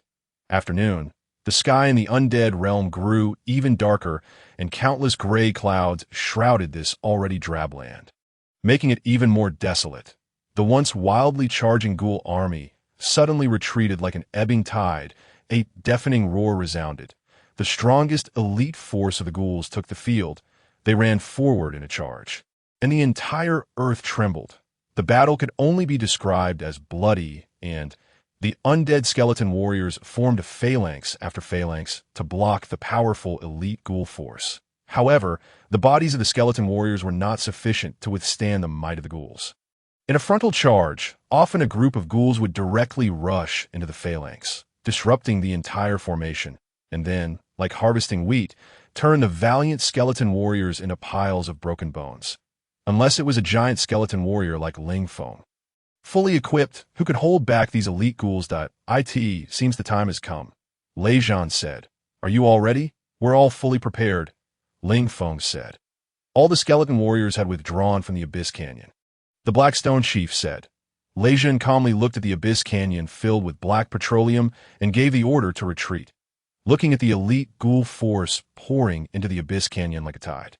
A smile appeared on Goru's ugly face. He waved his hand, and the ghoul army and the powerful elite abominations charged towards the Abyss Canyon like a tide. After breaking through the Abyss Canyon, the ghoul army encountered no resistance. If it were a famous human general, they would definitely not advance rashly at this time. But for ghouls with low intelligence, they simply had no defenses. Finding the skeletons and tearing them to pieces was their only goal. The entire Abyss Canyon was filled with a large number of dry branches, and a thick layer of petroleum had congealed on the ground. The ghouls didn't understand the function of this black liquid. More and more of them poured in, and the huge bodies of the elite abominations also appeared in the Abyss Canyon. At time. The Flame Phoenix chief asked, sounding a bit nervous. Lei Jun glanced at Ling Feng. Wait a bit longer, Ling Feng said. Try to eliminate as many as possible. This kind of tactic doesn't require much thought when dealing with ghouls whose brains are almost as good as those of idiots. But even the stupidest ghouls won't fall for the same trick twice, and so the fire attack has only one moment of effectiveness. Try to eliminate as many vampires as possible. Only then can we gain more buffer time for future battles. More and more ghouls filled the Abyss Canyon, and they rushed out of the Abyss Canyon crazily. Of course, the skeleton army had firmly blocked the exit and held back the ghouls' attacks. The figures of the skeleton warriors appeared on the ridge. The ridge on the back of the Abyss Canyon was not as vertically steep as the front, but rather a gentle slope. After the ghouls discovered the figures of the undead skeletons, they howled and charged towards a ridge, led by Gushur San. A large number of skeleton archers appeared on the highest mountaintop. They uniformly set their arrows on fire, and countless rocket-like arrows rained down on the Abyss Canyon, filled with petroleum like a meteor shower. In just one breath, a raging fire blazed up on the ground. The ghouls that had been baring their teeth just a moment ago were instantly swallowed up by the merciless flames. The ghouls that had rushed halfway up the slope were stunned by the sight before them. As they hesitated whether to continue charging up the mountain or retreat, the skeleton warriors on the ridge carried out rows of logs covered in oil, and the oil-covered logs became rolling fire logs that rolled down the slope. The ghouls shrieked and were knocked into the sea of fire. Two elite abominations leaped in the sea of fire. Their bodies were huge, and the flames didn't cause them fatal damage for the moment. The angry elite abominations, ignoring their burning feet, struggled to charge up the mountain. All the skeleton archers and skeleton mages took these two behemoths as natural targets. In a storm of attacks, the two huge creatures crashed to the ground in the sea of fire. The ghouls closest to the narrow passage at the exit of the canyon began to react. They rushed out crazily. The ghouls outside didn't know what was going on inside. They were shocked to see their companions charging towards them covered in fire. Before they could react, they were torn to pieces by the sharp claws of their companions. The ghouls, driven mad by the fire, rushed out, and the ghouls outside the Abyss Canyon still charged inside ignorantly. The two torrents collided violently at the entrance, and countless ghouls were pushed to the ground and trampled crazily. Bodies piled up layer upon layer at the entrance of the Abyss Canyon, almost forming a small mountain of ghoul corpses, which blocked the ghouls behind who were burned dizzy, under the crazy charge of the ghouls covered in flames.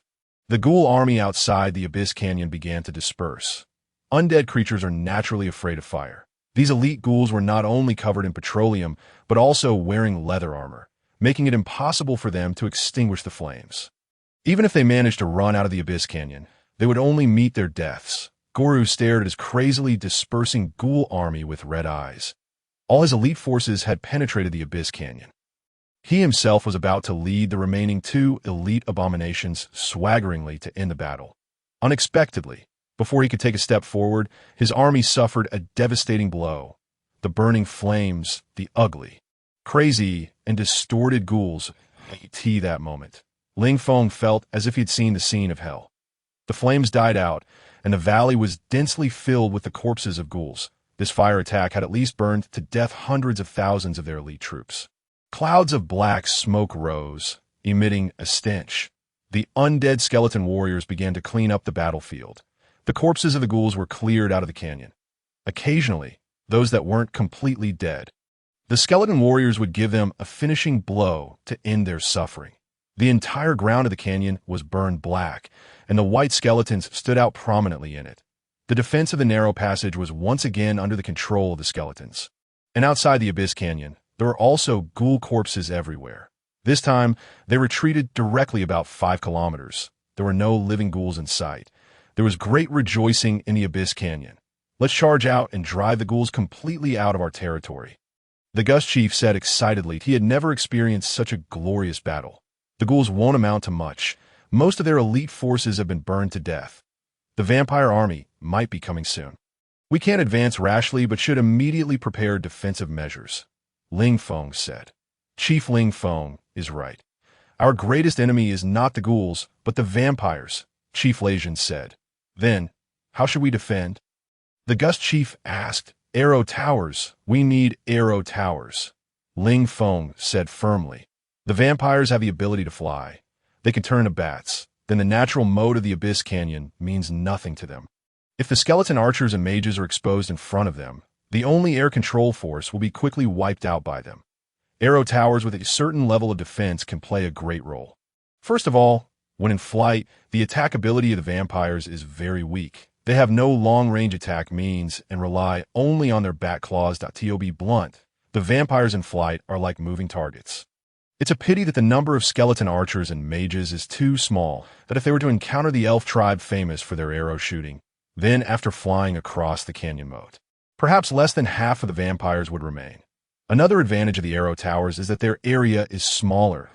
If on the ground, the vampires who withstood the first wave of arrow rain landed on the open ground, they could instantly wipe out all the skeleton long-range troops. However, on the arrow towers, the foothold for them was extremely small, which provided a chance for survival for the ranged forces of the undead skeletons. With the construction experience of the Valley of Wind, the skeletons of the Wind tribe were quite familiar with the process. Millions of skeleton warriors were mobilized, and 6 huge arrow towers, each 200 meters tall and 50 meters in diameter, were under intense construction. Outside the abyssal canyon, several huge trenches were dug and thorny plants were cut down to block the possible charges of the ghouls along the narrow passage of the canyon entrance. A tall city wall was also under construction. This was the first military construction in the abyssal canyon. For a long time, the constantly attacking ghoul army had never given the skeletons such an opportunity for construction. The time won in this fire attack battle was precious. The leader of the ghouls, Goru, was trembling as he knelt at the feet of Sander. His body was so huge that even when kneeling, he was much taller than Elder Sander.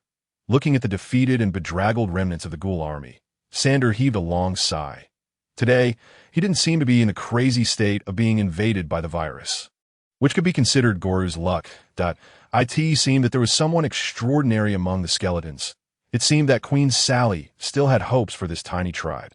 Elder Sander said while not looking at Goru and sighing towards the sky. In his opinion, the undead skeletons must have received the help of Queen Sally. At least, the High Elven Banshees were directing the battle. The result of long-term neglect was that even the beings in the undead world classified the intelligence of skeletons as the same level as that of ghouls. Gather your army. You useless lot are no longer of any use. I'm too lazy to discipline you. Having received my message, the powerful vampire warriors are on their way here.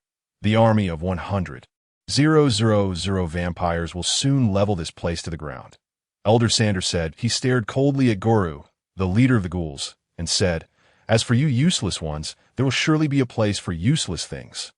Yes, the lucky leader Goru of the great Elder Sander managed to escape this disaster today. He also knew about the blue clan of vampires, when not driven mad by the toxins in their bodies. They still belonged to the elegant nobles. A new era was about to dawn.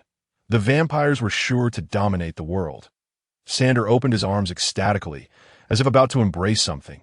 The vampire tribe actually sent their army here in person. It seemed that Queen Tina had declared the demise of the skeleton tribe. But what exactly was this spatial teleportation artifact that Elder Sander mentioned? As the leader of the ghoul tribe, Goru had relatively high intelligence. He instinctively felt that the demise of the skeleton tribe was because of what the vampire elder had once said, the spatial teleportation artifact. What on earth was this thing? Since the fire attack on the Abyssal Canyon, the ghoul army had never launched another attack. According to the report of the skeleton scouts, all the ghouls were stationed 5 kilometers away, seemingly waiting for something. This was not good news. That if they were waiting, then they could only be waiting for the vampire army. That is to say, the speculation was very likely to become a reality, and the undead skeletons were about to face the vampires head-on. Being 2 levels lower in rank as undead creatures, the possibility of victory was extremely slim. There was no such thing as a wavering morale or fear of battle among the undead skeletons. Although they were the lowest rank undead creatures, they were born fearless warriors. Battle was the destiny of all undead skeletons, and they never shirked their fate. Millions of skeletons were mobilized, and soon 6 arrow towers were built. And the inner city wall of the canyon was also taking shape that, if they had more time, they would have done even better. The army of 100,000 vampires appeared on this land they had never set foot on before. The vampire leader, Dra Blue, felt somewhat bored inwardly. Going to fight a group of skeletons, this task was a bit too unexpected for him. Facing the cannon fodder skeletons in the undead world, was it necessary to dispatch the vampire army? This question was worthy of discussion. Arriving at the place where the ghouls were stationed, those stupid things with low intelligence, facing the coercion brought by the vampires, retreated fearfully one after another. Dra was a bit surprised by the state of the ghouls. Obviously, their morale was low and they had suffered heavy losses. Many injured and disabled ghouls gathered dejectedly together, and many of them were permanently disabled in the battle between the ghouls and the undead skeletons. Had the ghouls been defeated? This surprised Dra very much. Yet it was within reason that if the ghouls hadn't been defeated, then a vampire army wouldn't have been dispatched. "Welcome, my child, I'm very glad to see you." The vampire elder, Sander Blue, opened his arms and embraced this junior of his. "Elder, the ghouls seem to be of no use." Dra said, "It can't all be blamed on them. The skeletons have grown a lot. Centuries of battles have taught them a lot." Sander said, "Just undead skeletons." "Elder, you think too highly of them," Dra said indifferently. "Never underestimate your enemy," Sander said, "whether they are lambs to the slaughter or fierce beasts. A race will also unleash astonishing power at the moment of life and death." "Yes, Elder." Dra didn't dare to overstep with respect to his elders at we attack now. Dra asked, "Don't be in a hurry. The children need rest. Let the ghoul leader guru tell you about the current situation of the skeletons," Sander said. Without the need for scouts to explore the coercion of a large group of vampires. Even far in the abyssal canyon, the skeletons could feel it. "Here they come." The leader, Lei Jun, stood on the ridge and looked into the distance and said, "Can we win?" The leader, Yan Huang, asked, I don't know." The leader, Lei Jun, said. He glanced at Ling Feng beside him and said, "What do you think is our chance of winning this battle?" Ling Feng overlooked the boundless undead world plain and was silent for a while and said, "We will surely win." "Oh, what's the reason?" The leader, He Sure, asked. "If we lose, it's all over. We won't even have the qualification to lose again. So, we will surely win," Ling Feng said. "Yes, if they want to pass through here, they must step on the bones of the last undead skeleton." The leader, Lei Jun, said, "We will surely win." Early morning. After a month, the ghoul army launched another attack, but this time they were just the vanguard units for scouting the way. The real battle was still in the afternoon. The vampire army appeared at the rear of the battlefield with a powerful coercion. They looked very leisurely. Each vampire warrior was wearing exquisite leather armor. This leather armor looked very beautiful. There were serrated decorations at the shoulder armor, and the helmet looked like the sharp teeth of some kind of creature. Green rune lights flickered on the black leather armor, and the black cloaks fluttered in the wind. The standard weapon for each vampire warrior was a two-handed rune greatsword. From an aesthetic point of view, these vampire warriors were extremely cool, and their combat power was also very powerful. Whoosh whoosh, the army of 100,000 vampires transformed into bats and flew over the abyssal canyon. For a race with the ability to fly, these natural modes were simply not enough to pose an obstacle.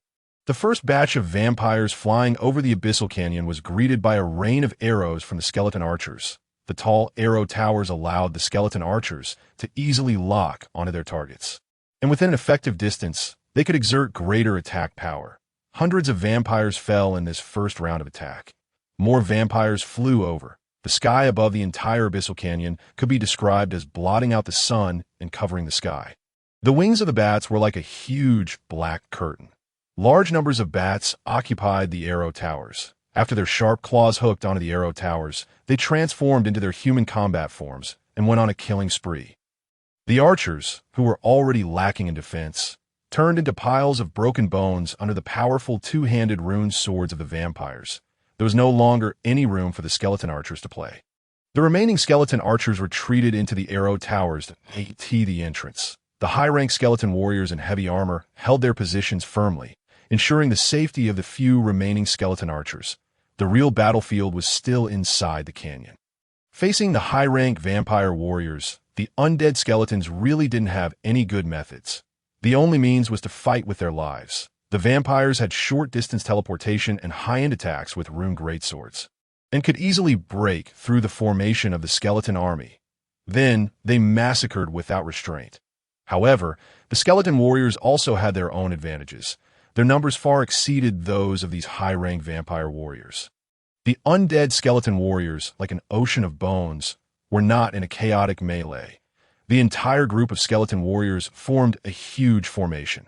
Under Ling Feng's arrangement, every 100 skeleton warriors formed a combat team. When the vampire warriors swept through the undead skeletons in front of them and charged in, each vampire was immediately surrounded by a skeleton combat team.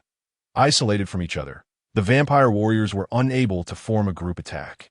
It was like a whirlpool of bones sucking in each vampire warrior in this battle. The vampires were too underestimating the enemy. Even a powerful being like a swordsman in the midst of war would find it difficult to exert their strength once caught in a four-sided encirclement tactic. Back then, when Ling Feng first emerged from the Sea of Bones, he had seen newborn undead skeletons use the siege tactic to take down a rampaging corpse bear, when the vampires transformed into bat form and charged into the Abyss Canyon. Upon landing, they failed to effectively gather together and form a group force. If it were a head-on confrontation, a vampire army of 100,000 charging forward would be like a sharp sword, and the undead skeleton warriors would be unable to stop them, let alone surround and isolate them. They didn't have a powerful meat shield ability to directly withstand the powerful vampire legion. Even the skeleton wolf cavalry would find it difficult to break through. Now, the situation was exactly the opposite. These vampire warriors actively charged into the ocean of undead skeletons. Among the tens of millions of skeleton troops, the 100,000 vampire warriors were really just a tiny fraction. When a single vampire was surrounded, he couldn't contact his companions nearby, creating an illusion of fighting alone in his mind, and the battles piled up by countless skeletons with their lives were not in vain. When a combat team finally killed a vampire warrior, perhaps only a dozen or a few skeleton warriors remained. But the remaining skeleton warriors would quickly join another team surrounding a vampire warrior. This outcome led to a situation of a war of attrition, and the vampire army was caught in a bitter battle. Standing on a hilltop, Della had an illusion that he felt as if his vampire army had been swallowed up. Looking down from the hilltop, although he could see his vampire warriors fighting desperately, and each vampire was cutting down one skeleton after another with irresistible force. But still, he had a very uncomfortable feeling. Yes, that very strange and unsmooth feeling made his chest feel stuffy. According to his plan, the battle shouldn't have been like this. It should have been the vampire army sweeping through like the sickle of death, mercilessly harvesting these lowly, undead skeletons. Now this strange situation seemed to stem from the bitter battle. The great vampire army was caught in a bitter struggle with the undead skeletons, which he couldn't accept. Outside the Abyss Canyon, the ghoul army was still attacking frantically, but the elite undead skeleton warriors of the Wind Valley held their formation firmly, tightly guarding the entrance and tenaciously blocking the wild attacks of the other side. At this time, Della made a very wrong decision, which completely affected the outcome of the battle. It could be said that the failure of this battle was largely attributed to this wrong decision. According to the correct strategy, they should have first eliminated the elite skeleton troops guarding the canyon entrance, allowing the ghoul army to charge in and form a pincer attack. This way, an equally large number of ghoul legions could make up for the disadvantage of the small number of vampire legions and completely destroy the undead skeletons. In fact, Ling Feng was very afraid of this. He dispatched all his 100,000 elite skeleton warriors fully armored to guard the canyon entrance to prevent a vampire counterattack.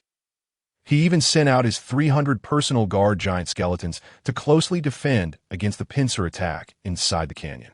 Even in a dangerous moment, he was prepared to use the magic energy mecha as a means of defense. The entrance to the Abyss Canyon couldn't be breached. Once breached, they would be helpless under the double attack of the vampires and the ghouls. However, as the proud Brew family with a long history of honor, Della was too arrogant and proud. His pride didn't allow him to rely on the strength of the ghouls to win. The great vampire legion didn't need the lowly help of the ghouls.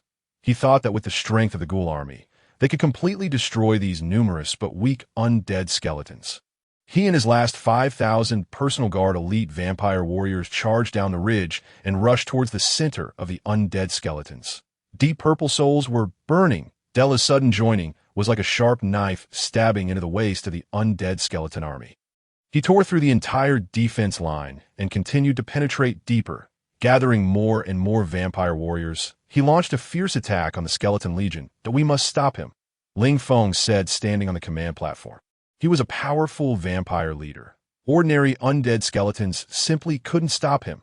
Let's go, said the leader of the Gust of Wind. The leaders of the 4 skeleton tribes led their strongest personal guard legions to meet and block the elite troops of the vampire leader head-on. A head-on collision, just as Della was charging through without resistance. A huge black shadow appeared in front of him.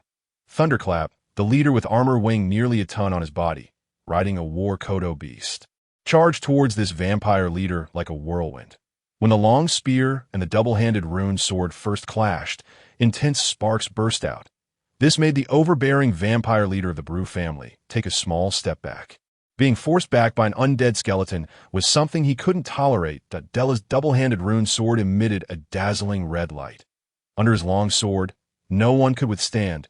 Thunderclap's giant long spear shattered in his hands, and the entire kodo beast was crushed to the ground, its spinal column broken and unable to stand up again. A cold smile flashed across Della's pale face. This high-rank undead skeleton might be their leader. Kill him, and the skeleton army would lose its backbone. What a humble and ridiculous creature, actually coming to and trying to challenge the powerful vampire leader, just as his red glowing rune sword was about to strike the unarmed Thunderclap. A whirlwind-like figure appeared in front of him, but a pair of huge double-edged swords crossed to block his double-handed rune sword. Don't be in a hurry. You still have me as your opponent. The purple soul fire in the eyes of the leader of the Gust of Wind burned with a dazzling light. Overestimating your capabilities, Della said disdainfully in a low voice, and the elite vampire guards behind him rushed up. However, a huge flame burst and exploded among the vampire guards. Flame explosion technique. The fiery figure of Flame Phoenix appeared on the battlefield. Take this hammer of mine, the huge Thor's hammer of Blackstone leader. With a blue lightning current, struck down towards Della head-on. A fierce collision.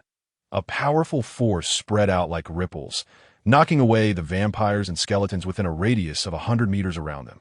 The rocks under their feet cracked and spread across the ground like a crackled surface. Thunderclap, comma, dot comma, comma, comma, dot comma, dot comma, comma, comma, comma, comma.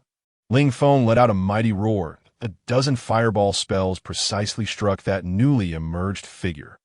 This vampire who had tried to escape turned into a charred corpse. Continuously, vampires transformed into bats and retreated backward. This situation became more common. It had a contagious effect like a plague.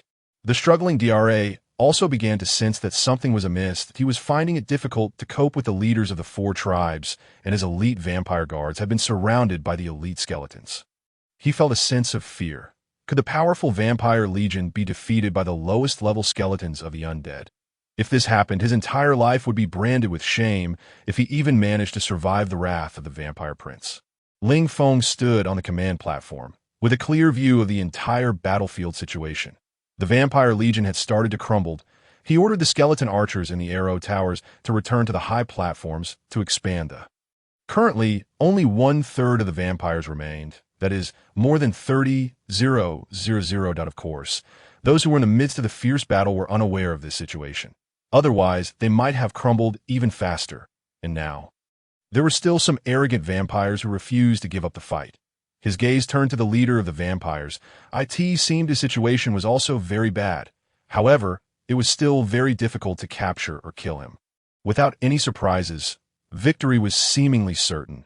But on the battlefield until the very last moment, no one knew what would happen. Ling Feng didn't dare to relax his vigilance in the slightest. The decision he had to make now was whether to expand the Capture this vampire leader. Currently, the undead skeletons knew nothing about the motives and purposes of the vampires. They must obtain some useful information to provide a direction for the future survival of the undead skeletons. Capture this vampire leader. Ling Feng was also shocked by his own bold idea, but it didn't seem completely hopeless. He still had some aces up his sleeve. In this advantageous situation, was it necessary to reveal his aces? This was a very vexing question. Finally, Ling Feng chose to launch the magic energy mecha. After all, the benefits of capturing the vampire leader were even more alluring. He ordered all the skeleton archers and mages to stop attacking the fleeing vampires and lock onto the vampire leader to prevent him from transforming and escaping. He took out 2 small magic energy mechas from the Ring of Rogs and loaded them with second-level magic crystals. The products of the arcane civilization, standing 5 meters tall, descended from the sky. The huge sword blades almost chopped Dr. down directly. Fortunately, he nimbly teleported away to avoid it. What is this? Dr. felt his mind couldn't keep up. The powerful mechanical body, like that of a titan. And the power it unleashed made this vampire leader's heart turn cold. Capture him alive, Ling Feng said to the leaders of the 4 tribes through his soul fire. Ling Feng had experienced the power of the magic energy mecha. The extremely powerful magic energy mecha, combined with the attacks of the leaders of the 4 tribes.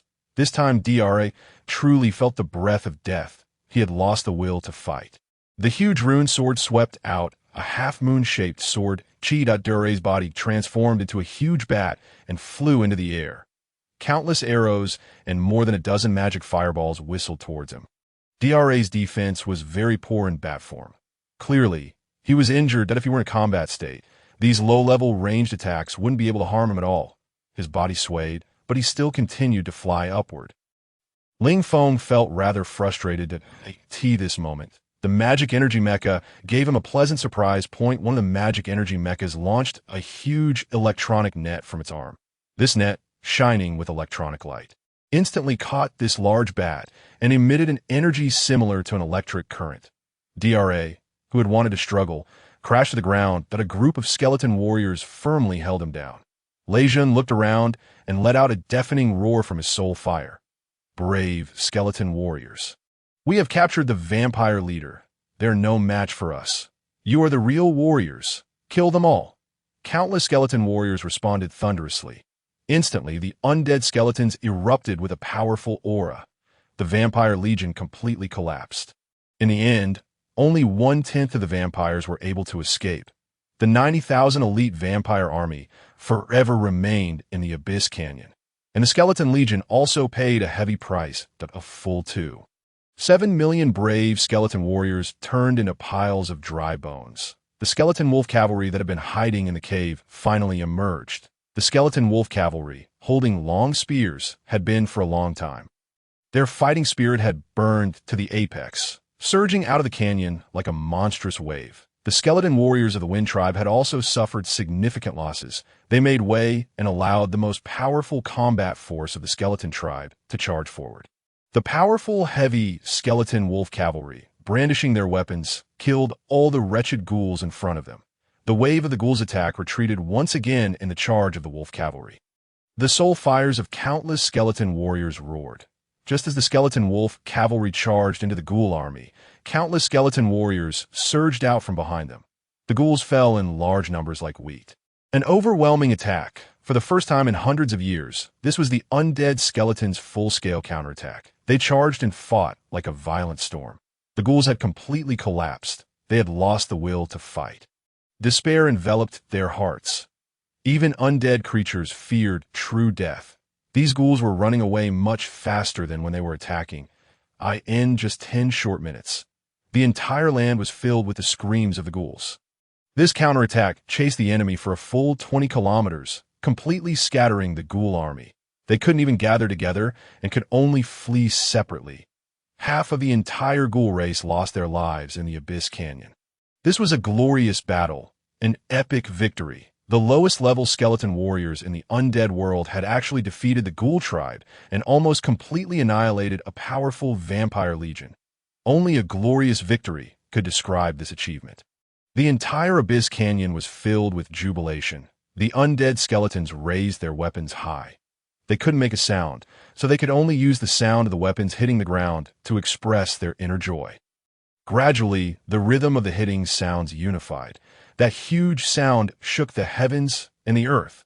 Ling Feng and the leaders of the four tribes were gathered in the conference tent. In front of them was the fainted vampire leader.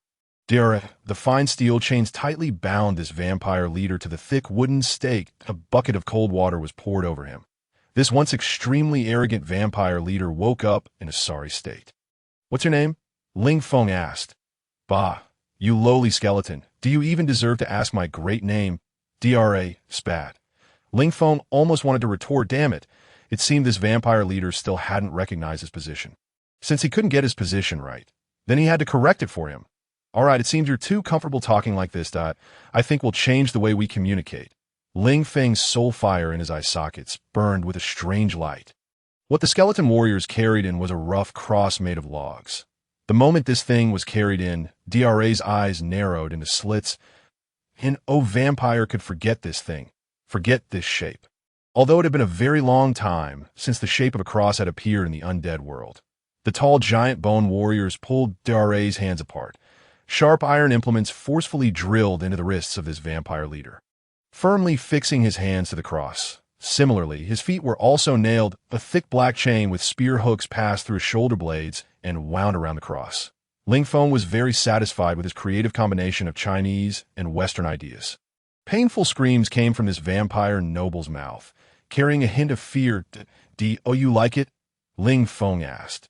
"You devil, there must be a devil's soul hidden in your ugly skeleton frame." The disheveled Dra cursed. "It's an honor to be called a devil by a vampire," Ling Feng said, "that I hope you can answer each of my questions seriously. If your attitude continues to anger me, I can show you what a real devil is." Della began to fall into silence. Ling Feng knew that an arrogant vampire would not bow to a skeleton unless he was truly made to feel fear. Before he was reborn as a skeleton, he belonged to a nation that was accustomed to using torture. Without much thought, he could come up with many means. Apparently, the vampire had never tried these novel things. Ling Feng had no patience. He had to obtain the information he needed. This was not just about him alone, but about the entire skeleton tribe. When the bloody Della was splashed awake with cold water, his pride and self-esteem were completely shattered. Now he only wanted to relieve his own pain, which was 100 times more than death. As the leader of a vampire noble clan, Della still knew quite a bit of useful information. Vampire Prince Max was currently the most powerful noble in the undead world and had gained the recognition of a large number of undead high-level officials, including Queen Tina, on the one hand. It was his near-divine, powerful strength, and on the other hand, his handsome and refined appearance had won the favor of Queen Tina. The vampires had known a secret of the undead world for a long time. That is, there was a treasure, a space teleportation artifact, hidden in the territory of the undead skeletons, with the complete closure of the passage between the undead world plane and the human world. The undead creatures could no longer set foot on the fertile human land. For most undead creatures, this had not had much of an impact, but for the vampire race, this was a fatal blow. Without fresh blood to neutralize the toxins in their bodies, they became increasingly crazy, and there were more killings among the same race. The older the vampire elders lived, the more deeply they were affected. The final result was that they melted into a pool of pus and disappeared from this world. They, who loved the elegant, noble life, could not bear the barren material life in the undead world either. They wanted to leave, to escape from this plane. The only hope was a space teleportation artifact left by the Titan. As long as they obtained this treasure, then the vampire race could return to that paradise-like world full of fresh blood. Originally, to avoid the prying eyes of other powerful races, when Vampire Prince Max was not awake, the vampires secretly controlled the Ghoul tribe and attacked the Skeleton tribe, invading their territory to look for this artifact. However, a remarkable figure also emerged among the Skeleton tribe. The previous Skeleton King was a legendary undead creature that had advanced to the Black Soul Fire. His powerful counterattack was a disaster for the ghouls. But at this time, an even more powerful legendary undead woke up. The awakening of Prince Max had brought about a subtle change in the undead world. He easily killed the Skeleton King, which aroused the anger of Queen Sally of the Undead. The Skeleton King had always been a powerful subordinate loyal to her. This incident had caused a conflict between Queen Sally, who had been hiding behind the scenes, and Prince Max, and had thus affected her relationship with her sister, Queen Tina. Prince Max persuaded Queen Tina that he revealed the secret of the space artifact and encouraged a group of high-level undead and Queen Tina to return to the human world. This proposal was opposed by Queen Sally. She did not want the war between the undead world and the human world to break out again. The previous war had caused huge damage to both the undead world and the human world, and had almost allowed the abyss demons to take advantage of the situation. Humans called the previous war with the undead world the Death Disaster. The difference in opinions had led to the split of the twin queens. These two sisters, who were as close as could be, used the most vicious curse of the Moonlight Spring. After being ambushed, Queen Sally fled the undead temple. What happened later was what happened after Ling Feng met Queen Sally. The leaders of the 4 tribes and Ling Feng looked at each other in dismay. They never thought that the undead skeletons would become the guardians of the human world. This was probably it. No one had ever seen this legendary space teleportation artifact, nor did anyone know where it was. Regarding this, Della was not very clear either. He only knew that according to the divine edict received by the vampire elder, this space teleportation artifact would appear in the territory of the undead skeletons. Ling Feng subconsciously thought of the space storage artifact, the Ring of Rogs, that he had obtained, but this should not be the legendary artifact. Ling Feng had also tried to put the skeleton warriors inside, but when summoning through the contract space, the skeleton warriors all remained in place. The Ring of Rogs could not take living creatures through the plane. To be honest, the leaders of the 4 tribes all cast their gazes at Ling Feng. Ling Feng had emerged out of nowhere. Especially the magic energy mecha, a product of the arcane civilization of the last era that had never appeared in the undead world. It obviously did not belong to the specialties of the undead world. Ling Feng showed them his space storage artifact, the Ring of Rogs, and explained his experience of being teleported by the contract space. Then, could it be that no undead skeleton had discovered this artifact, and it was just something imagined by a vampire elder who had been infected by a virus and gone crazy?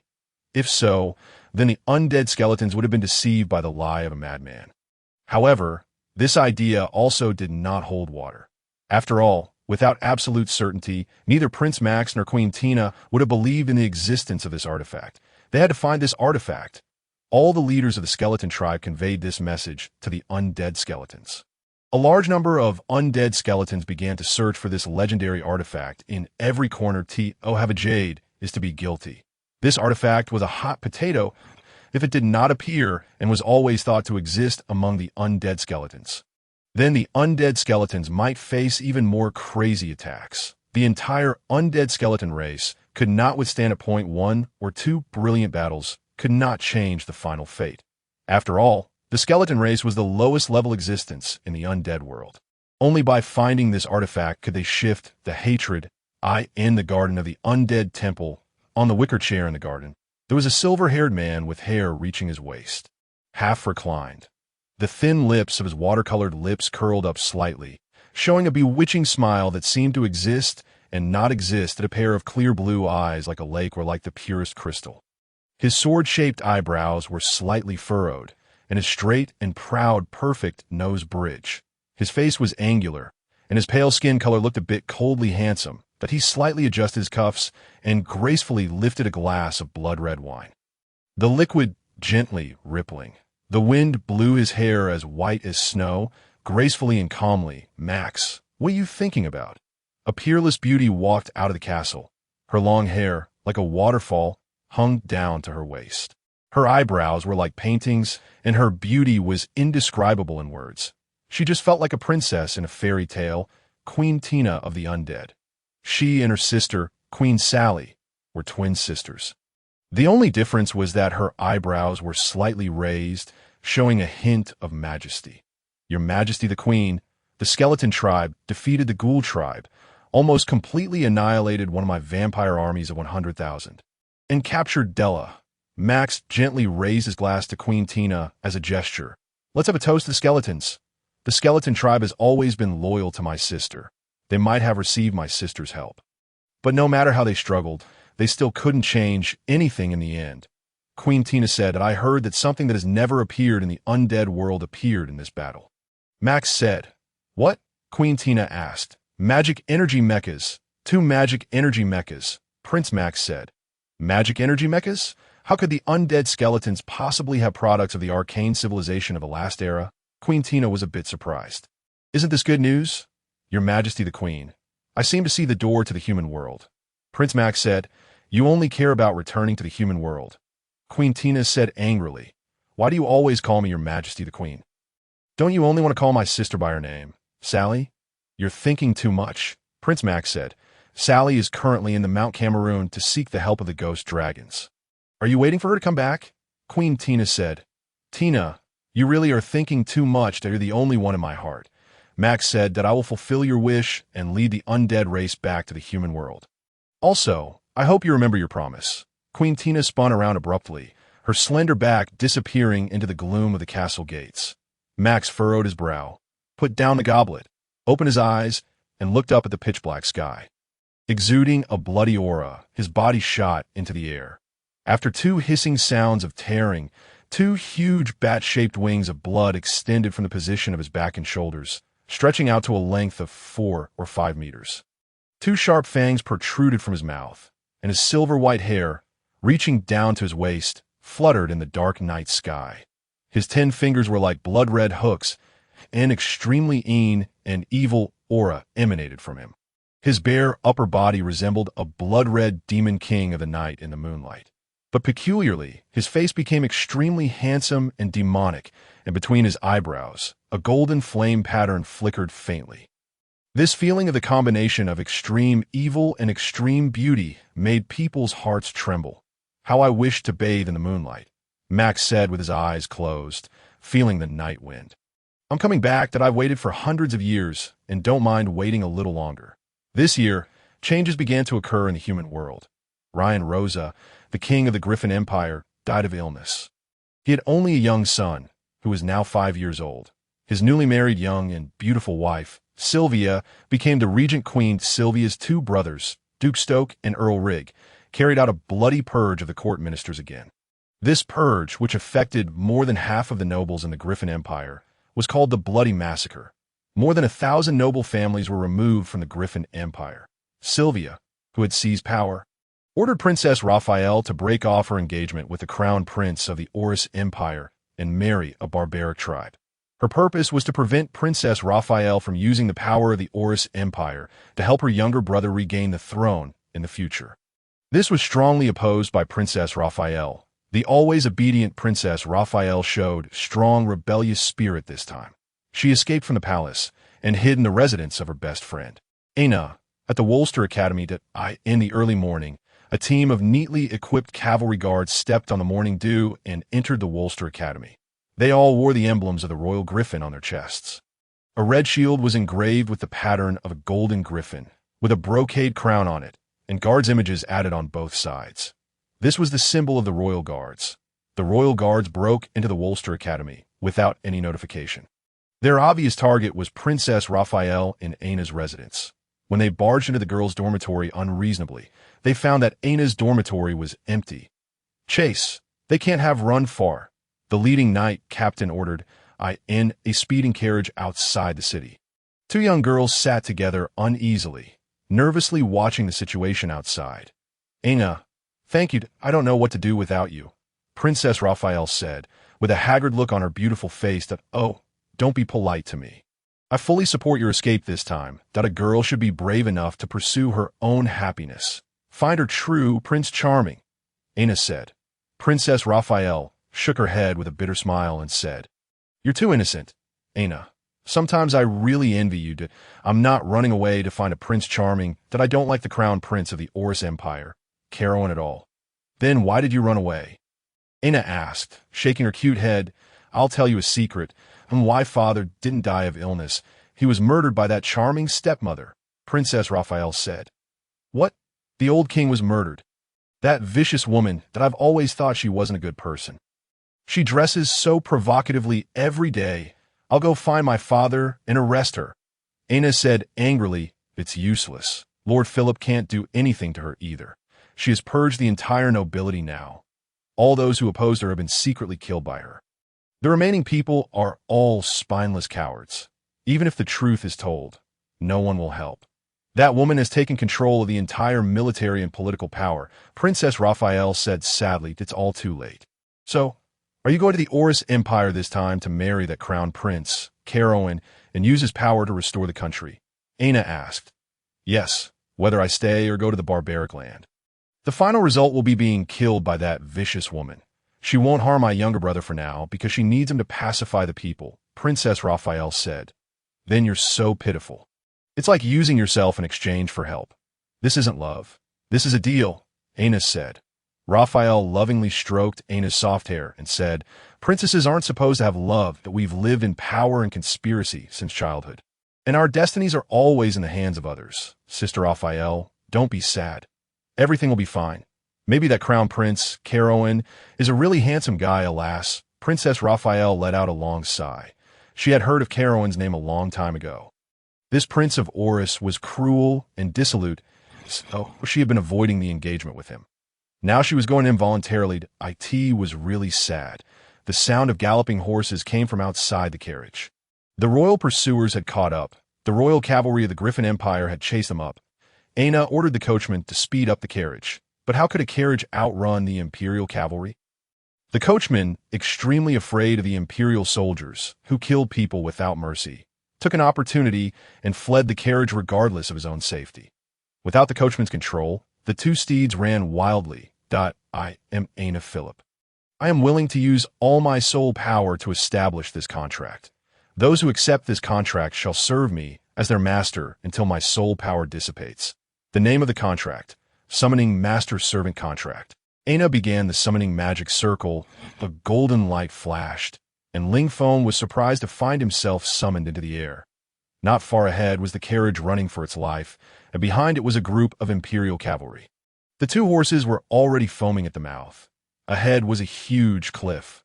Without the coachman's control, the blindfolded horses would only run forward desperately. In a few minutes, the carriage with people would fall off the cliff. Sensing with the soul fire that his contract master was in the carriage, Ling Feng didn't hesitate any longer. He activated Swift Step and rushed up.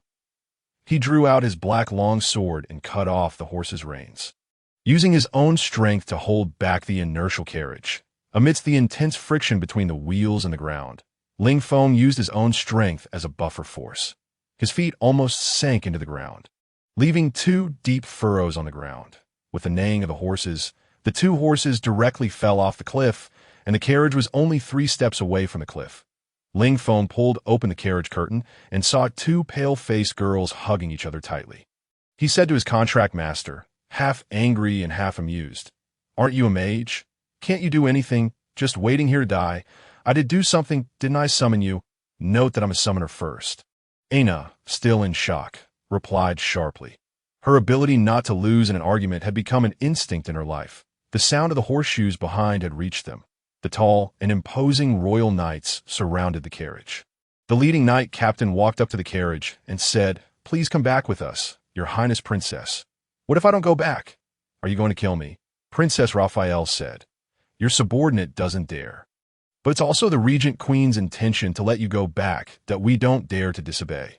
So we have to wrong the princess. If the princess insists on not going back, then please forgive your subordinate for being rude." The knight captain said, "Anyone who dares to touch the princess will be guilty of treason and will be killed without mercy." Aina shouted. The knight captain looked at the girl beside and said, "Is it Miss Aina? The Philip family is in a very passive position in the empire because of your reckless actions. You'd better atone for your sins and take the princess back. Dream on. The princess won't go back with you. Give up this thought." Aina put her hands on her hips and said that, "If you say so, it'll be difficult. Her Majesty the Regent Queen has ordered that anyone who obstructs will be charged with treason and killed without mercy." The knight captain said. His hand had already rested on the knight's sword at his waist. Recently, as the trusted troops of the Regent Queen, the knight captain had killed countless nobles. He now had no fear of the nobles. "How dare you, servant? Kill them all," Aina ordered. "Kill them all?" Ling Feng asked. "Yes, leave none alive," Aina stated categorically. Ling Feng twitched his lower jawbone a few times, which was regarded as sneering a few times. He had long wanted to fight against human knights, and finally got the chance today. Human knights are divided into two types. Point 1 is the heavy cavalry on the battlefield. Such knights are fully equipped with heavy armor weighing 40 kilograms, with extremely high defensive capabilities. Moreover, their armors are all blessed with magical inscriptions, suitable for group charges, and are powerful existences on the battlefield. The other is the light cavalry. Their armors are not so powerful. However, they also have decent defensive capabilities and better mobility.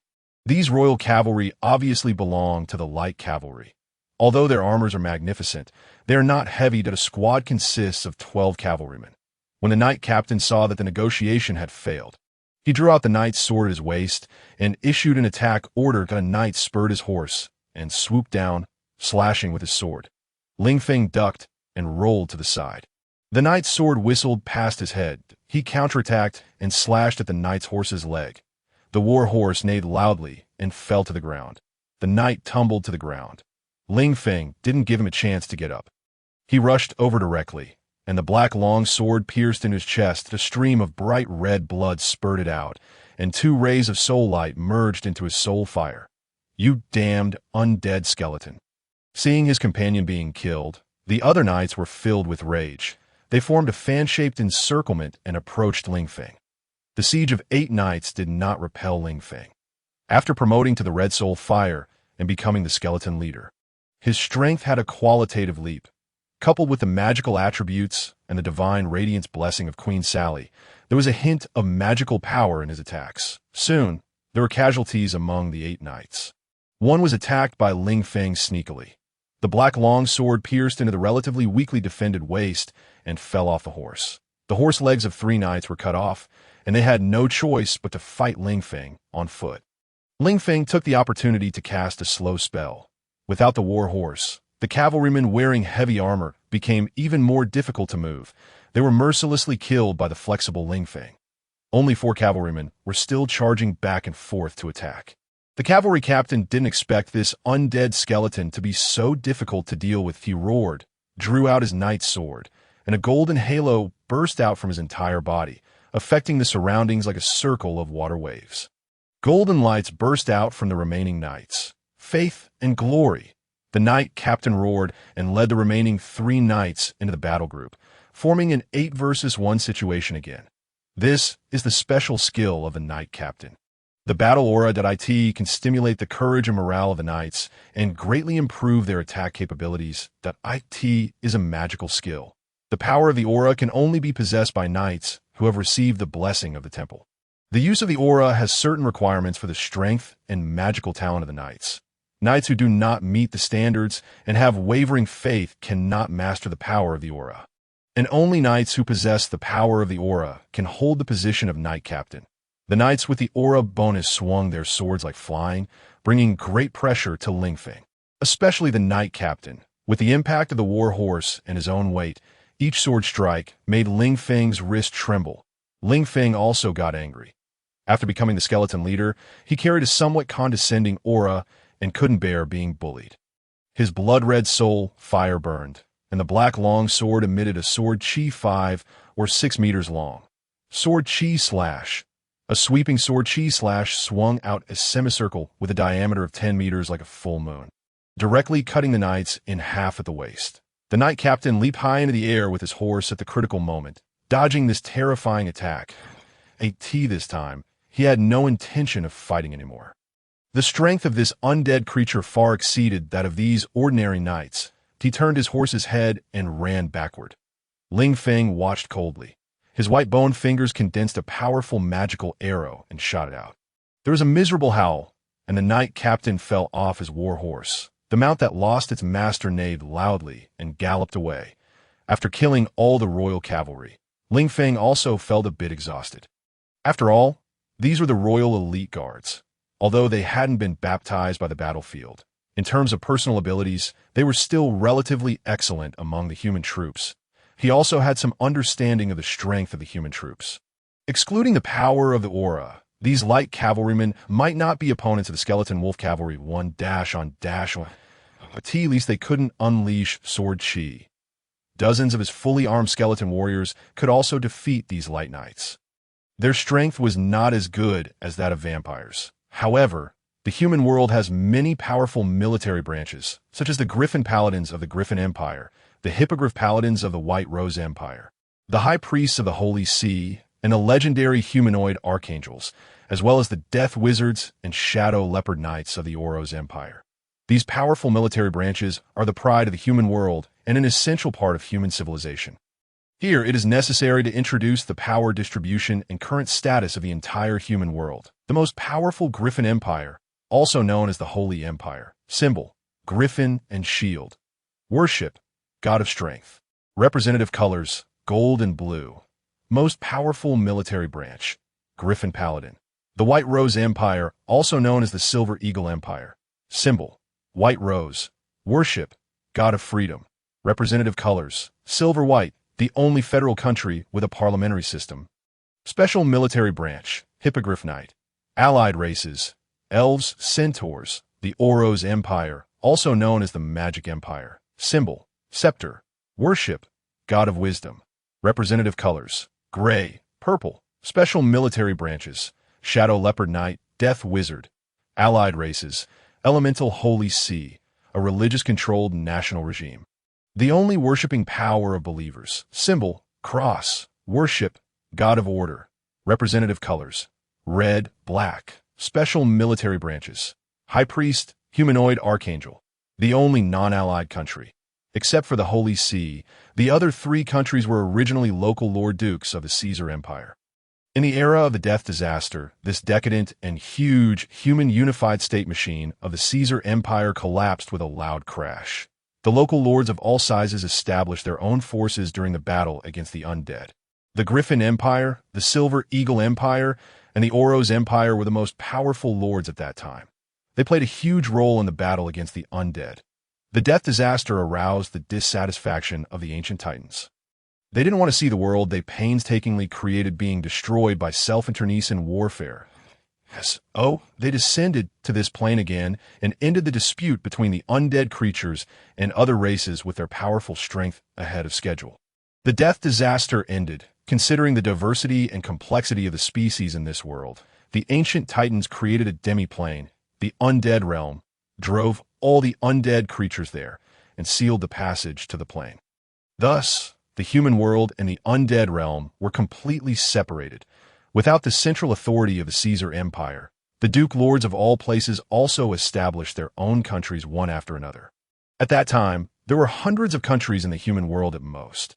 After hundreds of years of warfare, finally, these four major forces annexed other small and weak countries and established four powerful empires that have continued until now.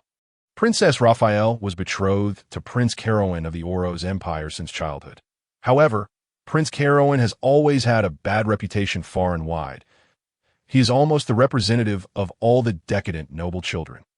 Because there is no other crown prince in the Oros Empire, he is unscrupulous. The beautiful and kind Princess Raphael has always been repelled by this nominal fiancé. Her father, out of love and guilt for her, has deliberately not mentioned this matter. Even when the envoys of the Oros Empire visited, he deliberately avoided this engagement. Now she is forced to come to the door herself, which has to be said to be a sad decision. Ling Feng also sighed in his heart. He had always had a good impression of the gentle Princess Raphael. This gentle and beautiful princess was much better than a certain sarcastic, domineering, and arrogant contract master. Princess Raphael and Aina decided to abandon going to the Oros Empire via the main road, and instead pass through the Alterac Mountains to the Hillsbrad Foothills, cross the Hillsbrad Foothills, go to South Shore to take a ship to the Oros Empire. This road is relatively safer and can avoid the pursuers. Otherwise, on the main road, the cavalry of the Griffin Empire will soon catch up. Ling Feng looked at the two beautiful ladies in court dresses, going on the run in such magnificent ceremonial dresses. Ling Feng felt it was simply unimaginable, just running into a group of bandits or outlaws. These two delicate beauties would be snatched away and become the wives of the mountain strongholds. Even though they are second-order magicians, their combat experience is too poor. Are you going on the run in these? Ling Feng asked, "What's wrong? Don't they look good?" Aina looked down at her pink dress, twirled around proudly, and said. Ling Feng looked at this innocent contract holder speechlessly, feeling a deep sense of powerlessness. Princess Raphael covered her mouth and laughed. She could guess what her good friend and Mr. Skeleton were talking about. She got on the almost falling apart carriage and took out a package from the trunk of the carriage. Inside were 2 sets of neatly arranged magician suits. "Aina, let's go to the car and change clothes," Princess Raphael said, pulling Aina's hand. "Wearing this to walk on the wild path, we won't get far before it's all torn to pieces. Sister Raphael, you're so smart." "I wasn't prepared at all," Aina said shamelessly. "Hey, the servant is guarding here for us. We're going to change clothes that you're not allowed to peek." Aina put her hands on her hips and said, "Damn it. Who would peek at you, an underdeveloped little girl? Don't you remember? You even asked me to scrub your back." Ling Feng said without restraint. Aina's little face turned bright red with anger. "Hee, arguing again? Your relationship is really good. I wonder when I'll be able to hear Mr. Skeleton talk too," Princess Raphael said with a smile. "Sister Raphael, let's go. Don't pay attention to this dead skeleton that I tell you. He's very lecherous. He even wanted to help me take a bath and scrub my back before." Aina whispered, "Oh, this lying little girl who doesn't even blush." Ling Feng once again silently criticized Kekuxi's education of the descendants. The 2 little beauties, after changing clothes, their figures were hidden under the black mage robes. They wore high-top magic boots on their feet, with magic patterns flashing, enchanted with the swift step magic, which could make their journey easier. Princess Raphael took out 2 more wands from the trunk of the carriage. The shining magic crystals on them showed that these 2 wands were of great value. 2 traveling mages. With such an identity, ordinary people wouldn't easily provoke them. After all, mages are not only powerful themselves, but also usually have extremely powerful forces behind them. So people on the continent generally keep a respectful distance from mages. "This looks like a fugitive," Ling Feng commented inwardly. "Forward, destination, the Oroth Empire." Aina made a fugitive declaration. This little girl completely lacked the awareness of being a fugitive. She regarded this as an outing. Ling Feng returned to the undead world. The escape journey of the 2 girls only needed to summon him when they really encountered danger. After the Great War, there was a rare tranquility. With the help of the Wind Tribe, the skeletons in the Abyss Canyon gained the ability to build. The original 6 arrow towers were torn down and rebuilt into 12 giant arrow towers. Both the height and strength had a qualitative leap, and the facilities inside the towers were also more complete, with secret doors and floors, and some simple mechanisms were designed to protect the skeleton archers who retreated into the towers. The city wall began to be expanded on the original basis. The original city wall was strengthened and heightened to become the inner wall, and a magnificent 100-meter-high city wall was built outside. In the undead world, lacking siege equipment, it could be said that relying solely on the city wall could block the army of ghouls, and there was no need to fill it with the lives of undead skeletons as before. Outside the Abyss Canyon, a wide moat and horse obstacles made of wooden stakes were dug. And no matter what kind of situation might occur, perhaps the enemy was not only vampires. Ling Feng considered this way. 80% of the undead skeletons were concentrated in the Abyss Canyon. This had become the core fortress of the undead skeletons. Ling Feng spent more time practicing magic and studying alchemy. With the help of the magic crystal, Ling Feng made rapid progress. He had now advanced to the level of a second-order mage and newly learned 2 kinds of magic: lightning bolt and bloodthirsty magic. Lightning bolt summoned a bolt of lightning from the air and struck the enemy. This kind of magic had a relatively low-level requirement, but the destructive power was very good. At least it was 3 to 5 times that of the magic arrow. And it was very difficult to dodge. It could be said that if a human-like cavalry took a direct hit, they would either die or be severely injured. Bloodthirsty magic was an auxiliary magic that could improve one's own attack ability in a short time. It could be applied to oneself or others, but it was only limited to individuals. After Ling Feng added bloodthirsty magic, he felt that his soul fire was like being poured a bucket of oil. And the power of the sword Chi/ also increased by 50, although the time was short, it was still a very good magic. Alchemy was a very complex discipline. Learn alchemy well. One had to become an encyclopedia. And oh wonder that old monster Kekuxi said that he didn't have time to study it. Indeed, with the short lifespan of humans, it was really too difficult to achieve something in alchemy. So Ling Feng simply gave up. He didn't have the time and energy to become an existence like an old professor. But some alchemy formulas sorted out by Kekuxi could be directly utilized. Although he didn't recognize any of the hundreds of medicinal herbs or on it, but there should be experts in this field in the human world who could collect them. Gusts of gloomy wind were blowing, whistling across the vast undead land. The windy season was also the season when the newly born skeletons in the Bone Sea of the undead world walked out of the Bone Sea. This time, the skeleton leaders in the Abyss Canyon didn't let these newly born skeletons wander around anymore. They sent out an elite skeleton legion to welcome these new forces. Every undead skeleton warrior was what they needed now. One more skeleton meant one more strength. The first batch of newly born skeleton warriors arrived soon. However, what surprised Ling Feng was that most of these skeleton warriors felt very different. The upper arm bones of this batch of skeletons were much thicker, far exceeding the proportion of normal undead skeletons.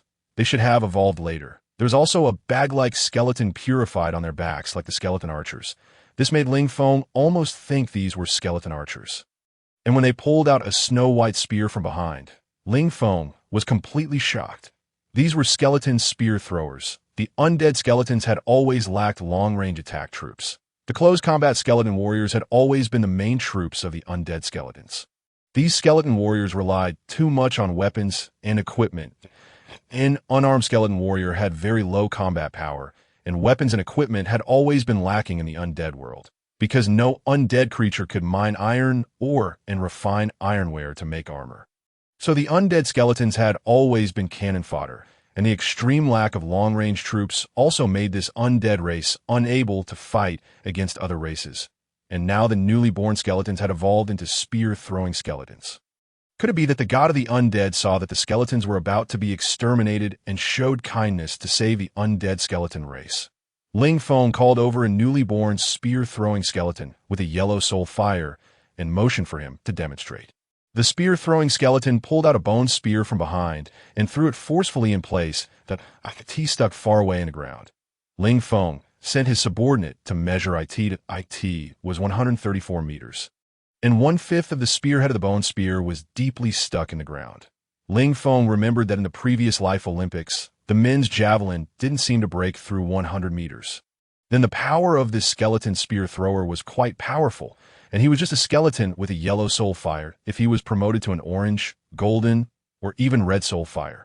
Then how powerful would this bone spear be? This was an exciting news. The first batch of skeleton spear throwers appeared in the history of the undead skeletons. The only pity was that these bone spears didn't have the additional effects like the bone arrows of the skeleton archers. But perhaps there would be more surprises when they advanced in the future. After all, the skeleton spear throwers were newly born undead skeletons, and no one knew how they would develop. The leaders of the 4 tribes all felt extremely surprised. But new problems also arose. The leaders of each tribe all wanted this batch of skeleton spear throwers. After discussion, Lei Jun, the leader of the Thunder tribe, strongly advocated that Ling Feng's Wind tribe temporarily train this batch of skeleton spear throwers. Ling Feng's skeleton wolf cavalry was a miracle that all the skeleton tribes had seen. Such a decision received everyone's support. After all, at this critical moment, separating the skeleton spear throwers into different formations was simply nonsense. Lei Jun, the leader of the Thunder tribe, came to the place where the Wind tribe was stationed and invited Ling Feng out for a walk. Ling Feng knew that the leader of the largest skeleton tribe in the undead world must have something to find him. Coming to the ridge of the Abyss Canyon and overlooking the land of the undead world, Lei Jun, the leader, spoke first. Recently, the leaders of the major skeleton tribes have been discussing one thing. What thing? Ling Feng said. Leader Ling Feng has been practicing magic all the time and may not be very clear why this critical moment for the tribe. Everyone is discussing whether a skeleton king should be elected. After all, skeletons are inherently weak. Only by uniting more closely can there be hope for survival. Lei Jun said that, this matter. Then I nominate you. Ling Feng said.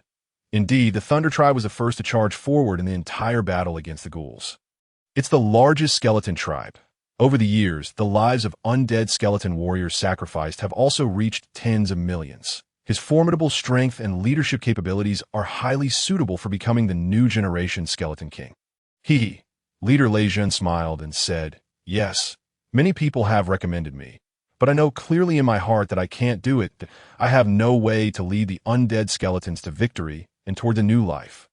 Perhaps I can fight until death, perhaps I can hold on until the last moment, but facing so many powerful races in the undead world, What I've done is really far from enough. I'm truly not fit to be the Skeleton King. However, this isn't your fault. Skeletons are originally the most lowly existence that we've already created a miracle, said Ling Feng. Yes, we've created a miracle, but this is the miracle you've brought. Therefore, I hope you can take on the role of this generation's Skeleton King. Leader Lei Zhan's words stunned Ling Feng into standing there motionless like a statue. Leader Lei Zhan's words startled Ling Feng. Although he had thought about having the opportunity to become the leader of the skeleton race in the future and command all the undead skeletons, it definitely wasn't now. Ling Feng was currently just a skeleton with a red soul fire. And he hadn't even advanced to a dark red soul fire or a purple red soul fire. Although he was now proficient in both magic and martial arts, his rank was only mediocre among the skeleton leaders. The legendary Skeleton Kings are all top-tier undead skeletons with black soul fires.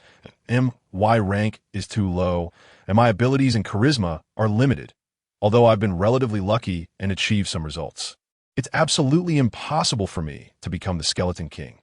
Ling Feng said hurriedly that I know your concerns. Indeed, your current rank isn't high, and your charisma isn't enough, but I think that in this special period, what we need isn't a warrior with extremely powerful personal strength, but a king who can lead us to victory. Although you're still a bit immature now, I think you have this potential, and I will strongly support you, Leader Lei Zhan said. Ling Feng was very touched. This powerful high-rank skeleton leader had no selfish motives and didn't care about status and interests. He was wholeheartedly working hard for the future of the undead skeletons. I can't become a Skeleton King now that I really can't take this position. Even if you force me into the position, my strength won't be able to unite all the undead skeleton tribes. Instead, it will create contradictions and won't be beneficial to the future of the undead skeletons. Ling Feng said that I know. Maybe it isn't the right time yet, but I hope you can make preparations in advance. The Skeleton King must shoulder the heavy burden of the future of the undead skeletons. This throne isn't easy to sit on. Leader Lei Zhan said that let's work together now and tide over the difficulties. Win space for the survival of the undead race. Ling Feng said, yes, this is exactly what I hope for. Leader Lei Zhan looked into the distance and said, by the way. Ling Feng suddenly asked, is there any news about the space teleportation artifact? There isn't the slightest bit of news at all, nor any fluctuations in the energy of the artifact. Perhaps this artifact doesn't exist, or it isn't in our territory. Lei Zhan said, this is a big problem. Ling Feng looked at the wilderness in the distance and said worriedly, moving forward along the Alterac Mountains, one will definitely pass through the silent black forest. In this vast forest, for two noble young ladies on their first long journey, the biggest threat is the various magic beasts and insects filling the forest. The severe test of the environment in the black forest exceeded the two's expectations. For Aina and Princess Raphael, the rotten and muddy ground could still be endured, but the poisonous insects that dropped from the trees from time to time made this delicate young lady suffer terribly. These tiny poisonous insects were colorful and itched and stung painfully when they bit people. Although the magic robes were of good quality and had relatively comprehensive protection, these omnipresent poisonous insects still gave the two a hard time. Looking at the small red dots on her arm, Aina really wished she could set this damned black forest on fire. The road and the poisonous insects were minor matters.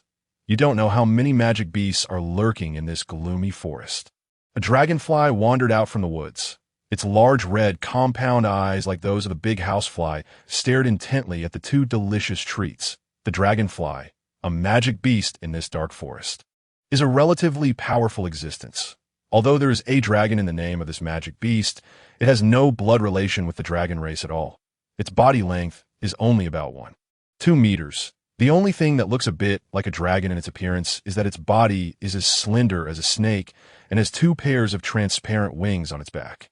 When flying in the air, it looks a bit like a dragon. In fact, its other name, poison fly, seems more appropriate, as the name implies. This magic beast is poisonous and can spit out a stream of green venom, which is very powerful.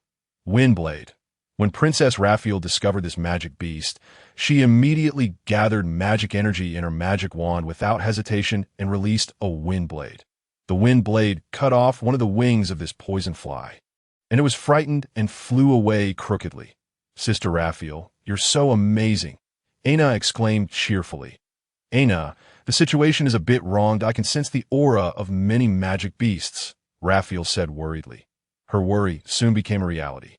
In the surrounding jungles, groups of dragonflies began to appear.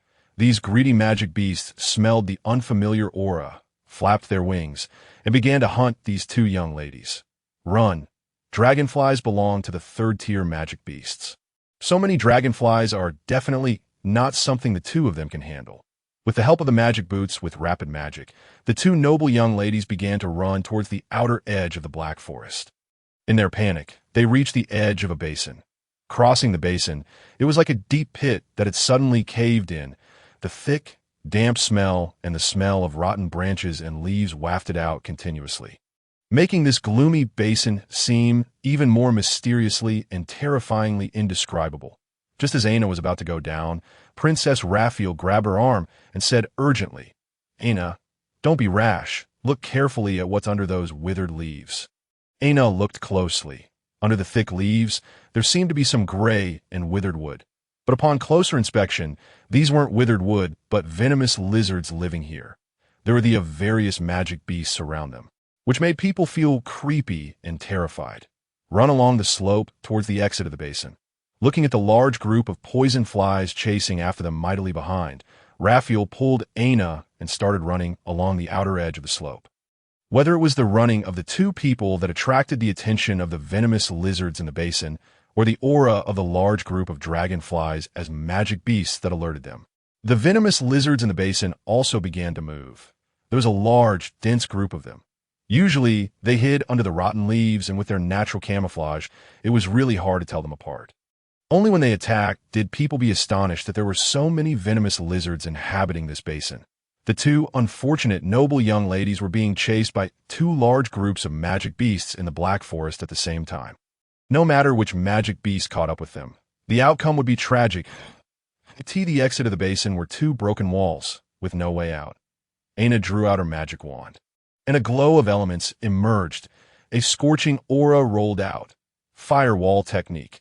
A 3-meter-high flame wall appeared behind them, and the 20-meter-long flame wall set the thick, dry branches that had accumulated on the ground on fire, instantly blocking the pursuers of the two batches of magic beasts. The surging and glowing flames illuminated the two beautiful and delicate faces. Aina, you can actually cast the third-tier firewall technique. Have you been promoted to a third-tier mage? Raphael said in disbelief. I just advanced not long ago, thanks to the magic crystal of the servant, Aina said proudly with a smile. But this can only hold them off for a little while. Princess Raphael said, "Forget it. Leave this troublesome matter to my servant to handle." Aina raised her magic wand. The glow of the six-sided magic formation flickered in mid-air. "I am called Aina Philip, that I am willing to use all my soul power to establish this contract. Those who accept this contract will serve me as their master until the soul power dissipates. Contract name: Summoning Master-Servant Contract." When Ling Feng came from the contract space, a venomous lizard had just passed through the firewall, opened its huge mouth, stuck out its long tongue, and pounced towards the two young ladies. It wriggled its body, and its long tail trembled. In midair, it was pierced through the body by Ling Feng's black long sword and firmly nailed to the ground.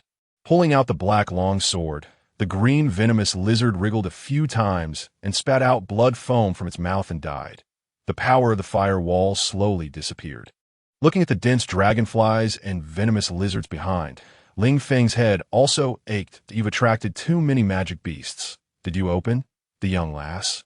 Ling Feng said. "Who knows? These damn things all chased after us for no reason. Could it be that they're jealous of this young lady's beauty?" Aina said. "All right, there's no time for joking now." Ling Feng looked at the slope ahead. Fortunately, it wasn't very high, about the height of a 4-story building. "Grab onto me," he said to Aina, and motioned for Princess Raphael to come over and hold on tight to him, hugging a pretty young noblewoman and a beautiful little princess around the waist. Ling Feng didn't have the leisure to enjoy the fortune of having two women by his side. He leaped down with a loud shout. With a loud boom, the ground cracked open. Ling Feng knelt on one knee under the huge impact, and the two young beauties' faces turned ashen with fright. However, the crisis wasn't over yet. The dragonflies were flying beasts and simply ignored this slope, while the venomous lizards also crawled down from the slope. Ling Feng activated his swift wind step and tried to run away with the two young beauties. But soon he found that there were simply too many dragonflies and venomous lizards here. The more he ran, the more attracted they were.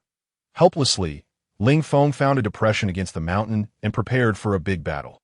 The dragonflies and venomous lizards belonged to two different species and were the most numerous existences in this black forest. Usually, conflicts often occur between them. Today, attracted by the hateful Aina, the magical beasts of the two species gathered together.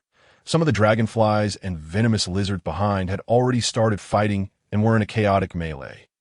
You can't expect these low-intelligence magical beasts to fight against the enemy unitedly.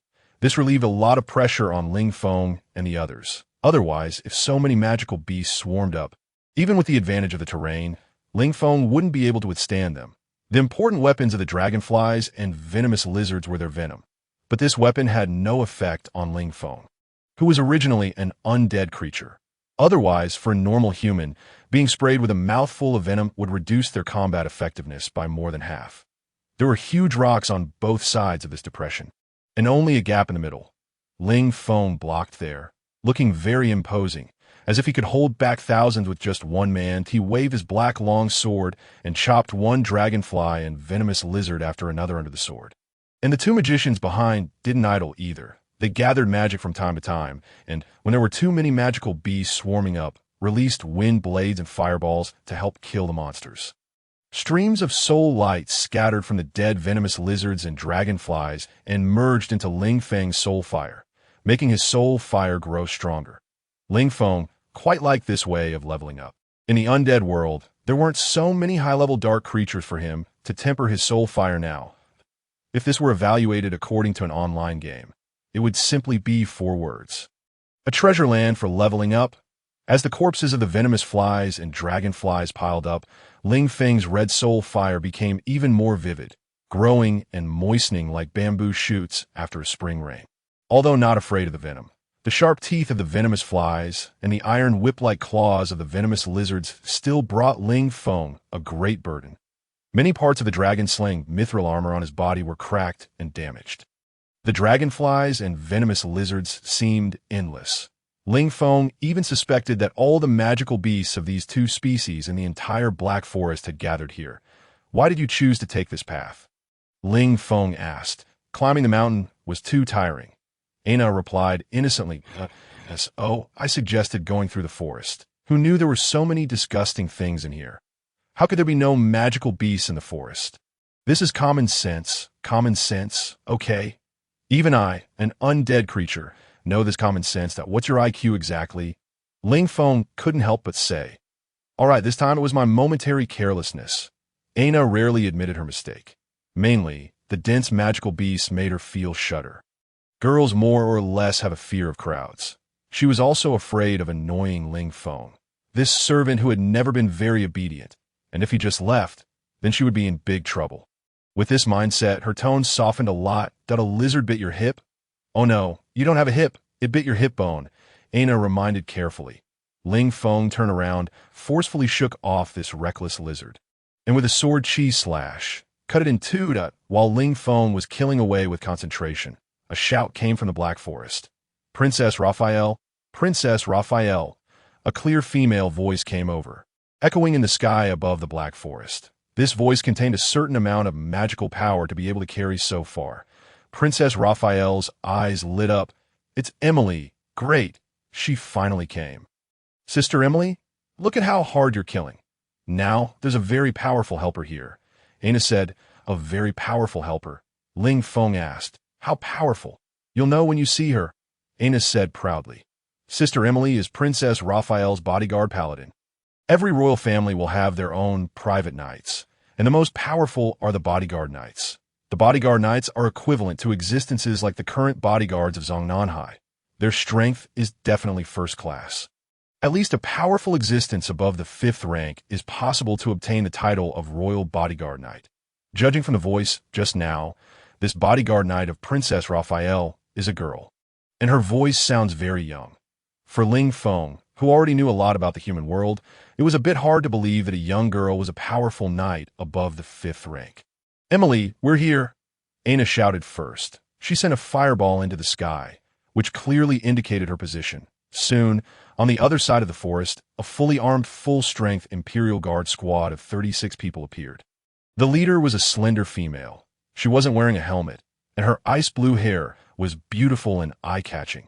The Imperial Guards were the royal elite infantry of the Griffin Empire.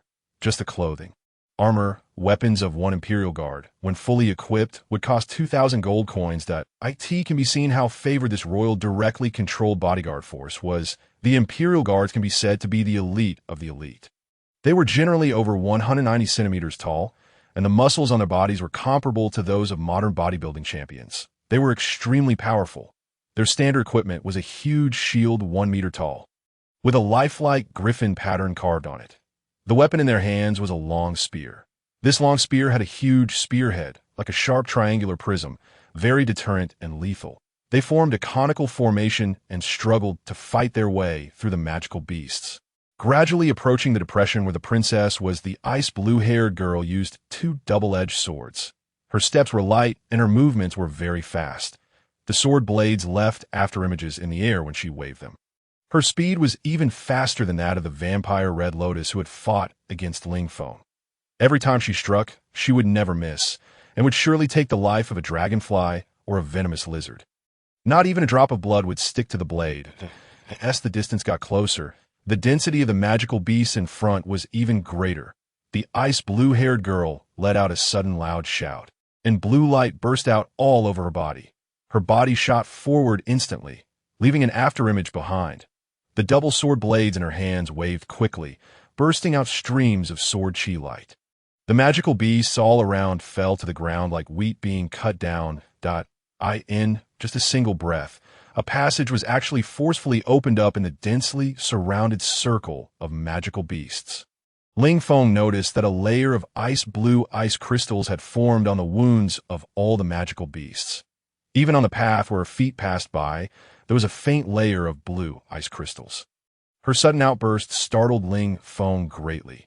Just now she was still far away, and in just an instant, she reached his vicinity through the dense magical beasts and at least slaughtered nearly 100 magical beasts. What kind of strength was this? Ling Feng asked himself that he couldn't do it.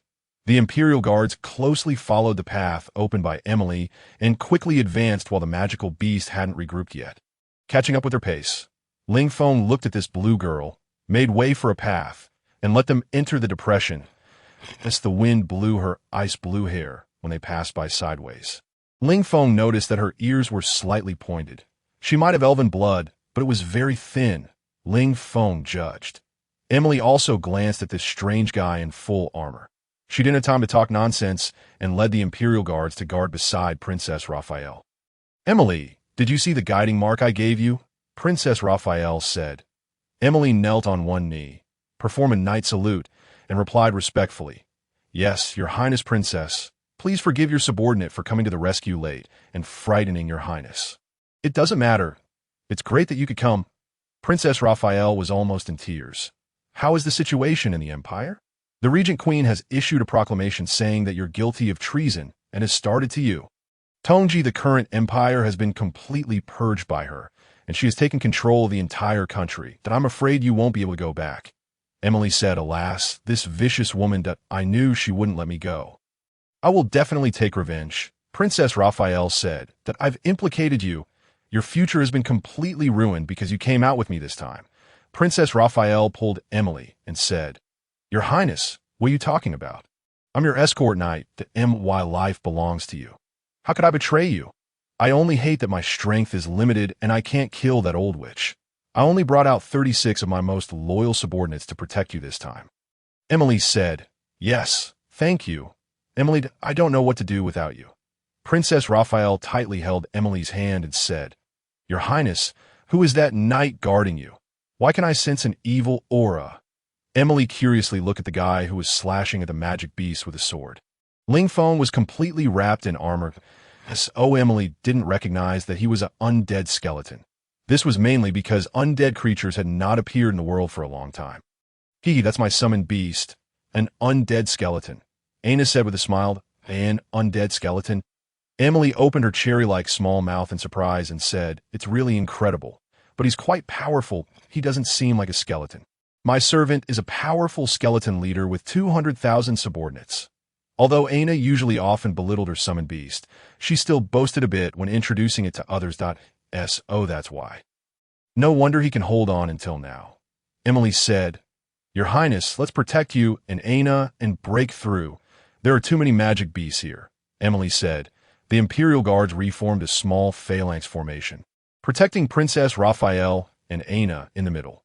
Just as they were about to break through, strange changes occurred outside. Large swarms of dragonflies and venomous lizards began to scatter and flee in all directions. And a powerful magic beast aura came over. The appearance of this high-level magic beast was really imposing that no creature could ignore its existence. The rock Thunderbird. Its huge wings were as big as a basketball court. Its golden beak and hook-like claws were like iron hooks. Every time its dark brown wings flapped, it brought up a huge whirlwind. The dragonflies floating in the air were the first to be blown dizzy. It was completely wrapped in blue electric currents, and its feathers glowed with a blue light. With the flapping of its wings, thunder and wind suddenly arose, and blue electric currents flashed down, accompanied by its chirping sound. It was like a rumbling thunderbolt, terrifying. It was a truly powerful magic beast, a sixth-order rock Thunderbird. Obviously, this rock Thunderbird was still in its juvenile state. The single wingspan of an adult rock Thunderbird was 30 meters, and its body was huge. It was the overlord of the sky, the only powerful magic beast that dared to take the earth-walking dragons as food in the original plane where Ling Feng was from. There are also many records about this powerful magic beast. For example, in ancient China, Zhuangzhou said in his Zhuangzi, "Free and easy wandering." In the north, there is a fish called kuan. The size of kuan is unknown for thousands of miles. It transforms into a bird called peng. The back of peng is unknown for thousands of miles. When it flaps its wings are like the clouds hanging in the sky. It strikes the water for 3,000 miles and soars upwards for 90,000 miles on the whirling wind. It breaks through the clouds and carries the blue sky, and then heads south. In the ancient Indian myth Asuras, Garuda is named the rock bird with golden wings. Its huge wings can unfold for 3,360,000 miles. When the rock bird with golden wings is born, its body light shines brightly. All the gods in the sky mistake it for the fire god and pay homage to it. The rock bird with golden wings feeds on dragons. When it flies in the air and the dragons that should die in the sea. When it finds a dragon, it uses its wings to fan open the sea water into two halves. When the dragon sees this situation, it trembles with fear and loses consciousness, waiting to be swallowed. The rock bird with golden wings can eat one dragon king and 500 little dragons in one day. In the North American Indian myth, the Thunderbird is the incarnation of the all-powerful god and has the power to stir up thunder and lightning in the air. It is said that the ancient Indians depicted the Thunderbird image with the red, white, and blue colors representing their own nation. Although these are all mythological legends and are very exaggerated. But it's hard to explain why the rock Thunderbird in this plane has extremely similar attributes to the giant Thunderbird in the myths on Earth. Maybe this plane of Earth has also experienced an era of super magic beasts when magic elements were active. The imposing appearance of the rock Thunderbird made the venomous lizards and dragonflies that were originally chasing and surrounding Ling Feng's group flee in a hurry and disappear in an instant. This rock Thunderbird didn't fly very high and was a bit crooked. The powerful whirlwind it generated with its wings blew the surrounding trees in all directions. The towering trees on both sides fell one after another. And another huge prehistoric behemoth, the petrified giant lizard, appeared. The petrified giant lizard, the top-level magic beast of the lizard race. This ancient magic beast had disappeared for some time and was known as the ancestor of the lizard race. Its huge body was more than 50 meters, making this huge monster an existence that ordinary magic beasts could hardly approach. Its skin was very hard, even when a knight's long spear charged at high speed. It could only leave a white dot on its body. Even ordinary magic attacks were ineffective against it. The most terrifying ability of the petrified giant lizard was that its attacks could produce a petrifying effect. This was a bit like the ability of Medusa. Of course, there was no blood relationship between the two of them. Strictly speaking, the petrifying ability of the petrified giant lizard was far from as abnormal as that of Medusa. It was still equivalent to a kind of toxin attack, that it would petrify the creatures it attacked, but not other objects, and the powerful Queen Medusa could even petrify elements. She was simply in existence against the heavens. Different from the rock thunderbird, this petrified giant lizard was already a fully mature body, that it was even more powerful and intelligent. The left foot of the juvenile rock thunderbird had been petrified, and it flew crookedly. Blue lightning bolts struck the petrified giant lizard, leaving char dots. Different from the crazy attacks of the rock thunderbird, the petrified giant lizard seemed more experienced. It avoided the fatal attacks of the thunderbird, and its iron whip-like tail could always give the rock thunderbird a heavy blow inadvertently. The battle between the two high-level magic beasts affected other magic beast creatures in the Black Forest. All the low-level magic beasts it could be said that they inadvertently helped Ling Feng and the others. But just when everyone was about to secretly bypass the battle between the two magic beasts and evacuate, they found that there was a guy who couldn't move forward. Aina stared at the imposing thunderbird with infinite admiration in her two eyes and almost drooled. Ling Feng helplessly looked at her and pulled her. But she didn't respond at all. Ling Feng looked at Raphael and pointed to his contract master. "What are you doing, Aina?" Princess Raphael said. "Hurry up and go. Be careful not to get involved with us." Little Lei is so cool. I want it to be my summoned beast." Aina said with hearts in her eyes and drooling that it's impossible to catch such a powerful magic beast. Princess Raphael said embarrassedly, "As long as I can make it stop moving, I'll have time to cast an ancient summoning magic to establish a soul contract." Aina said, "But it's too powerful. I'm afraid we can't do anything." Princess Raphael said helplessly, "Why, Little Lei?" Aina was like a little girl who couldn't move away when seeing a favorite toy in a toy store. The battle situation on the field changed again. The cunning petrified giant lizard's tail swept out ly and hit the rock thunderbird across the waist. It was directly swept out of the air and crashed into a big tree. The petrified giant lizard rushed up suddenly, trying to bite the thunderbird's neck in one go. Fortunately, that thunderbird also reacted quickly and flew back into the air again, but the lightning bolts that fell became thinner. Obviously, it was seriously injured. Its right foot had been petrified upwards, which dragged it down and made it unable to fly high in the air.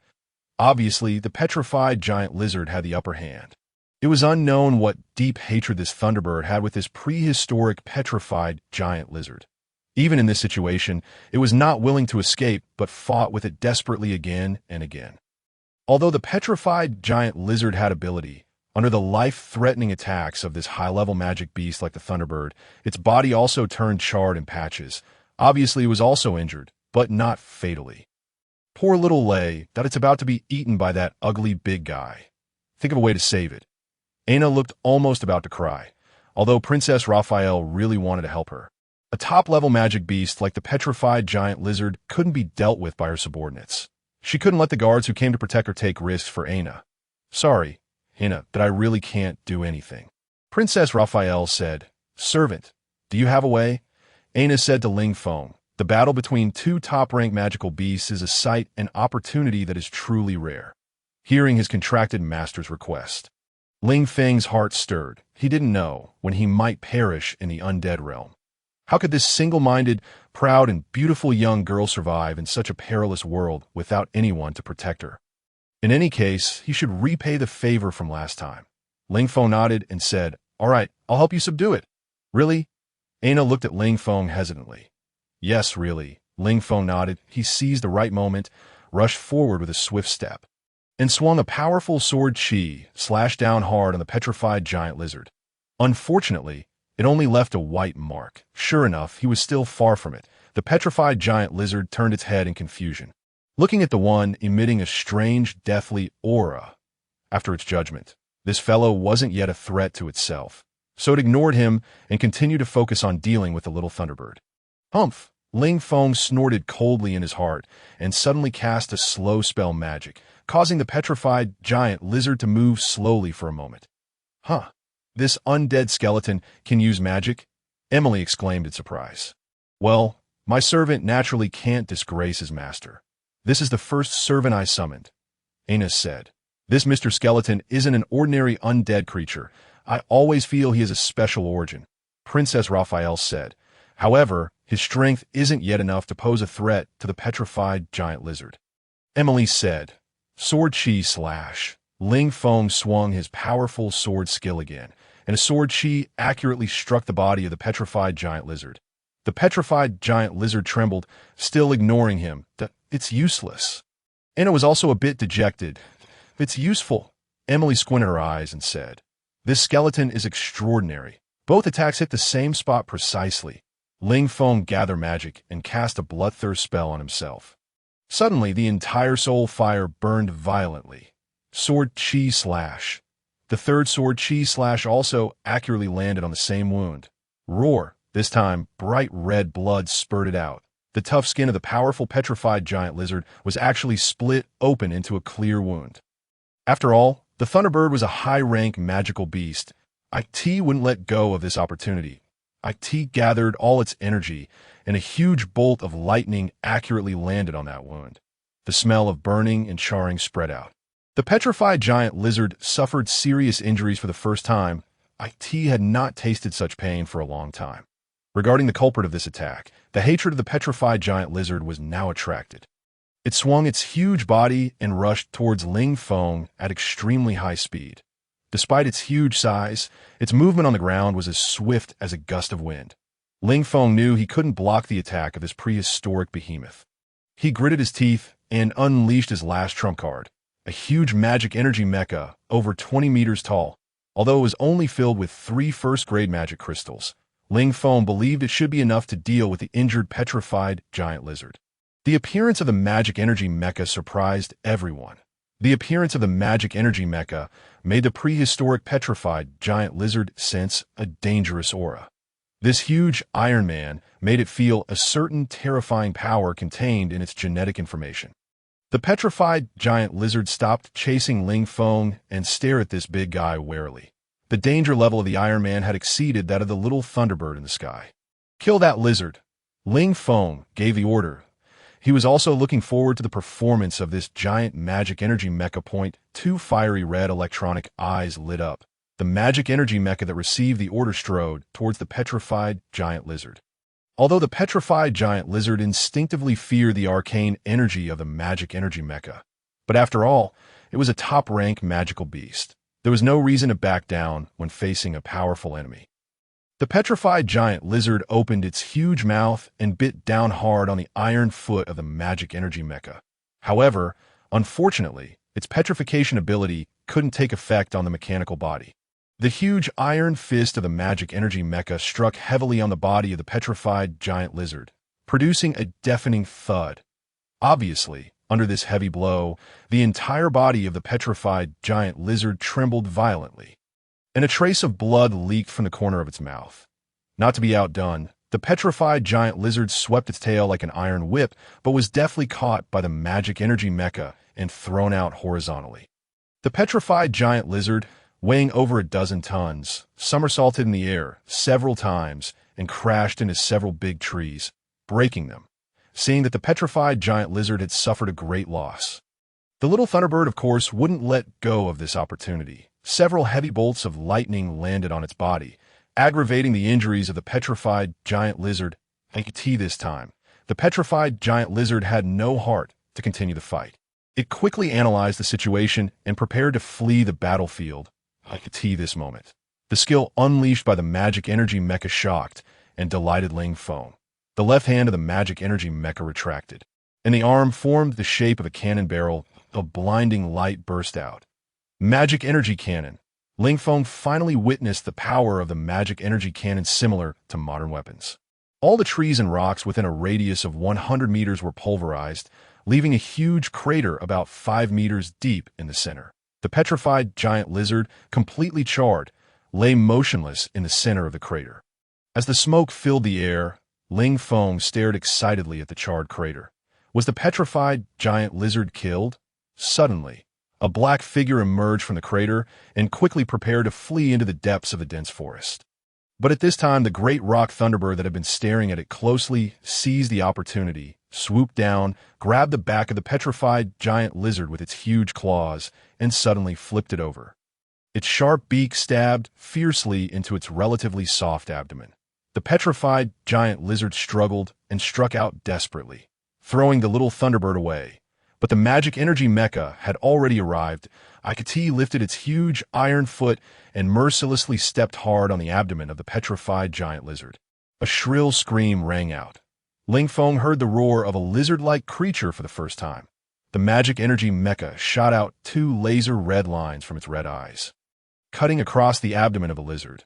Under the successive heavy blows, the petrified giant lizard finally flipped onto its white belly and died completely. With the death of the petrified giant lizard, the petrification on the right claw of the Thunderbird disappeared, and it returned to its original form. The Thunderbird flapped its wings and prepared to fly high. "Catch it!" Ling Feng gave the order. Without any defense, the over 20-meter-tall magic energy mecha suddenly grabbed the great rock Thunderbird that had just taken off into the air. Its two huge mechanical arms grasped its two wings. Startled, the Thunderbird's whole body was covered in blue electric light, and bolt after bolt of lightning landed on the magic energy mecha. But it had no effect. It seemed that it could absorb the energy of this magical lightning, and its pair of electronic eyes became even brighter. "All right, you can cast the contract magic now," Ling Feng said. He carried Aina to the front and stood in front of Aina to prevent the little Thunderbird from suddenly attacking. "Little Lei, don't be afraid. It'll be over soon and I'll take good care of you." Aina said that I am called. Aina Philip, a six-pointed magic pattern appeared out of thin air around the great rock Thunderbird. An array of rune light sank into the Thunderbird's head. The Thunderbird let out a huge roar, and a bolt of lightning as thick as an arm fell. Ling Feng quickly carried Aina and used swift step to flee. The ground where they had just stood was blasted open into a deep, pitch-black crack like a weld. An oak creature was willing to sign a slavery contract, especially a high-rank magical beast like the great rock Thunderbird, which was even more arrogant. Signing a slavery contract was a disgrace to it. Unless its life was in great danger, it would not compromise. Obviously, Aina's ability was not yet enough. Make that stupid bird quiet. Ling Feng was also affected by the lightning and looked disheveled. He ordered angrily. The arm of the magic energy mecha was filled with green energy ripples, looping around like ultrasonic waves, instantly knocking out this young Thunderbird. "Try again," Ling Feng said. "I am called." Aina Philip enduring the pain of magic exhaustion. Aina gritted her teeth and persisted in reopening the contract magic. The runes sank into the little Thunderbird's head again. This time it couldn't resist the rune out of its body, and a clear rune mark appeared on the Thunderbird's forehead. "It's a success! It's a success! I can feel little Lei." Aina jumped up excitedly. She tightly hugged Ling Feng, but soon, the magic exhaustion made her faint. The Thunderbird that had signed the contract woke up again. However, it grew quiet. Just to be on the safe side, Ling Feng still had the magic-powered mecha keep a close eye on this high-level magical beast. He carried the unconscious Aina in his arms and handed her to Princess Raphael for inspection. The princess checked her breath. Aina's little face was flushed, and her breath was normal. She had just fallen into a deep sleep due to excessive magic power consumption. She was fine and would wake up after a while. Princess Raphael said, "Truly incredible, Mr. Skeleton, that you've really surprised me," Princess Raphael said. Emily watched Ling Feng warily. After all, this was an undead creature, and an evil skeleton at that. Whether it would be aggressive while its master was unconscious was unknown. Asked the guard knight of Princess Raphael. Emily couldn't let the princess be in any danger. Princess Raphael cast a healing spell. Ling Feng carried his contracted master, Aina, on his back and signaled the magic-powered mecha to release the great rock Thunderbird.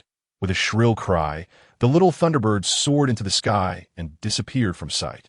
Once a contract with a magical beast is signed, it can be summoned by the master at any time, so there's no need to keep it by one side.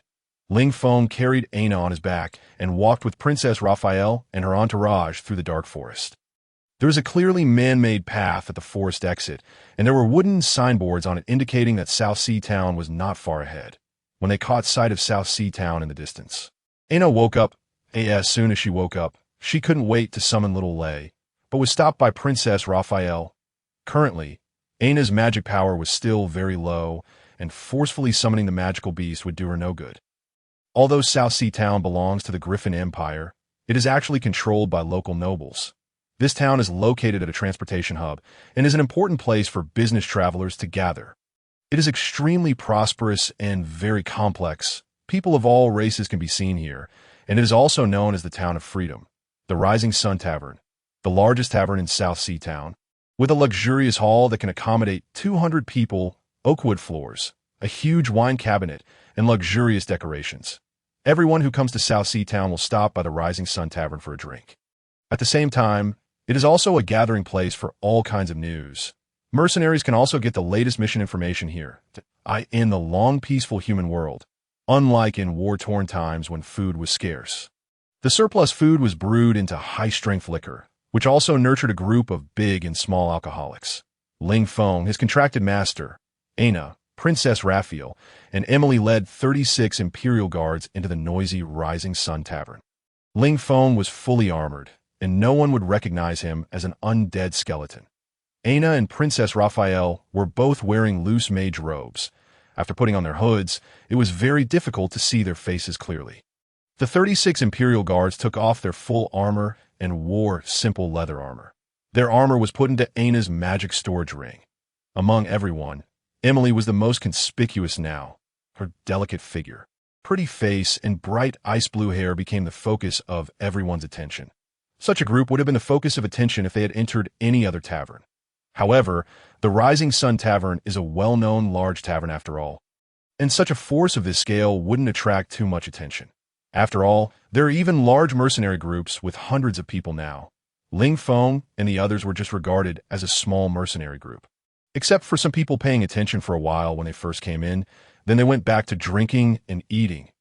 Aina and her entourage found several adjacent tables and ordered some food. The Imperial Guards had been traveling hard and hadn't had a good meal. These strong fellows ate heartily. They could eat 5 caddies of beef in one meal.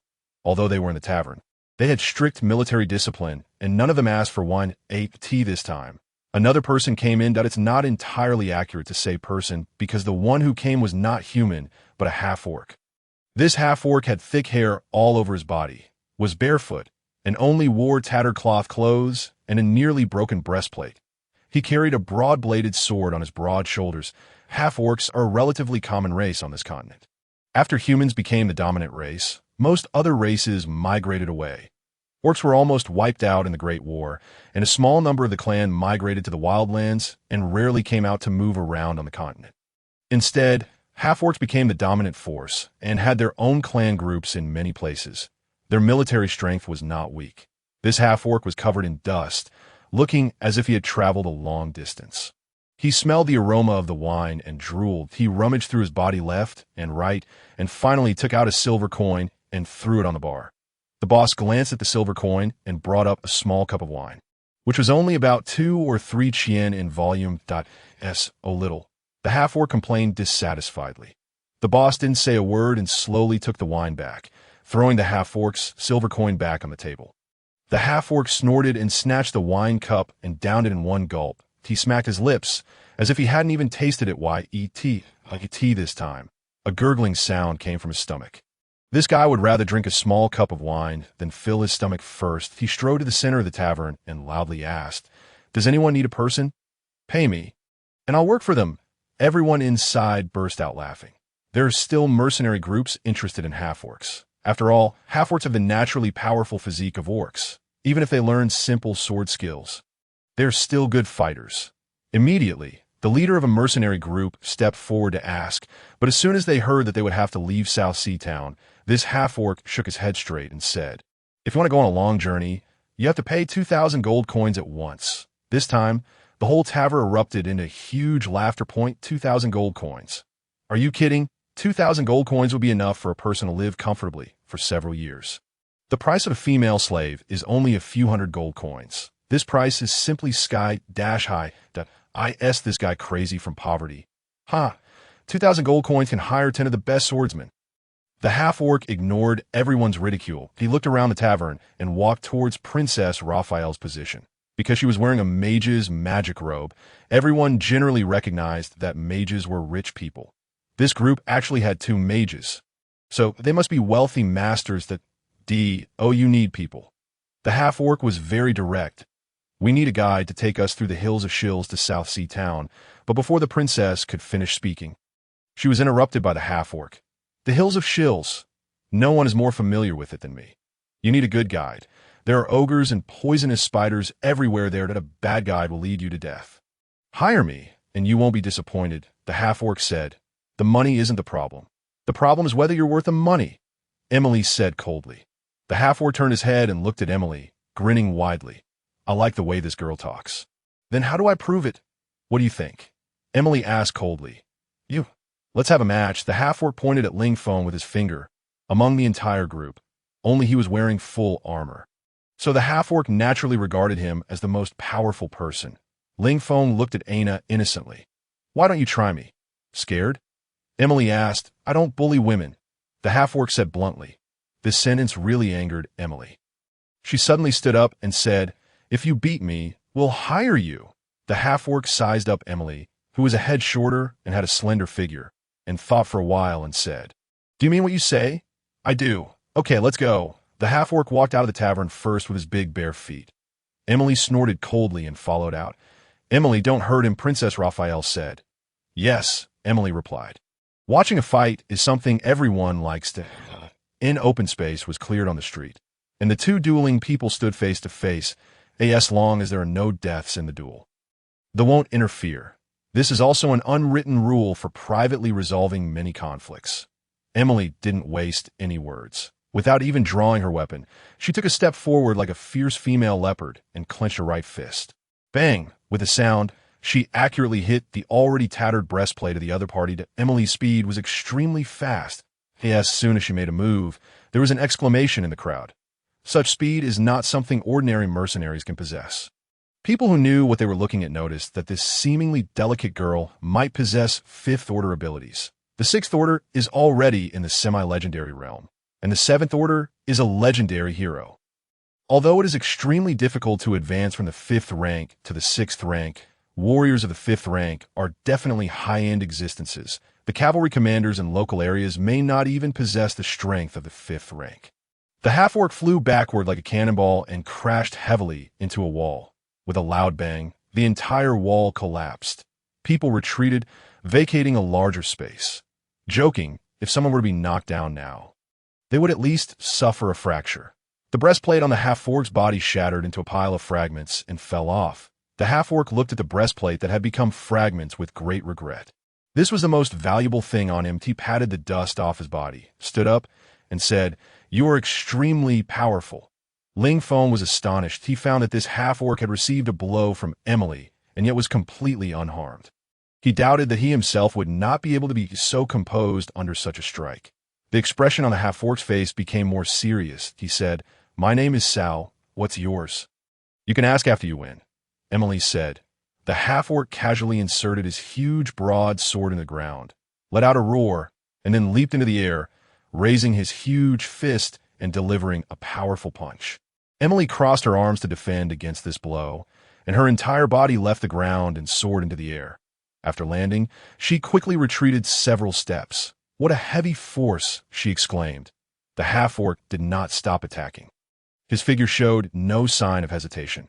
Immediately following, he delivered a side kick, and the speed was so fast that it produced a whistling sound of breaking wind. Emily's entire body moved a short distance to the side again. Just as she steadied herself, the third punch arrived with a whistling sound through the air. This time, Emily's entire body retreated 7 or 8 steps continuously. Emily moved her somewhat numb arm. The strength of this half-orc was really not exaggerated.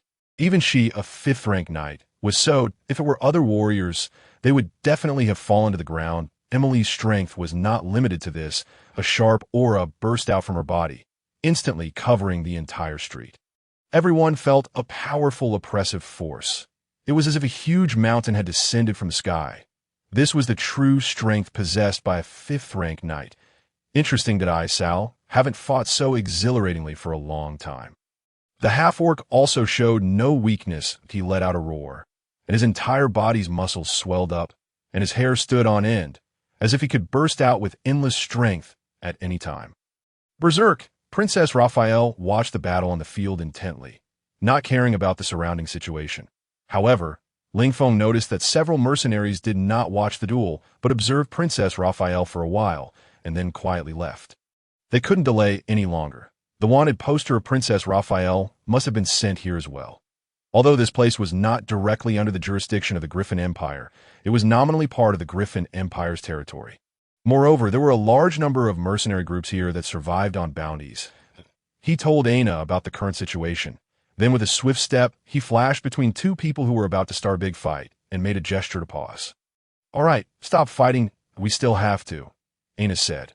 After hearing this, Sal slowly returned to his normal state, and Emily also stopped. "Girl, you're truly powerful that I apologize to you." The half-orc Sal said that you're not bad either, that you're worth 2,000 gold coins. Emily said that my name is Emily. The half-orc Sal grinned.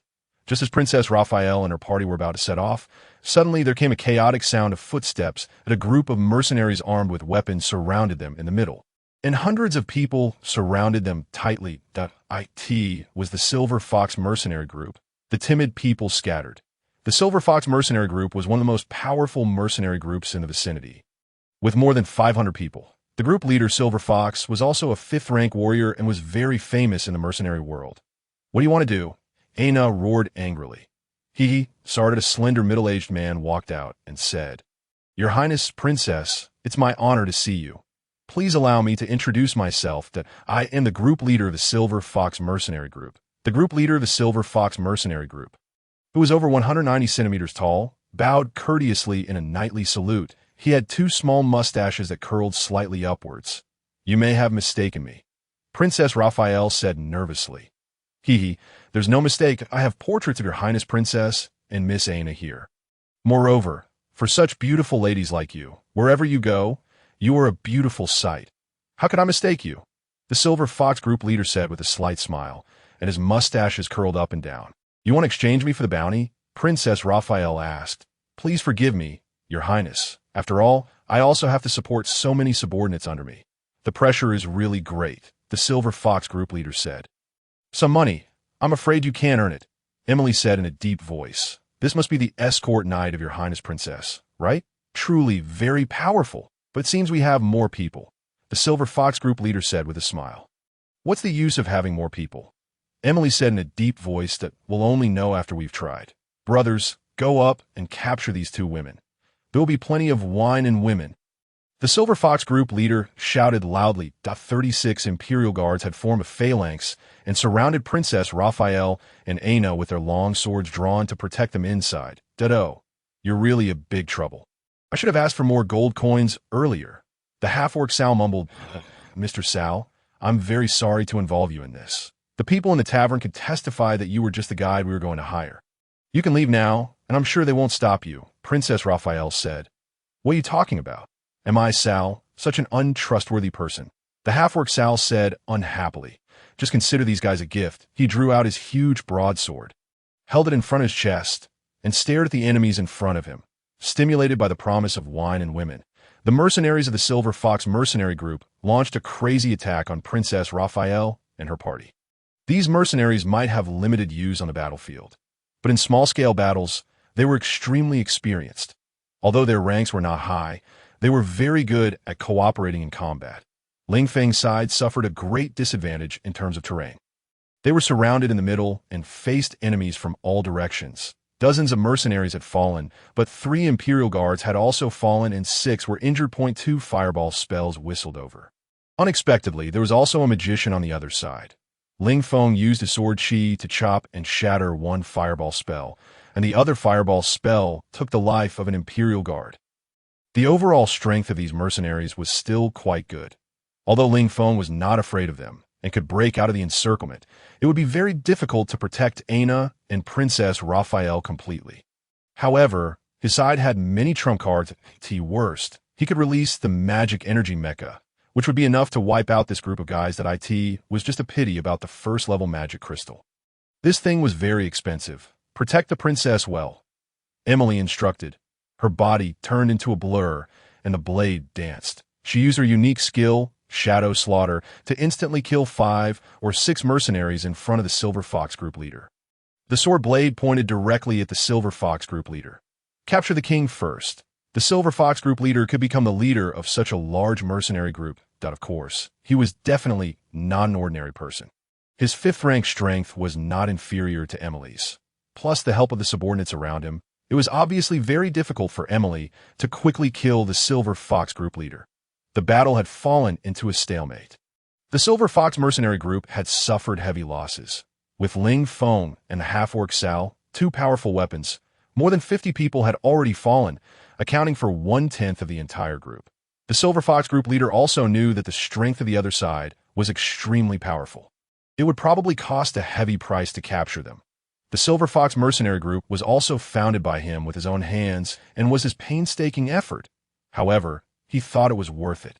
As long as he captured the princess and sent her to the Empire, then not only would he get the bounty, but he could even obtain a noble title and territory. The Silver Fox group leader was originally a commoner knight captain who had always served the Empire. But because he accidentally offended the powerful, he was exiled. Although he formed a mercenary group with his own strength, he longed more for a noble title to secure a noble bloodline for his descendants rather than being the leader of a lowly mercenary group. Therefore, no matter how heavy the price was, it was worth it.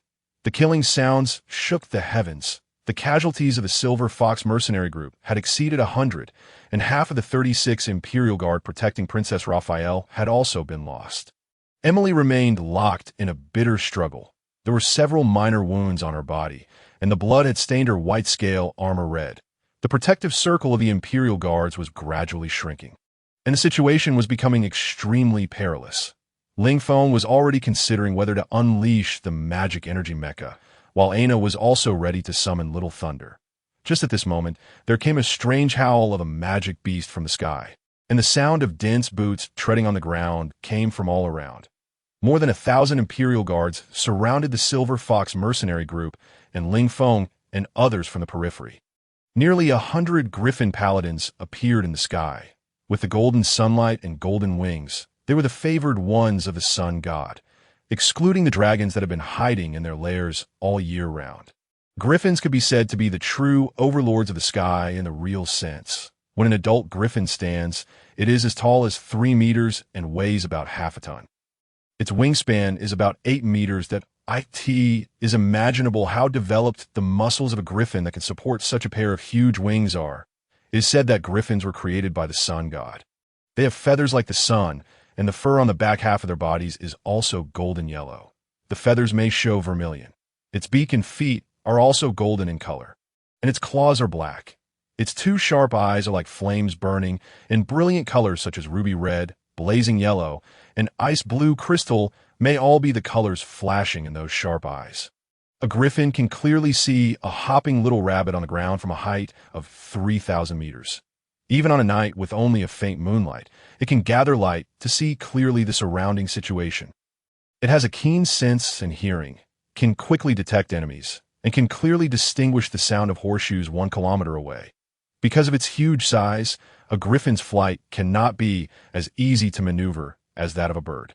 However, the speed at which they dive is terrifying to all beasts. You can imagine the terrifying lethality brought by a knight's long lance in a griffin's diving attack. Almost no creature dares to directly withstand the diving attack of formation of griffin paladins, except for some high-level magic beasts known for their defense.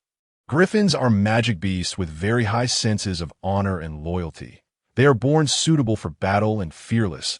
A large group of griffins even dares to launch an offensive charge against a green dragon. Its strong sense makes it very difficult to train an adult griffin. Griffins are generally trained from a young age. The warriors selected as griffin paladins will cultivate their own griffins from childhood, establishing a firm bond. Starting training from a young age makes the griffins more suitable for battle and learn more combat skills and formation flying. For griffin paladins, griffins are more like their relatives. They will not whip or tie them up as casually as they do with war horses. Griffins are like their children. If a powerful and proud griffin is abused by its master, then it may choose suicide as a way of resistance. Griffins are very intelligent. Paladins only need a syllable or a gesture, and it will know what to do. This will win more survival space for the knights and griffins on the ever-changing battlefield. The glory and strength of the Griffin Empire can be said to depend to a large extent on this sky beast. Griffin's paladins are also a lingering nightmare for all races. The might brought by nearly 100 Griffin paladins made the entire sky seem to become dark and gloomy. The Imperial army has received my tip-off and rushed over. You have nowhere to escape. You'd better surrender with your hands up, the Silver Fox mercenary group leader said proudly, and his two mustaches even higher. The Griffin Paladin group descended from the sky. A knight in fiery red armor jumped off the tallest griffin at the front. This knight's armor, like a flame, seemed to be burning brightly, and its domineering shape was like a ferocious beast showing its claws and teeth. The teeth on the helmet were like the menacing teeth of a wild beast, and the serrated shape was even more intimidating. There was a vermilion-colored horse-slashing sword on his shoulder. This sword was shining with a brilliant light, and the back of the sword was serrated. It was about 2 meters long and 40 centimeters wide.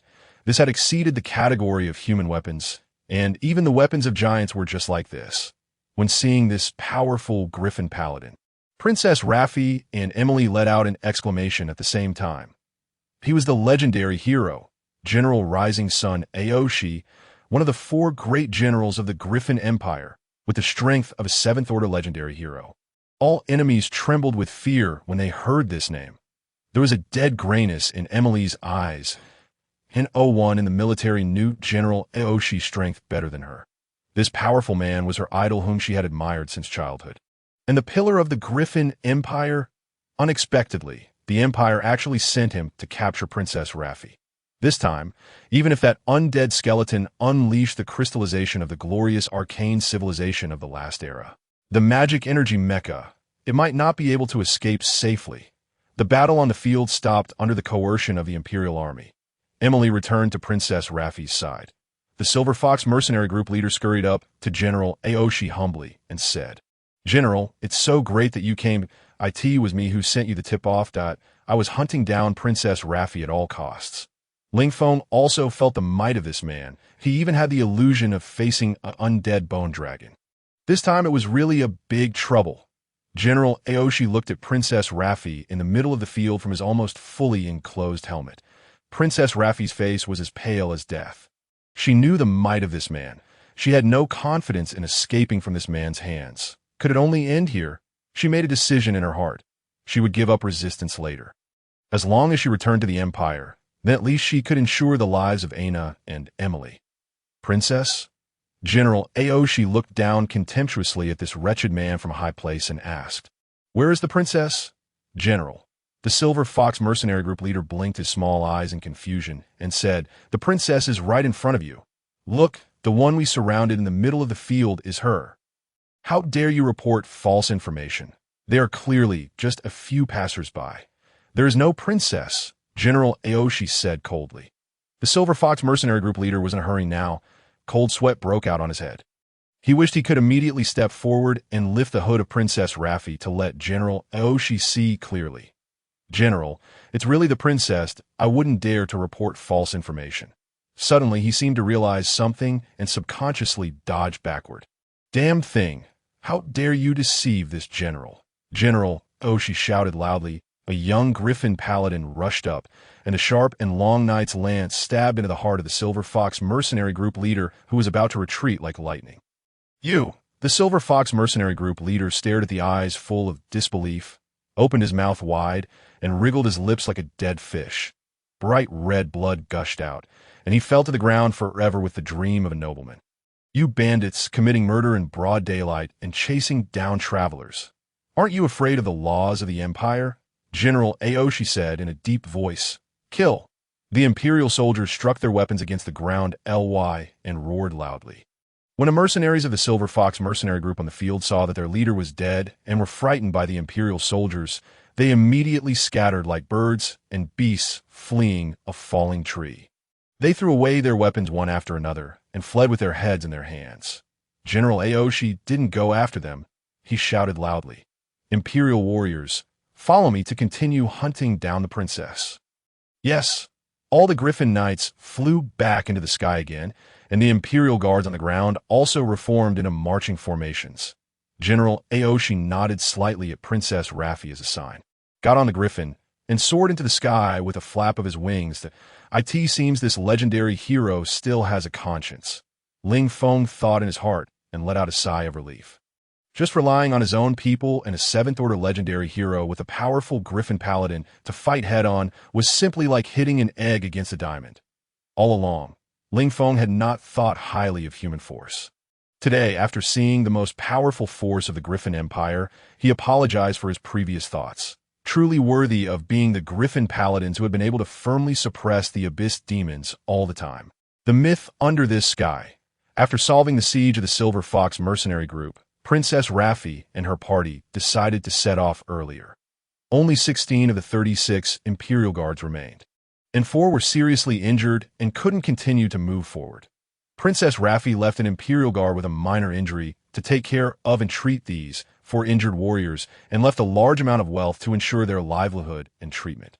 The half-orc Sal didn't withdraw or raise the price, but he demanded to be given the gold coins first. Without hesitation, Princess Raffi gave 2,000 gold coins to Sal. Sir led them to accompany him to the church. Amazingly, this half-orc had been taking care of a large group of human orphans. He gave all his gold coins to a nun named Anna. Anna's beauty stunned everyone. She was dressed in a simple white dress, and as the gentle breeze blew, the corners of her skirt fluttered. Anna had long, slightly curly golden hair, and her sky-blue eyes were as pure as the sky. Her pointed chin made her stand out even under the radiance of the 2 great beauties.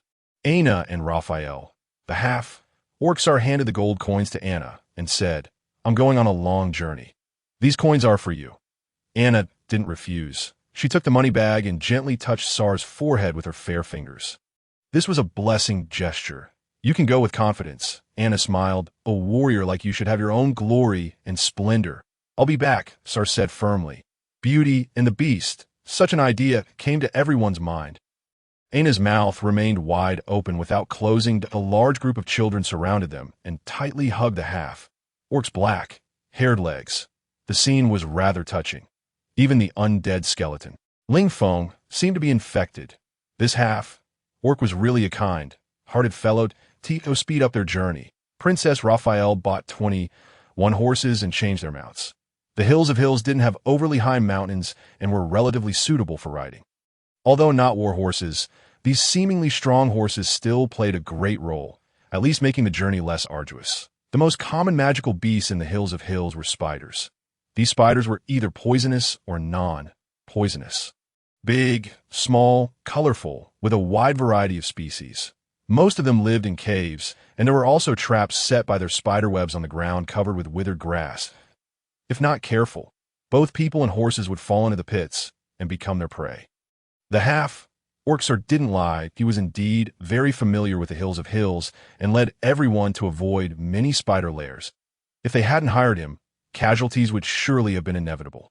Another powerful creature in the Hills of Hills was the ogre. This huge, ugly, and greedy creature was always used to killing and preying. They ate almost all kinds of meat, not just humans. The lifespan of ogres was similar to that of humans. They were 3 meters tall and as heavy as the combined weight of 3 adults, with a strong build. The weapons they used were relatively crude, usually iron-covered wooden clubs or axes snatched from humans. These creatures had some low-level intelligence, simple language, and clans. Some of the higher-level ogres even mastered some elemental powers. Killing was their nature. These guys had an incorrigibly evil soul, and their lives were spent in blood and slaughter. When Princess Raphael and her group climbed over a small hill, they saw these ugly creatures. More than 20 ogres were besieging a caravan. There were already corpses lying haphazardly on the ground. The remaining dozen or so mercenaries were huddled against the mountain wall, and several carts loaded with goods had overturned. The horses had long since lain in a pool of blood. The arrival of Princess Raphael and her group didn't arouse the ogre's fear that a few disgusting big guys let out threatening roars in the direction of Raphael and the others. Their huge canine teeth protruded outside their thick lips, making the ogres look even more ferocious. If these guys weren't intent on killing the prey in front of them, they might have immediately launched an attack on Raphael and the others. Although the ogres were strong, for Ling Feng and the others, this number of ogres didn't pose a threat. Now, Princess Raphael was considering whether to rescue this caravan. Ling Feng was surprised to find that the leader of this caravan was a green-skinned goblin. Goblins were small, long-eared, green-skinned creatures with extremely high intelligence. They had three proud achievements: technology, alchemy, and trade. Some people had evaluated goblin technology and alchemy. Very interesting but very dangerous. These creatures with extremely high intelligence and flawed personalities made things that were very powerful but not perfect. They always seemed unable to create something truly perfect and always had various small flaws that gave users headaches. However, many things were indeed very valuable.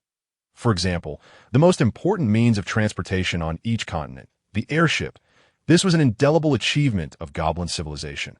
The reason goblins were not liked was their naturally cunning character, being timid and yet fond of taking advantage. Every goblin was a natural merchant. They were good at calculating and had sharp minds. They could sell any kind of junk, so there was a common saying on the continent: better believe a pig can climb a tree than trust a goblin's words.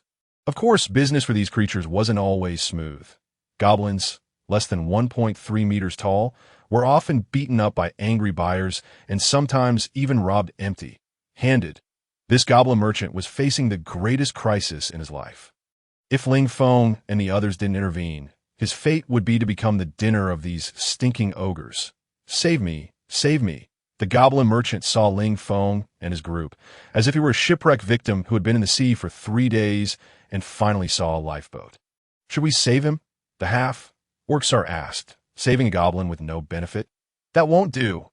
Aina put her hands on her hips and said she had fully understood the cunning and shrewdness of this creature from books. What's the benefit of saving you?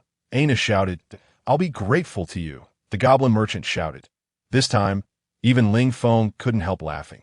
The goblin merchant really lived up to his reputation and was still being stingy at this critical moment of life and death. Well, it seems you don't need help. Aina clapped her hands, turned her horse around, and said, Wait a minute. Seeing Aina about to leave, the goblin merchant really got anxious. He roared, You're a magician, right? I have second-level magic crystals. Second-level magic crystals. Well, that was still a pretty good thing. All right, then how many will you give me? Aina said slowly. Because new enemies had appeared, the ogre's attack had been temporarily postponed. After all, they were intelligent creatures and also feared being attacked from behind. 1.2-level magic crystals are very valuable. The goblin merchant said, It seems you're not very sincere. There's no need for us to continue talking. Aina said, It this time. Those mercenaries were not happy. Obviously, if it weren't for the group on the hillside, they would all have died here today. Give them all the magic crystals you have, or I'll throw you at the feet of the ogres right now. The mercenary leader said viciously that he grabbed the goblin merchant's collar and pretended to throw him. The goblin merchant was in a complete mess, with snot and tears streaming down his face, and shouted, 3. I only have 3 second-level magic crystals and 7 third-level magic crystals, and I'll give them all to you. Please save me. All right, save them, but we can't just stand by and watch. Princess Raphael said. The half-orcs led the charge down, that he brandished his broad-bladed sword and first took down an ogre. These stupid big guys immediately roared and rushed over brandishing their weapons. Emily led the imperial guards down. Ling Feng saw from afar that an ogre shaman wrapped in red cloth, holding a shoddy magic wand, had been casting a red, bloodthirsty magic spell behind.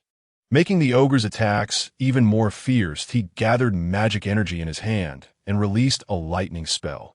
That ogre shaman was struck by the sudden lightning and turned into a pile of charred meat.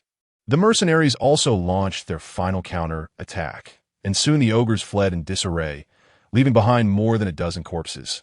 This goblin merchant was an adult goblin. He walked up to Aina with a smile on his face to express his gratitude. Aina wasn't having any of it and directly held out her hand for the magic crystals.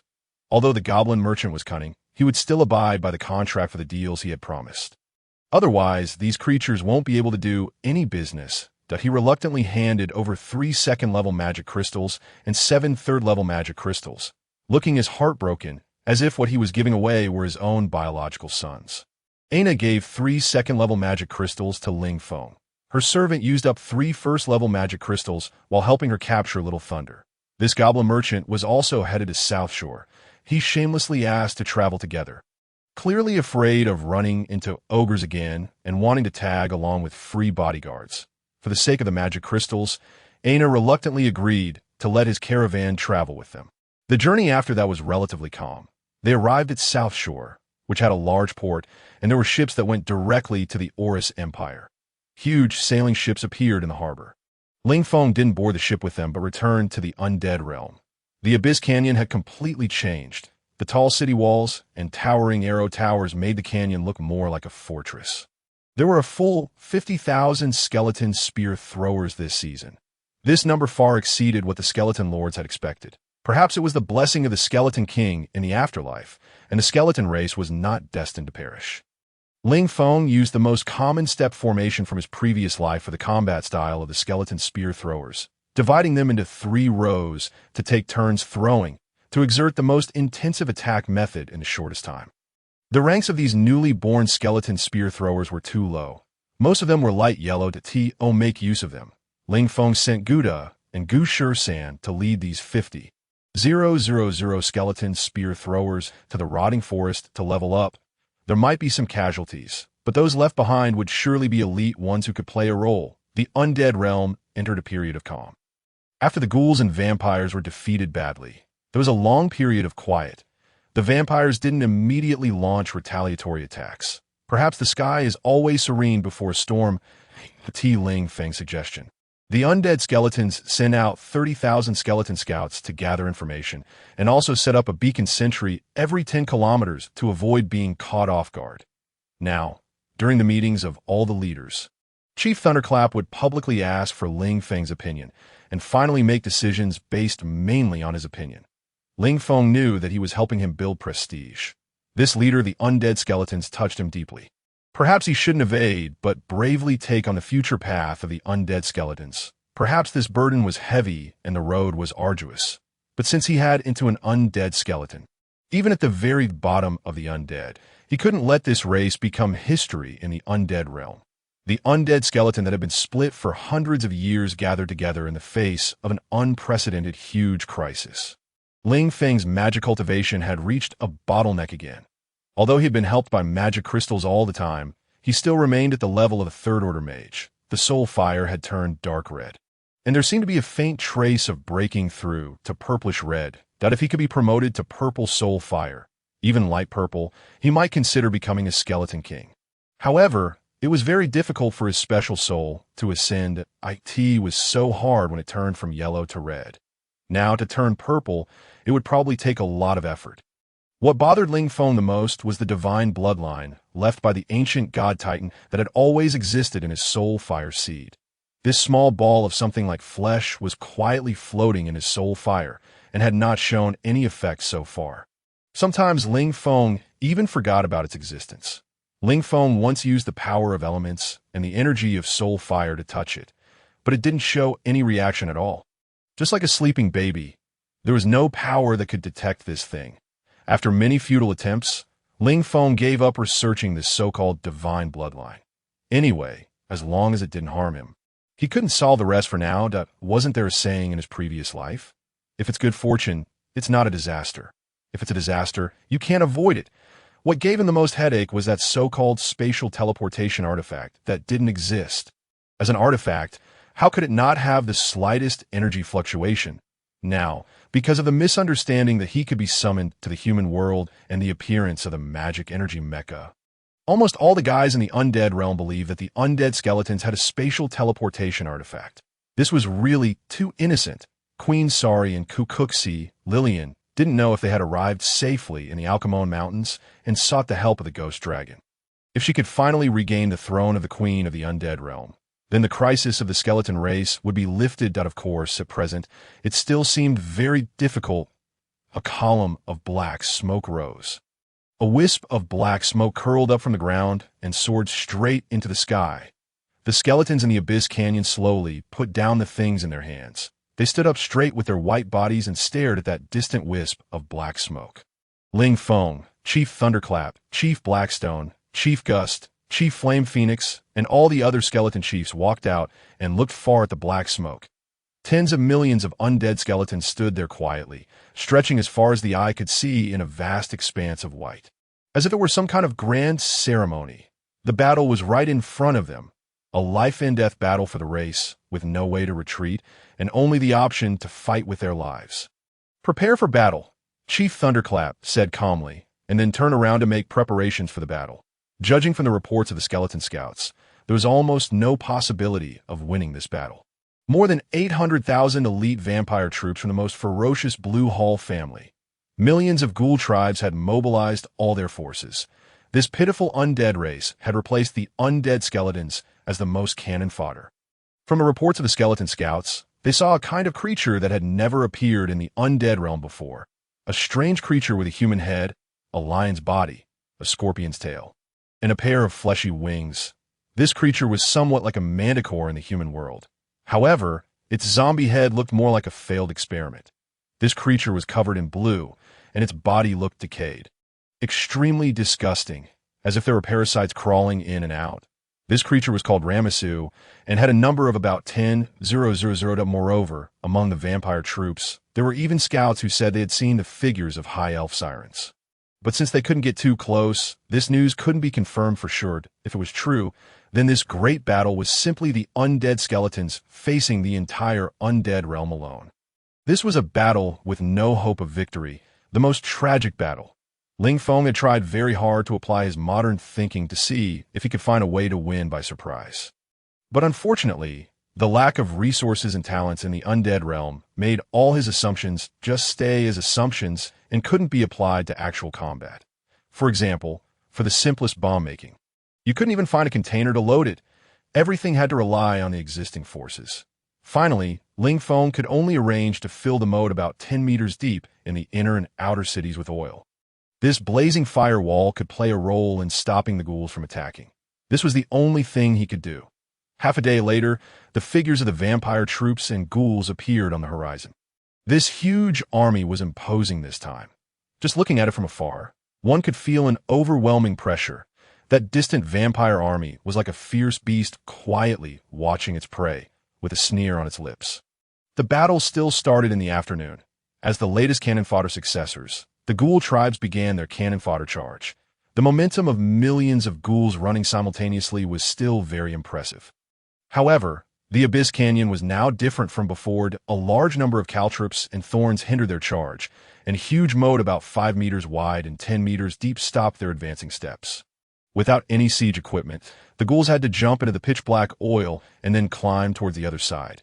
Some elite ghouls could jump over. The tall stitchers transported a large number of logs from the rear, and these logs became bridges leading to the other side. There was complete silence in the Abyss Canyon, as if the ghouls' charge didn't exist at all, just as the ghouls were happily climbing over the moat. A towering flame burst into flames. It was like a huge fire dragon rising from the ground. The ghouls screamed and fell, struggling and rolling in the flames. The vampire army never expected these lowly creatures. They transformed into bat forms, like a huge black cloth covering the sky. Hundreds of thousands of vampire bats flew across the canyon at the same time. What a shocking scene that was. Inside the Abyss Canyon, 50,000 skeleton spear throwers were in position. They tightly held the white-boned spears in their hands, and the soul fire in their eye sockets was burning brightly. 8T the 12 towering arrow towers. All the skeleton archers and skeleton mages stared nervously at the sky.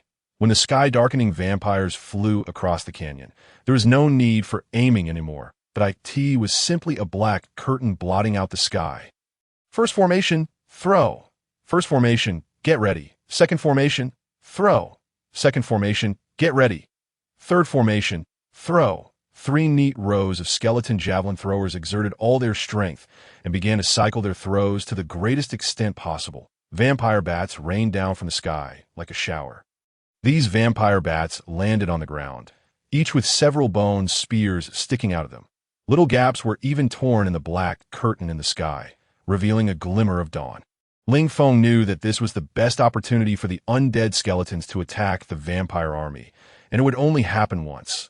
The skeleton javelin throwers had painstakingly leveled up in the rotting forest, and most of them had reached the deep yellow soul fire level. However, as newborn skeletons, they were still too young and inexperienced if these 50,000 skeleton javelin throwers were red soul fire undead skeletons. Perhaps there would still be a glimmer of hope in this battle. But this was only a supposition, for in war, there are no suppositions. The vampire army that landed on the ground began to transform into human form, and the terrifying runic swords in their hands began to glimmer with the light of death. Rows of skeleton javelin throwers fell. These fragile skeleton javelin throwers were turned into piles of fragments under the vampire swords. Skeleton warriors rushed up, holding shields, replacing the skeleton javelin throwers. Their mission was over, and they all retreated deep into the cave to conserve their strength and await the next opportunity. This overly vampire army made it impossible for the skeleton warriors to repeat the encirclement battle of the last time. The vampires gathered very quickly, and a vampire army in formation could not be divided. The skeleton warriors advanced in a tight phalanx, but most of them were scattered by the powerful vampire army. Ling Feng and the elite warriors of the Wind Tribe stood on the ridge, watching this lopsided battle that we can't hold on any longer. Half of the vampire army hasn't even come in yet, said Heishi gloomily. The undead skeleton warriors were falling in droves. The level gap between the two sides was too great, and they couldn't confront them head-on at all. They're gathering too quickly. We can't let them gather so easily. We have to scatter them, said Ling Feng. He gave an order to Guda, and 6,000 skeleton wolf cavalry appeared on the ridge. Isn't it too early to send in the skeleton wolf cavalry now? Asked Chief Heishi. There's no other way that if we let them gather successfully, our formation will collapse in an instant. Only by scattering them into a melee can we have a glimmer of hope, said Ling Feng. The shouts of soul fire resounded. The skeleton warriors, who had drilled countless times, strictly and accurately executed the order. The skeleton warriors in the middle parted to the sides, creating a path for a charge. The skeleton wolf cavalry burned with scorching soul fire and charged forward fearlessly in the gallop. The glittering spear tips gathered the energy of their lives. Once they had created a miracle. Could they create another one this time? The skeleton wolf cavalry, fully armored, charged towards the unformed vampire army like a black sword. At the front were Gu Er, Gu San, and Gu Si, the three skeleton chiefs under Ling Feng. Red soul fire burned brightly in their eyes. Yes, they got closer and closer to the vampire legion. Ling Feng clenched his fists tightly. Whether they could tear open a gap depended on this moment of contact. The glittering runic swords of the vampires were right in front of their eyes. The three skeleton chiefs at the front let out a roar and burned all the power of their soul fire. Their entire bodies burst out with a dazzling red light, and, as the sharpest blade of this black sword, they plunged into the vampire army. Flesh and blood flew everywhere. The vampires at the front couldn't block this red blade. Although they were high-level undead creatures, the three skeleton chiefs paid the price of burning all their soul fire and tore open the vampire's defense line, that a pang of sadness welled up in Ling Feng's heart. The three skeleton chiefs used a way of burning that was almost like self-explosion, overdrawing all the energy of their lives. After this charge, their soul fire would slowly extinguish and be forever silent on the land of the Abyss Canyon. Ling Feng still clearly remembered the way they had cheered and leaped when he gave them names back then. It was just a name, and Ling Feng had casually numbered them with 2, 3, 4, 5. But for a skeleton that didn't know where it came from or where it was going, the meaning contained in a name was too profound. Having a name meant being recognized as having once existed in this world. Countless skeletons were born in the Bone Sea every season, and countless skeletons died on the undead land every day, turning into piles of dry bones. Who knew which pile of pale bones represented which once existing soul fire? They came into this world silently and left silently. Who knew I came? Who knew I left? In the short life of the undead skeletons, they always wanted to leave some evidence of their existence. A name known to others was something they cherished. Ling Feng deeply regretted being so casual when giving them names back then to that time. With 2 lifetimes of souls, he couldn't understand the meaning of a name. Human names are given by parents, and it is taken for granted that everyone has a name. However, the skeletons born from the Bone Sea are like newborn human babies. Without parents, how could they possibly have a name of their own? Only in endless battles, when recognized by powerful chiefs, would they be given a name and passed down. And more often, they would turn into piles of unknown white bones. My name is Gu Er. My name is Gu San. My name is Gu Si. These are the most soul voices roared out by the 3 skeleton chiefs when they charged, piercing the frontmost vampire warriors with their long spears as they destroyed their soul fire. The first heavy cavalry in the history of the undead skeletons, and also the most powerful unit of the undead skeletons, the skeleton wolf cavalry, once again created a miracle with their unyielding will. They tore through the powerful vampire army extremely forcefully, ripping this black curtain into two pieces. The undead skeleton army let out a soul-shattering roar. Every skeleton warrior clung tightly to the companions beside them, struggling to maintain their formation, and launched a fierce attack on the high-level vampires. The vampire chiefs, standing on the edge of the Abyss Canyon, looked at the scene in the canyon in disbelief. A vampire chief wearing fiery red armor, his soul fire already a deep purple-black, was approaching the peak level. Blue Hall Netherfire, the vampire count of the Blue Hall family, calmly watched the battle. 13 vampire chiefs stood behind him. An elder Sander was among them. Sander, the ghouls didn't lose unfairly, and neither did Della. The undead skeletons are true warriors, the greatest fighters. If it weren't for their too low level, they would create glory in the undead world. Count Netherfire spoke highly. He watched as the skeleton wolf cavalry tore through the vampire legion, as if entering, and then charged back from another direction, disappearing into the valley, successfully tearing apart the vampire's defense line. Compared with the great vampire families, they were just a glimmer of firefly light. Although their courage was worthy of admiration, their fate was already, Sanders said. Yes, as a sign of respect for them, let the Lamassu join the battle. Said Count Netherfire. Yes, a vampire chief beside him replied. The huge Lamassu flew over the Abyss Canyon.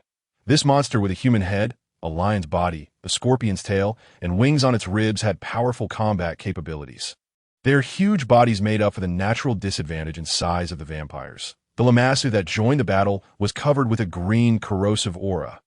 This green aura even had a certain effect on the bones of the undead skeletons, slowly corroding and breaking their bones. When a killed Lamassu's body exploded, a group of unknown worms and flies flew out, and the worms with strong corrosive toxins corroded large numbers of skeleton warriors. The balance of the battle began to tilt again, and the undead skeletons suffered heavy losses and retreated step by step. Chief Lejean got on his undead Kodo beast and prepared to lead the remaining tribesmen to fight to the death. Wait a minute, said Ling Feng. It wasn't the last moment yet. Ling Feng released one large and two small magic energy mechas. The more than 20-meter-tall magic energy mechas shocked all the skeleton chiefs. After filling 6 first-level magic crystals, the more than 20-meter-tall giant magic energy mecha and 2 small magic energy mechas charged towards the Lamassu army. The huge magic energy cannons blasted one Lamassu into ashes with one shot. Even the corrosive worms within them were burned clean. The small magic energy mechas, holding beam sabers, accelerated and charged into the army of Lamassu, slashing left and right. What was this? Was this the legendary magic energy mecha from the previous era? The vampire leaders murmured in succession as, oh, the skeleton clan had mastered such a weapon. What a surprise! The Lamassu were also stunned by this super weapon. However, these deformed undead creatures felt no fear. They swarmed around these products of the arcane civilization recklessly. Without regard for sacrifice, 2 small magic energy mechas were quickly overwhelmed by a large number of Lamassu and were trampled into pieces by the enraged Lamassu. The giant magic energy mecha sensed the danger. It shot out 2 red lasers from its eyes, sweeping around and cutting a group of approaching Lamassu in half. Interesting, Count Inferno sneered. It had been a long time since he had moved his muscles and bones. Let me experience the glory of the arcane civilization from the previous era. His fiery body leaped directly from the mountaintop and turned into a fiery meteor, even without any weapons. A magic energy mecha, with its own weight of more than a dozen tons and its steel fists and kicks, was already an invincible humanoid steel Tyrannosaurus. A magic energy mecha with arcane energy could be said to be a mechanical arcane mage. Its very existence was for battle. Since it was created, it had experienced countless battles. Destroying all the enemies in front of it was the reason for its existence. The vampire Count Inferno, who leaped from the sky, transformed the rune greatsword in his hands into a huge flame sword about more than 10 meters long and swung it down at the magic energy mecha through the air. The flaming sword light hacked at the huge mechanical arm, sending sparks flying everywhere. This sword disabled one of the magic energy mecha's arms. The magic energy mecha retracted its fist, and the other arm entered the state of a magic energy cannon. The pulsed cannon aimed at the red vampire and fired round after round, but a pair of fleshy wings grew from under Inferno's ribs. This powerful vampire count could actually grow wings and fly in mid-air in his human form. His figure turned into afterimages in the air. The magic energy cannon left huge craters on a mountain wall and the ground, but couldn't hit the opponent at all. The energy of the magic energy cannon was limited. The magic energy mecha didn't dare to use it without limit. When the energy exceeded a certain critical point, it stopped firing. Count Inferno cast a six-pointed magic circle pattern in midair. This guy could actually use magic. Moreover, it was a high-level magic. The ground began to tremble. The ground under the magic energy mecha cracked, and chunks of rock and soil seemed to come to life and piled up upward, forming two large mounds of earth and rock that buried half of the magic energy mecha's mechanical legs. The tall magic energy mecha pounded the raised mounds with its hard fists. However, these earth and rocks seemed to have gathered the power of magic and couldn't be broken free for a moment. A fiery six-pointed magic circle appeared in the air, and the entire sky seemed to darken all of a sudden. Red fire clouds appeared above the abyss canyon. Ling Feng stared at the fiery burning clouds in disbelief.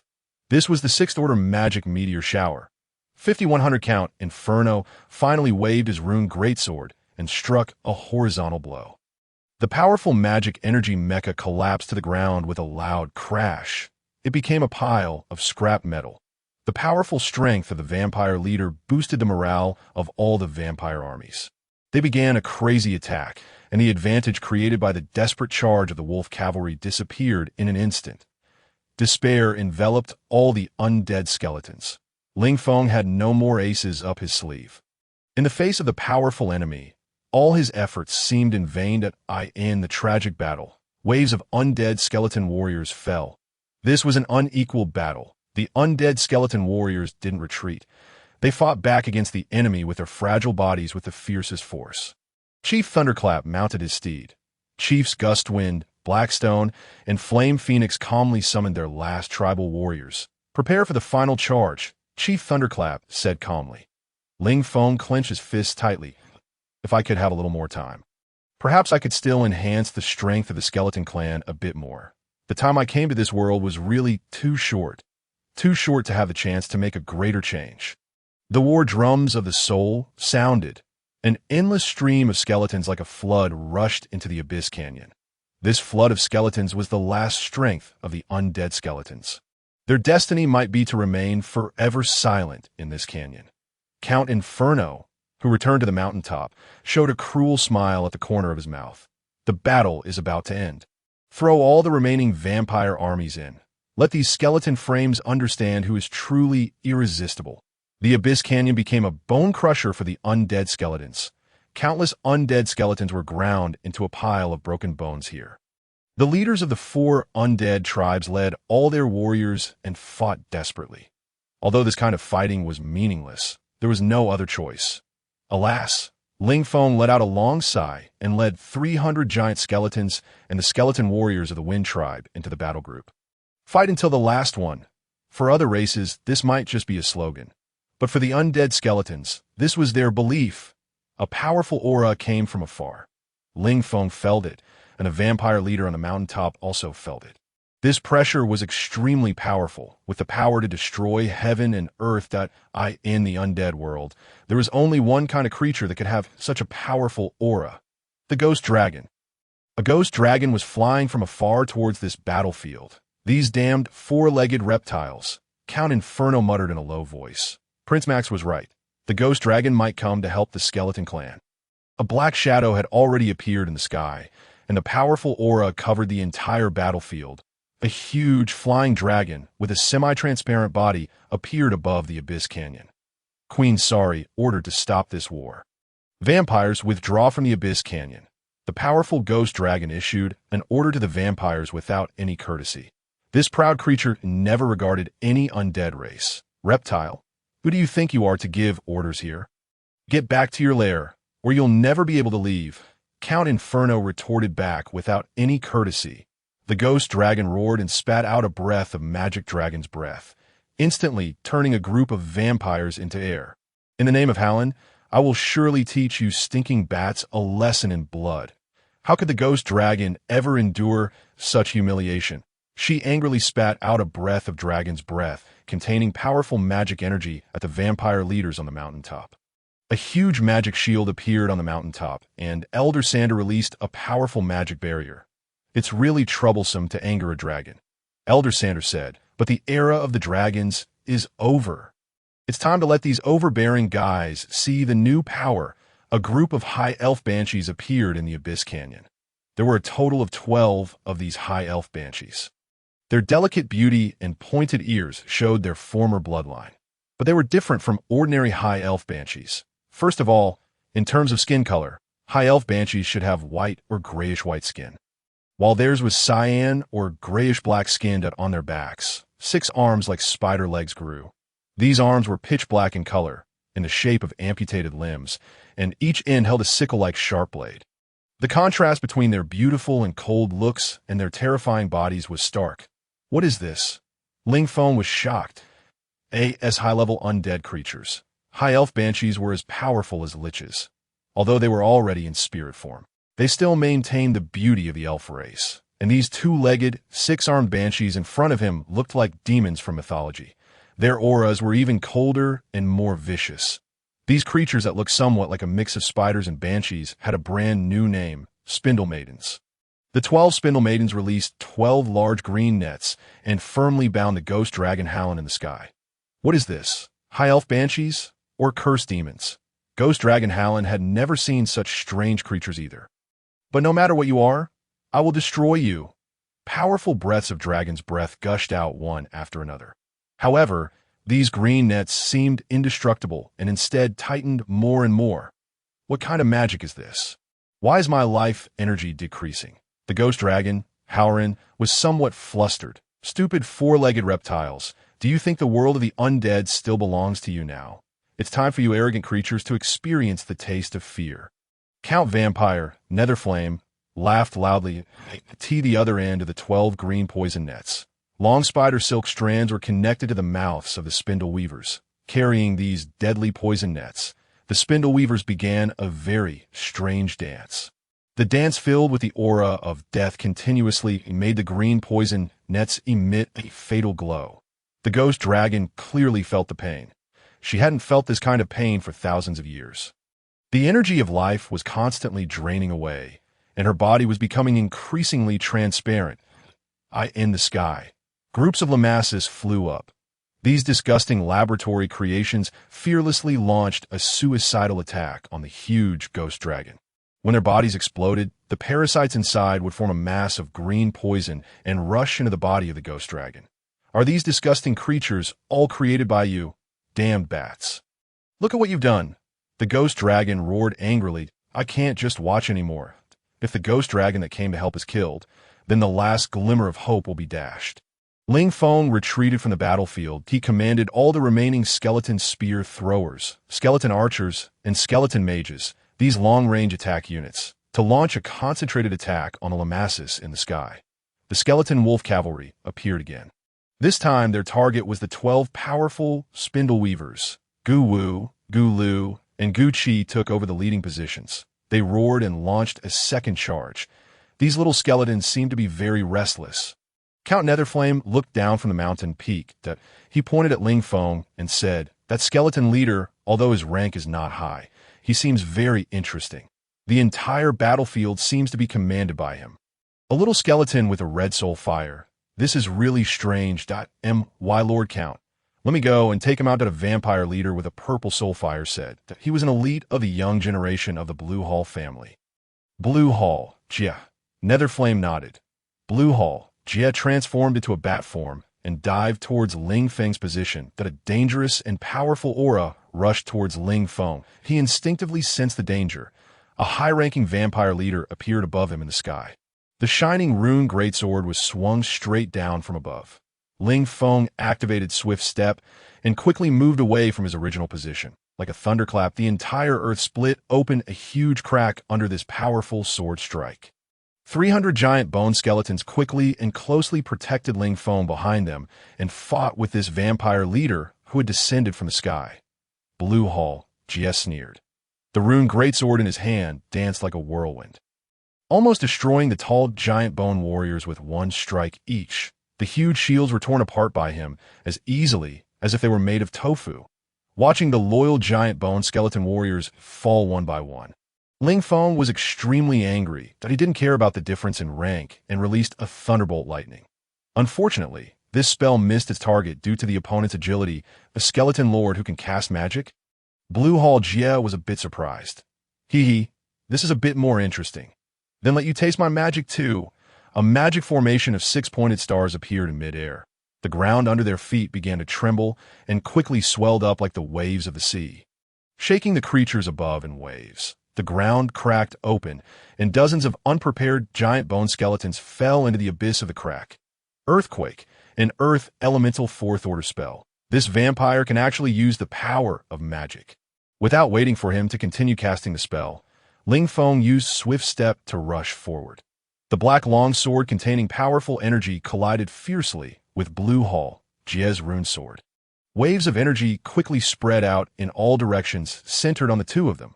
The rocks on the ground shot out in all directions that a strange look flashed in Blue Hall Jie's eyes.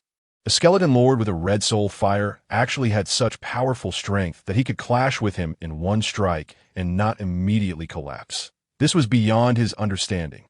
Slow spell. Ling Feng rolled twice from the side and quickly released this auxiliary spell, slowing down the speed of the vampire leader.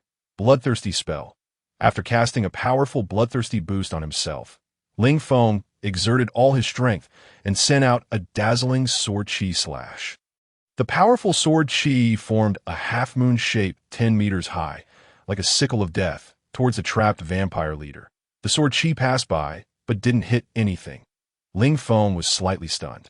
A cold voice sounded from behind. To be honest, you're very good, little skeleton, that if you were promoted to a purple soul fire, perhaps I wouldn't be your opponent. But now, you'll never have this chance. The huge rune greatsword was swung down from behind. The teleportation ability of the vampire race is really a very annoying skill that in the critical moment, Ling Feng only had time to block it with the black longsword.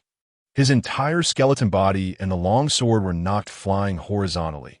His body flew straight out and crashed into the mountain wall. The huge impact force caused countless broken rocks to fall from the cracked mountain wall and bury his body. A cold and cruel smile appeared on the corner of Blue Hall, Jie's mouth. He raised the rune greatsword of death again and slashed at Ling Feng, who was unknown whether he was alive or dead. Among the broken rocks, a dangerous signal appeared in Blue Hall, Jie's mind. He hesitated for a moment. Then, an arrow made of bone suddenly appeared in front of him, as if it had pierced through time and space. With a boom, the bone arrow with an additional explosion effect exploded into a powerful energy. Damn it! A trace of blood faintly appeared at the corner of Blue Hall, Jie's mouth. This arrow actually injured him. If he hadn't dodged the vital part in advance, he would have been more seriously injured this time, but on a distant mountain ridge, Gu 13's red soul fire burned in his eye sockets.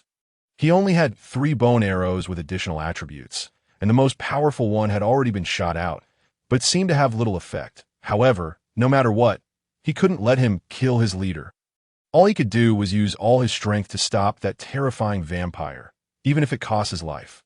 Damn skeletons. Blue Hall Jie was a bit angry. A huge black shadow rushed over and hit Blue Hall Jie's body like a heavy tank. He was sent flying into the air. Chief Thunderbolt rode his undead Kodo beast and knocked down Blue Hall Jie with a powerful impact. The vampire leader, Blue Hall Jie, got up from the ground. Half of his body was soaked in blue blood. The 2 attacks had hurt him badly. This in front of him, like a giant god, made him feel a powerful strength, and that mutant skeleton archer in the distance who couldn't be underestimated was constantly looking for opportunities. The second charge of the skeleton wolf cavalry was aimed at the 12 spindle weavers. If these high-level mutant upper elven banshees weren't stopped, when the ghost dragon Howren fell, it would be the moment of failure for the entire skeleton tribe. After the first charge, there were only more than 5,000 skeleton wolf cavalry left out of 6,000. Gulu, and Gucci also burned their soul fires in a self-immolating way and launched a life-and-death attack. The black sharp swords were unsheathed again. The Spindleweavers clearly felt the threat from the charging cavalry. Point four Spindleweavers gave up controlling the spider webs. Under the energy of their soul fires, their entire bodies mutated. Their original 2 legs disappeared and were replaced by huge spider bodies. These Spindleweavers entered the second form, half human and half spider. The blades on their 6 arms became even longer, and the tips of the blades shone with cold light. The 24 deadly sickles of the 4 Spindleweavers formed a dense blade net. The vanguard of the skeleton wolf cavalry was like being thrown into a bone-crushing machine. The Jiu Wu, Gulu, and Gucci died in the first moment. Their most powerful charge didn't break through the blade net of the Spindleweavers. The skeleton wolf cavalry charged fearlessly. The 24 sickles seemed to form a blade net like the abyss of hell, mercilessly harvesting the lives of the skeleton wolf cavalry. The battle continued. The sacrifice of the skeleton wolf cavalry held back the 4 Spindleweavers and created an opportunity for the ghost dragon Howren. The ghost dragon struggled to break free from the deadly poison nets of the Spindleweavers, but her body had been riddled with holes by the suicidal attacks of the Lamassus, and the energy of life was constantly draining away. The severely injured ghost dragon roared, gathered the remaining strength, and spat out mouthfuls of dragon's breath, launching an angry attack like a raging fire at her enemies, the Spindleweavers. The remaining 8 Spindleweavers all transformed into the half-human and half-spider form and counterattacked with the shrill screams of their souls. Damn 4-legged reptiles! Count Netherflame summoned meteor showers. Countless fire meteors fell from the sky and hit the body of the ghost dragon. The huge ghost dragon Howren let out a deafening dragon roar. At another corner of the battlefield, Thunderbolt knocked away the vampire leader and looked at Ling Feng in the pile of broken rocks. He could feel that Ling Feng's soul fire still existed and felt relieved. 2 more vampire leaders flew down from the mountain peak. Jia, it's actually so embarrassed by the lowly, undead skeletons. Isn't it a bit humiliating?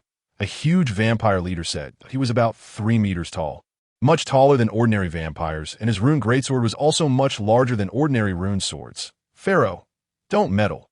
I can kill them all, Lontang Jia said angrily. All right, Jia, stop being quarrelsome. This is the Count's order. Hurry up and kill these skeleton leaders to end this battle. The female vampire leader, Lontang Li, said 3 against 1. Isn't that a bit unfair? The leader of the gust of wind walked over with a pair of huge double-edged swords in his hands and said, Yes, do vampires all like to bully the few with the many? Yin Huang said, holding a magic wand. It seems that you're the most powerful leaders among the undead skeletons. But do low-level skeletons also attempt to challenge powerful vampires? How ridiculous! Pharaoh laughed loudly. The vampires nowadays are really different. They become better at boasting, Yin Huang said disdainfully. Well, it's a waste of breath to talk too much with you low-level fools. Let you return to the Bone Sea. Pharaoh was extremely angry. The 3 most powerful skeleton leaders and the 3 vampire leaders fought together. The entire battle entered the most tragic moment. The sky in the undead world seemed to be affected by this tragic battlefield and became even gloomier. The entire sky seemed to press down, making people breathless. Ling Feng's current state is very strange that a part of the attack from that powerful vampire leader, Lontang Jia, invaded Ling Feng's soul fire and triggered the divine bloodline left by the ancient Titan god. Rogez, the always calm divine bloodline, had a violent reaction under this sudden external attack. Ling Feng only felt that his soul fire roared, as if he had been suddenly hit by a huge hammer weighing 100 pounds, and immediately fell into an unconscious state. At this time, the divine bloodline emitted a powerful force, and Ling Feng's entire soul fire turned golden yellow. This golden yellow color wasn't a matter of losing levels. It was an indescribable golden yellow, as if